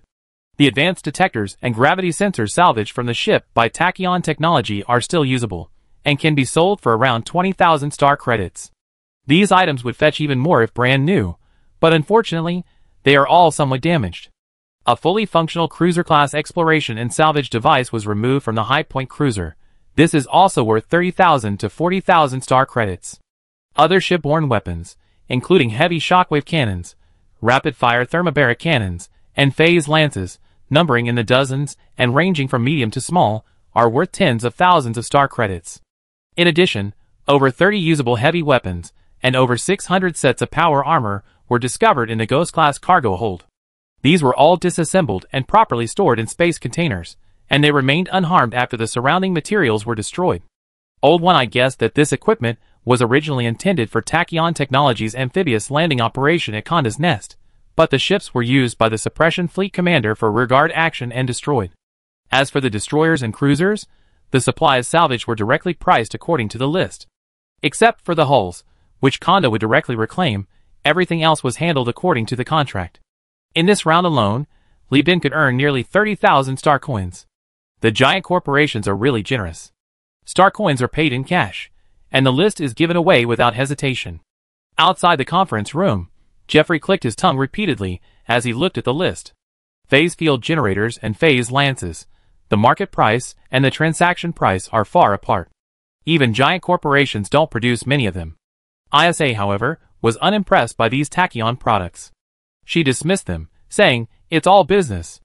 Tachyon technology never restricts salvage teams from taking their wreckage and equipment. On the contrary, they love for the entire sector to buy and salvage Tachyon technology products. Just the maintenance and guidance costs alone would make them a fortune every year. Those shipyards and purses with the capability to repair phase field devices all pay Tachyon Technology patent royalties every year. Jeffrey was indifferent. That's the captain's concern. I'm concerned about whether this thing can be installed on our ship. Li Bin, hands on his hips, grumbled, we don't have cruisers. Those things are over 200 meters long. Destroyers can't fit them. We have them within a year or two at the latest. The conference room door opened, and Li Bin let out a man wearing a crew uniform with the Universal Union insignia, his face beaming with barely suppressed joy. After reaching a deal with Constantine, he led his fleet back to Conda's Nest to continue the salvage operation. About a week later, someone arrived in a shuttle, carrying a resume, seeking employment after the Universal Alliance's recruitment period had ended. This strange situation quickly attracted the attention of Li Shu, who was also the head of the office. Upon seeing Li Shu and confirming she was Li Bin's sister, the man remarked that the lobster tasted good and smoothly completed his onboarding process. Later, Li Shu learned that he was an agent of Constantine's family, who had long been infiltrated into New Magius, and was here on orders to finalize the details of the deal. Now that the deal was done, this unassuming man was incidentally dismissed by Li Bin on the grounds that he did not meet the company's development needs. After he left, Jeffrey's boiling emotions finally subsided. Grabbing Li Bin's arm, he wanted to shout but dared not, asking in a hoarse voice, "What happened? How come we suddenly have a cruiser? We only have about 300,000. If we buy a cruiser, will we have anything left? Will we be able to equip it with all the weapons?" Hearing that a cruiser had been secured, ISA also leaned in. "It's not a ship modified from a meteorite, is it?" Li Bin smiled and shook his head. A pop-up window appeared on his wrist terminal, and Jeffrey read aloud, word by word, "Supreme Point BRV? What kind of ship is that? It doesn't look like something from Tachyon Technologies." Chapter 121. The projected ship released from the arm terminal was identical in shape to the High Point of Tachyon Technology, but its appearance lacked the feel of a high-tech warship. At first glance, it had a Frankenstein-like, stitched-together feel. Unlike the haphazard patchwork of the pirates, the High Point BRV seemed to have been painstakingly crafted, but limited by its capabilities. It could only achieve this much. Li Bin paused, recalling slowly, and said, "This is a modified, or rather, a degraded version of the High Point, based on the Brighton Alliance." The Brighton Alliance obtained the blueprints for the High Point, but they didn't have intact nanoforges, so they couldn't produce qualified equipment parts. They could only use salvaged ship parts as substitutes, and in the end, they created the High Point BRV. ISA asked curiously, "You mean that loose alliance formed by multiple refugee republics centered around nomadic refugees? How did they get the High Point blueprints? Doesn't Speedtronics punish them?" Li Shu and Li Chongzhen exchanged glances. The Brighton Alliance was located outside the Core Star sector, and was a force formed only in recent decades. They had never even heard of it. Jeffrey, who spent his days in taverns, had heard people talk about the Brighton Alliance, but the reviews weren't good. They said either the quality of their industrial products was poor, or there were too many refugees fleeing from all over the Star sector, and food was always scarce. A packet of compressed nutritional paste could sleep a person, and it was very cheap, etc. So when he heard that the High Point BRV was produced by the Brighton Alliance, he was quite surprised. As for Mu Yao, he adjusted his glasses but remained silent. Li Bin weighed his hands in his hands, and said with great emotion, "About 4 years ago, I think. Back then, I was working at Minsheng Company to pay off debts. The fleet received a very valuable grain trade order, transporting 4,000 containers of grain from the Overlord to the Brighton Alliance for emergency relief. That's a distance of over 10 light-years, more dangerous than our journey to the Demon Aviation. The Brighton Alliance's star system is too remote, surrounded by abandoned systems, and they were unlucky, located northeast of the Core Star region." Upon hearing this, ISA instantly realized something. She said quietly, "That blueprint? Was it stolen from Yu Hui?" "Yes." Li Bin nodded. "No wonder." ISA's eyebrows furrowed, her eyes blazing with barely suppressed murderous intent. Before the Great Collapse, Tachyon Technologies headquarters released a large number of unmanned ships and motherships equipped with AI cores outside the Core Star region, naming them Yu Hui. After the Great Collapse, Tachyon Technologies' Perseus branch lost some control. The Overlord wanted to win the AI war, and forced Tachyon Technology to retrieve all the out-of-control AIs, but those scum directly destroyed the control room. The completely out-of-control Yu Hui kept collecting resources outside the Core Star region to multiply itself, destroying dozens of human colonies that survived the Great Collapse. That debt must be held against Tachyon Technology. That bitch Sun Ihao, for power, and to ensure her own survival, didn't hesitate to let the remnant grow unchecked. If it weren't for the remnant's underlying code restricting them from harming Tachyon Technologies ships, keeping these scum around would have allowed for a slow cleanup of the remnant. The first AI war wouldn't have ended so quickly, at least it would have been completely dismantled. Holy crap, is this something I can just accept? Mu Yao's hand, pushing up his glasses, froze, fear was creeping in. Some things were whispered among the people, but whispers aside, this was the certification of a former Hegemon's outstanding graduate, practically concrete evidence that Tachyon Technology had committed unforgivable crimes against humanity. After all, personally destroying the AI's control room, and these AIs even had physical mechanical bodies, was far more terrifying than anything in Rise of the Planet of the Apes. How many offspring do gorillas have in a year? Human machine production has no limit. Mu Yao inwardly cursed ISA for overstepping her bounds, making him afraid to drink in public again. He also cursed Speedtronics for its ruthless practices, raising star pirates, conducting unethical human experiments, and now cultivating runaway AI. He wished he could transform into a Mongolian top laner and launch a full-scale attack on the spawn points of everyone at Speedtronics. Li Bin, of course, couldn't hear Mu Yao's inner thoughts. He nodded in agreement with ISA's statement. The Brighton Alliance shares your sentiment, they despise Speedtronics. Their reasons are more direct. Near their star system, there's a system occupied by the Afterglow. Every day, Afterglow's unmanned warships enter hyperspace from the jump point, disrupting trade between the Brighton Alliance and the core star sector, and even attempting to invade their home planet. He leaned against the bulkhead, arms crossed, standing to either side of ISA. The planets developed by the Brighton Alliance are very barren, either metal planets or desert planets. There's no arable land, and even water is only available through icy asteroids. Plus the Brighton Alliance, which started as a refugee society and has a strong humanitarian spirit, has always welcomed refugees without exception. The harassment of shipping routes by the Afterglow is intended to starve tens of millions of refugees. In their long-term confrontation with the Afterglow, they discovered that the Afterglow collects battlefield debris to recast warships. Lacking nanoforges, and with limited production capacity, their ship components are less precise than even the wreckage of unmanned warships. To survive, the Brighton Alliance embarked on another path. Their government shifted its fleet strategy to modifying the wreckage of human realm unmanned ships and Afterglow vessels to maintain a combat advantage against pirates, raiders, and unmanned ships. This has become a symbol of the Alliance's tenacious courage. It's fair to say that every household in Brighton is at odds with the AI. Oh, and by the way, due to weak industrial capacity and the excessive number of refugees they've taken in, the Brighton Alliance doesn't even have breeding facilities. Besides the refugees who make up 80% of their population, the remaining 20% are all naturally conceived. Li Bin spoke casually, but ISA and the others could almost smell the iron, blood, and fire just listening to him. A force that started as nomadic refugees, in just a few decades, developed a technology for reverse engineering unmanned ships, even stealing cruiser blueprints from the Twilight. How many people died in that process? It's probably not something that can be explained simply by a grudge. Jeffrey then seemed to remember something and exclaimed, "Ah, I remember now. I met a pirate in Conda's Nest. Once, when he was drunk, he complained to me that his old buddy went to rob Brighton and ended up becoming a member of the Brighton Alliance's navy. I heard that his buddy even brought his entire pirate colony to join the Brighton Alliance, saying he was incredibly busy and fulfilled every day. Turns out he went to fight the Twilight. No wonder he's so busy. Isn't that good enough?" From a hated bandit leader to a racial fighter protecting the weak against machines, Li Bin shrugged.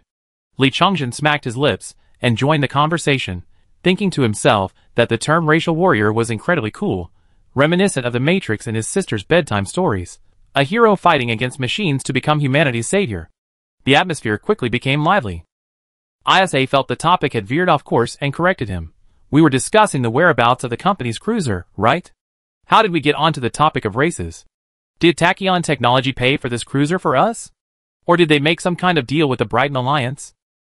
"Neither," Li Bin said, having the projector display another photograph. The wreckage, broken into 3 sections in the void, could only be vaguely discerned. Li Bin pointed to the photograph and said, "We have to thank Brother Wincy from Golden Eagle for those 16 death torpedoes, which delivered the genuine Tachyon Technology high point wreckage to us.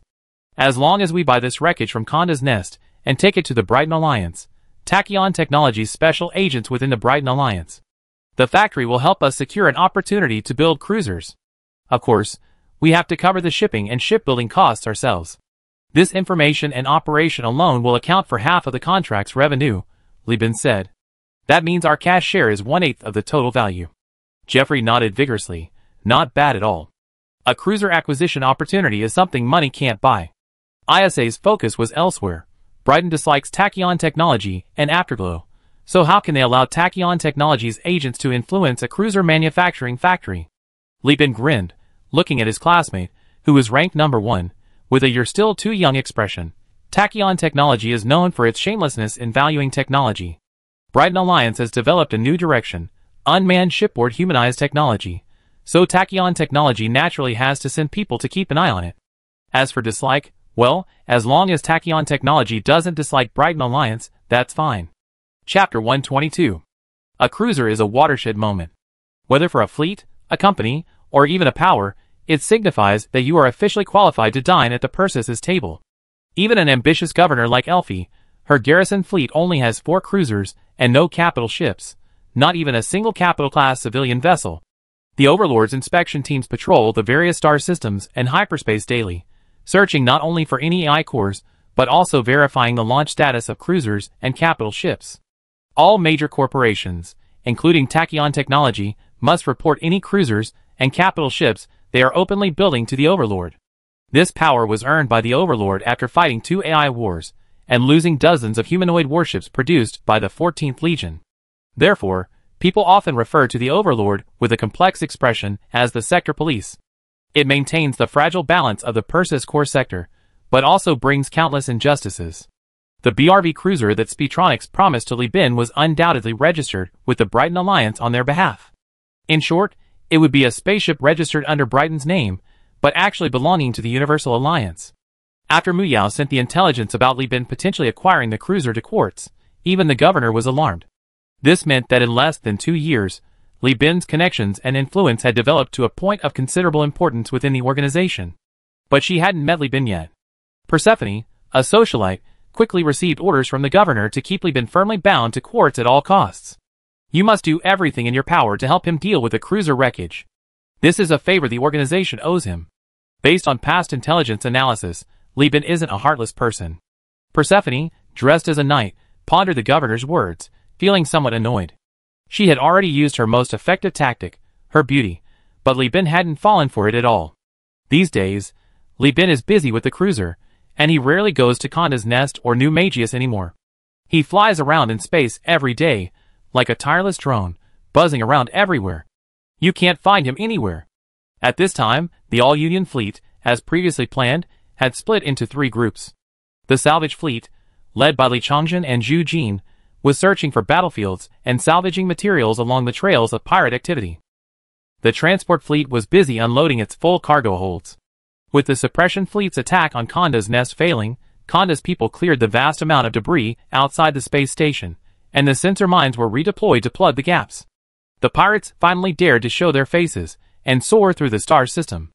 After dozens of days of pirate blockade and fierce battles with the suppression fleet, the prices of food, daily necessities, and luxury goods in the star system soared, attracting countless smugglers and naive pirates. Coupled with the auxiliary fleets dispatched by Tachyon Technology to bypass the Hegemon's blockade, the star system was filled with spaceships, and everywhere there were battles of plunder and defense. Li Bin himself was learning fleet warfare from ISA. According to ISA, the fastest way to learn is to learn and practice simultaneously. Li Bin was responsible for gathering information and screening lone salvage fleets without the support of a major power. She, meanwhile, commanded the 9-handed, 3-legged cat. Li Bin went to serve as captain of a God-class destroyer to gain experience in captaincy and combat. After the battle, ISA would oversee the post-battle debriefing. This God-class destroyer, due to its large size and robust combat capabilities, was named the Cheetah by Li Bin. Leopard continued to press forward and draw the enemy fleet's attention. Tabby Cat, Buffalo converted gunboat, fire all your missiles, target the enemy flagship. Cow Cat, fighter class, Chihuahua, Wild Wolf class, cooperate with Rusty Cat to suppress other ships. Pekingese, Vulture class, and flagship 3-legged cat simultaneously launched the Claymore Squadron, employing the butterfly harassment tactic. A series of commands were issued, and the Universal Alliance's combat fleet flexibly switched between hammer-anvil and harassment tactics. Behind them, in the distance, the Tachyon Technology Auxiliary Fleet feigned defeat, abandoning hundreds of containers left by pirates. To their side stood Golden Eagle Wincy and another group of naive pirates who had come to the MAG system to pick up fruit. Having collected footage of numerous battles involving cruisers and larger vessels, and through extensive combat command and tactical debriefing by ISA, the top commander of her generation, this combat fleet underwent significant improvements in formation, flight attitude, crew experience, steering skills, and gun accuracy over a period of just over a month. It's no exaggeration to say that without ISA, this fleet could have cleanly and decisively defeated its counterpart from 2 months prior within 2 hours. The most notable improvement was that ISA no longer needed to personally plan ship routes and specific combat strategies. Captains, leveraging their combat experience and initiative, supplemented the operational details beyond simple commands, allowing ISA to focus her main energy on the overall strategic picture. Furthermore, many tactical systems, crew ranks, and technical terms gradually evolved towards a dominant style under ISA's leadership. The most significant improvement was in weapon slots, now commonly referred to as slots. Radiation energy reached critical value, deactivate shields. On the bridge of the Cheetah, Li Bin shouted the order, simultaneously gesturing to the first mate. Jeffrey understood and commanded the gunners. Rain launcher, 3 rounds, rapid fire. The Cheetah, despite being a destroyer, possessed a large missile launcher that even cruisers might not have, capable of unleashing powerful firepower without consuming electricity. Li Bin had purchased the large missile launcher at the nest of Conda for a ridiculously low price of 9,000 star coins. Rain, with a reserve of 160 missiles, firing 20 missiles per round, with a range of 2,500 meters, was a typical battlefield fire support weapon. The 20 Rain missiles were launched in a salvo. While the missiles were slow, they were guided by a system. Under the gunner's control, these missiles blocked the enemy flagship's path, forcing it to reposition and fall within the firing range of the Cat. The heavily damaged enemy ship, under heavy fire from the Cat's 1 medium missile bay, 3 small missile bays, and 2 live-fire weapon bays, was capsized and lost control by the explosion of a near-missile Reaper torpedo. 3 Claymore squadrons seized the opportunity to destroy its engines. Finally, the enemy commander, unwilling to give up, detonated his flagship, leaving Li Bin with a pile of space debris. Jeffrey slammed his fist on the control panel in anger, but quickly calmed down and began to focus on listening to orders and assigning tasks to gunners and damage control. The battle ended in less than an hour, and the fleet captured another batch of transport ships. Because these salvage fleets were small, and the combat ships also served as miners and wreck disposal units, the majority of ships surrendering after battles were transport ships, almost all of them the Wanderer class, practically mobile container ships. The Wanderer-class transport ships were numbered 14, while the salvage fleet only gained 2 new Shepherd-class ships. As for the combat ships, not a single one was left. The wreckage was all towed to Conda's nest and sold to pirates. Li Bin didn't hide the matter of the High Point wreckage and mentioned it directly to Conda. The situation in the MAG system was becoming increasingly clear with the 2 factions vying for power. Tachyon Technology was busy dealing with the Overlord and the Sinda's authority, and was unable to send a second wave of suppression fleets to jointly annihilate Conda's nest. Li Bin still had time to do business with Conda in the future. Hiding the wreckage, and then bringing back a High Point BRV clearly showed they were treating the Pirate King like a fool. Li Bin, who always conducted business with integrity, immediately revealed the agreement he had reached with Constantine to the Pirate King. The Pirate King readily agreed, and always sent pirate fleets to escort him. The pirates who accompanied him this time, pretending to plunder Tachyon Technology, were led by Brother Wincy. Inside the Mercury shuttle, the aroma of air-fried meat filled the entire cabin. Deep frying and hot pot were out of the question in space, so this was the only option. Wincy, however, didn't mind. Li Bin's cooking was undeniably excellent. He ate until his bald head was drenched in sweat, frequently wiping his forehead with a handkerchief to prevent the sweat from flying off. The meat in the pot was from those discarded containers from Tachyon Technology. He had a mechanical eagle tattooed on his body, but his face was all smiles, showing no sign of having just wiped out a gang of pirates. This giant corporation is really rich. 600 boxes of meat, eggs, and milk, just thrown away like that. He chewed on some meat, and put down his chopsticks. Brother Li Bin, tell me, this suppression fleet doesn't seem to have many people. They've thrown out nearly 2,000 boxes of goods in just a few days. What could they possibly have left? Li Bin popped a piece of meat into his mouth, and shook his chopsticks. That's not how you calculate it. Do you remember when the suppression fleet went to Tivissel after attacking Konda's nest? To rescue people. No, how many people could they possibly rescue? Even if they falsified the accounts, SpeedTech's AI would check. What if these supplies weren't transported under the guise of rescue, but under the guise of reconstruction? Li Bin raised an eyebrow.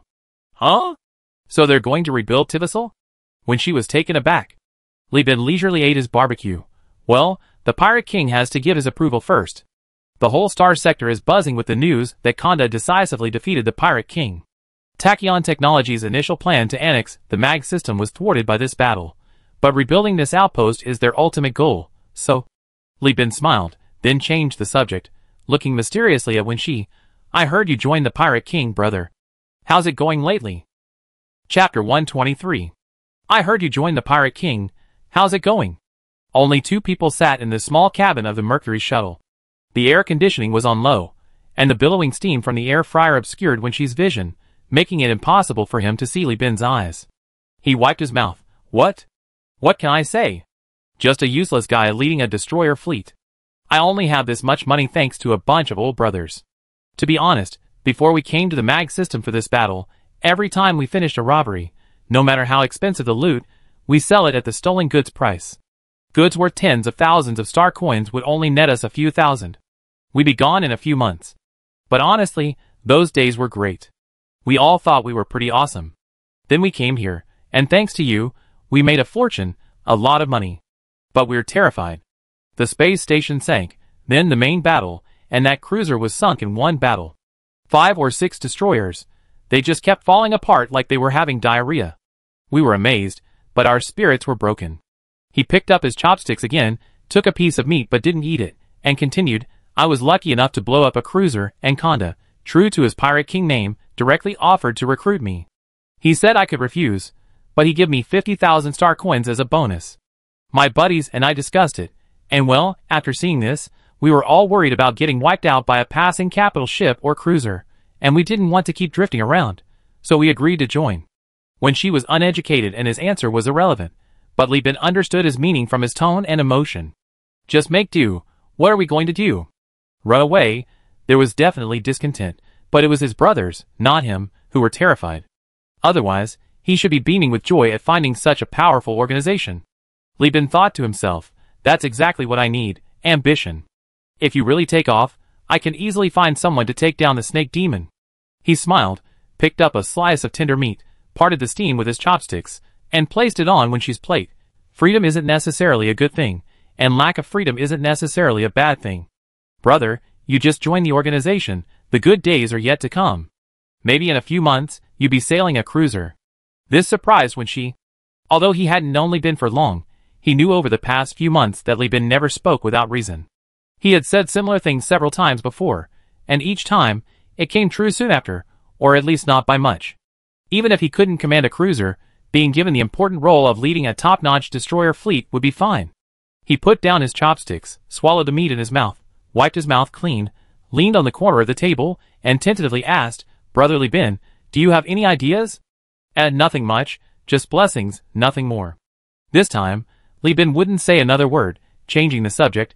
This meat from Southern Technology is really fresh, eat more, eat more. This made Wenxi even more convinced that Li Bin had a way, and he was overjoyed, thinking that Li Bin was after money. So he said all sorts of nice things and promised benefits, but Li Bin refused them all. Helpless, he gritted his teeth, raised his terminal, and showed all his savings. This is all my money, a total of more than 37,000 star coins. I used the rest of my money to buy a ship. Brother Li Bin, teach me how to do it, and I give you this amount after it's done. He was in his 30s. In the past, calling Li Bin brother was a matter of etiquette in the underworld, but now referring to himself as little brother truly placed him in a subordinate position. Li Bin responded with an quickly shoving the terminal back at him. With our relationship, talking about money would hurt our feelings. He sized Wenxi up, feigning reluctance, carefully reviewing in his mind the circumstances of their acquaintance and the intelligence Jeff had gathered from his investigation. Golden Eagle Wenxi had been active in the Perseus Alliance's territory for the past few years, enjoying a good reputation in the underworld. He was warm-hearted, loyal, and intelligent. Although illiterate, he was a rare find among pirates, a willingness to study. Crucially, he was ambitious yet knew when to advance and retreat. During their collaboration, He had contributed significantly, partly due to their complementary strengths, but also because he genuinely wanted to befriend him. And there's a crucial point. He's daring and aggressive, performing exceptionally well in the defense of Konda's nest. His role overlaps with that of a fierce general in the Snake Demon's repertoire, leading to rumors that he'd be the Pirate King's second strongest general. He's currently undergoing training with Wang Dayo alongside the Snake Demon. The petty Snake Demon can't stand anyone comparing themselves to him, and he even raided the Snake Demon's territory a few days ago. Li Bin feigned a sigh, sounding rather troubled. It's not that I don't want to tell you, it's just that Brother Golden Eagle is always so loyal. I'm afraid telling you will only put you in a difficult position. Why don't you not ask about this, and I take care of it first? We're brothers. What's with the difficult talk? Brother, if you want to help me, shouldn't I at least ask? You go on the risk while I enjoy the benefits? Don't you consider me a brother? When she said sternly. This? Sigh all right. Li Bin sighed deeply, shutting down his and Wincy's terminals, mysteriously cutting off the shuttle signal, and then uttering a single sentence that almost made Wincy faint. I contacted Suzy Technology. The plan is to kill the Snake Demon. We get his location sorted out, and it be handed over to you in less than a year, brother. Wincy braced his hands on the table, causing the air fryer on it to shake violently. Droplets of oil from the fried meat jumped up and swirled in the steam, like scattered golden beans, gleaming enticingly under the light. Li Bin stared blankly at Wincy for about 30 seconds before bursting into laughter. Just kidding, let's eat. He'd gone from plotting by cutting off the internet to revealing earth-shattering secrets, then acted like nothing's happened. How could Wincy pretend nothing had happened? He could pretend not to hear now, even conceal the truth, but Li Bin wasn't going to stop just because he refused. Hadn't he heard they already discussed it with a giant corporation? It was definitely going to happen. What if things went wrong and he got caught, and under torture revealed he told him the news? What good would that do? He could have informed him beforehand. This Snake Demon had just raided his territory. Was he really going to offer his services only to be met with indifference? Didn't Golden Eagle have any pride? Besides, would that Snake Demon remember any kindness? He just think Wincy's imposing presence made Golden Eagle bow down in submission. Doing this wouldn't bring any benefit, and he also lose a well-cultivated connection. Comparing the two options, from the moment Li Bin opened his mouth, even if it was just to minimize his losses, he had no choice but to follow suit. He inwardly cursed himself for being nosy, and for his insatiable greed that had brought this trouble upon him. He hastily eaten a few pieces of meat, his mind a jumbled mess. One moment, he was thinking of self-preservation and betraying Li Bin. The next he was thinking about how he made tens of thousands of star coins through their partnership, money that would normally take him 2 or 3 years to earn, but now he made in less than a month. At this moment, he was torn between his inner caution and his own greed. Looking up, he saw Li Bin calmly watching him, a half-smile playing on his lips, as if he saw right through him. A thunderbolt seemed to strike his mind, and the days he had worked with Li Bin flashed before his eyes. He knew Li Bin was the type of person who never fought a battle he wasn't sure of winning. His heart raced, his face flushed like a sunset, he panted heavily, and his fingers trembled. He stretched his arms and gasped for breath, trying to calm himself. But he found he couldn't sit still. He was so nervous, he felt like he was about to urinate. After struggling for a long time, he finally managed to say, "Brother Li Bin, I know you have a grudge against the Snake Demon. He blew up the ship you wanted and killed your crew. You too have a grudge. But don't blame me for being cowardly, my mind is in complete turmoil." He'd taken the bait. Chapter 124. Inside the Mercury shuttle, 2 columns of air rose, one like an air fryer, the other like the head of the golden-crowned eagle Wincy. Sweat beaded on his face under the cool air, making it seem as if his brain was cooked. When she wanted to laugh but couldn't, so he just forced a bitter smile. "You need to explain this to me carefully, otherwise, I really don't feel comfortable taking action on something this big. This doesn't need your personal attention, brother. As long as you agree, we handle the rest ourselves." Li Bin held his chopsticks up. It's the same old story. Tachyon Technology's plan to monopolize the MAG system has failed, but rebuilding Tibicina is imperative. The suppression fleet's operation was unsuccessful, and we must give the company and shareholders an explanation. But Konda's Nest is a place the Pirate King has managed for over 200 years. Both the space station and the fleet are equipped with stellar protection coatings, making them extremely resistant to energy weapons. Plus, given the previous defeat, the suppression fleet commander isn't stupid, he won't take on this tough nut. But now, the MAG system and even the core star region are saying that Tachyon Technology can't beat Konda. Rebuilding Tibicina under such public opinion will inevitably attract countless. Those pirates are treating giant corporations like pushovers. If we don't launch a decisive counterattack, the reconstruction costs for tie-buys will inevitably skyrocket. Speedtronics may be shameless, but they need money. Li Bin raised his hand, making a sharp, slashing motion with his finger. So right now, whether it's suppressing the fleet for our own sake or for the company's, we can only vent our anger on the Pirate King's fleet and thoroughly extinguish their arrogance. A glint appeared in Wenxi's eyes. Seeing this, Li Bin took a sip of his drink, lit a cigarette, and offered it to Wenxi. Wenxi quickly accepted it, and Li Bin pressed on. I met the Pirate King. She's a woman of vision and decisiveness. She knew from the start that fighting a giant corporation would inevitably lead to her death, but she was driven by hatred and had no choice but to seek revenge. Now that she's gotten her revenge. Cough, you can find out the details later, brother Wenxi.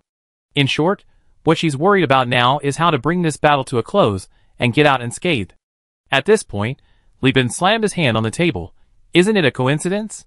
Right now, there just happens to be such a person in Kangda's nest, hot-tempered, with many enemies, acting against the tide, and coincidentally, he's the Pirate King's top general. If he dies, the commander of the suppression fleet can use his head to appease the enemy, and also to intimidate other pirates. And the Pirate King? He lost a general, but gained an even more intelligent one. It's not a crippling blow. As Li Bin spoke, he pointed at Wenxi, the meaning clear. Wenxi was stunned. Ah, me? Yes, you, Li Bin nodded. It's precisely because of brother Wenxi that the Pirate King can. Tolerating the loss of a capable general will quell the war, and allow the economy to recover. Wenxi's thick eyebrows furrowed like wriggling caterpillars. Does the Pirate King know about this? She definitely doesn't know, and even if she did, she wouldn't agree. Li Bin calmly said, however, knowing beforehand and accepting afterwards are two different things. Let's get this done first. The loss is already incurred, and the benefits are on their way. She will make an appropriate choice. At least her subordinates will agree. You know the Pirate King and the others in Kangda's nest quite well. Nonsense, Li Bin rolled his eyes inwardly. The Pirate King told me himself, and those skinny, dead-headed guys were even slapping their jaws and winking at me. I almost became a tabletop pet along with those heads. Besides, when it comes to fighting with giant corporations, Kangda's nest isn't a hegemon. How can everyone be of one mind? There will definitely be people who disagree. Even my company has Mu Yao, that two-faced person, hidden inside, let alone others. Furthermore, how could someone who can endure for 200 years before taking revenge be someone who goes all in at once? I was the one who negotiated the contract between Kangda and the hegemon. Now, Suzy Technologies' auxiliary fleet has been broken up into smaller units, and it's all thanks to the hegemon holding it back. What appears to be war is actually business. It's all a scheme, something a cunning person like Snake Demon couldn't handle. Thinking to himself, Li Bin remained outwardly calm, simply saying he met a few people through business, nothing to boast about, and then brushed it off. When she listened to Li Bin's words, his heart pounding with anxiety. While he was undoubtedly nervous and flustered, his excitement was undeniable.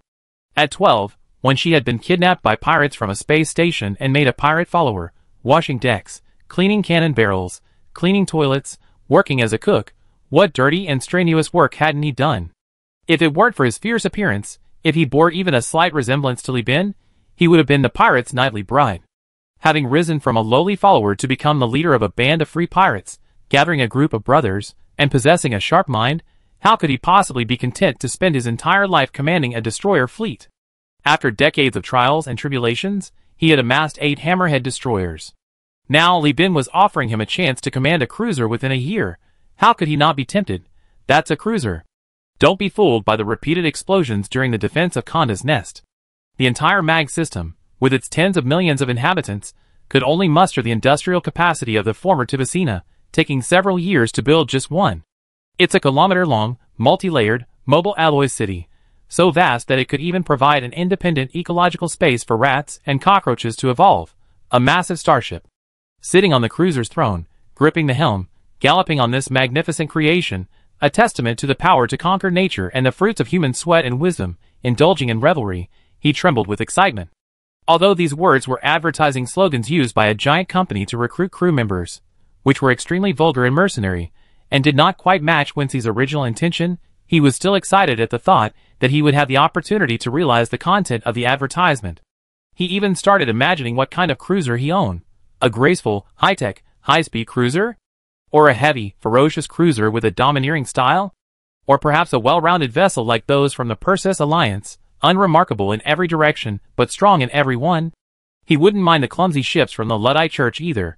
Clumsy girls have their simplicity, and clumsy ships have their charm. Ahem. Seeing Wincy lost in his daydreams, his eyes gleaming with lewdness, Li Bin coughed awkwardly a few times. Wincy instantly snapped out of it, chuckling awkwardly as he rubbed his sweaty head. What do I need to do? I persuade my brothers to join. Hey! That won't do. Li Bin stopped Wincy. What a joke. Secrets are best kept. Leaks are the bane of success. He wouldn't have told anyone about this unless he absolutely needed help. Letting Wincy know was the limit. How could he let it spread further? He said solemnly, Brother Wincy, to be honest, I still have business in Konda's nest. The snake demon is my sworn enemy. I can't sleep if he's alive. I always believe in win-win in business, everyone making money together. I'm telling you this to help you out, not to force you to do anything. I'm incredibly grateful for your help, but like I said, there's no need. He grasped Wincy's hand, his voice earnest as the other looked on, deeply moved and seemingly wanting to sleep next to him. I only need you to do one thing. Find a way to leak information to the snake demon and lure him out. The rest of the dirty work will be handled by Suzy Technology. Brother, you're truly my good brother, Wincy exclaimed, overwhelmed with emotion. He never expected to be so lucky to meet such a loyal and righteous person among businessmen. Anyone could have done the job of relaying information. Winwu, Duke Wild Boar, even other minor pirates, but Li Bin specifically chose him. Wasn't that because he valued their relationship? This brother, Wincy, was definitely going to be his friend. Leave this to me, it'd be fine. Just wait for my news, brother. In the time it took to eat a barbecue, the snake demon was completely dealt with. Or rather, from this moment on, Li Bin had essentially declared the snake demon dead, only to bury him a few days later. Chapter 125. The Golden Eagle has struck it rich. The news has spread throughout the nest of Konda. The suppression fleet lacks auxiliary ships to repair its vessels, and it lacks enough destroyers and frigates to fill the battle lines. If this formidable fleet were to rashly attack the nest of Konda, the result would only be mutual destruction. Therefore, it lies on the edge of the system, sending out its fleet to vent its anger on small groups of pirates. Meanwhile, the pirates, having learned that numerous small auxiliary fleets of tachyon technology have recently arrived in the MAG system, have also set out to plunder. Except for cruisers and capital ships, which are prohibited from leaving port, all the other ships in the nest of Konda have flown out to have some fun. In the accretion disk, in the asteroid belt, at the intermediate communicator station, and outside the New Mugos space station, the giant corporation's fleet is everywhere, and the pirates are firing everywhere. But Wincy was the biggest winner. He had formed a cooperative relationship with Li Bin of Huanyu United. Li Bin would provide him with intelligence, while Wincy would lead 8 Hammerhead-class military destroyers to defeat the giant corporation's auxiliary fleet and seize a massive amount of cargo.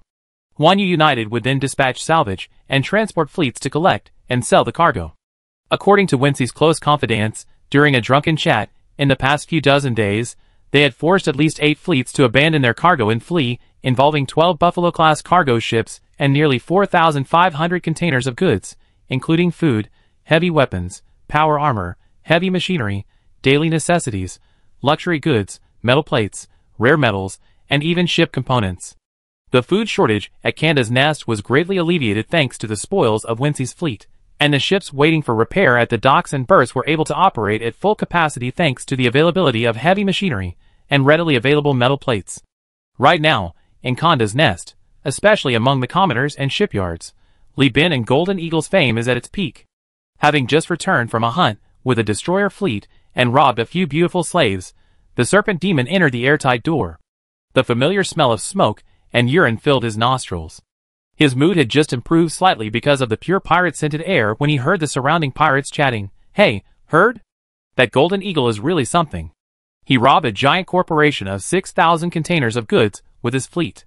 Golden Eagle's good buddy. Do you know White-Browed Eagle? He's bragging that he got some amazing intelligence. He make even more next time. His face instantly fell. Walking to the tavern, the serpent demon's face grew increasingly dark. Everywhere he looked, people were talking about Golden Eagle. Everywhere he looked, pirates were boasting about how much money they made that day in cooperation with the Pangolin Salvage Company. The legend of the defense of Konda's nest was still spreading like wildfire in other star systems, but the stage for the story seemed to be shifting to the next trend. But the protagonist of the story wasn't pirates, it was star coins. The serpent demon's hands clenched, veins twisting beneath his skin like venomous snakes concealing their rage. He slammed his glass on the table, shoved aside the chattering pirates blocking his way, and leapt amidst the silent stares of the surrounding pirates. His men glanced disapprovingly at the mercenary tavern, angrily kicked open the door, and followed their boss. "What's wrong with the serpent demon?" a drunkard at the bar asked, clutching his glass. The bartender still had over a dozen orders to complete, working up a sweat mixing drinks. Thanks to the war, the pirates had all made a fortune, their spending had increased, and the bartender's wallet was bulging. The bartender chuckled, "Serpent demon's a war maniac, itching to kill someone. Enough of him, here. Order number 137, the new cocktail. The Ghost Class Annihilation is ready." Serpent Demon's new flagship, the Curved Serpent Demon, is his third cruiser, and also his third this year. As the Pirate King's favorite, he deserves the best. Whether it's women, men, ships, weapons, or fame.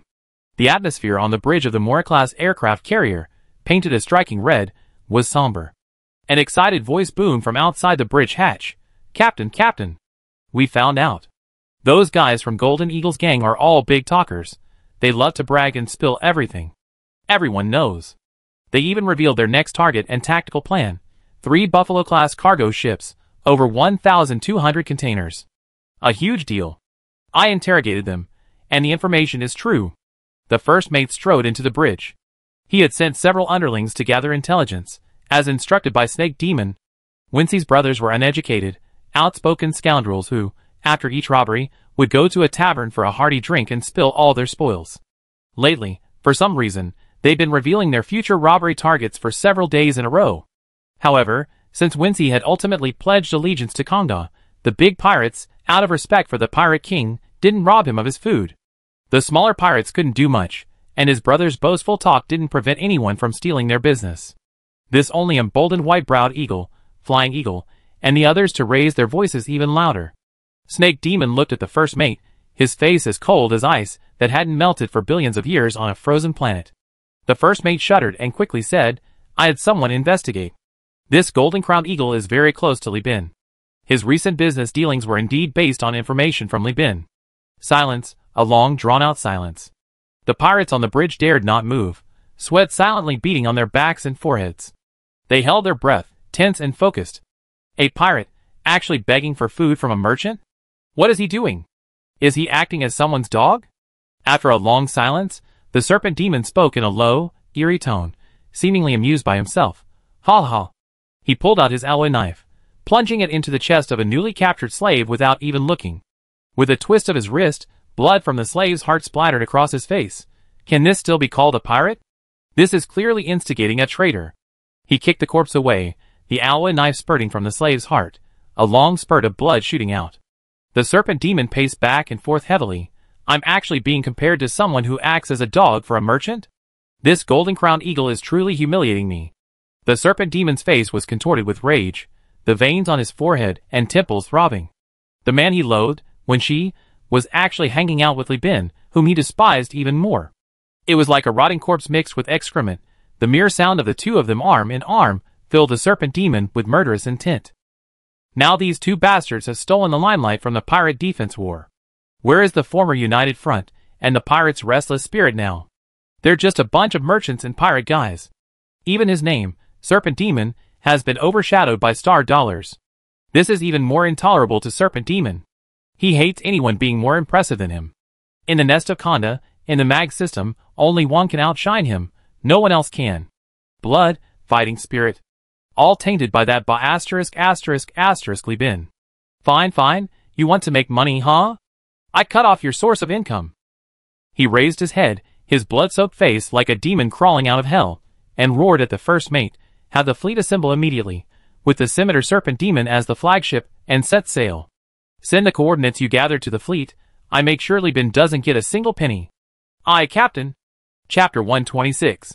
Cruisers were required to report to the Pirate King before setting sail, but the Serpent Demon, always arrogant, believed that while Pirate King Konda's intentions were good, slanderous words from his associates were a dangerous tactic. He had long suspected Li Bin of having an affair with the king's close advisors after their audience, and had planned to eliminate them after the war. Now, by targeting Li Bin and Wenqi, he wouldn't give anyone time to react. In other words, he set sail without any prior notification. His fleet ignored control tower warnings and sailed away, capsizing several fleets along the way. The Serpent Demon's rage in the tavern and his actions of leading the cruisers to storm the checkpoint quickly spread throughout Kongda's territory. Pirates discussed the matter, and Kong Jicho sought out the king's hand, an elder than Kongda, respectfully addressed as Old Man He. This concludes the account of the Snake Demon's unauthorized departure from Hong Kong. I suspect that Li Bin and Golden Eagle both received benefits from speedy technology. Old He, wearing an antique-style prosthetic eye, flipped through a meticulously preserved but old book with yellowed and brittle pages. After listening to Kong Jicho's report, the old man remained silent for a long time before reaching for the lens case on the luxurious solid wood table. Seeing this, Kong Jicho stepped forward, took out a lens cloth, carefully and skillfully pinched 2 lenses of suitable focal length, and bent down to hand them to his teacher. Old He put down his book, changed his glasses, and casually said, "So, do you want to report to the king that Snake Demon violated the ban by taking away the cruiser without permission, a crime akin to treason, and wait for him to return to punish him? Or do you want to report Li Bin, a mere businessman, for colluding with Golden Eagle Wenqi to frame Snake Demon with a giant corporation?" Kong Jicho was about to speak when he saw Old He intently wiping the crystal glasses he had removed. He had seen this scene countless times. Since his mother, Kongda, became the pirate king, she had established a court according to the ancient system. Old He had served as the king's hand for over 100 years, making him the longest-serving person in this position. He had been Kong Jicho's teacher since he was 2 years old, accompanying him for 40 years. Emotionally, he felt closer to Old He than to his own mother, who was constantly preoccupied with revenge. Therefore, he sensed a hidden meaning in Old He's words. Kong Jicho recalled the past of the Serpent Demon and Li Bin, their character, and their popularity. He swallowed hard, hesitated for a long time, and then lowered his head and whispered, This student is worried about that fleet and that cruiser. These belong to the Conda Nest. We spent a lot of star coins and connections to obtain them." In the room, a long ash from the incense burned steadily, its smoke rising and swirling in the small study where the ventilation fan was off. Old He, then the king of the Conda pirate dynasty, put the crystal lens back into its case, extended his thin, bony hand covered in aged spots, and grasped the student's calloused, strong, and powerful young hand. Kong Jicho obediently knelt down, allowing his teacher to easily stroke his hand. Old He's round, distinctive, eyeless, pupilless prosthetic eye looked at him, his voice ethereal. Li Bin is the founder of the Pangolin Salvage Company. He's trusted by Elfie, New Magius, and all 3 of us. As long as he's alive, business can continue. If he dies, who has the ability to gain the trust of all 3? Yes, there are such people.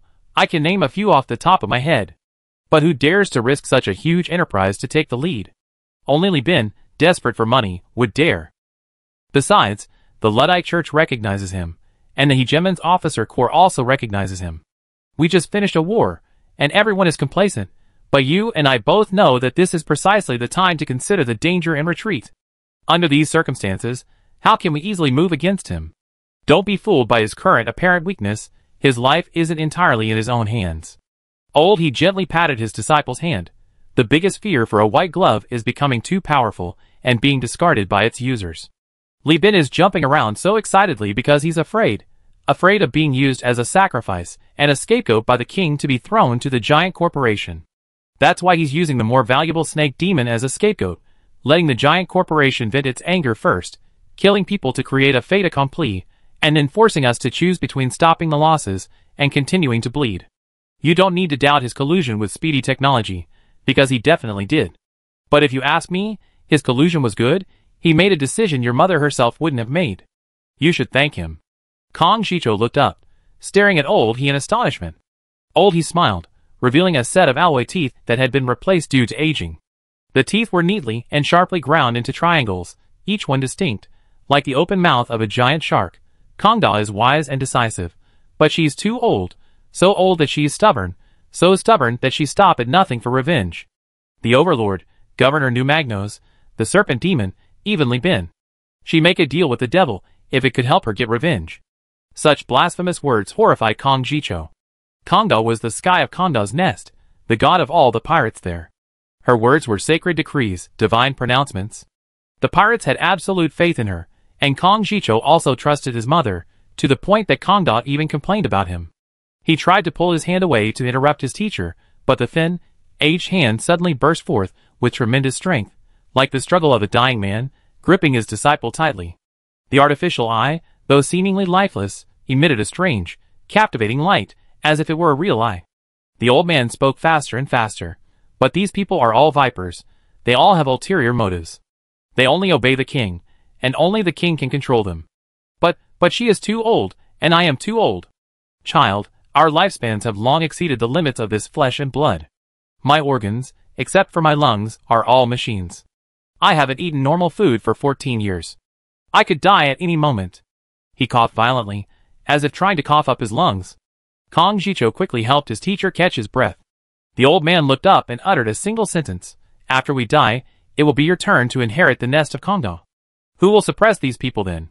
Kong Jicho's taut hand stiffened, then went limp. The old man stammered, the overlord can sever ties. Governor New Magnos and Li Bin are outsiders. You can distance yourself from them, and even at the very worst, you can kneel and surrender to Susan technology. But what if some within the organization disagree? What if those civil officials and pirates disagree? When political struggle turns into armed conflict, there's no chance of reconciliation. If the serpent demon were alive, do you think he would watch you reform politics and develop the economy? With his mind, could he even grasp that the outcome of a war is determined before it even begins? Kong Jicho was speechless. He knelt there, stunned. The things he had always dared not think about, the things he had tried so hard to avoid, had been brutally exposed by his teacher. The old man's voice softened as he opened his terminal to show Kong Jicho a piece of intelligence. The serpent demon's mind is only on the king. My agents report that he's recently even suspected that you and I were instigating the king to switch sides and support Li Bin and the businessmen in order to launder the Kongda Nest's reputation. He sneered. It's impressive how clever he is to even think of purging the court of corrupt officials. This ancient saying? He thinks we betrayed the original purpose of pirates. Ha! You and the king were forced into becoming pirates from the very beginning. Before that, we were soldiers. Kong Jicho's breathing quickened. He remained silent, head bowed. The old man gently stroked his disciple's head, his voice infinitely tender, like the lingering warmth of an autumn sunset. I watched you grow up. I know you're a good child. I'm only at ease in trusting the children of these old friends, like Magius to you. No one else should even think about taking your position. So, the serpent demon, and the others must die. Even if Li Bin didn't take it, it should have been me. You called me your teacher for decades. I can't hand you a throne that's too painful to sit on. Kong Jicho was clearly moved by the old man's words. His eyes reddened, and he was almost in tears. But the serpent demon is dead, the other generals are dead. Who will command the battle? Rely on the people trained by the Overlord's officer corps? Chapter 127. In the king's hand study, there was no air conditioning, and the lighting was a soft, eye-friendly orange. Several old physical books, categorized as luxury items, lay flat in a dust-free, temperature-controlled transparent box. He coughed, drool hanging from his dry, unkempt beard, trembling in the microgravity environment. Silly child, there are many ways to manage subordinates.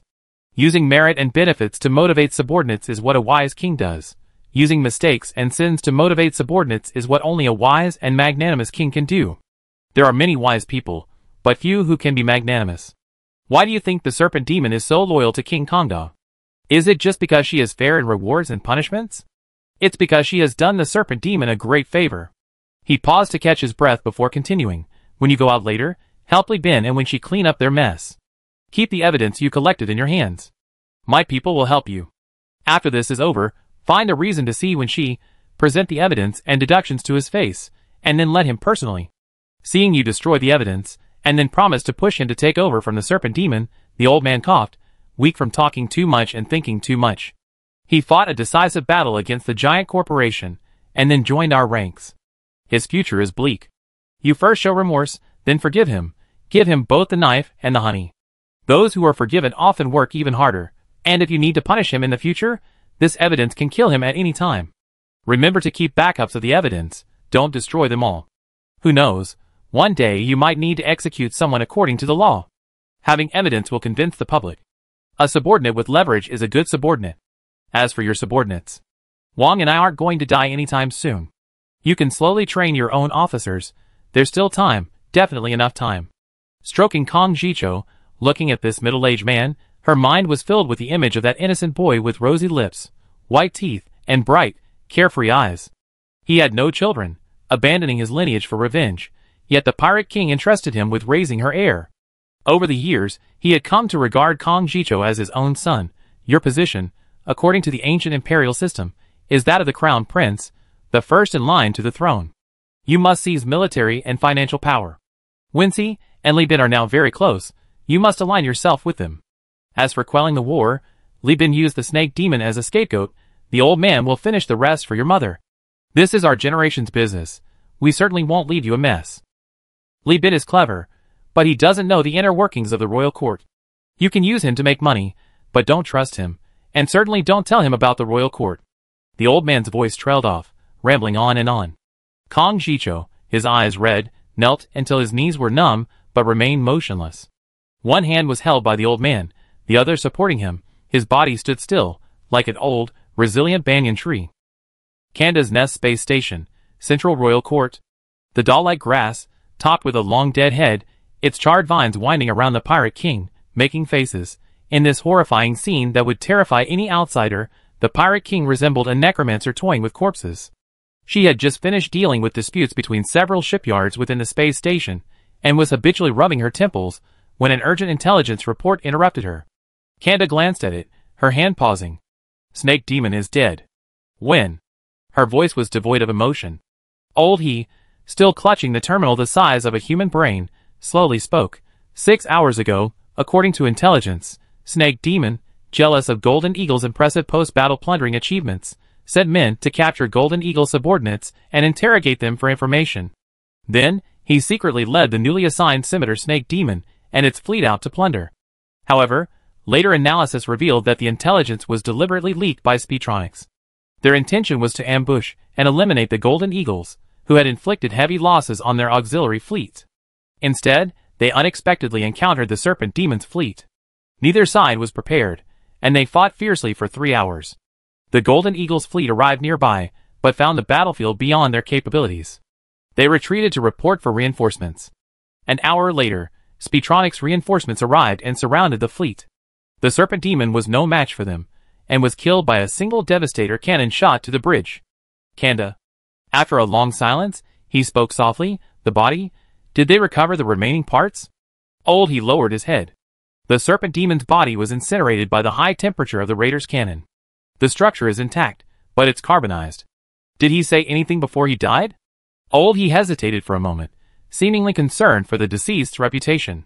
After a few stammers, he finally said, his body was riding on a male corpse at the time. He didn't say anything else before he died, only laughing wildly on the public channel. Upon hearing this, many people in the royal court couldn't help but slightly curl their lips upwards. Kanda closed his eyes, resting his head on the throne. He died like a pirate. The smiles of everyone then returned to their usual smirk. Whose salvage fleet is it? Li Bin's from Universal Union?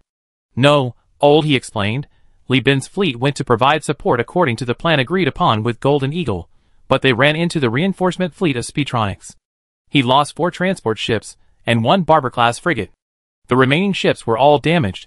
The flagship was badly damaged, and the Divine Authority-class destroyer was moderately damaged. They returned in disarray. The salvage operation was led by Elfie Parsifal's fleet, and also. The old man raised his terminal, revealing new intelligence. Just now, Manhattan, the fleet commander of the Tachyon Technology Suppression Fleet, sent a secret request for peace talks. As a gesture of goodwill, they returned the wreckage of the Scimitar Serpent Demon. After examination, the wreckage can be repaired and reused as a cruiser. Kanda's eyes snapped open, her prosthetic eye sweeping across the royal court, and she gasped in disbelief. In her gaze, some royal officials bowed their heads, some were in silent mourning, some were expressionless, some had strange expressions, and some were excited about the peace talks. The queen, who had ruled Kanda's Nest for centuries, immediately realized that this was most likely a premeditated conspiracy. A conspiracy involving both internal and external forces, and most importantly, even the king's hand was involved. She stiffly turned to look at her son, Kang Jicho, who stood calmly beside her. Sensing his mother's gaze, he calmly turned and bowed slightly. His manners were impeccable, his expression indifferent, as if the deceased were a complete stranger. "You've grown up, kid." The Pirate King's voice was as soft as a falling leaf, his tone complex. In New Magius, a pitch-black sculpture, seemingly made of pure carbon, depicting two figures merged together, sat in a secluded docking area. Persephone was arguing with Wincy, looking utterly annoyed. Li Bin sat by the window on the second floor of the office, watching the scene through binoculars. Duya clicked his tongue, peering out the window to watch the spectacle. Only after the medical team had used needles to prick the remaining flesh deep within the sculpture's body for the 66th time, finally extracting identifiable genetic material and confirming the deceased as the serpent demon, did Duya shake his head and sigh. This serpent demon, even in his dying moments, wanted to have sex. He truly fits the stereotypical image of pirates: eat, kill, suck, and fuck. This guy got what he deserved. I heard he's really unpopular. Everyone from Magius at Conda's Nest doesn't get along with him. Li Bin put down his binoculars, his lips pressed tightly together, trying hard not to laugh out loud. Alright, the enemy is dead, the war is showing signs of ending, and he no longer needs to worry about being used as a peace offering. After a long silence, he finally moved his lips. "Ha, yes, died like a pirate." Chapter 128. The death of the serpent demon was a sign. Although most people in the Magnestar system thought it was just the death of a high-ranking pirate, the higher-ups of various factions, and some shrewd individuals sensed something unusual. A sense of order amidst chaos, an atmosphere that the war was about to end. This war has been going on for almost 4 months, hasn't it? Time flies. I'm almost used to the port being jammed like crazy. Inside the hovercar, Duya, legs crossed and a cigarette dangling from his lips, surveyed the bustling docks. In New Magnestar, the 3 most lucrative professions recently were: first, being a crew member on a ship; second, working in a shipyard repairing ships; and third, working as a dockworker, operating a forklift and handling crane chains. To do the first job, one had to sign a slave labor contract and pay for training courses. The second job required several years of mechanical repair skills. For the impoverished masses, most of whom were illiterate and knew nothing but reading, working as a dockworker was the best option. Thanks to the war, dockworkers' wages increased by 50%, plus additional wartime allowances. Although prices had risen due to the war, Niamegos recently imported a large quantity of grain, and prices quickly returned to normal. If these guys knew that Li Bin, the hero who stabilized prices, was in the hovercar, do you think they count out to you? Duya joked, a puff of ash rising from his natural cigarette. He recently become rich. He only smoked traditional cigarettes, specifically those produced by the Lud Church. No other reason than that smoking other cigarettes made him cough. Li Bin smiled but didn't speak, squinting to rest. Seeing this, Duya exclaimed, "Oh, not saying anything, pretending to be a master?" He held his cigarette and boasted, "I helped Speedtronics resell supplies without my family's knowledge. You used your own money to buy goods from giant corporations, and I even helped you falsify accounts. You made a fortune this time. It's not too much for me to do the work, is it?" Li Bin stared at Duya's winking eyes, which appeared both innocent and foolish, and was momentarily speechless. Firstly, the giant corporation's goods couldn't possibly be bought back at the pirates' resale price. Li Bin bought them at 4 times the resale price, or 40% of the original price. The resale price is heavily discounted. See Uncle Black's 0 yuan purchase for details. He did make a profit, but he quickly lost it all in the scheme to manipulate the serpent demon, losing a batch of Wanderer-class transport ships to increase realism. Secondly, asking Duya for help to balance the accounts was merely to distribute the profits and prevent himself from monopolizing them and incurring public discontent. After all, these were thousands of boxes of goods produced by Speedtronics. Even with the identification chips and markings erased, the standard containers were easily recognizable. The real profit from the business with the giant corporation was actually the information about the cruisers, and playing the role of surviving to the end in the final act of the war, avoiding the fate of Hu Xueyan and Shen Wansan, who were used and then discarded by the regime. The serpent demon's death was perfectly timed. Li Bin had even considered the 1 in 1,000 chance of the worst outcome. The Pirate King was furious, vowing to investigate thoroughly and preparing to abscond with the funds. However, things turned out completely differently than he expected. Conda's Nest not only didn't send a fleet, but not even an investigation team. The serpent demon's unsightly corpse still lay in New Magnos, being pointed at and gossiped about. Li Bin was unaware of the complex political situation within Conda's Nest.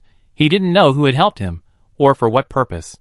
However, when she had just messaged him, saying there was important business to discuss at a warehouse at the docks, he was going to keep the appointment. As for Duya, he was there to represent his family to receive their salvage fleet. With the Pangolin Salvage Company's continued profitability, his status had risen further, and he was now even qualified to represent the clan leader. The vast warehouse was illuminated only by a single, dusty LED light casting a cold glow.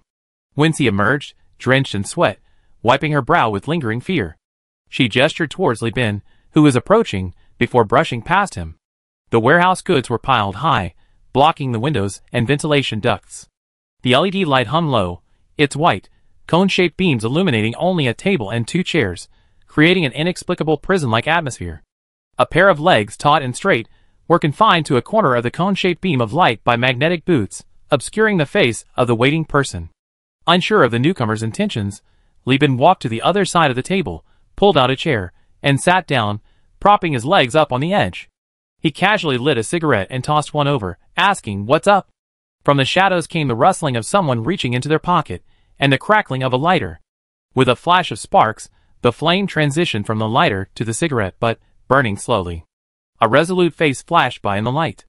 Li Bin stroked his chin, muttering under his breath, "I knew it wouldn't be this easy," and pulled his legs back from the table.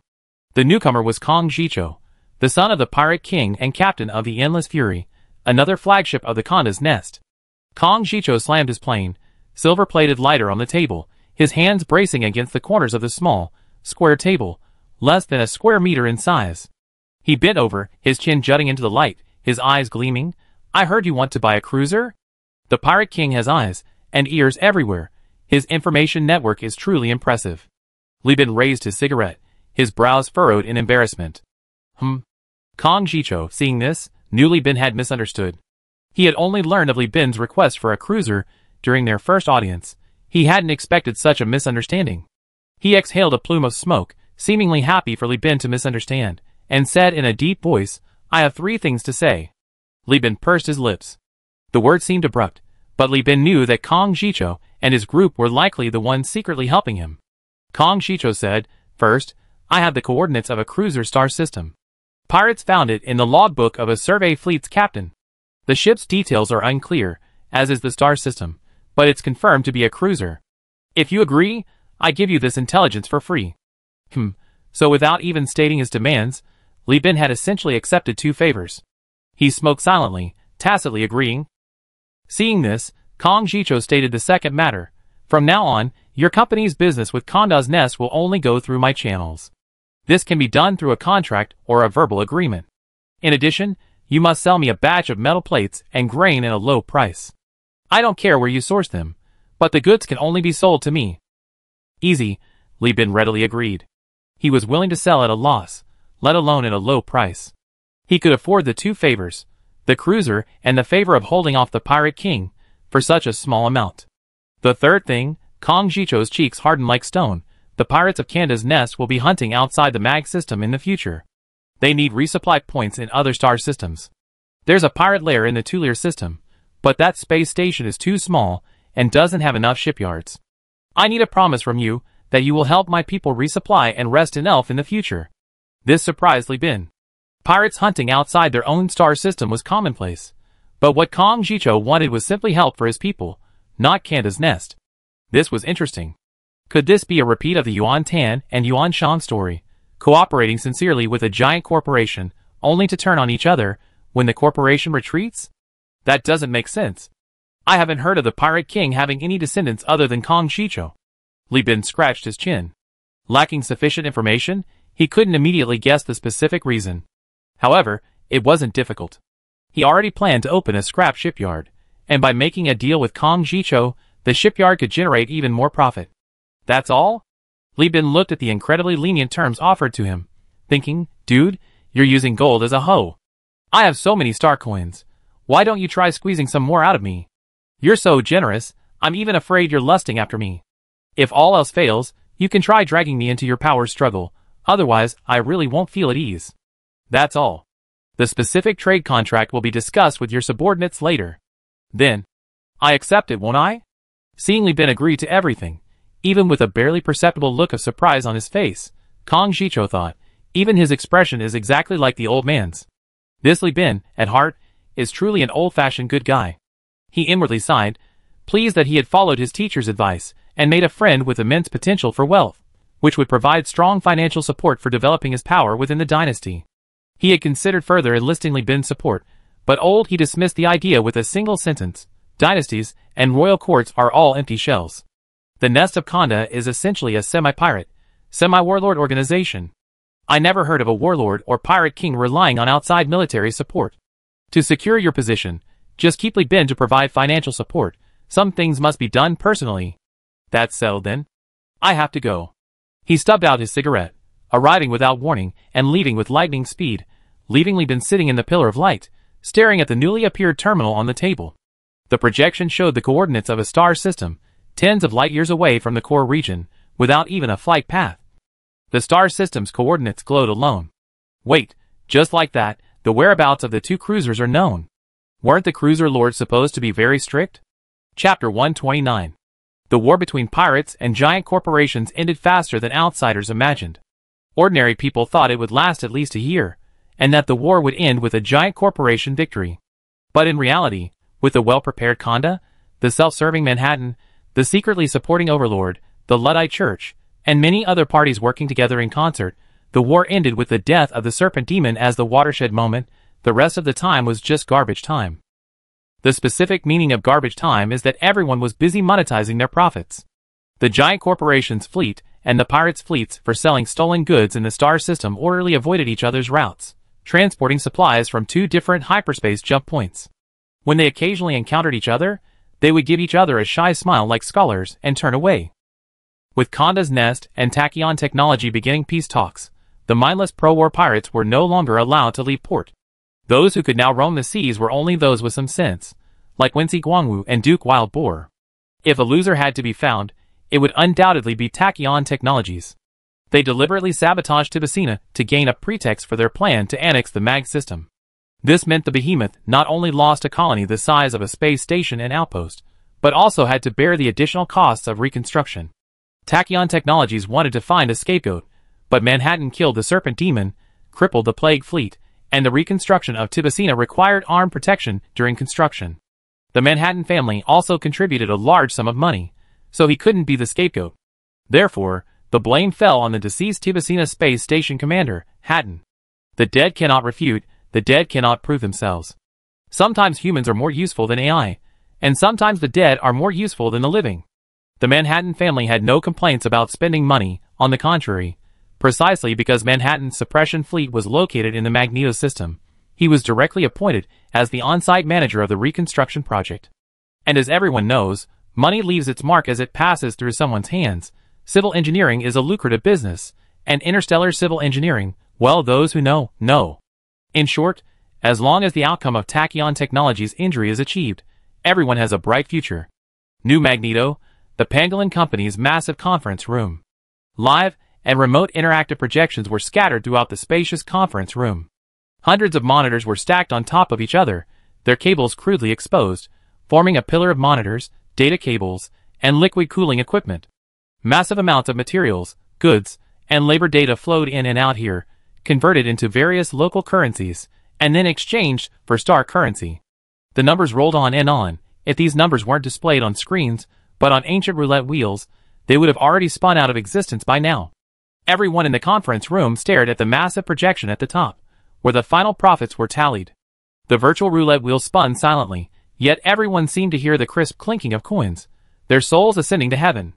As the final meeting, and also the dissolution ceremony of the Pangolin Salvage Company, the host wasn't Li Bin. He was only present as one of the major shareholders, but he was content. Finally, he had the right to sit among the guests instead of performing on stage. When the numbers finally stabilized, the seven-figure total profit made everyone in the room gasp, then flushed and erupted in applause and cheers. The host exclaimed excitedly, a total of 2,449,600 star coins, including principal. A profit margin exceeding 300%. My God! He rattled off these exciting words, and the conference room erupted in cheers, shouts, and applause. Meanwhile, in a small, soundproof conference room separated by one-way glass, Li Bin stood up beaming, shaking hands with each of the major shareholders in celebration. Awesome, Li Bin. We made a fortune. This was the Naiduya. You made an outstanding contribution to the company. We won't forget it. Also, let's exchange ideas more often in the future. Don't forgive me with such great business opportunities, Parsifern, still wearing her more decorative and practical dress, whispered in Li Bin's ear during the handshake, her words filled with endless subtlety. As Li Bin's income soared, Parsifern's arrogance faded more and more in his presence, like a beautiful rose willingly plucking its thorny stem, displaying a charmingly naive demeanor, ready to be plucked. Li Bin merely smiled politely, saying there will be opportunities, before shaking hands with the next shareholder representative. The pirate representative was a Conda's Nest official he had met briefly when meeting the Pirate King. At that time, he had stood behind the Pirate King watching Li Bin kneel gracefully. Now, shaking hands and chatting with Li Bin, he seemed like an equal. With 50,000 star coins injected into the fund pool, combined with his own fleet achieving top salvage performance, and by uniting various forces, he could claim a 10% cut of the total profits, or 244,960 star coins. Furthermore, as fleet commander, ISA, after forcing other salvage companies' ships to surrender, kept all the profits from the seized cargo, which was worth over 60,000 star coins, according to the contract. In addition, while reselling thousands of boxes of spoils from Speetronics, Li Bin, holding high-quality products from a giant corporation, amassed nearly 20,000 star coins through kickbacks from shipyards desperately needing alloy plates and various merchants. All in all, Li Bin's current total star coins have reached a staggering 305,700. Furthermore, he acquired ISA, a former high-ranking officer of the Overlord, qualified to command an Overlord military fleet. Meanwhile, the company's fleet has expanded exponentially, to the point where specialization is necessary, and the company now employs nearly 1,000 people, maintaining connections in locations such as Conda's Nest, Elphi, New Magnos, and Tartessus. In short, with capital, connections, shipping routes, and protection, Li Bin is now qualified to build a business and establish stable trade routes. At the dock, forklifts and cranes move back and forth, loading container after container, large enough to be used as houses, into the cargo hold. Li Bin bought back a batch of food and metal plates at a low price from the spoils returned to the company, intending to take them back to Elf to build a factory. Lloyd Origin crew members boarded the ship with their families. These nomadic spacefaring people were accustomed to moving. Since the company's core business was in Elf, their families moved there with the crew. Jeffrey, somewhat resentful, messaged Li Bin while directing his crew, "Captain, I think the mag system is still in chaos. Let's stay here and rob a few more salvage companies. We can make a fortune." Li Bin, while dealing with Duya's matchmaking attempts, retorted, "Stop your nonsense. Do you really think Giant Corporation is a pushover? They're only doing business with us because the Overlord is blocking them. Once the Overlord lifts the blockade, the more amiable the current commander of the suppression fleet is, the more ruthless they be. They can't handle Conda's Nest, but they can handle me. Get everyone on board and run. I don't want to be slaughtered like lambs after just making some money. Remember, cash is money, and this money isn't considered successfully converted until the fleet reaches Elf. We need to keep a low profile for a while, and get tachyon technology off our radar." Jeff, who had just been scolded, stroked his stubble-covered chin. Seeing a crew member eavesdropping, he kicked him. "What are you looking at? If I can't handle the captain, I can handle you. Get to work." In a private room of the Port Tavern, Logan, the temporary deputy commander of the Overlord Officers Corps, stared intently at the table opposite him. ISA had rolled up her sleeves, revealing smooth skin, and was using a gene collector to extract her own genetic sample. Logan's expression was complex, a mixture of greed and disappointment. ISA gritted her teeth, enduring the pain of the needle piercing her bone marrow. Only after the collector's indicator light beeped from red to green, the needle was withdrawn, and the wound sealed, did she calmly drink a glass of soda laced with painkiller. Then she tossed the collector to Logan.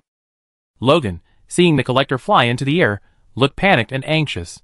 He almost jumped up and caught it with his chest, carefully cradling the fist-sized collector with both hands as if handling tofu. After examining it closely and finding no damage, a surge of anger rose within him. He looked up, ready to curse, but seeing ISA's pale face, his anger subsided like dust washed away by rain. He carefully placed the collector into the cryogenic device disguised as a briefcase, whispering, "This way, I can report back to the family. You don't need to worry about the Eisen family. Since you provided the gene sample as promised, the Montanetta family has plenty of people willing to handle things properly for you. After all, the Montanetta and Brown families have been linked by marriage for generations." ISA, her arm still weak from the bone marrow extraction, held a wine glass in her other hand. She simply shook her head forlornly, Keep this gene safe.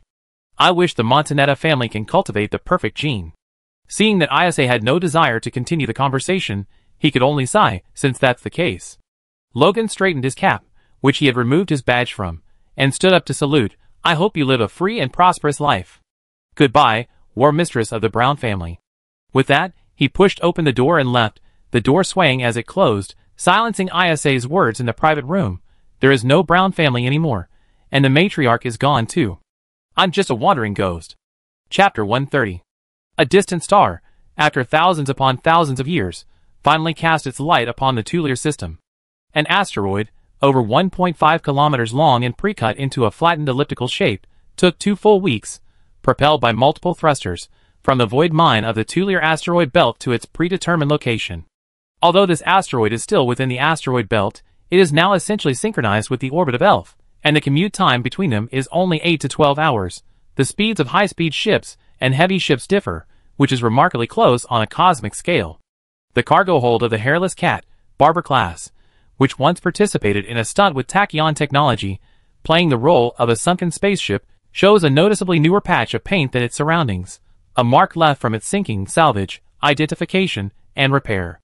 A red crosshair marked the massive impact drill at the bow of the Barber-class frigate, spinning rapidly. The captain of this ship earned more than the captains of other frigates, but no one ever complained. This was because not everyone could tolerate sitting on a huge, constantly clattering engine, the vibrations from the excavation traveling along the metal hull straight to their brain. A spaceship where eating, sleeping, and defecating felt like being electrocuted. Everyone unanimously agreed that the extra salary the captain received must be a worker's compensation payment. The captain had already developed hearing loss after less than a year of piloting the ship. However, only now has the Hairless Cat finally begun its primary task, excavating an asteroid. But Li Bin's purpose in excavating this asteroid wasn't for mining. Rather, he wanted to use it as a platform to build a shipyard. Paying 600 star coins to a void mine owner to send miners to excavate an asteroid in advance. For a mine owner who mines using spaceships, sending miners to excavate asteroids is a thankless and laborious task. Who in their right mind would slowly dig like that? Larger pieces are blasted into smaller pieces with torpedoes. Smaller ones are directly ground into powder using mining lasers, impact drills, and rock-breaking guns, then filtered and stored on the ship. All the rocks are dumped on site, and all the metal is recycled. After all, there's no such thing as pollution in space. There are no green hills or clear waters, just pure gold and silver mountains. Therefore, you need to pay miners to excavate asteroids. These abandoned mine pits, with a little development, sealed with airtight doors, and equipped with a nuclear power plant, power grid, air circulation system, and signal transceiver station, can be transformed into a rudimentary space station. Kazarin is happy to sell a used Mark VI repair platform. It's equipped with complete inspection equipment, and comes with a trained auxiliary eye. Mira, dressed in stockings and a pencil skirt, wearing red-rimmed glasses, exuded an air of sophisticated office lady. Standing gracefully in high heels, her eyes were filled with affection as she looked at Li Bin. It wasn't that she had any improper thoughts about Li Bin, it was simply that the star coins were too tempting. This deal was worth 40,000 star coins, equivalent to selling 3 or 4 top-tier frigates equipped with full weaponry. With this deal alone, she secured her position as the top salesperson this year. For the next 6 months, she wouldn't need to clock in at the company. Someone would even swipe her card for her at the cafeteria. She rose from a frontline salesperson to the company's top salesperson, and Li Bin deserves much credit for that. Mira felt that sincerely meeting Li Bin's needs back then was absolutely the right thing to do. This man likes to do business with acquaintances. In the past few years, he himself has only visited Kazarin 3 times, but his companies often ask her to purchase goods on their behalf, such as heavy machinery and metal plates, which has made a huge contribution to her superior position in the company. So naturally, she was willing to do her best to serve Li Bin. Li Bin was quite surprised. So easy. He had originally thought that the most difficult part of setting up a factory was buying ship repair equipment, but in fact, buying land was the most troublesome. Although Governor Elfie wanted to be independent, Elfie was still controlled by the Industrial Complex Association. If Li Bin wanted to set up a factory on the Elfie space station, he would have to spend a lot of money to bribe members of the association. Quartz's Persephone pointed him to another path. With special approval from the governor, instead of buying land on the space station, they could terraform asteroids in space. Li Bin paid a bribe, and quickly obtained the approval. Mira smiled alluringly. Kazarin is the industrial hub of the Perseus Alliance, handling massive amounts of resources daily. In fact, Kazalon's biggest problem is the sheer number of ships arriving, putting immense pressure on its spaceports. A significant number of ships involve trade transactions with relatively small sums, such as the maintenance of frigates and destroyers.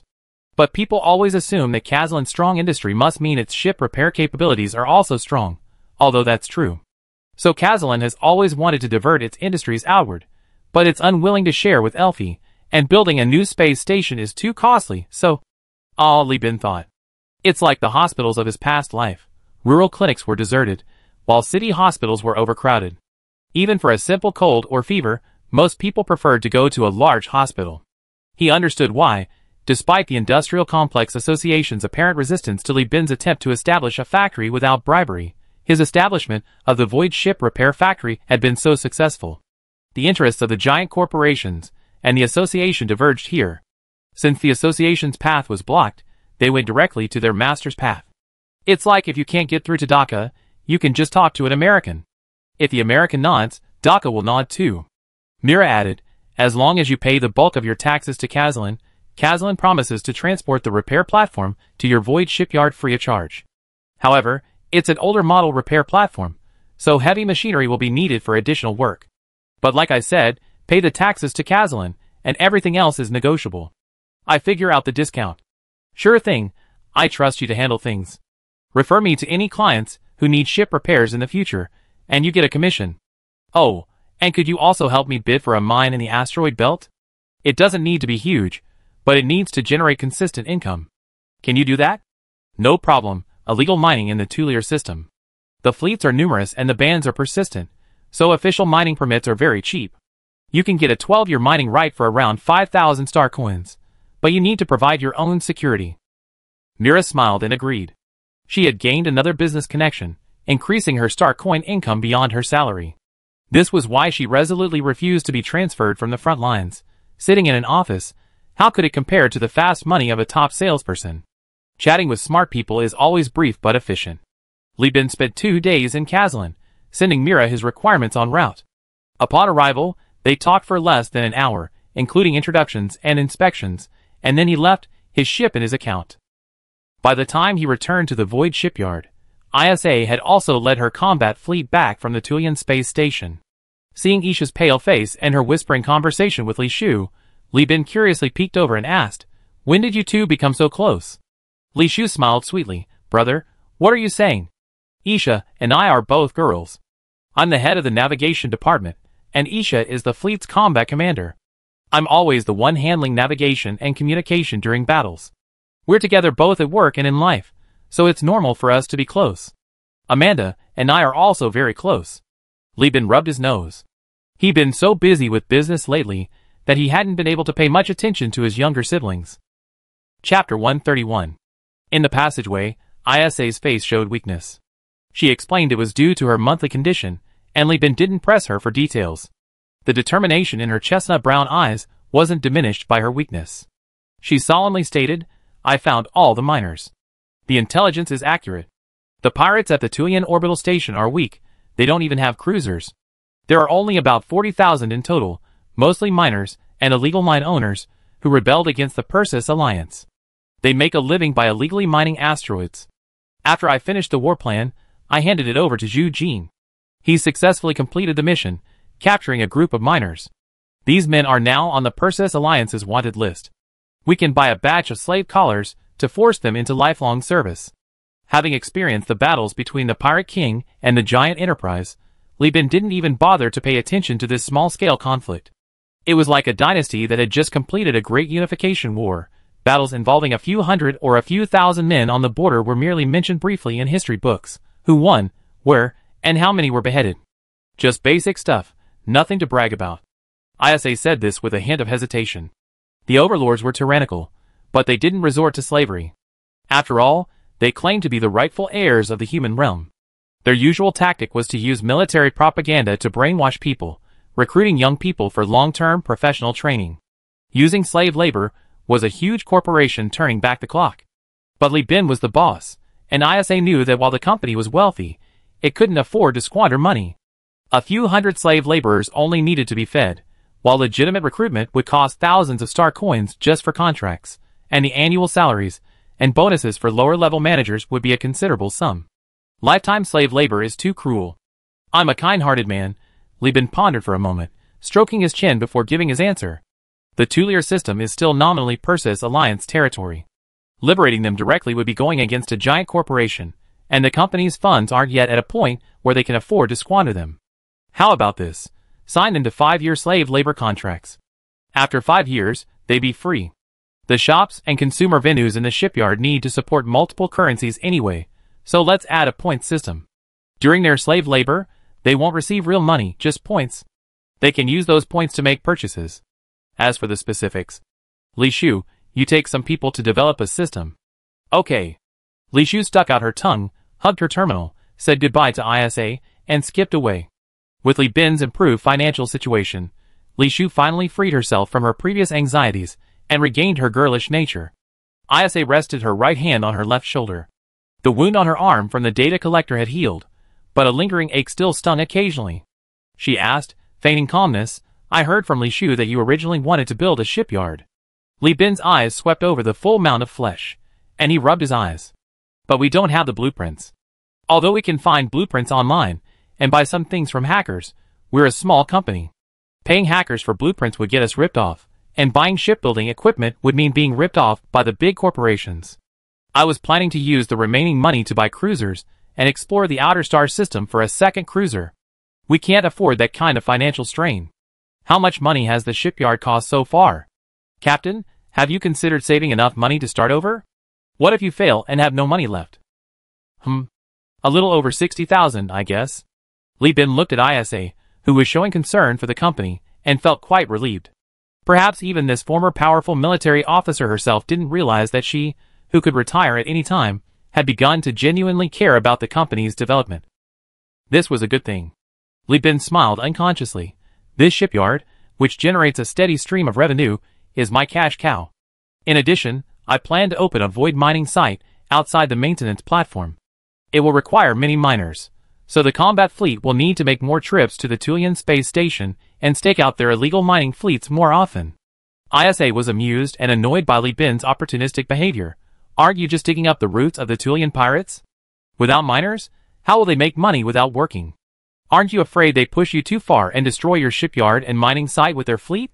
You're absolutely right, so I already have countermeasures in place. Li Bin grinned.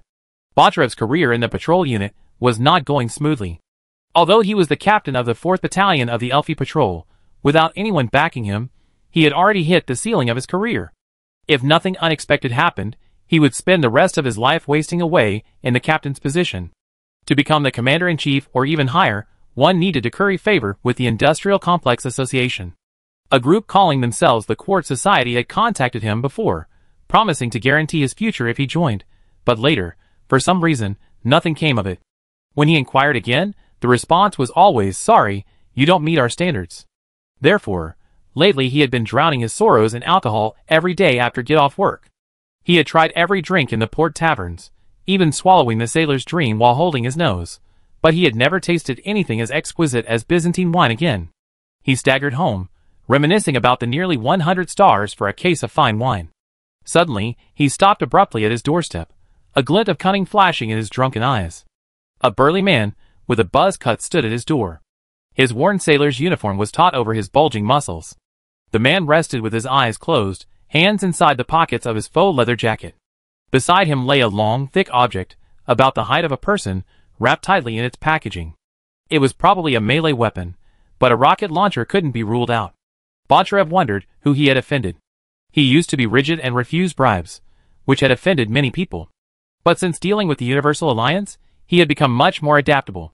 Although not as capable as the other captains, he considered himself to have made significant progress.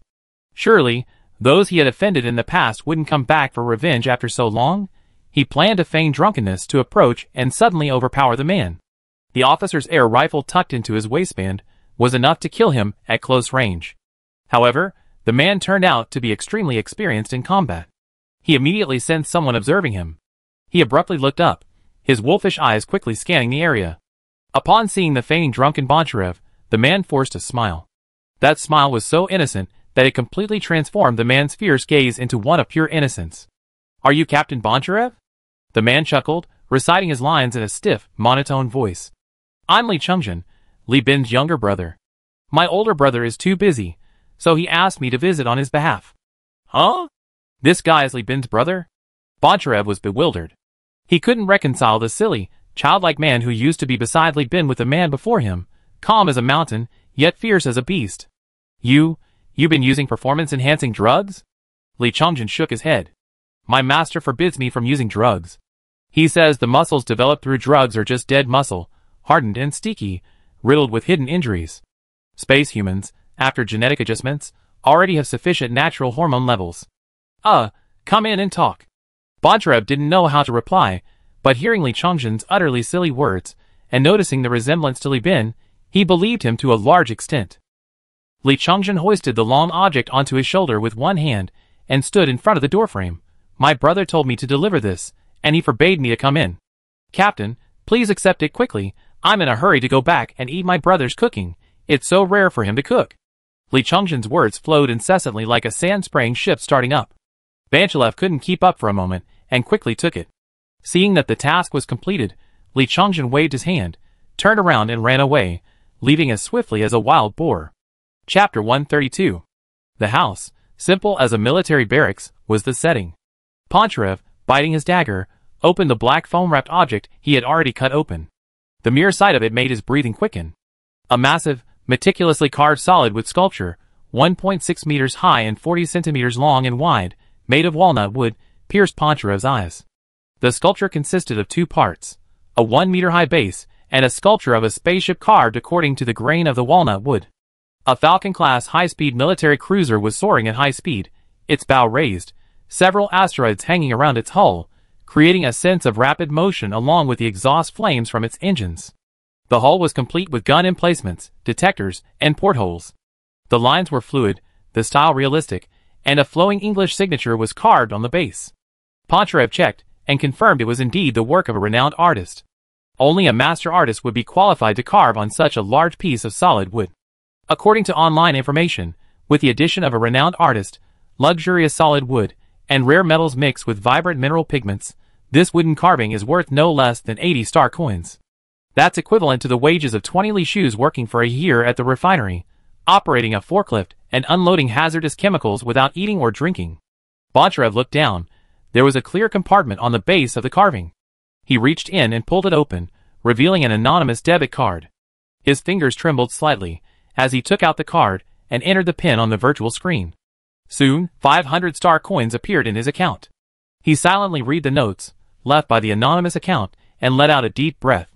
This was the price Li Bin paid him for leading a patrol team to fly around the void shipyard during his shift, and for supporting the shipyard if necessary.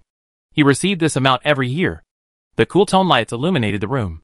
In this room, which had been unassuming for decades, a luxury item costing nearly a three-figure sum of star dollars stood out starkly against the ambience. Boncharev stared at the wooden carving, lost in thought. Elfi Space Station Port. Li Bin sat in the back of the hover car, silently taking out some hangover remedies and injecting himself for a while. These Quartz Society bastards were always throwing parties.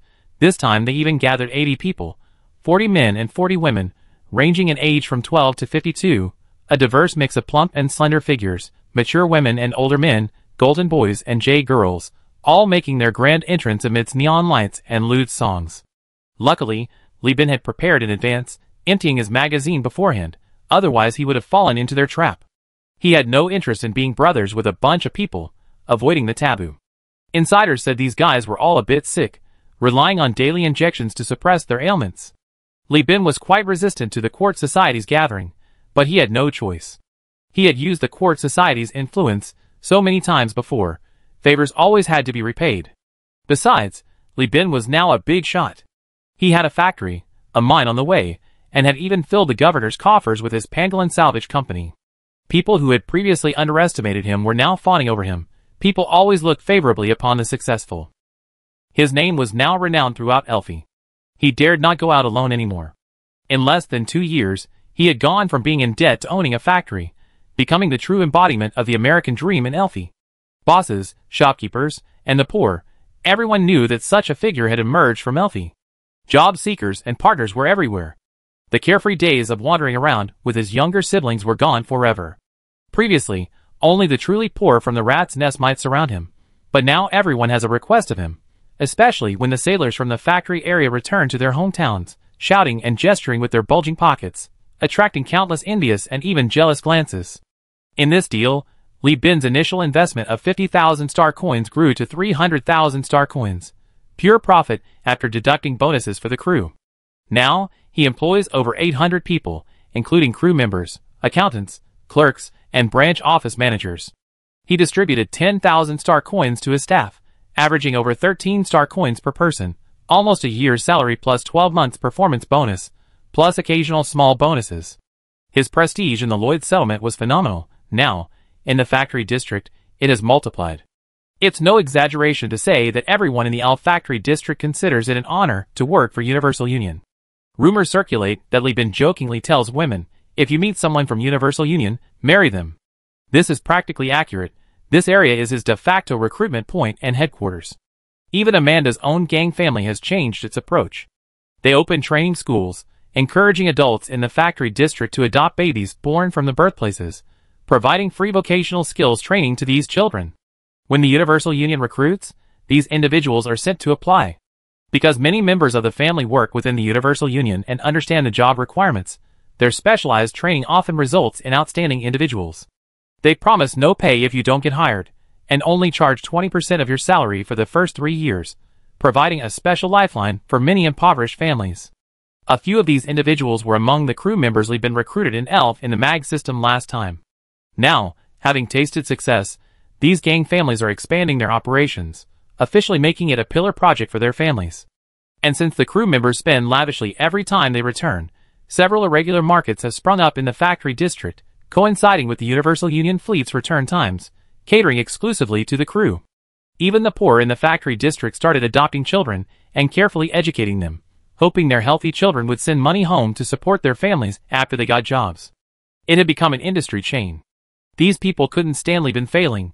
Their livelihoods and honor depended on him. If any agents or spies were discovered attempting to infiltrate the global union from the factory district, they would be killed on the spot. What a joke. If you infiltrate and ruin the reputation of my factory district, what will Li Bin do if he stops recruiting here? Everyone knows the difference between a full stomach and a regular meal. Li Bin was incredibly powerful here, practically an uncrowned king. Even the factory owners had to defer to him. When the hovercar arrived at the port, the hangover cure had mostly worn off the alcohol, though his bladder felt a bit bloated. Li Bin, enduring the discomfort, staggered out of the car. Just as he was about to return to the Global Union's office, he suddenly saw a familiar figure in the port tavern. He walked over and pushed through the crowd. Some people were initially annoyed, but they quieted down after seeing the Golden Eagle grab the Earth badge. The crew members ate and lived together, practically indistinguishable from a space gang, and the several hundred members of the Universal Alliance were no match for ordinary thugs and small fleets. Besides, the story of the port gang's high-ranking members being wiped out overnight was still being told. Li Bin reached out and grabbed the man. Upon seeing his face, he exclaimed with delight, "Captain Saradu, what are you doing here? Did you come to pick me up?" The man was indeed Saradu, but his once obese figure had thinned considerably, and his face was lined with wrinkles from years of worry. His clothes, though made of expensive fabric, were clearly very old. In short, this didn't look like the demeanor of a commander of a large commercial fleet earning thousands of star coins a year. "Ah, you're Li Bin." Saradu's bloodshot eyes looked at Li Bin, noticing the Universal Union badge on his chest. Whispers rippled through the room. The youngest company boss, a legendary figure who turned his fortunes around in 2 years, commanding 3 fleets, winning factory bids, and eradicating dockside gangs. Saradil stared blankly at Li Bin, a mixture of joy and sorrow on his face. He moved his lips, but remained silent, his attitude clearly becoming respectful as he bowed slightly, bossly. Li Bin was startled by this. Seeing that it wasn't the place to talk, he dragged Saradu to a private room, ordering fine wine and food, intending to catch up. However, their conversation ended in disappointment. Saradil drank heavily, not like he was appreciating the wine, but rather as if he wanted to drown himself. Only when he was completely drunk did he finally begin to recount his experiences. After Li Bin disembarked, Saradu led his fleet to continue trading along the company's planned route. However, a few months prior, Pirates from the Condé Nast clashed with the giant corporation, leading to the overlord's blockade of the system, prohibiting any fleet from passing. Saradu's fleet, loaded with goods including Atlas-class cargo ships, couldn't be dispersed for smuggling. Saradu was so worried he was losing hair every day. The company's orders grew increasingly urgent. Delays in the shipments not only incurred compensation, but also hindered the rapid return of funds. The higher-ups disregarded force majeure and were forcing Saradu to complete the mission. Therefore, he took a risk, planning to circle the core sector to the southern part of the sector. This route was extremely dangerous, passing through the territory of the Lud Church and the Lud Left Path. Saradu was unlucky. He ran into the madmen of the Left Path. In the naval battle, 5 Lud suicide ships not only destroyed the escort fleet, but also sank several transport ships. In the end, he was not only dismissed but also burdened with enormous debt. The company left him a Shepherd-class corvette, and now he could only earn a meager profit by trading small quantities of supplies between a few star systems. Amidst his size, Li Bin had considered recruiting this veteran commander into the company, but after hearing about the man's debts, he could only gasp and give up. The stupid Min Sheng company actually wanted Saradu and several captains to repay the fleet's losses. This was a large merchant fleet built around the Atlas-class battleships, the size of capital ships. The drunken Saradu bluntly stated that he couldn't accept working for his former subordinates. The meal lasted for several hours. Li Bin didn't drink a drop, while Saradu drank it all by himself. As they parted, this once-spirited man looked at Li Bin with his blurry, crooked eyes and said, "Kid, hiccup, I genuinely wanted to recruit you again. I truly believed you had the ability. Unfortunately, I wasn't so lucky. Space is cruel and ruthless. Life is short-lived. You have to be careful." He sang an off-key hometown song as he walked away into the dim harbor lights. In his pocket, Li Bin had a 500-star coin anonymous debit card. The central ventilation fan hummed, and at the bustling tavern entrance, Li Bin, long accustomed to space and machinery, suddenly felt a bone-chilling coldness from the wind blowing down his head. He shivered, jogged back to the ship, released a plea for love in the captain's cabin, rushed into the mess hall to cook a few dishes, and kicked open the first mate's door. "Jeffrey." "Asleep?" "Not asleep. Let's eat together." Jeffrey, exhausted from partying with his sisters, opened his heavy, tired eyelids, his eyes filled with a lingering blankness. In the corridor, Li Chongzhen, who had followed him by smelling the aroma, held a pair of alloy chopsticks, hiding by the door with a shy smile. Jeffrey was instantly furious. He didn't dare yell at the captain, but could only shout at the third mate, "You roughneck, what are you being shy about?" Chapter 133. Asteroids, drawn by an invisible gravitational pull, slowly and steadily orbit the white dwarf, maintaining a distance from each other that appears vast to humans, like vigilant hunters. The star in the Tulier system is a white dwarf, primarily composed of carbon, but lacking sufficient temperature to melt it. Therefore, it cannot overcome gravitational collapse through nuclear fusion, instead relying on the electron charge pressure generated by the high-density matter compressed by gravity. In other words, in the Tulier system, even without any activity, the transponders always emit electromagnetic noise higher than in other star systems, emitted by the white dwarf.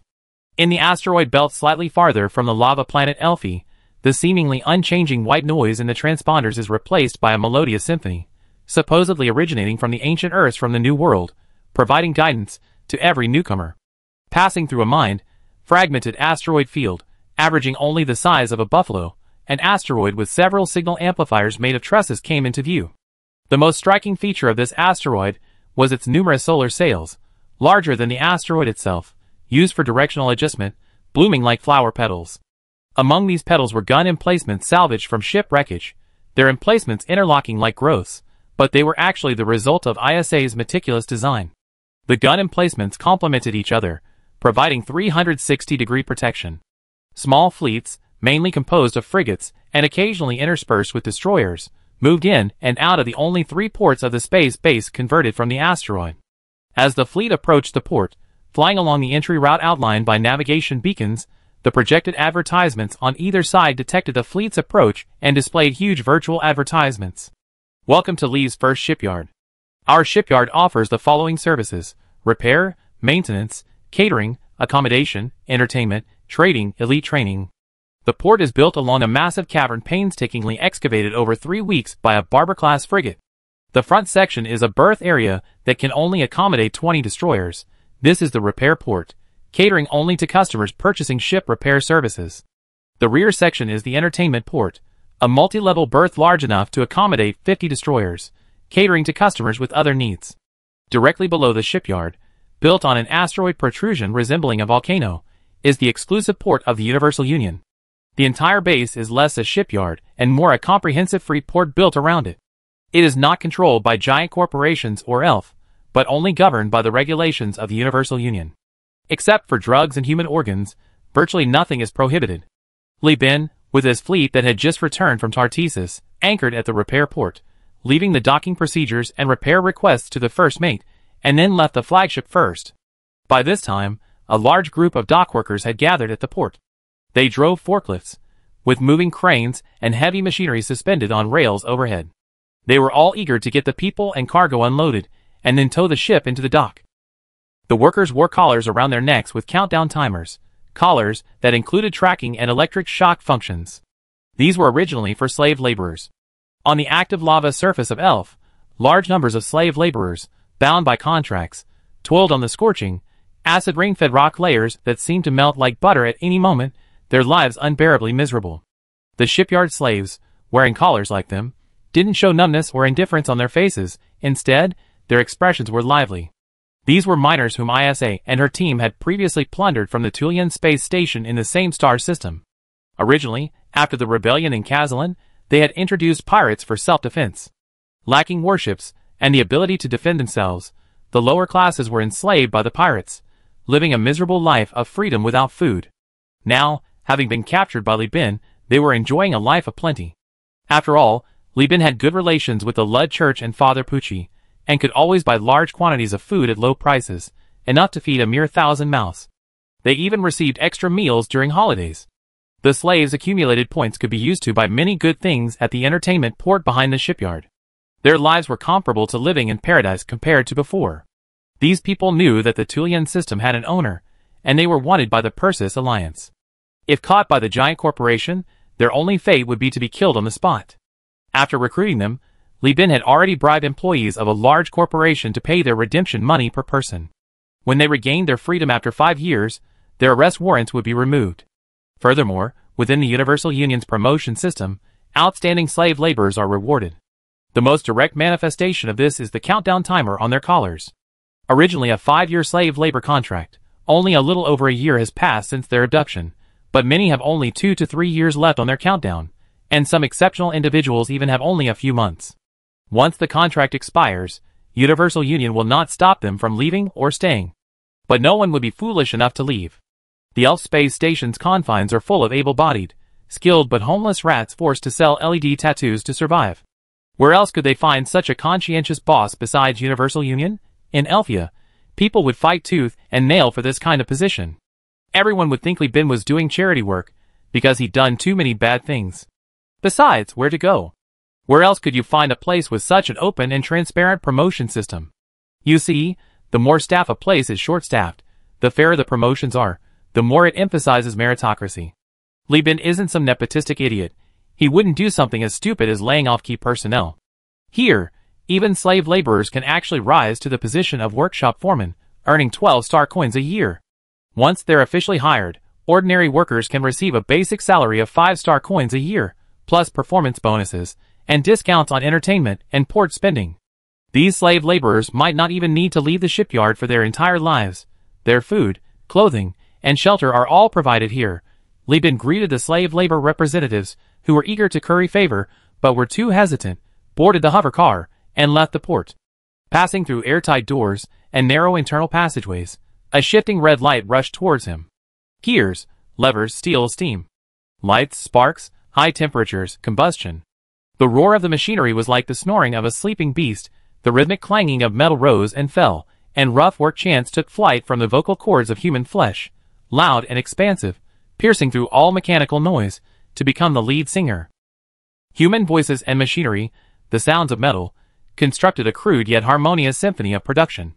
A wired loudspeaker, the same kind used for large tin loudspeakers at the village entrance, hung on the crisscrossing trusses. Classical music, long lost but now reborn, was merely background noise here. Sweat poured from the laborers in this high-temperature, toxic fume-filled shipyard.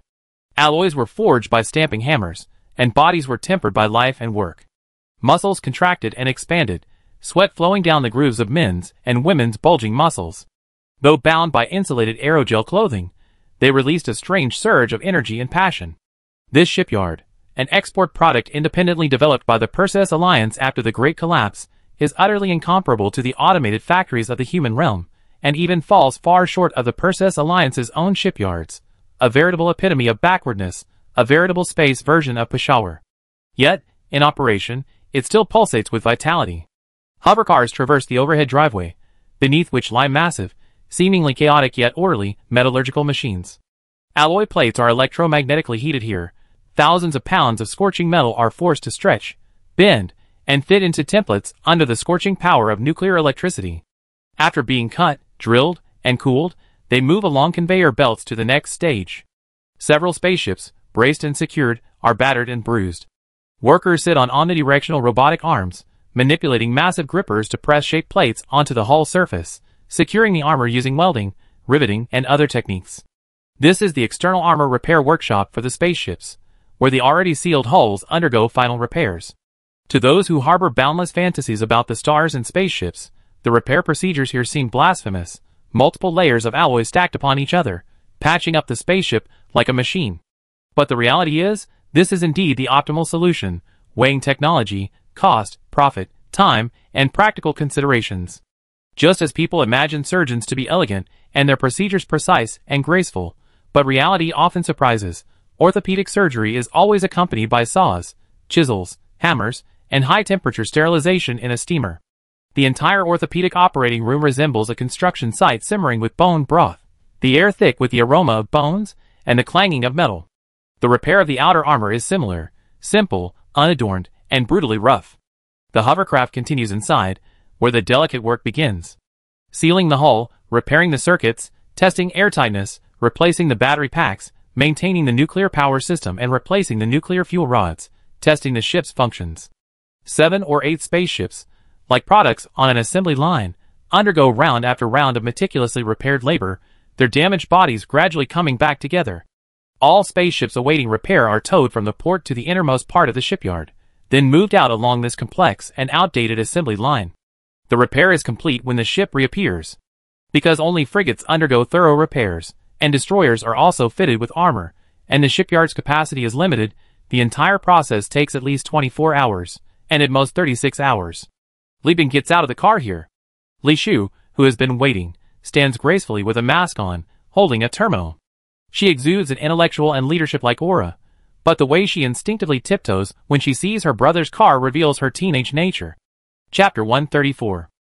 Brother, you were gone for so long this time, Li Shu said, half joyful and half complaining. Chongjin is getting harder and harder to manage. I can't control him anymore since you left. He keeps running off onto the ship, hiding far away from me. He won't listen to me when I tell him to come back, saying things like a general in the field may disobey the emperor's orders. Now he only listens to you and the bosun. He's afraid of you like a son is afraid of his mother. He doesn't dare disobey you to your face, so he just runs off pretending not to hear. Li Bin, after getting off the car, patted his sister's head comfortingly. It's the rebellious phase, it's normal. I hang him up and give him a good beating later. Forget it then. He's leading troops now. It's too embarrassing for him. Li Shu changed her mind. All right, whatever you say.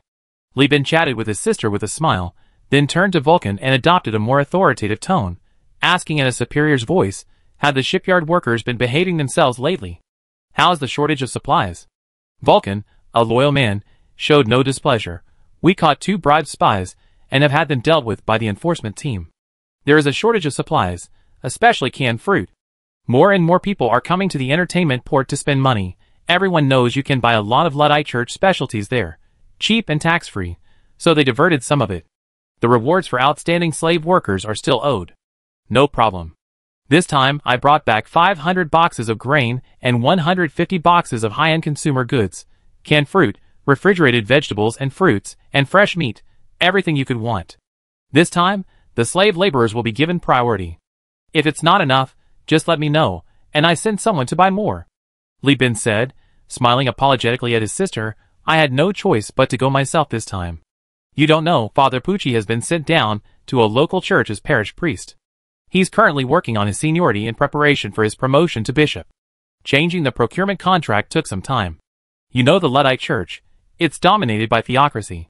He's now a powerful local leader, overseeing tens of thousands of people and several agricultural bases under his jurisdiction. At this point, Li Bin couldn't help but click his tongue. I only just found out that the Lud church's food production is so high. A lot of meat, eggs, dairy, and grain are deliberately ground up and made into nutritional pastes and compressed rations. This made Li Shu frown. In the Persis star system, the price of meat, vegetables, and fruits is incomparable to that of nutritional pastes. Not to mention weight, even by volume, the former costs several times more than the latter.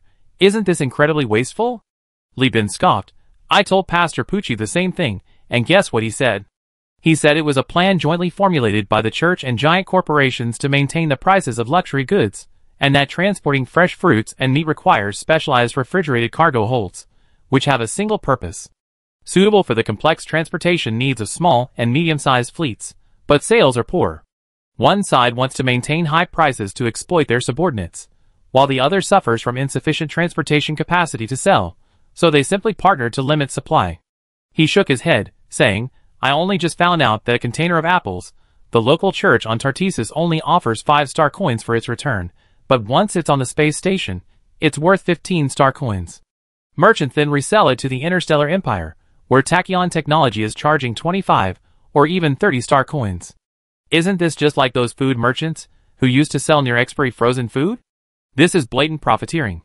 Li Bin only caught Pucci's eye and was qualified to know this kind of information because of his honest business practices, generous gifts, money, ships, and legitimate business operations. Previously, he needed to donate to the church, rely on arranging events, setting up schemes, and building relationships to obtain purchasing permits. But now, with his successful business and a secret showdown with Tachyon Technology as a pledge of allegiance, he has been listed as a formal client of the Lud Church. Therefore, he specifically went to Tartessus to find Pucci. Coincidentally, Pucci, due to the events in the MAG system, was also being considered for a promotion and experience-building opportunity. The two progressed together, their relationship becoming even stronger. Li Bin directly secured contracts at the source of the food, allowing him to purchase food at lower prices. This is why the shipyard's business scope was expanded to include catering. The group chatted about family and business as they walked inside. The melodious music from the wired loudspeaker paused briefly, switching to the fast-paced The Apostles' Attack. Banners, typically displaying slogans like work hard, strive for freedom, faster, better, cheaper, and the shipyard is our home, profits depend on everyone, quickly dimmed. Black and red diagonal warning lines were raised, and red and white messages like airlock door open and caution, safety first scrolled across the screen. Seeing this, the workers smiled, put on their masks, found nearby fixed railings, fastened their safety harnesses, and took a break. Embedded on the outer edge of the asteroid, layers of airtight doors, like insect spiracles, opened, connecting the factory to space. Toxic air seemed to be swallowed by some giant beast. Violent gusts of air rushed out through the doors, rattling the chains, the sound fading into the distance as the air dissipated. Once the doors closed, compressed gas tanks the size of space containers hissed and roared, reintroducing a clean helium-oxygen mixture into space. There is no air pollution in space. Implementing air filtration in a factory would be a waste of resources. Simply releasing the accumulated toxic gas to the warning level is the most efficient method. Squeak, creak, the production line restarted with a sour groan. Fresh, metallic-smelling air filled the shipyard. Workers removed their safety harnesses and masks, inhaling the cooled, safe air, and resumed their work in an orderly fashion. Li Shu led Li Bin through the shipyard, and passing workers bowed respectfully to her. Li Bin was the CEO of Huanyu United, but the company's business extended beyond shipyard repair. He frequently needed to sail to various star systems to maintain connections, so the shipyard was entrusted to Li Shu. Her prestige there surpassed Li Bin's. The workers might not recognize Li Bin, but they certainly knew Li Shu. Because Li Shu no longer had to do heavy physical labor, and being younger, her figure was much slimmer than a few years ago. This shipyard, a place of steel, fire, and sweat, was a giant hub of hormones, and initially, a seemingly frail woman managing it didn't exactly command respect. In the past, there were unruly laborers who retained pirate instincts, using their influence and strength to flirt with Li Shu. Those men met tragic ends. He was lifted up by Li Changzhen like a chamber pot and thrown into an octagonal cage in the shipyard's rest area. The man was given the right to fight Li Changzhen hand-to-hand with weapons. If he could kill Li Changzhen, he would be spared his punishment. But his industrial impact drill skills and pirate-like rudimentary abilities were easily crushed by the muscular man under the expectant gaze of all the workers. In front of everyone, Li Changzhen, meticulously trained by Old One-Eyed, broke the man's limbs and spine bit by bit for his sister. The man, now a limp, groaning figure, groaned helplessly in the octagonal cage. Finally, with the mercy of Li Shu, Li Changzhen broke his neck, granting him a peaceful death. Li Shu's Li refers to the Li family's first shipyard. Through this incident, they finally etched this concept into their very bones. With the enforcement team maintaining order and the implementation of the reward and punishment mechanism, obedient and hard-working workers used their points to buy canned fruit they never even heard of before, and noodles made with real wheat instead of artificial starch. As a result, no one dared to disobey Li Shu anymore.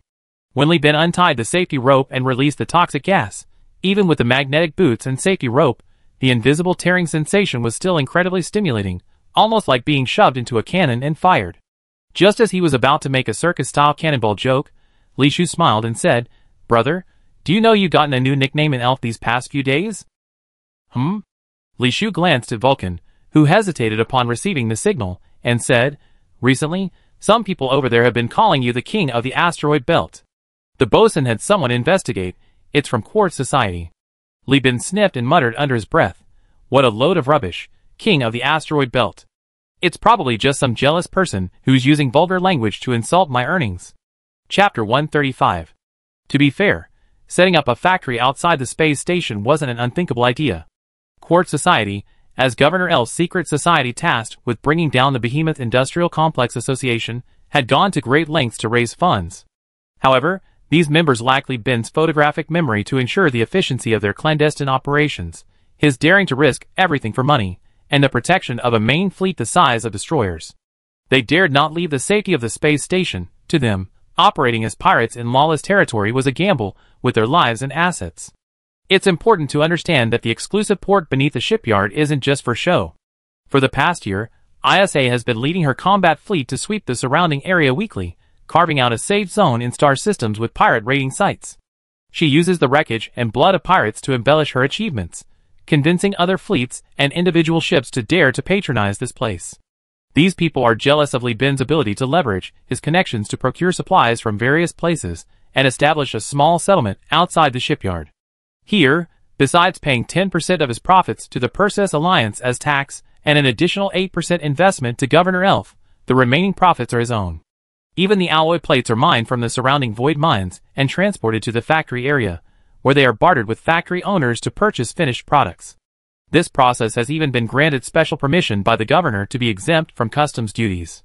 Because the 8% annual contribution from Li Bin is worth more than the tariffs on alloy plates and minerals. Li Bin is exactly the kind of talent the governor is looking for, someone who can pose a threat to the Alliance Association. The remaining ship repairs, consumption, catering, and accommodation are exempt from tariffs, complex departmental barriers, and excessive exploitation by monopolistic capital.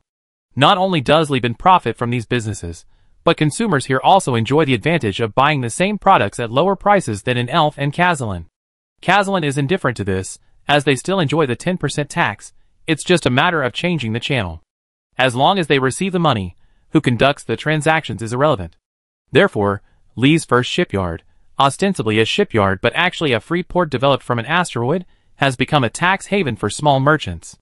Even the Turian pirates have recently stopped targeting it, as these free pirates have discovered that it's more profitable to simply shut down their weapons and purchase food and engage in consumption here than to suffer heavy losses at the hands of Isha.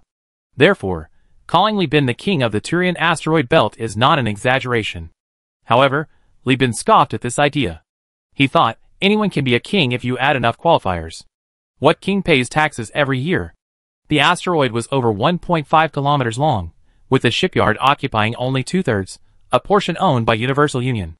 The remaining third was developed into a consumer zone.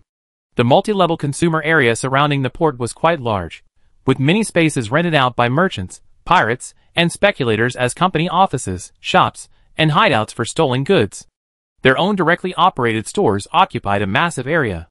Through the glass, One could see rows of large pieces of meat and baskets of fresh fruits and vegetables hanging in the cold storage, their prices practically free compared to other non-grain producing planets. Even so, the asteroid still had room for further development, but due to funding and future development plans, Li Bin didn't choose to go all in on the asteroid. The port is teeming with consumers. It's hard to imagine that a port with only 50 berths has a flow of over 10,000 people. This is after it gained a reputation, thanks to the influx of middle-class Kazlan residents and thrill-seeking aristocrats brought in by cruise ships. To further attract customers, even the original Fishcat, a mud-skipper-class cruise ship, from the fleet has resumed its original function, shuttling between Kazlan and the shipyard daily. The port is located on the shadow side of the asteroid, where there are no stars, no sunrises or sunsets. The rocks and metal domes are painted with murals depicting constant daylight, and huge chandeliers mimicking stars create the illusion of perpetual daylight. From the outside, the port is filled with lights shining through the windows, creating a grid-like effect, making it incredibly lively. According to the rules of the consumption port, everyone except merchants must wear masks to conceal their identities. Whether it's a murderous pirate, a prostitute running a clandestine business, the children of a multimillionaire, a middle-class person seeking a fresh vacation, or a crew member or captain taking a break while their ship is being repaired, everyone can find their preferred place here. The roulette wheel in the casino keeps spinning. New products are constantly being added to the shelves in the shopping mall. The prices of items at the mini-auctions keep rising. The bed sheets in the hotels are changed one by one. The elevators and escalators keep turning. The octagon champions rise and fall. The virtual advertisements are dazzlingly bright. Mysterious cuisine originating from ancient Earth opens for a limited time in random shops, holding an irresistible attraction for interstellar gourmets, making them linger. In this tax haven, apart from the internet being temporarily limited due to firewalls and security issues, and the fact that greenery cannot be provided exclusively in the most luxurious corporate suites of the hotels due to cost constraints, this place is practically perfect. Amidst the ceaseless footsteps of people and the tireless lights, star coins flowed from individual terminals into the hands of shops, regardless of profit or loss, the money continuously flowing to Li Bin, the platform provider. To date, his investment here has reached 120,000 star coins.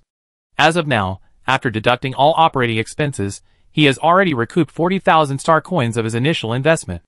In other words, in another 2 years, this place will be a net profit. No risk is taken, no high leverage is required, there's even plenty of rock to quarry, and many shops awaiting lease.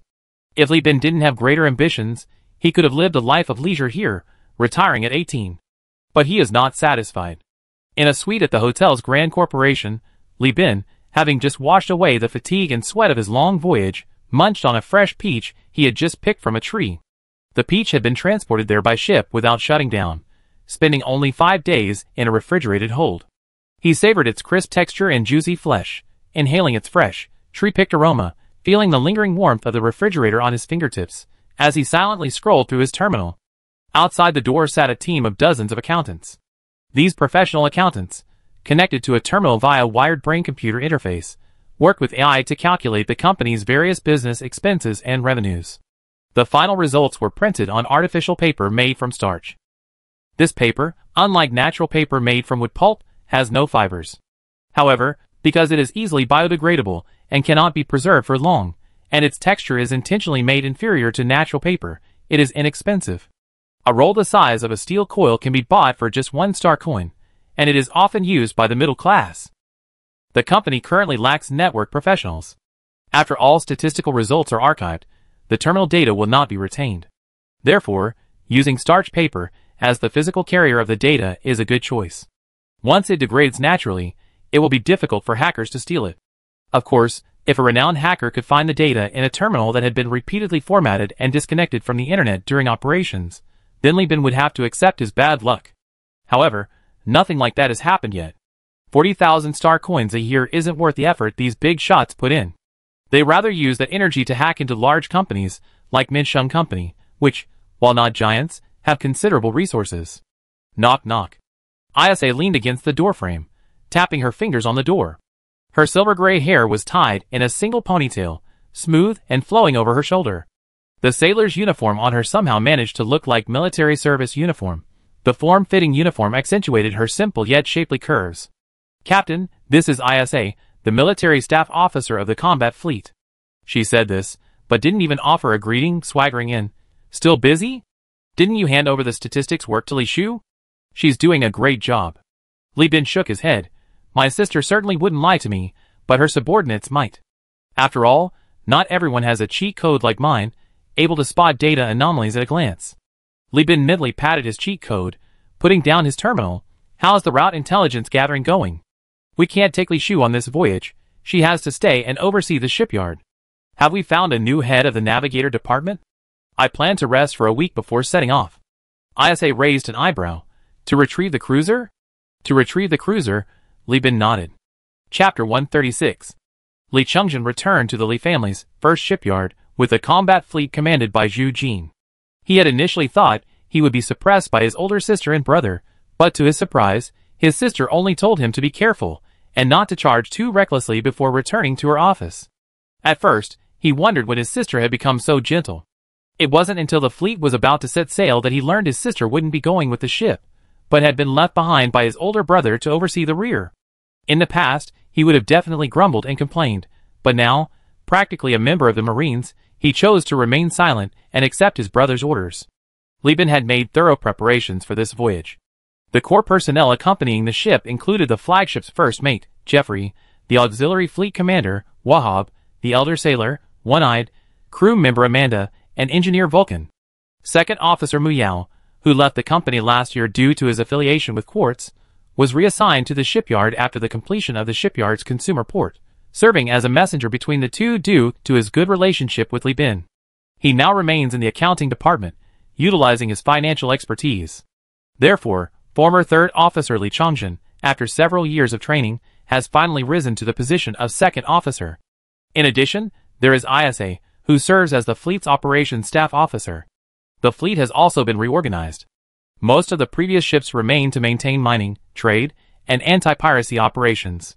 The following ships are included in the long-range fleet: flagship three-legged cat, Cheetah, Divine Authority class, Tanuki, Buffalo converted gunboat, Pekingese, Vulture class, Buffalo class cargo ship, drum fueler, and salvage platform. Except for the drum fueler, all the other ships are large vessels the size of destroyers, capable of maintaining good self-sufficiency during deep space navigation. The escort ships, especially the battle-hardened ones like the Wolf, Fighter, and Centurion, were kept to maintain the fleet's combat effectiveness. Combined with the shipyard's gun emplacements, they were certainly no match for the pirates of the Condé Nast, who had raised their own pirate kings, but they were more than capable of dealing with the pirates of the Tuller system. The crew, after so many years of service and combat experience, were no longer what they used to be. At worst, there was the fourth squadron of the Boncharev to share the burden. In addition, to prepare for the long voyage, Li Bin had spent a large sum of money over the past year purchasing a batch of second-hand ships from the Lud Church and Kazalin. One of them was a modified Buffalo pirate, with concealed cargo holds for smuggling, which would be very helpful for exploring worlds beyond the core star sector. Most notably, certain illicit contraband could be smuggled openly into the giant corporation's territory. This ship cost Li Bin 20,000 star coins. Although it was a second-hand ship, it was flawless, practically in pristine condition. In addition, the fleet has acquired a new aircraft carrier, a prisoner-class scrap ship from Risk Mining, similar to the flagship Dwarf-class Surveyor. This type of carrier was initially a failed attempt by a blueprint hacker to merge a Mora-class cruiser and a Vulture-class destroyer. It was later stolen by Risk Mining agents. After testing by the giant corporation, it was found to possess a large number of missiles and 2 carrier decks, making it a decent support carrier. This is assuming you ignore its pitifully thin armor and lack of shields. Besides this, there's another crucial reason why Li Bin bought this ship for 45,000 star coins: its scrap ship designation.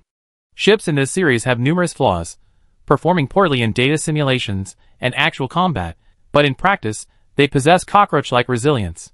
Their haphazard construction and material usage mean they are widely compatible with materials. Any kind of junk can be fitted and patched up. This means that outside the core sector, lacking supply and repair ports, this ship could be repaired from wreckage to brand new in a post-war world isolated from repair yards, solely through damage control and heavy machinery.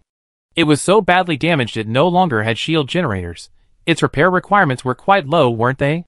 Following the tradition of naming destroyer combat ships after cats and destroyer carriers after dogs, the prisoner class was named the Husky. Fleet supplies loaded. All personnel in the berth area to evacuate immediately.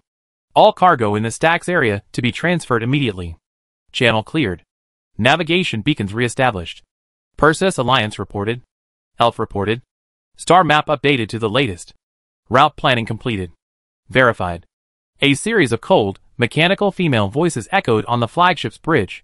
The new navigator was a thin woman named Anna. She wore silver-rimmed glasses, the temples secured to her head with ropes. Her lips were always pursed, and she reported loudly through an electronic voice generator in her throat. She joined the company before the Pirate Giant War in the Magna Galaxy, becoming Li Shu's second-in-command after passing her assessment. Now that Li Shu is retired, she, familiar with fleet operations, has taken over the Navigator Department's duties. According to the investigation of the Brighton Alliance, the company's planned route starts from the Tulir Galaxy, first heading to the Thrace Galaxy under the Interstellar Empire's control, purchasing a batch of Byzantine wine on Byzantium Star, then proceeding to the Ima Galaxy for final resupply and maintenance, before crossing the vast uninhabited area to reach the Brighton Alliance. This journey covers a one-way physical cosmic distance of 17.8 light-years. Even with the aid of hyperspace, excluding intergalactic travel and handover/rest time, it would still take more than a month. With the Bellino family no longer subsidizing all fuel and supply costs, issues like the aging engine and excessive fuel and supply consumption on ships like the three-legged cat are becoming apparent. According to the accounting department's estimates, the fleet's fuel and supply costs to reach the Brighton Alliance were between 4,100 and 5,000 star coins. This figure is 1.4 times that of the fleet without engine aging problems. The three-legged cat, which actually only cost 3,000 star coins, is now consuming Li Bin's funds every second its engine is running. If it continues like this, it will eventually lose all the money Jeffrey invested. It's truly time to change the flagship. Once a cruiser becomes the flagship, this ship will be returned to Jeffrey, at the cost of him receiving only a basic salary for the next 5 years. After all, he would never withdraw his investment, that is reportedly going on blind dates to rebuild his family, and the shares are his leverage. Having made up his mind, Li Bin no longer hesitated. After completing all self-inspections and departure procedures, he connected to the Fleet Command Channel, Universal Joint Exploration Fleet, depart. 9 destroyers ignited simultaneously. The violent explosions, restrained by man-made metal, shot out through the trumpet-shaped exhaust pipes of their thrusters, each a dozen meters long, illuminating the scene like birthday candles lined up along the berth. The fleet moved slowly. Amidst Li Shu's wishes for a safe journey and a swift return, the exploration fleet rounded the 2 asteroids and finally reached a safe distance. Switch to high-speed mode. The fuel tanks began injecting trace amounts of dark matter, the engine exhausts crackling and flickering like flames blown by the wind. The ship's speed suddenly increased, heading towards the jump point. These ships, averaging no more than 400 meters in length, surrounded the wreckage of a cruiser, broken into 3 pieces, like stars around the moon. The wreckage was towed by the propulsion field released by a rented Bull-class tugboat, slowly disappearing from sight under Li Shu's worried gaze. On May 1st, Star Calendar 208, Li Bin, leading a powerful fleet of pure destroyers, with nearly 200,000 star coins in his pocket, humming a cheerful tune, embarked on a new voyage. Chapter 137. Majestic music played on a loop in the transponders as the fleet, painted in uniform Roman yellow, launched a high-spirited blitzkrieg against the pirates. Simultaneously, a figure appeared on the projection, a man dressed clearly as a Roman soldier, looking like a cosplayer straight out of a comic convention. The man had a sharply defined jawline, a resolute face, and was shirtless, his pubic hair peeking out. His 8-pack abs were so hard they looked like they could crush rocks. A red cloak, strapped to his shoulder, billowed in the weightless environment. A Roman-style helmet with a terminal fitted his head, making him look incredibly imposing. This is the Thrace system of the Interstellar Empire, the Hyperspace Route Protection Group. Stranger, please state your purpose. The woman on the bridge pretended to be working, her eyes practically bulging out of her head. This rugged physique, openly exposed, possessed a sculpted beauty, even devoid of eroticism. Li Bin carefully chose his words, saying, "This is the commercial fleet of the Universal United Salvage Company. I am Li Bin, the company's CEO. We heard that this year's wines are already on the shelves, so we come to Byzantium to purchase Byzantine wines. Is your fleet fighting pirates? We can offer some assistance. Of course, if you don't need help, our fleet has salvage platforms and heavy machinery that can assist with post-war salvage. No need. War is the privilege of soldiers. The interstellar empire hasn't fallen to the point of needing merchants' help. Since you're a merchant, you should do business. Post-war salvage and trade have accompanying partners. Thank you for your kindness, but please keep your transponder on and enter the Thrace system as soon as possible. The man politely but coldly refused Li Bin, and after checking that his identification code and information were correct, decisively turned off his transponder. It was remarkably swift and decisive. Not far from the fleet, the Interstellar Empire's distinctively Roman yellow fleet was relentlessly pursuing the unsuspecting pirates. Further away, a merchant caravan, its ships bearing numerous repair marks and varied styles, comprised of vessels from different factions, was laden with activity. Those must be the so-called partners. From a distance, one could see graffiti several meters in size on the sides of some ships. Those with paintings of wine glasses were likely tavern ships, others had paintings of knives and forks, musical notes, all somewhat understandable. But the most outrageous were several ships painted with nude men and women, their genitals clearly visible, a truly eye-opening sight. However, considering that Roman legions were historically accompanied by merchants and prostitutes, one could only say that wearing a Roman helmet meant embracing even vices, truly impressive. Li Bin scratched his head, thinking that this interstellar empire guy was quite arrogant, much like the pure-blooded humans of the demonic aerospace. However, one was proud of his identity, the other proud of his bloodline. Isabella, one of the few women who remained unfazed by the exposed physique of the Roman-style man, said disdainfully to Li Bin, "These feudal-minded bastards are insulting you." Li Bin asked curiously, "Really? I don't think so." Isabella nodded. The Interstellar Empire and the Overlord have a terrible relationship because they divide humanity by class. What he just said to you was standard external rhetoric, already quite mild. Internally, they say it like this. She cleared her throat, mimicking the Roman-style man's affected tone, feigning a low voice. Noble warfare is a privilege enjoyed only by soldiers. Lowly merchants only need to lick the wreckage and garbage after the war like cockroaches. Now Li Bin understood. No wonder the man had such a tense expression after he offered to help with the salvage. The man thought he was inviting him to eat garbage. He was truly being looked down upon. Realizing this, Li Bin's fists clenched subtly below the command platform. Isa said with a touch of sadness, this kind of blatant division of people into different classes was illegal in the past. Now, only the Overlord of Persis still promotes equality. Many giant corporations have even reinstated slavery, in addition to lifelong enslavement. After saying this, Isa whispered earnestly to Li Bin, when you go to Byzantium, don't mention that our business includes salvage. Merchants have a very low status in the Interstellar Empire, and those who do salvage and recovery are at the bottom of the merchant hierarchy. Hearing this, Li Bin and the other crew members were speechless. The Interstellar Empire had regressed historically, returning to a system of social classes, scholars, farmers, artisans, and merchants, even the other giant corporations that collectively reversed course and pursued monopolistic capitalism felt it was too futile. The female crew members, who had initially admired the muscular man's abs, all showed expressions of utter disgust upon hearing this.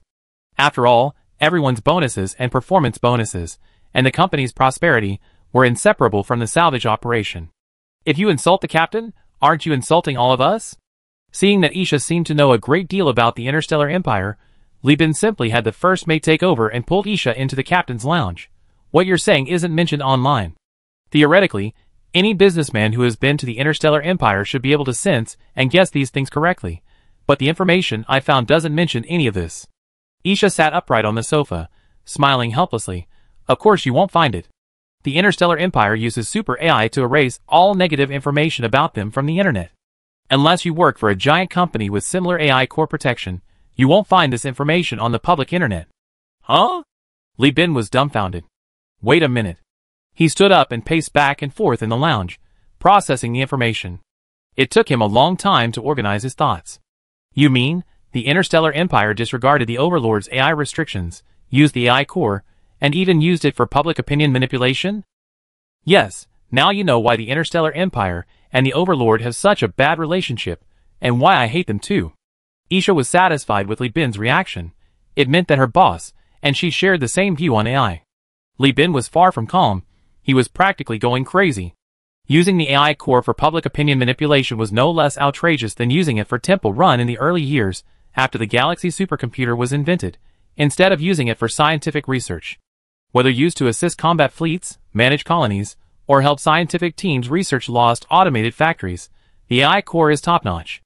Now, Isha tells him the Interstellar Empire is using it for propaganda. Feudal empires' obsession with keeping their people ignorant and maintaining appearances is immeasurable. The Qin dynasty is a prime example. Approaching the issue from this angle, Li Bin struggled to convince himself. He looked up earnestly at Isha and said, "What else is special about the Interstellar Empire? Tell me too, lest I make a fool of myself. I was too arrogant, underestimating the wonders of the world." Isha nodded. Actually, the people of the Interstellar Empire live quite well.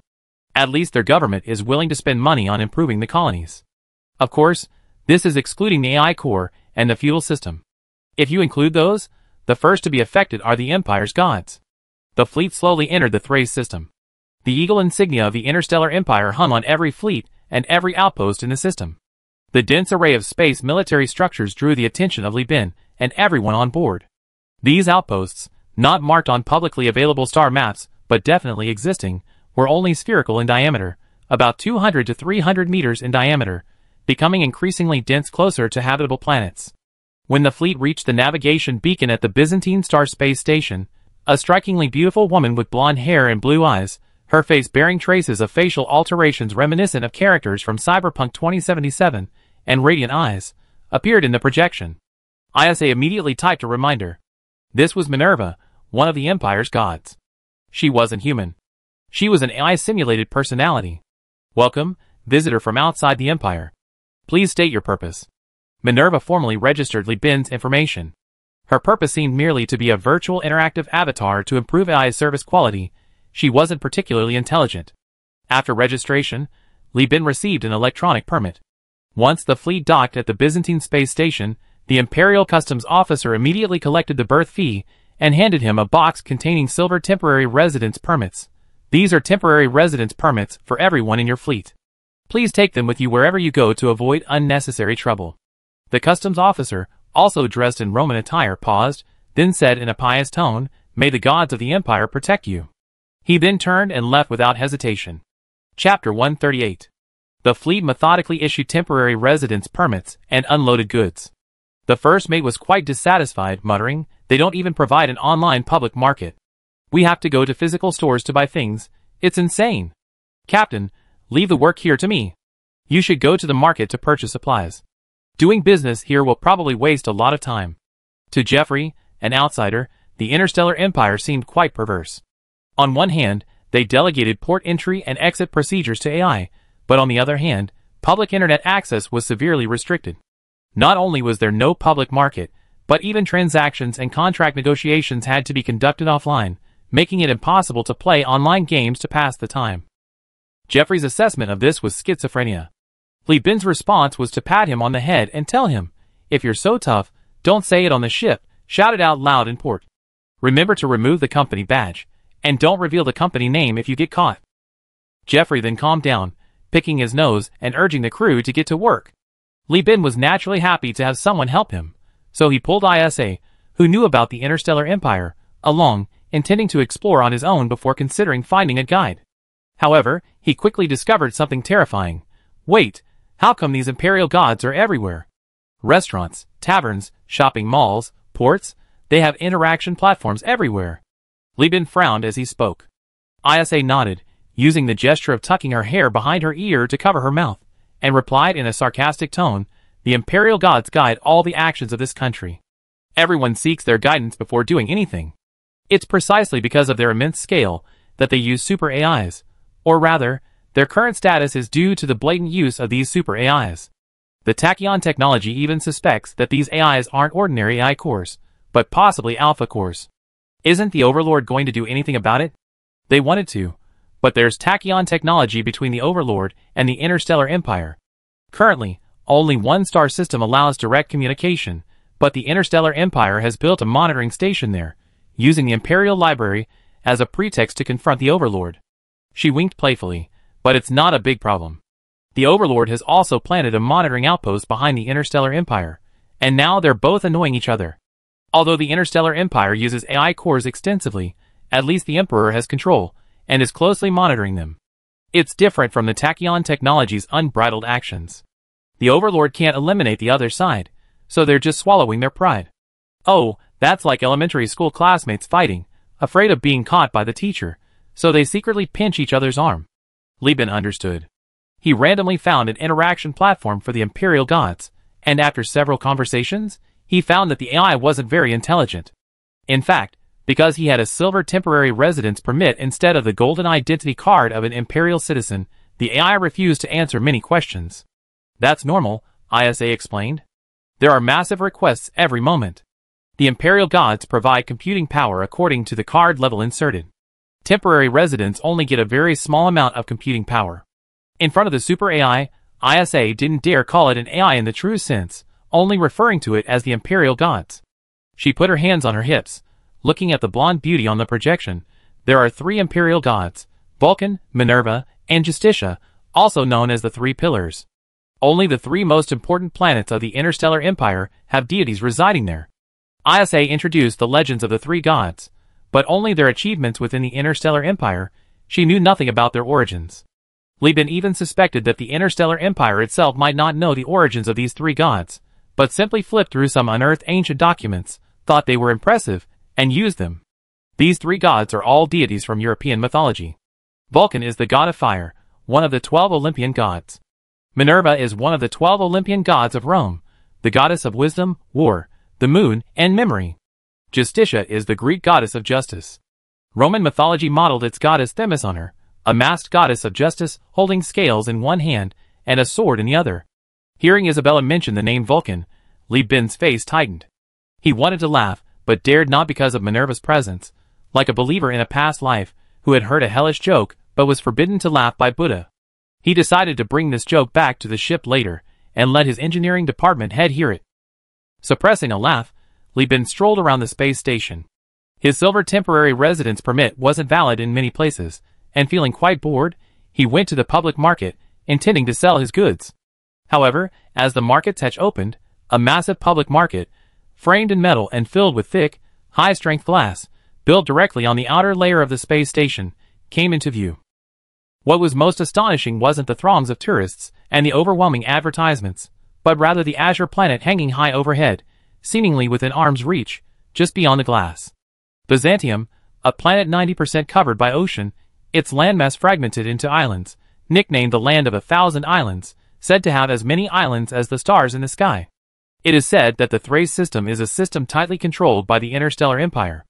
Li Bin once thought that Byzantium, the central star of this system, was the capital of the Interstellar Empire. However, according to ISA's revelation, after the Overlord agents risked their lives to investigate, they discovered that the capital of the Interstellar Empire was actually elsewhere.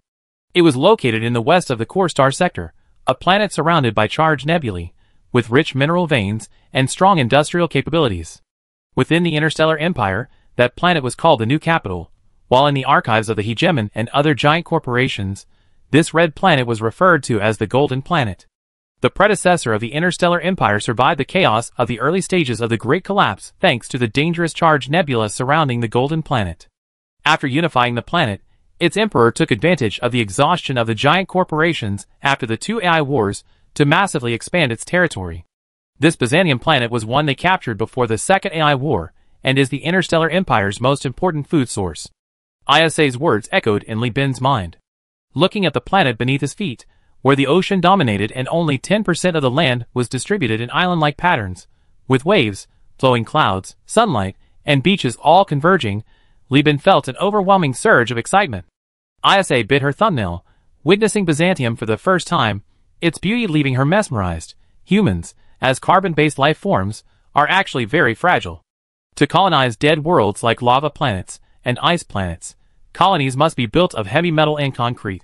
And so-called desert planets, ocean planets, and jungle planets, even with genetic modifications, are still not very suitable for human habitation. But as long as the atmospheric conditions can support human survival without respirators, such planets will be labeled habitable.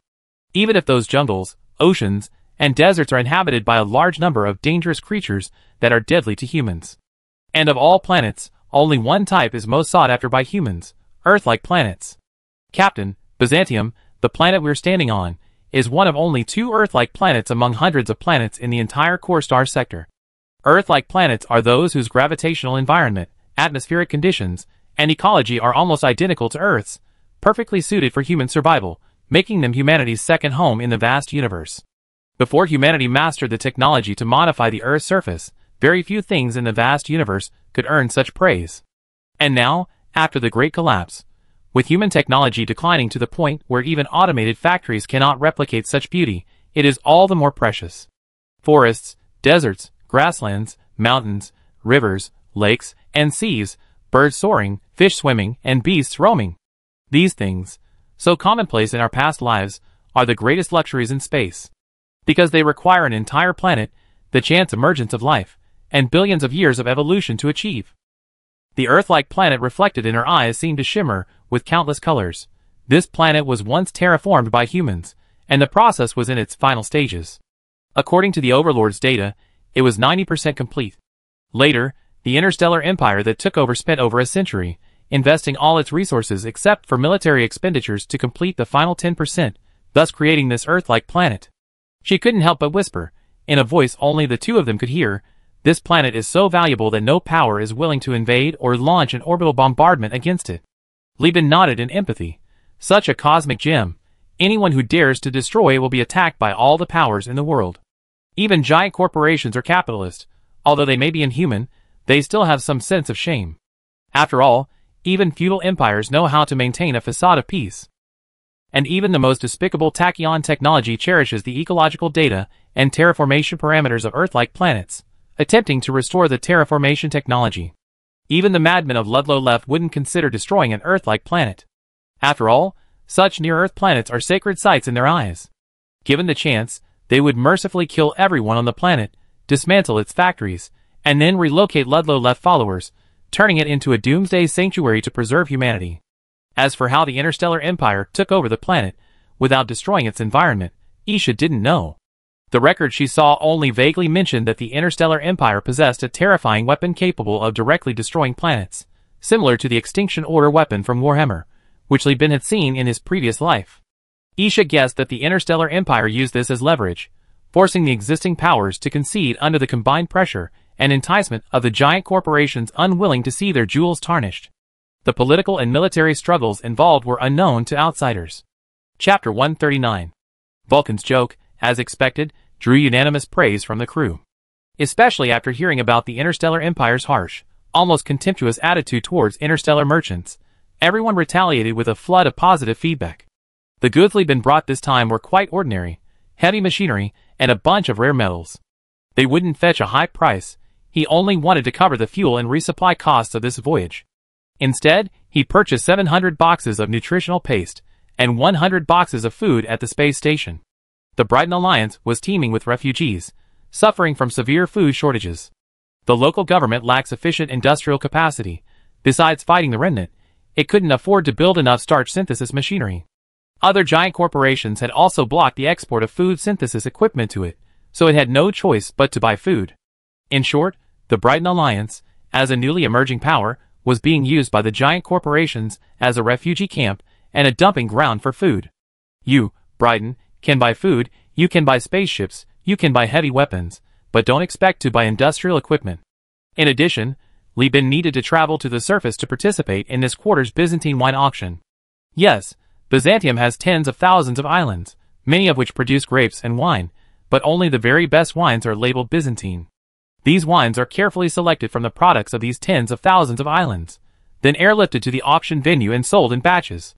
The Interstellar Empire has truly mastered the art of scarcity marketing. Vulcan couldn't go down because his name might offend the Empire's gods, so he arranged for the crew's rest and leave. Lieben, along with the company's key personnel, landed on Byzantium in a shuttle. As the hatch opened, fresh air rushed into his nostrils, filled his lungs, and traveled through his body via oxygen exchange, sending a wave of comfort, even more so than on Tartessus, through his body. There was no need for gravity adaptation, no need for a respirator. His body felt as relaxed as if he just had a spa treatment. Lieben felt as if his body had been curled up in a cramped box, and now, finally free, he couldn't help but stretch. Turning around, he realized that he wasn't the only one stretching. Everyone disembarking from the space station was doing the same. The staff standing nearby, though they'd seen this scene countless times, still grinned with amusement. In the eyes of the Interstellar Empire's inhabitants, aside from soldiers and politicians, only the poorest would forego the comforts of an Earth-like planet to beg for food on a dangerous and harsh planet. Like the old saying goes, even if you're reborn as a dog, you want to be born in the capital. Here, even if you're a cockroach, you want to be a cockroach on Byzantium. Aside from its distinctly interstellar imperial-style decor, and the fact that internet access was restricted, requiring access to imperial deities for information, the base housing the space elevator was located on was no different from any other planet. The group quickly left the base, and the gentle sunlight, the dense bushes lining the roadside, the nearby woods, and the shimmering ocean in the distance came into view. Li Chungjin hummed contentedly. This island is too small. It was only chosen as the location for the space elevator because of its stable foundation. We have to take a hovercraft to get to where we need to go, Li Bin said, looking at Minerva's answer and immediately buying tickets. The bidding meeting is being held on a large island called Valena. It takes more than a day to get there by boat. Jeffrey touched his face, which felt wonderfully refreshed by the sea breeze. He even suspected that the scars on his face had softened from the gentle caress. Despite the beautiful surroundings, he still couldn't muster any enthusiasm for the Interstellar Empire. Captain, can't we take a plane? A boat trip takes too long, and we might encounter a storm. I'm afraid not, Li Bin said regretfully. Aircraft were a mode of transportation reserved for the Empire's nobility. Silver card holders, like them, could only travel on hovercraft. Local residents weren't even allowed hovercraft, they had to choose ordinary, slow boats. The Empire provided hovercraft to merchants simply to get them to finish their business and leave. If they had a choice, Li Bin guessed the Empire would rather he walk. The location for the bidding was quite cunning. They wouldn't allow access to the vast forests and towns of Valena, an island spanning tens of thousands of square kilometers, choosing instead a scenic spot with waterfalls cascading from the sea cliffs and rainbows that lingered in the sky. The bidding itself was unremarkable. Li Bin casually bid 85 star coins for 60 boxes and then stopped. The Brighton Alliance's spending power was limited, their high-ranking officials and dignitaries, constantly facing the onslaught of the setting sun, were essentially hard-working military aristocrats who preferred swords to luxuries. These items were intended to be sold to the next transit point to recoup fuel costs. The beach itself, however, was quite surprising. To be honest, this was the first time Li Bin had ever properly visited a beach. Last time in Tartessus, he had only caught a glimpse from afar, and the seawater there was slightly corrosive, incomparable to Byzantium, a planet terraformed by the human realm. White sails drifted by, the sun shone brightly, dappled shade fell from the trees, and a cool breeze blew. Relaxing under a parasol on a beach chair, Li Bin wore sunglasses, beach shorts, a plaid shirt, and flip-flops, his big toe dangling idly. A replica of an Earth classical piece played on his terminal, blurring the lines between his past and present lives. In a daze, he was back on Earth, a backward world, unstable yet peaceful, where nations were prosperous, families were warm, and there was no need to risk one's life. Something burned his face. Li Bin hunched over and opened his eyes. Before him was a chilled glass bottle of beverage. Isa tilted her head, her fingers gripping the bottle neck, smiling as she watched his startled expression. You made yourself this comfortable, even letting your guard down? That's not good. What if the Interstellar Empire sends someone to assassinate you? You'd be completely unprepared. Li Bin took the drink, blew into the bottle, and the slight tartness and sweetness of the grape juice awakened his taste buds. The natural fruity aroma of the squeezed grapes combined with the sugar-coated sweetness, catalyzed by the cold temperature, instantly cleared his dazed mind. These were drinks made from inferior goods unsuitable for winemaking. Because they were produced in a small factory, they were only sold locally, not even in space. Like a local specialty, the taste changes once it leaves home. Although the flavor is niche and the market is limited, it represents everyone's memories. Logically, being woken up while daydreaming is a real downer, but who can blame him when the person entertaining him with an iced drink is a beautiful woman? Big breasts, a slim waist, long legs, plus, it's the beach, everyone's in swimsuits, and Isabella's bikini is draped with a sheer black shawl, the Mariana Trench subtly hidden beneath, quite a generous offering. Below that are her defined abs and V-line, the muscle lines accentuated by the way Isabella raises her hand to tidy her hair, stretching out like a bow. Soft where it should be soft, firm where it should be firm. If this were an online character, this would be a paladin, capable of both attacking and healing. Such a physique was something Li Bin had never seen before in both his lives. He awkwardly gulped down his juice and turned around, only to find Li Chungjin surrounded by a group of female crew members, each one hot and bold, openly, and subtly flirting with him. Li Chungjin's aggressively muscular physique was indeed quite eye-catching. Many girls, hesitant to seduce the captain, had their eyes on him instead. If Li Bin hadn't repeatedly warned the fleet beforehand, many of the well-rounded male crew members would probably have joined the competition for female attention by now. Li Bin thought that if his sister, Li Shu, were here, the male crew members fighting and vying for male attention on the beach would probably be fighting tooth and nail, leaving a trail of blood. It was fortunate that he left his sister at the shipyard. Li Chongzhen, that clueless guy, was actually easier to manage in this spring-like setting. He only showed off his muscles to the girls, and once the excitement wore off, he pushed his way past them to discuss beach landings, coastal defense, and orbital airborne amphibious assaults with marine tactics.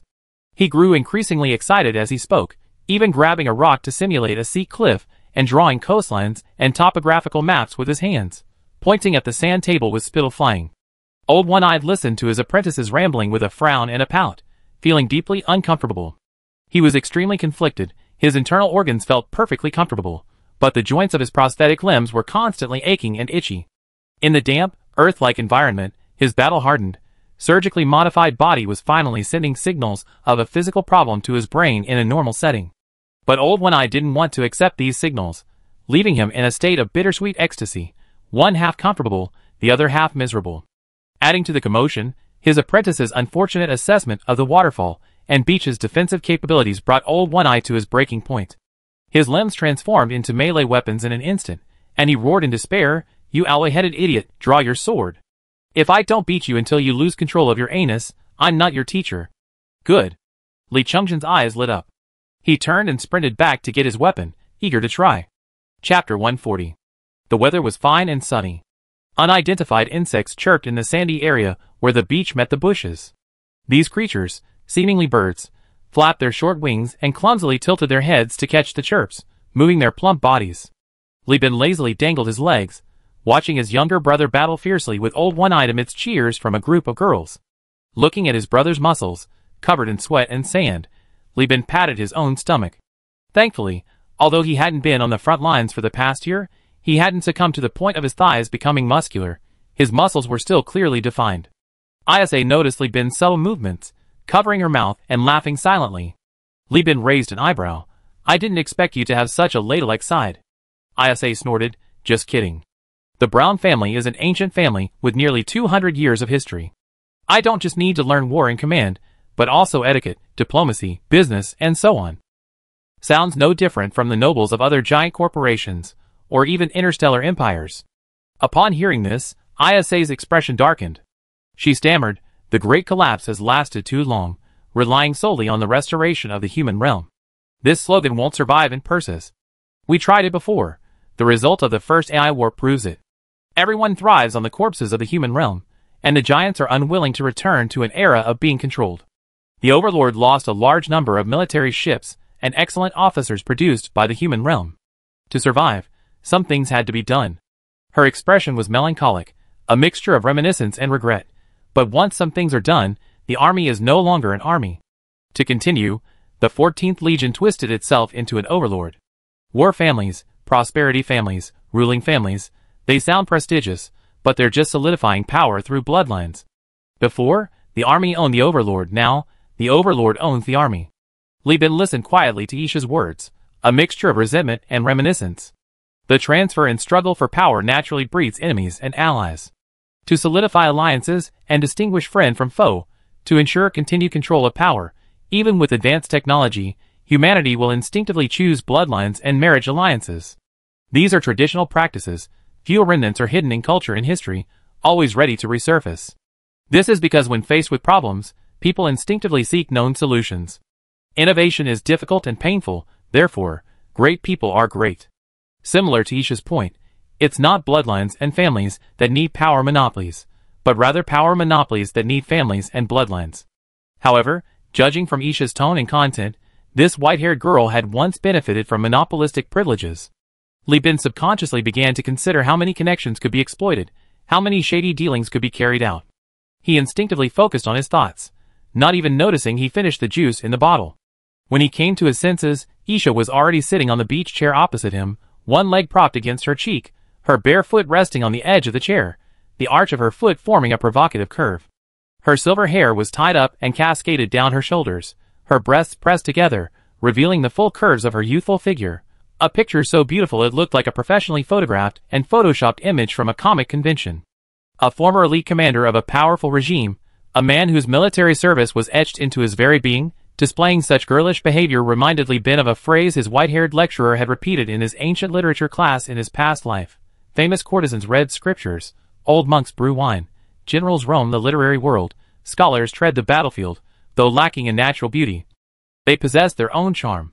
So this is what Gapmo, a Chinese idiom for unexpected charm, is all about.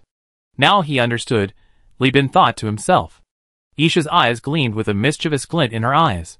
What, thinking about me? Ah. Well? Li Bin awkwardly adjusted his leg, then sat up. After a moment, he said frankly, yes, you have a great figure. Not a novice, Li Bin wouldn't blush and try to change the subject like an anime protagonist. He'd praise her if she was pretty, and criticize her if she was ugly. Only a true hero can be true to himself, and a true gentleman is naturally charming. Isha's appearance, figure, and temperament were all otherworldly.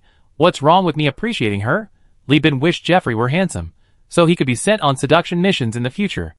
It was hard to imagine how terrifying a weapon would be if Jeffrey's truly sculpted scarred face, honed with flirting skills, were combined with a handsome face. It was a setting that even science fiction wouldn't easily adopt. Isha stood up gracefully, a black shawl draped over her arm, and twirled elegantly in front of Li Bin. Li Bin nodded in praise, very beautiful, like a flying apsara from a Dunhuang mural. Dunhuang murals? What are those? Isabella pulled up her shawl, sat down, crossed her legs, and swaggered around in her sandals. When talking about things from his past life, Li Bin got really into it. He started recounting Buddhism, Dunhuang, stone walls, and other things from thousands of years ago. Isabella listened to it like some ancient myth, comparable to the missionary tales of the St. Ludwig's travels. Things like cutting flesh to feed eagles, sacrificing oneself to tigers, offering alms to bodhisattvas and cleansing altars, and monkeys protecting monks for decades traversing mountains for a few hundred books. Could that stuff even add up to 100 MB? And, even more absurdly, these monks and craftsmen, in a deathly desert, under the scorching sun, in the blazing heat, amid sandstorms, and lacking water and food, spent hundreds of years, generations, using chisels, wooden nails, and other tools to carve thousands upon thousands of Buddha statues from hard rock. In Perseus, a constellation whose very existence can only be traced back to the period before and after the Great Collapse, a constellation where history is lost and archaeology focuses on restoring ancient techniques, a constellation where people are generally restless, ISA finds it hard to imagine that anyone would actually be willing to spend their entire life carving stone. And the crucial point is that this was all funded by those so-called monks themselves. She thought Li Bin was bragging, but looking at him, a mature man who always presented himself as wise, now speaking with great enthusiasm about profound and mysterious things, his eyes filled with innocence and excitement, like a young man sharing a secret, she suddenly didn't want to think about anything else. At this moment, there were no company CEOs, no military strategists. Only a dashing, handsome young man speaking eloquently, and a beautiful, elegant girl listening intently. Having gone to great lengths to avoid hurting each other, the one-eyed old man finally subdued Li Chongzhen without injury. He bound his apprentice, like a piglet with high-strength plastic rope, and tossed him to the girls watching the spectacle. Ignoring his apprentice's cries of "Teacher, save me," he stretched his aching arms, leaned over to Jeffrey, who was smoking a cigarette but not actually smoking, and lit it for him with a flick of his thumb. "Hey, intellectual, what are the captain and staff officer talking about? I don't understand. Monks? Reincarnation?" His. Ha! Jeffrey glanced disdainfully at the one-eyed old man, exhaling a smoke ring. "I'm a college dropout. No diploma. Of course, I wouldn't understand." "Then what's with that look? You think you're worthy to look down on me?" The one-eyed old man pressed Jeffrey's head with his only natural hand, rubbing it vigorously, like rubbing a dog's head. Jeffrey winced as he was being rubbed. "You bosun, you're arguing with the first mate? You really gone too far." He brushed aside the old one-eyed man's hand. "The point isn't what they're saying, it's what they're doing." The old one-eyed man pointed. "They're obviously chatting." "You lustful man who's never had a heart-to-heart talk with a woman." "Shut up already," Jeffrey scoffed. "What the captain's saying makes even a man like me sleepy, let alone a woman. Didn't you see the staff officer's eyes were practically sparkling?" He pulled the old one-eyed man aside and whispered in his ear, "Let me tell you, if a woman listens to a man spouting this kind of nonsense, there's probably a chance." The old one-eyed man's eyes flashed with a glint of light. "That's great." "Huh? I see you're only just figuring things out now. How come we're almost at the platform? Jeffrey was dumbfounded. The old one-eyed man mysteriously turned and whispered in the first mate's ear, "Let me tell you, after spending these days with her, I'm sure this woman, cough. This staff officer is no ordinary person, very different from those powerful officers, captains, and fleet commanders I killed when I was working in the Marines." "How is she different?" "She has an air of nobility, not just ordinary nobility, but a very strong one. Her family is definitely not ordinary. If the captain gets involved with her, it will be more advantageous for us." "Huh?" Jeffrey was dumbfounded. What was he saying? Did he expect the captain to become a dog for the family behind ISA? "You're obsessed with women," Old One-Eye exclaimed, slapping his thigh so hard his prosthetic leg crackled against the ground. "The captain marries the staff officer, then kills the head of the staff officer's family, and lets the staff officer fight for the family headship. Wouldn't that whole family be ours then?"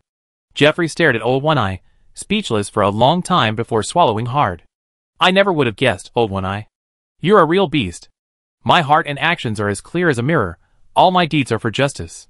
You don't understand me, and I don't blame you. You even recited poetry, how pretentious."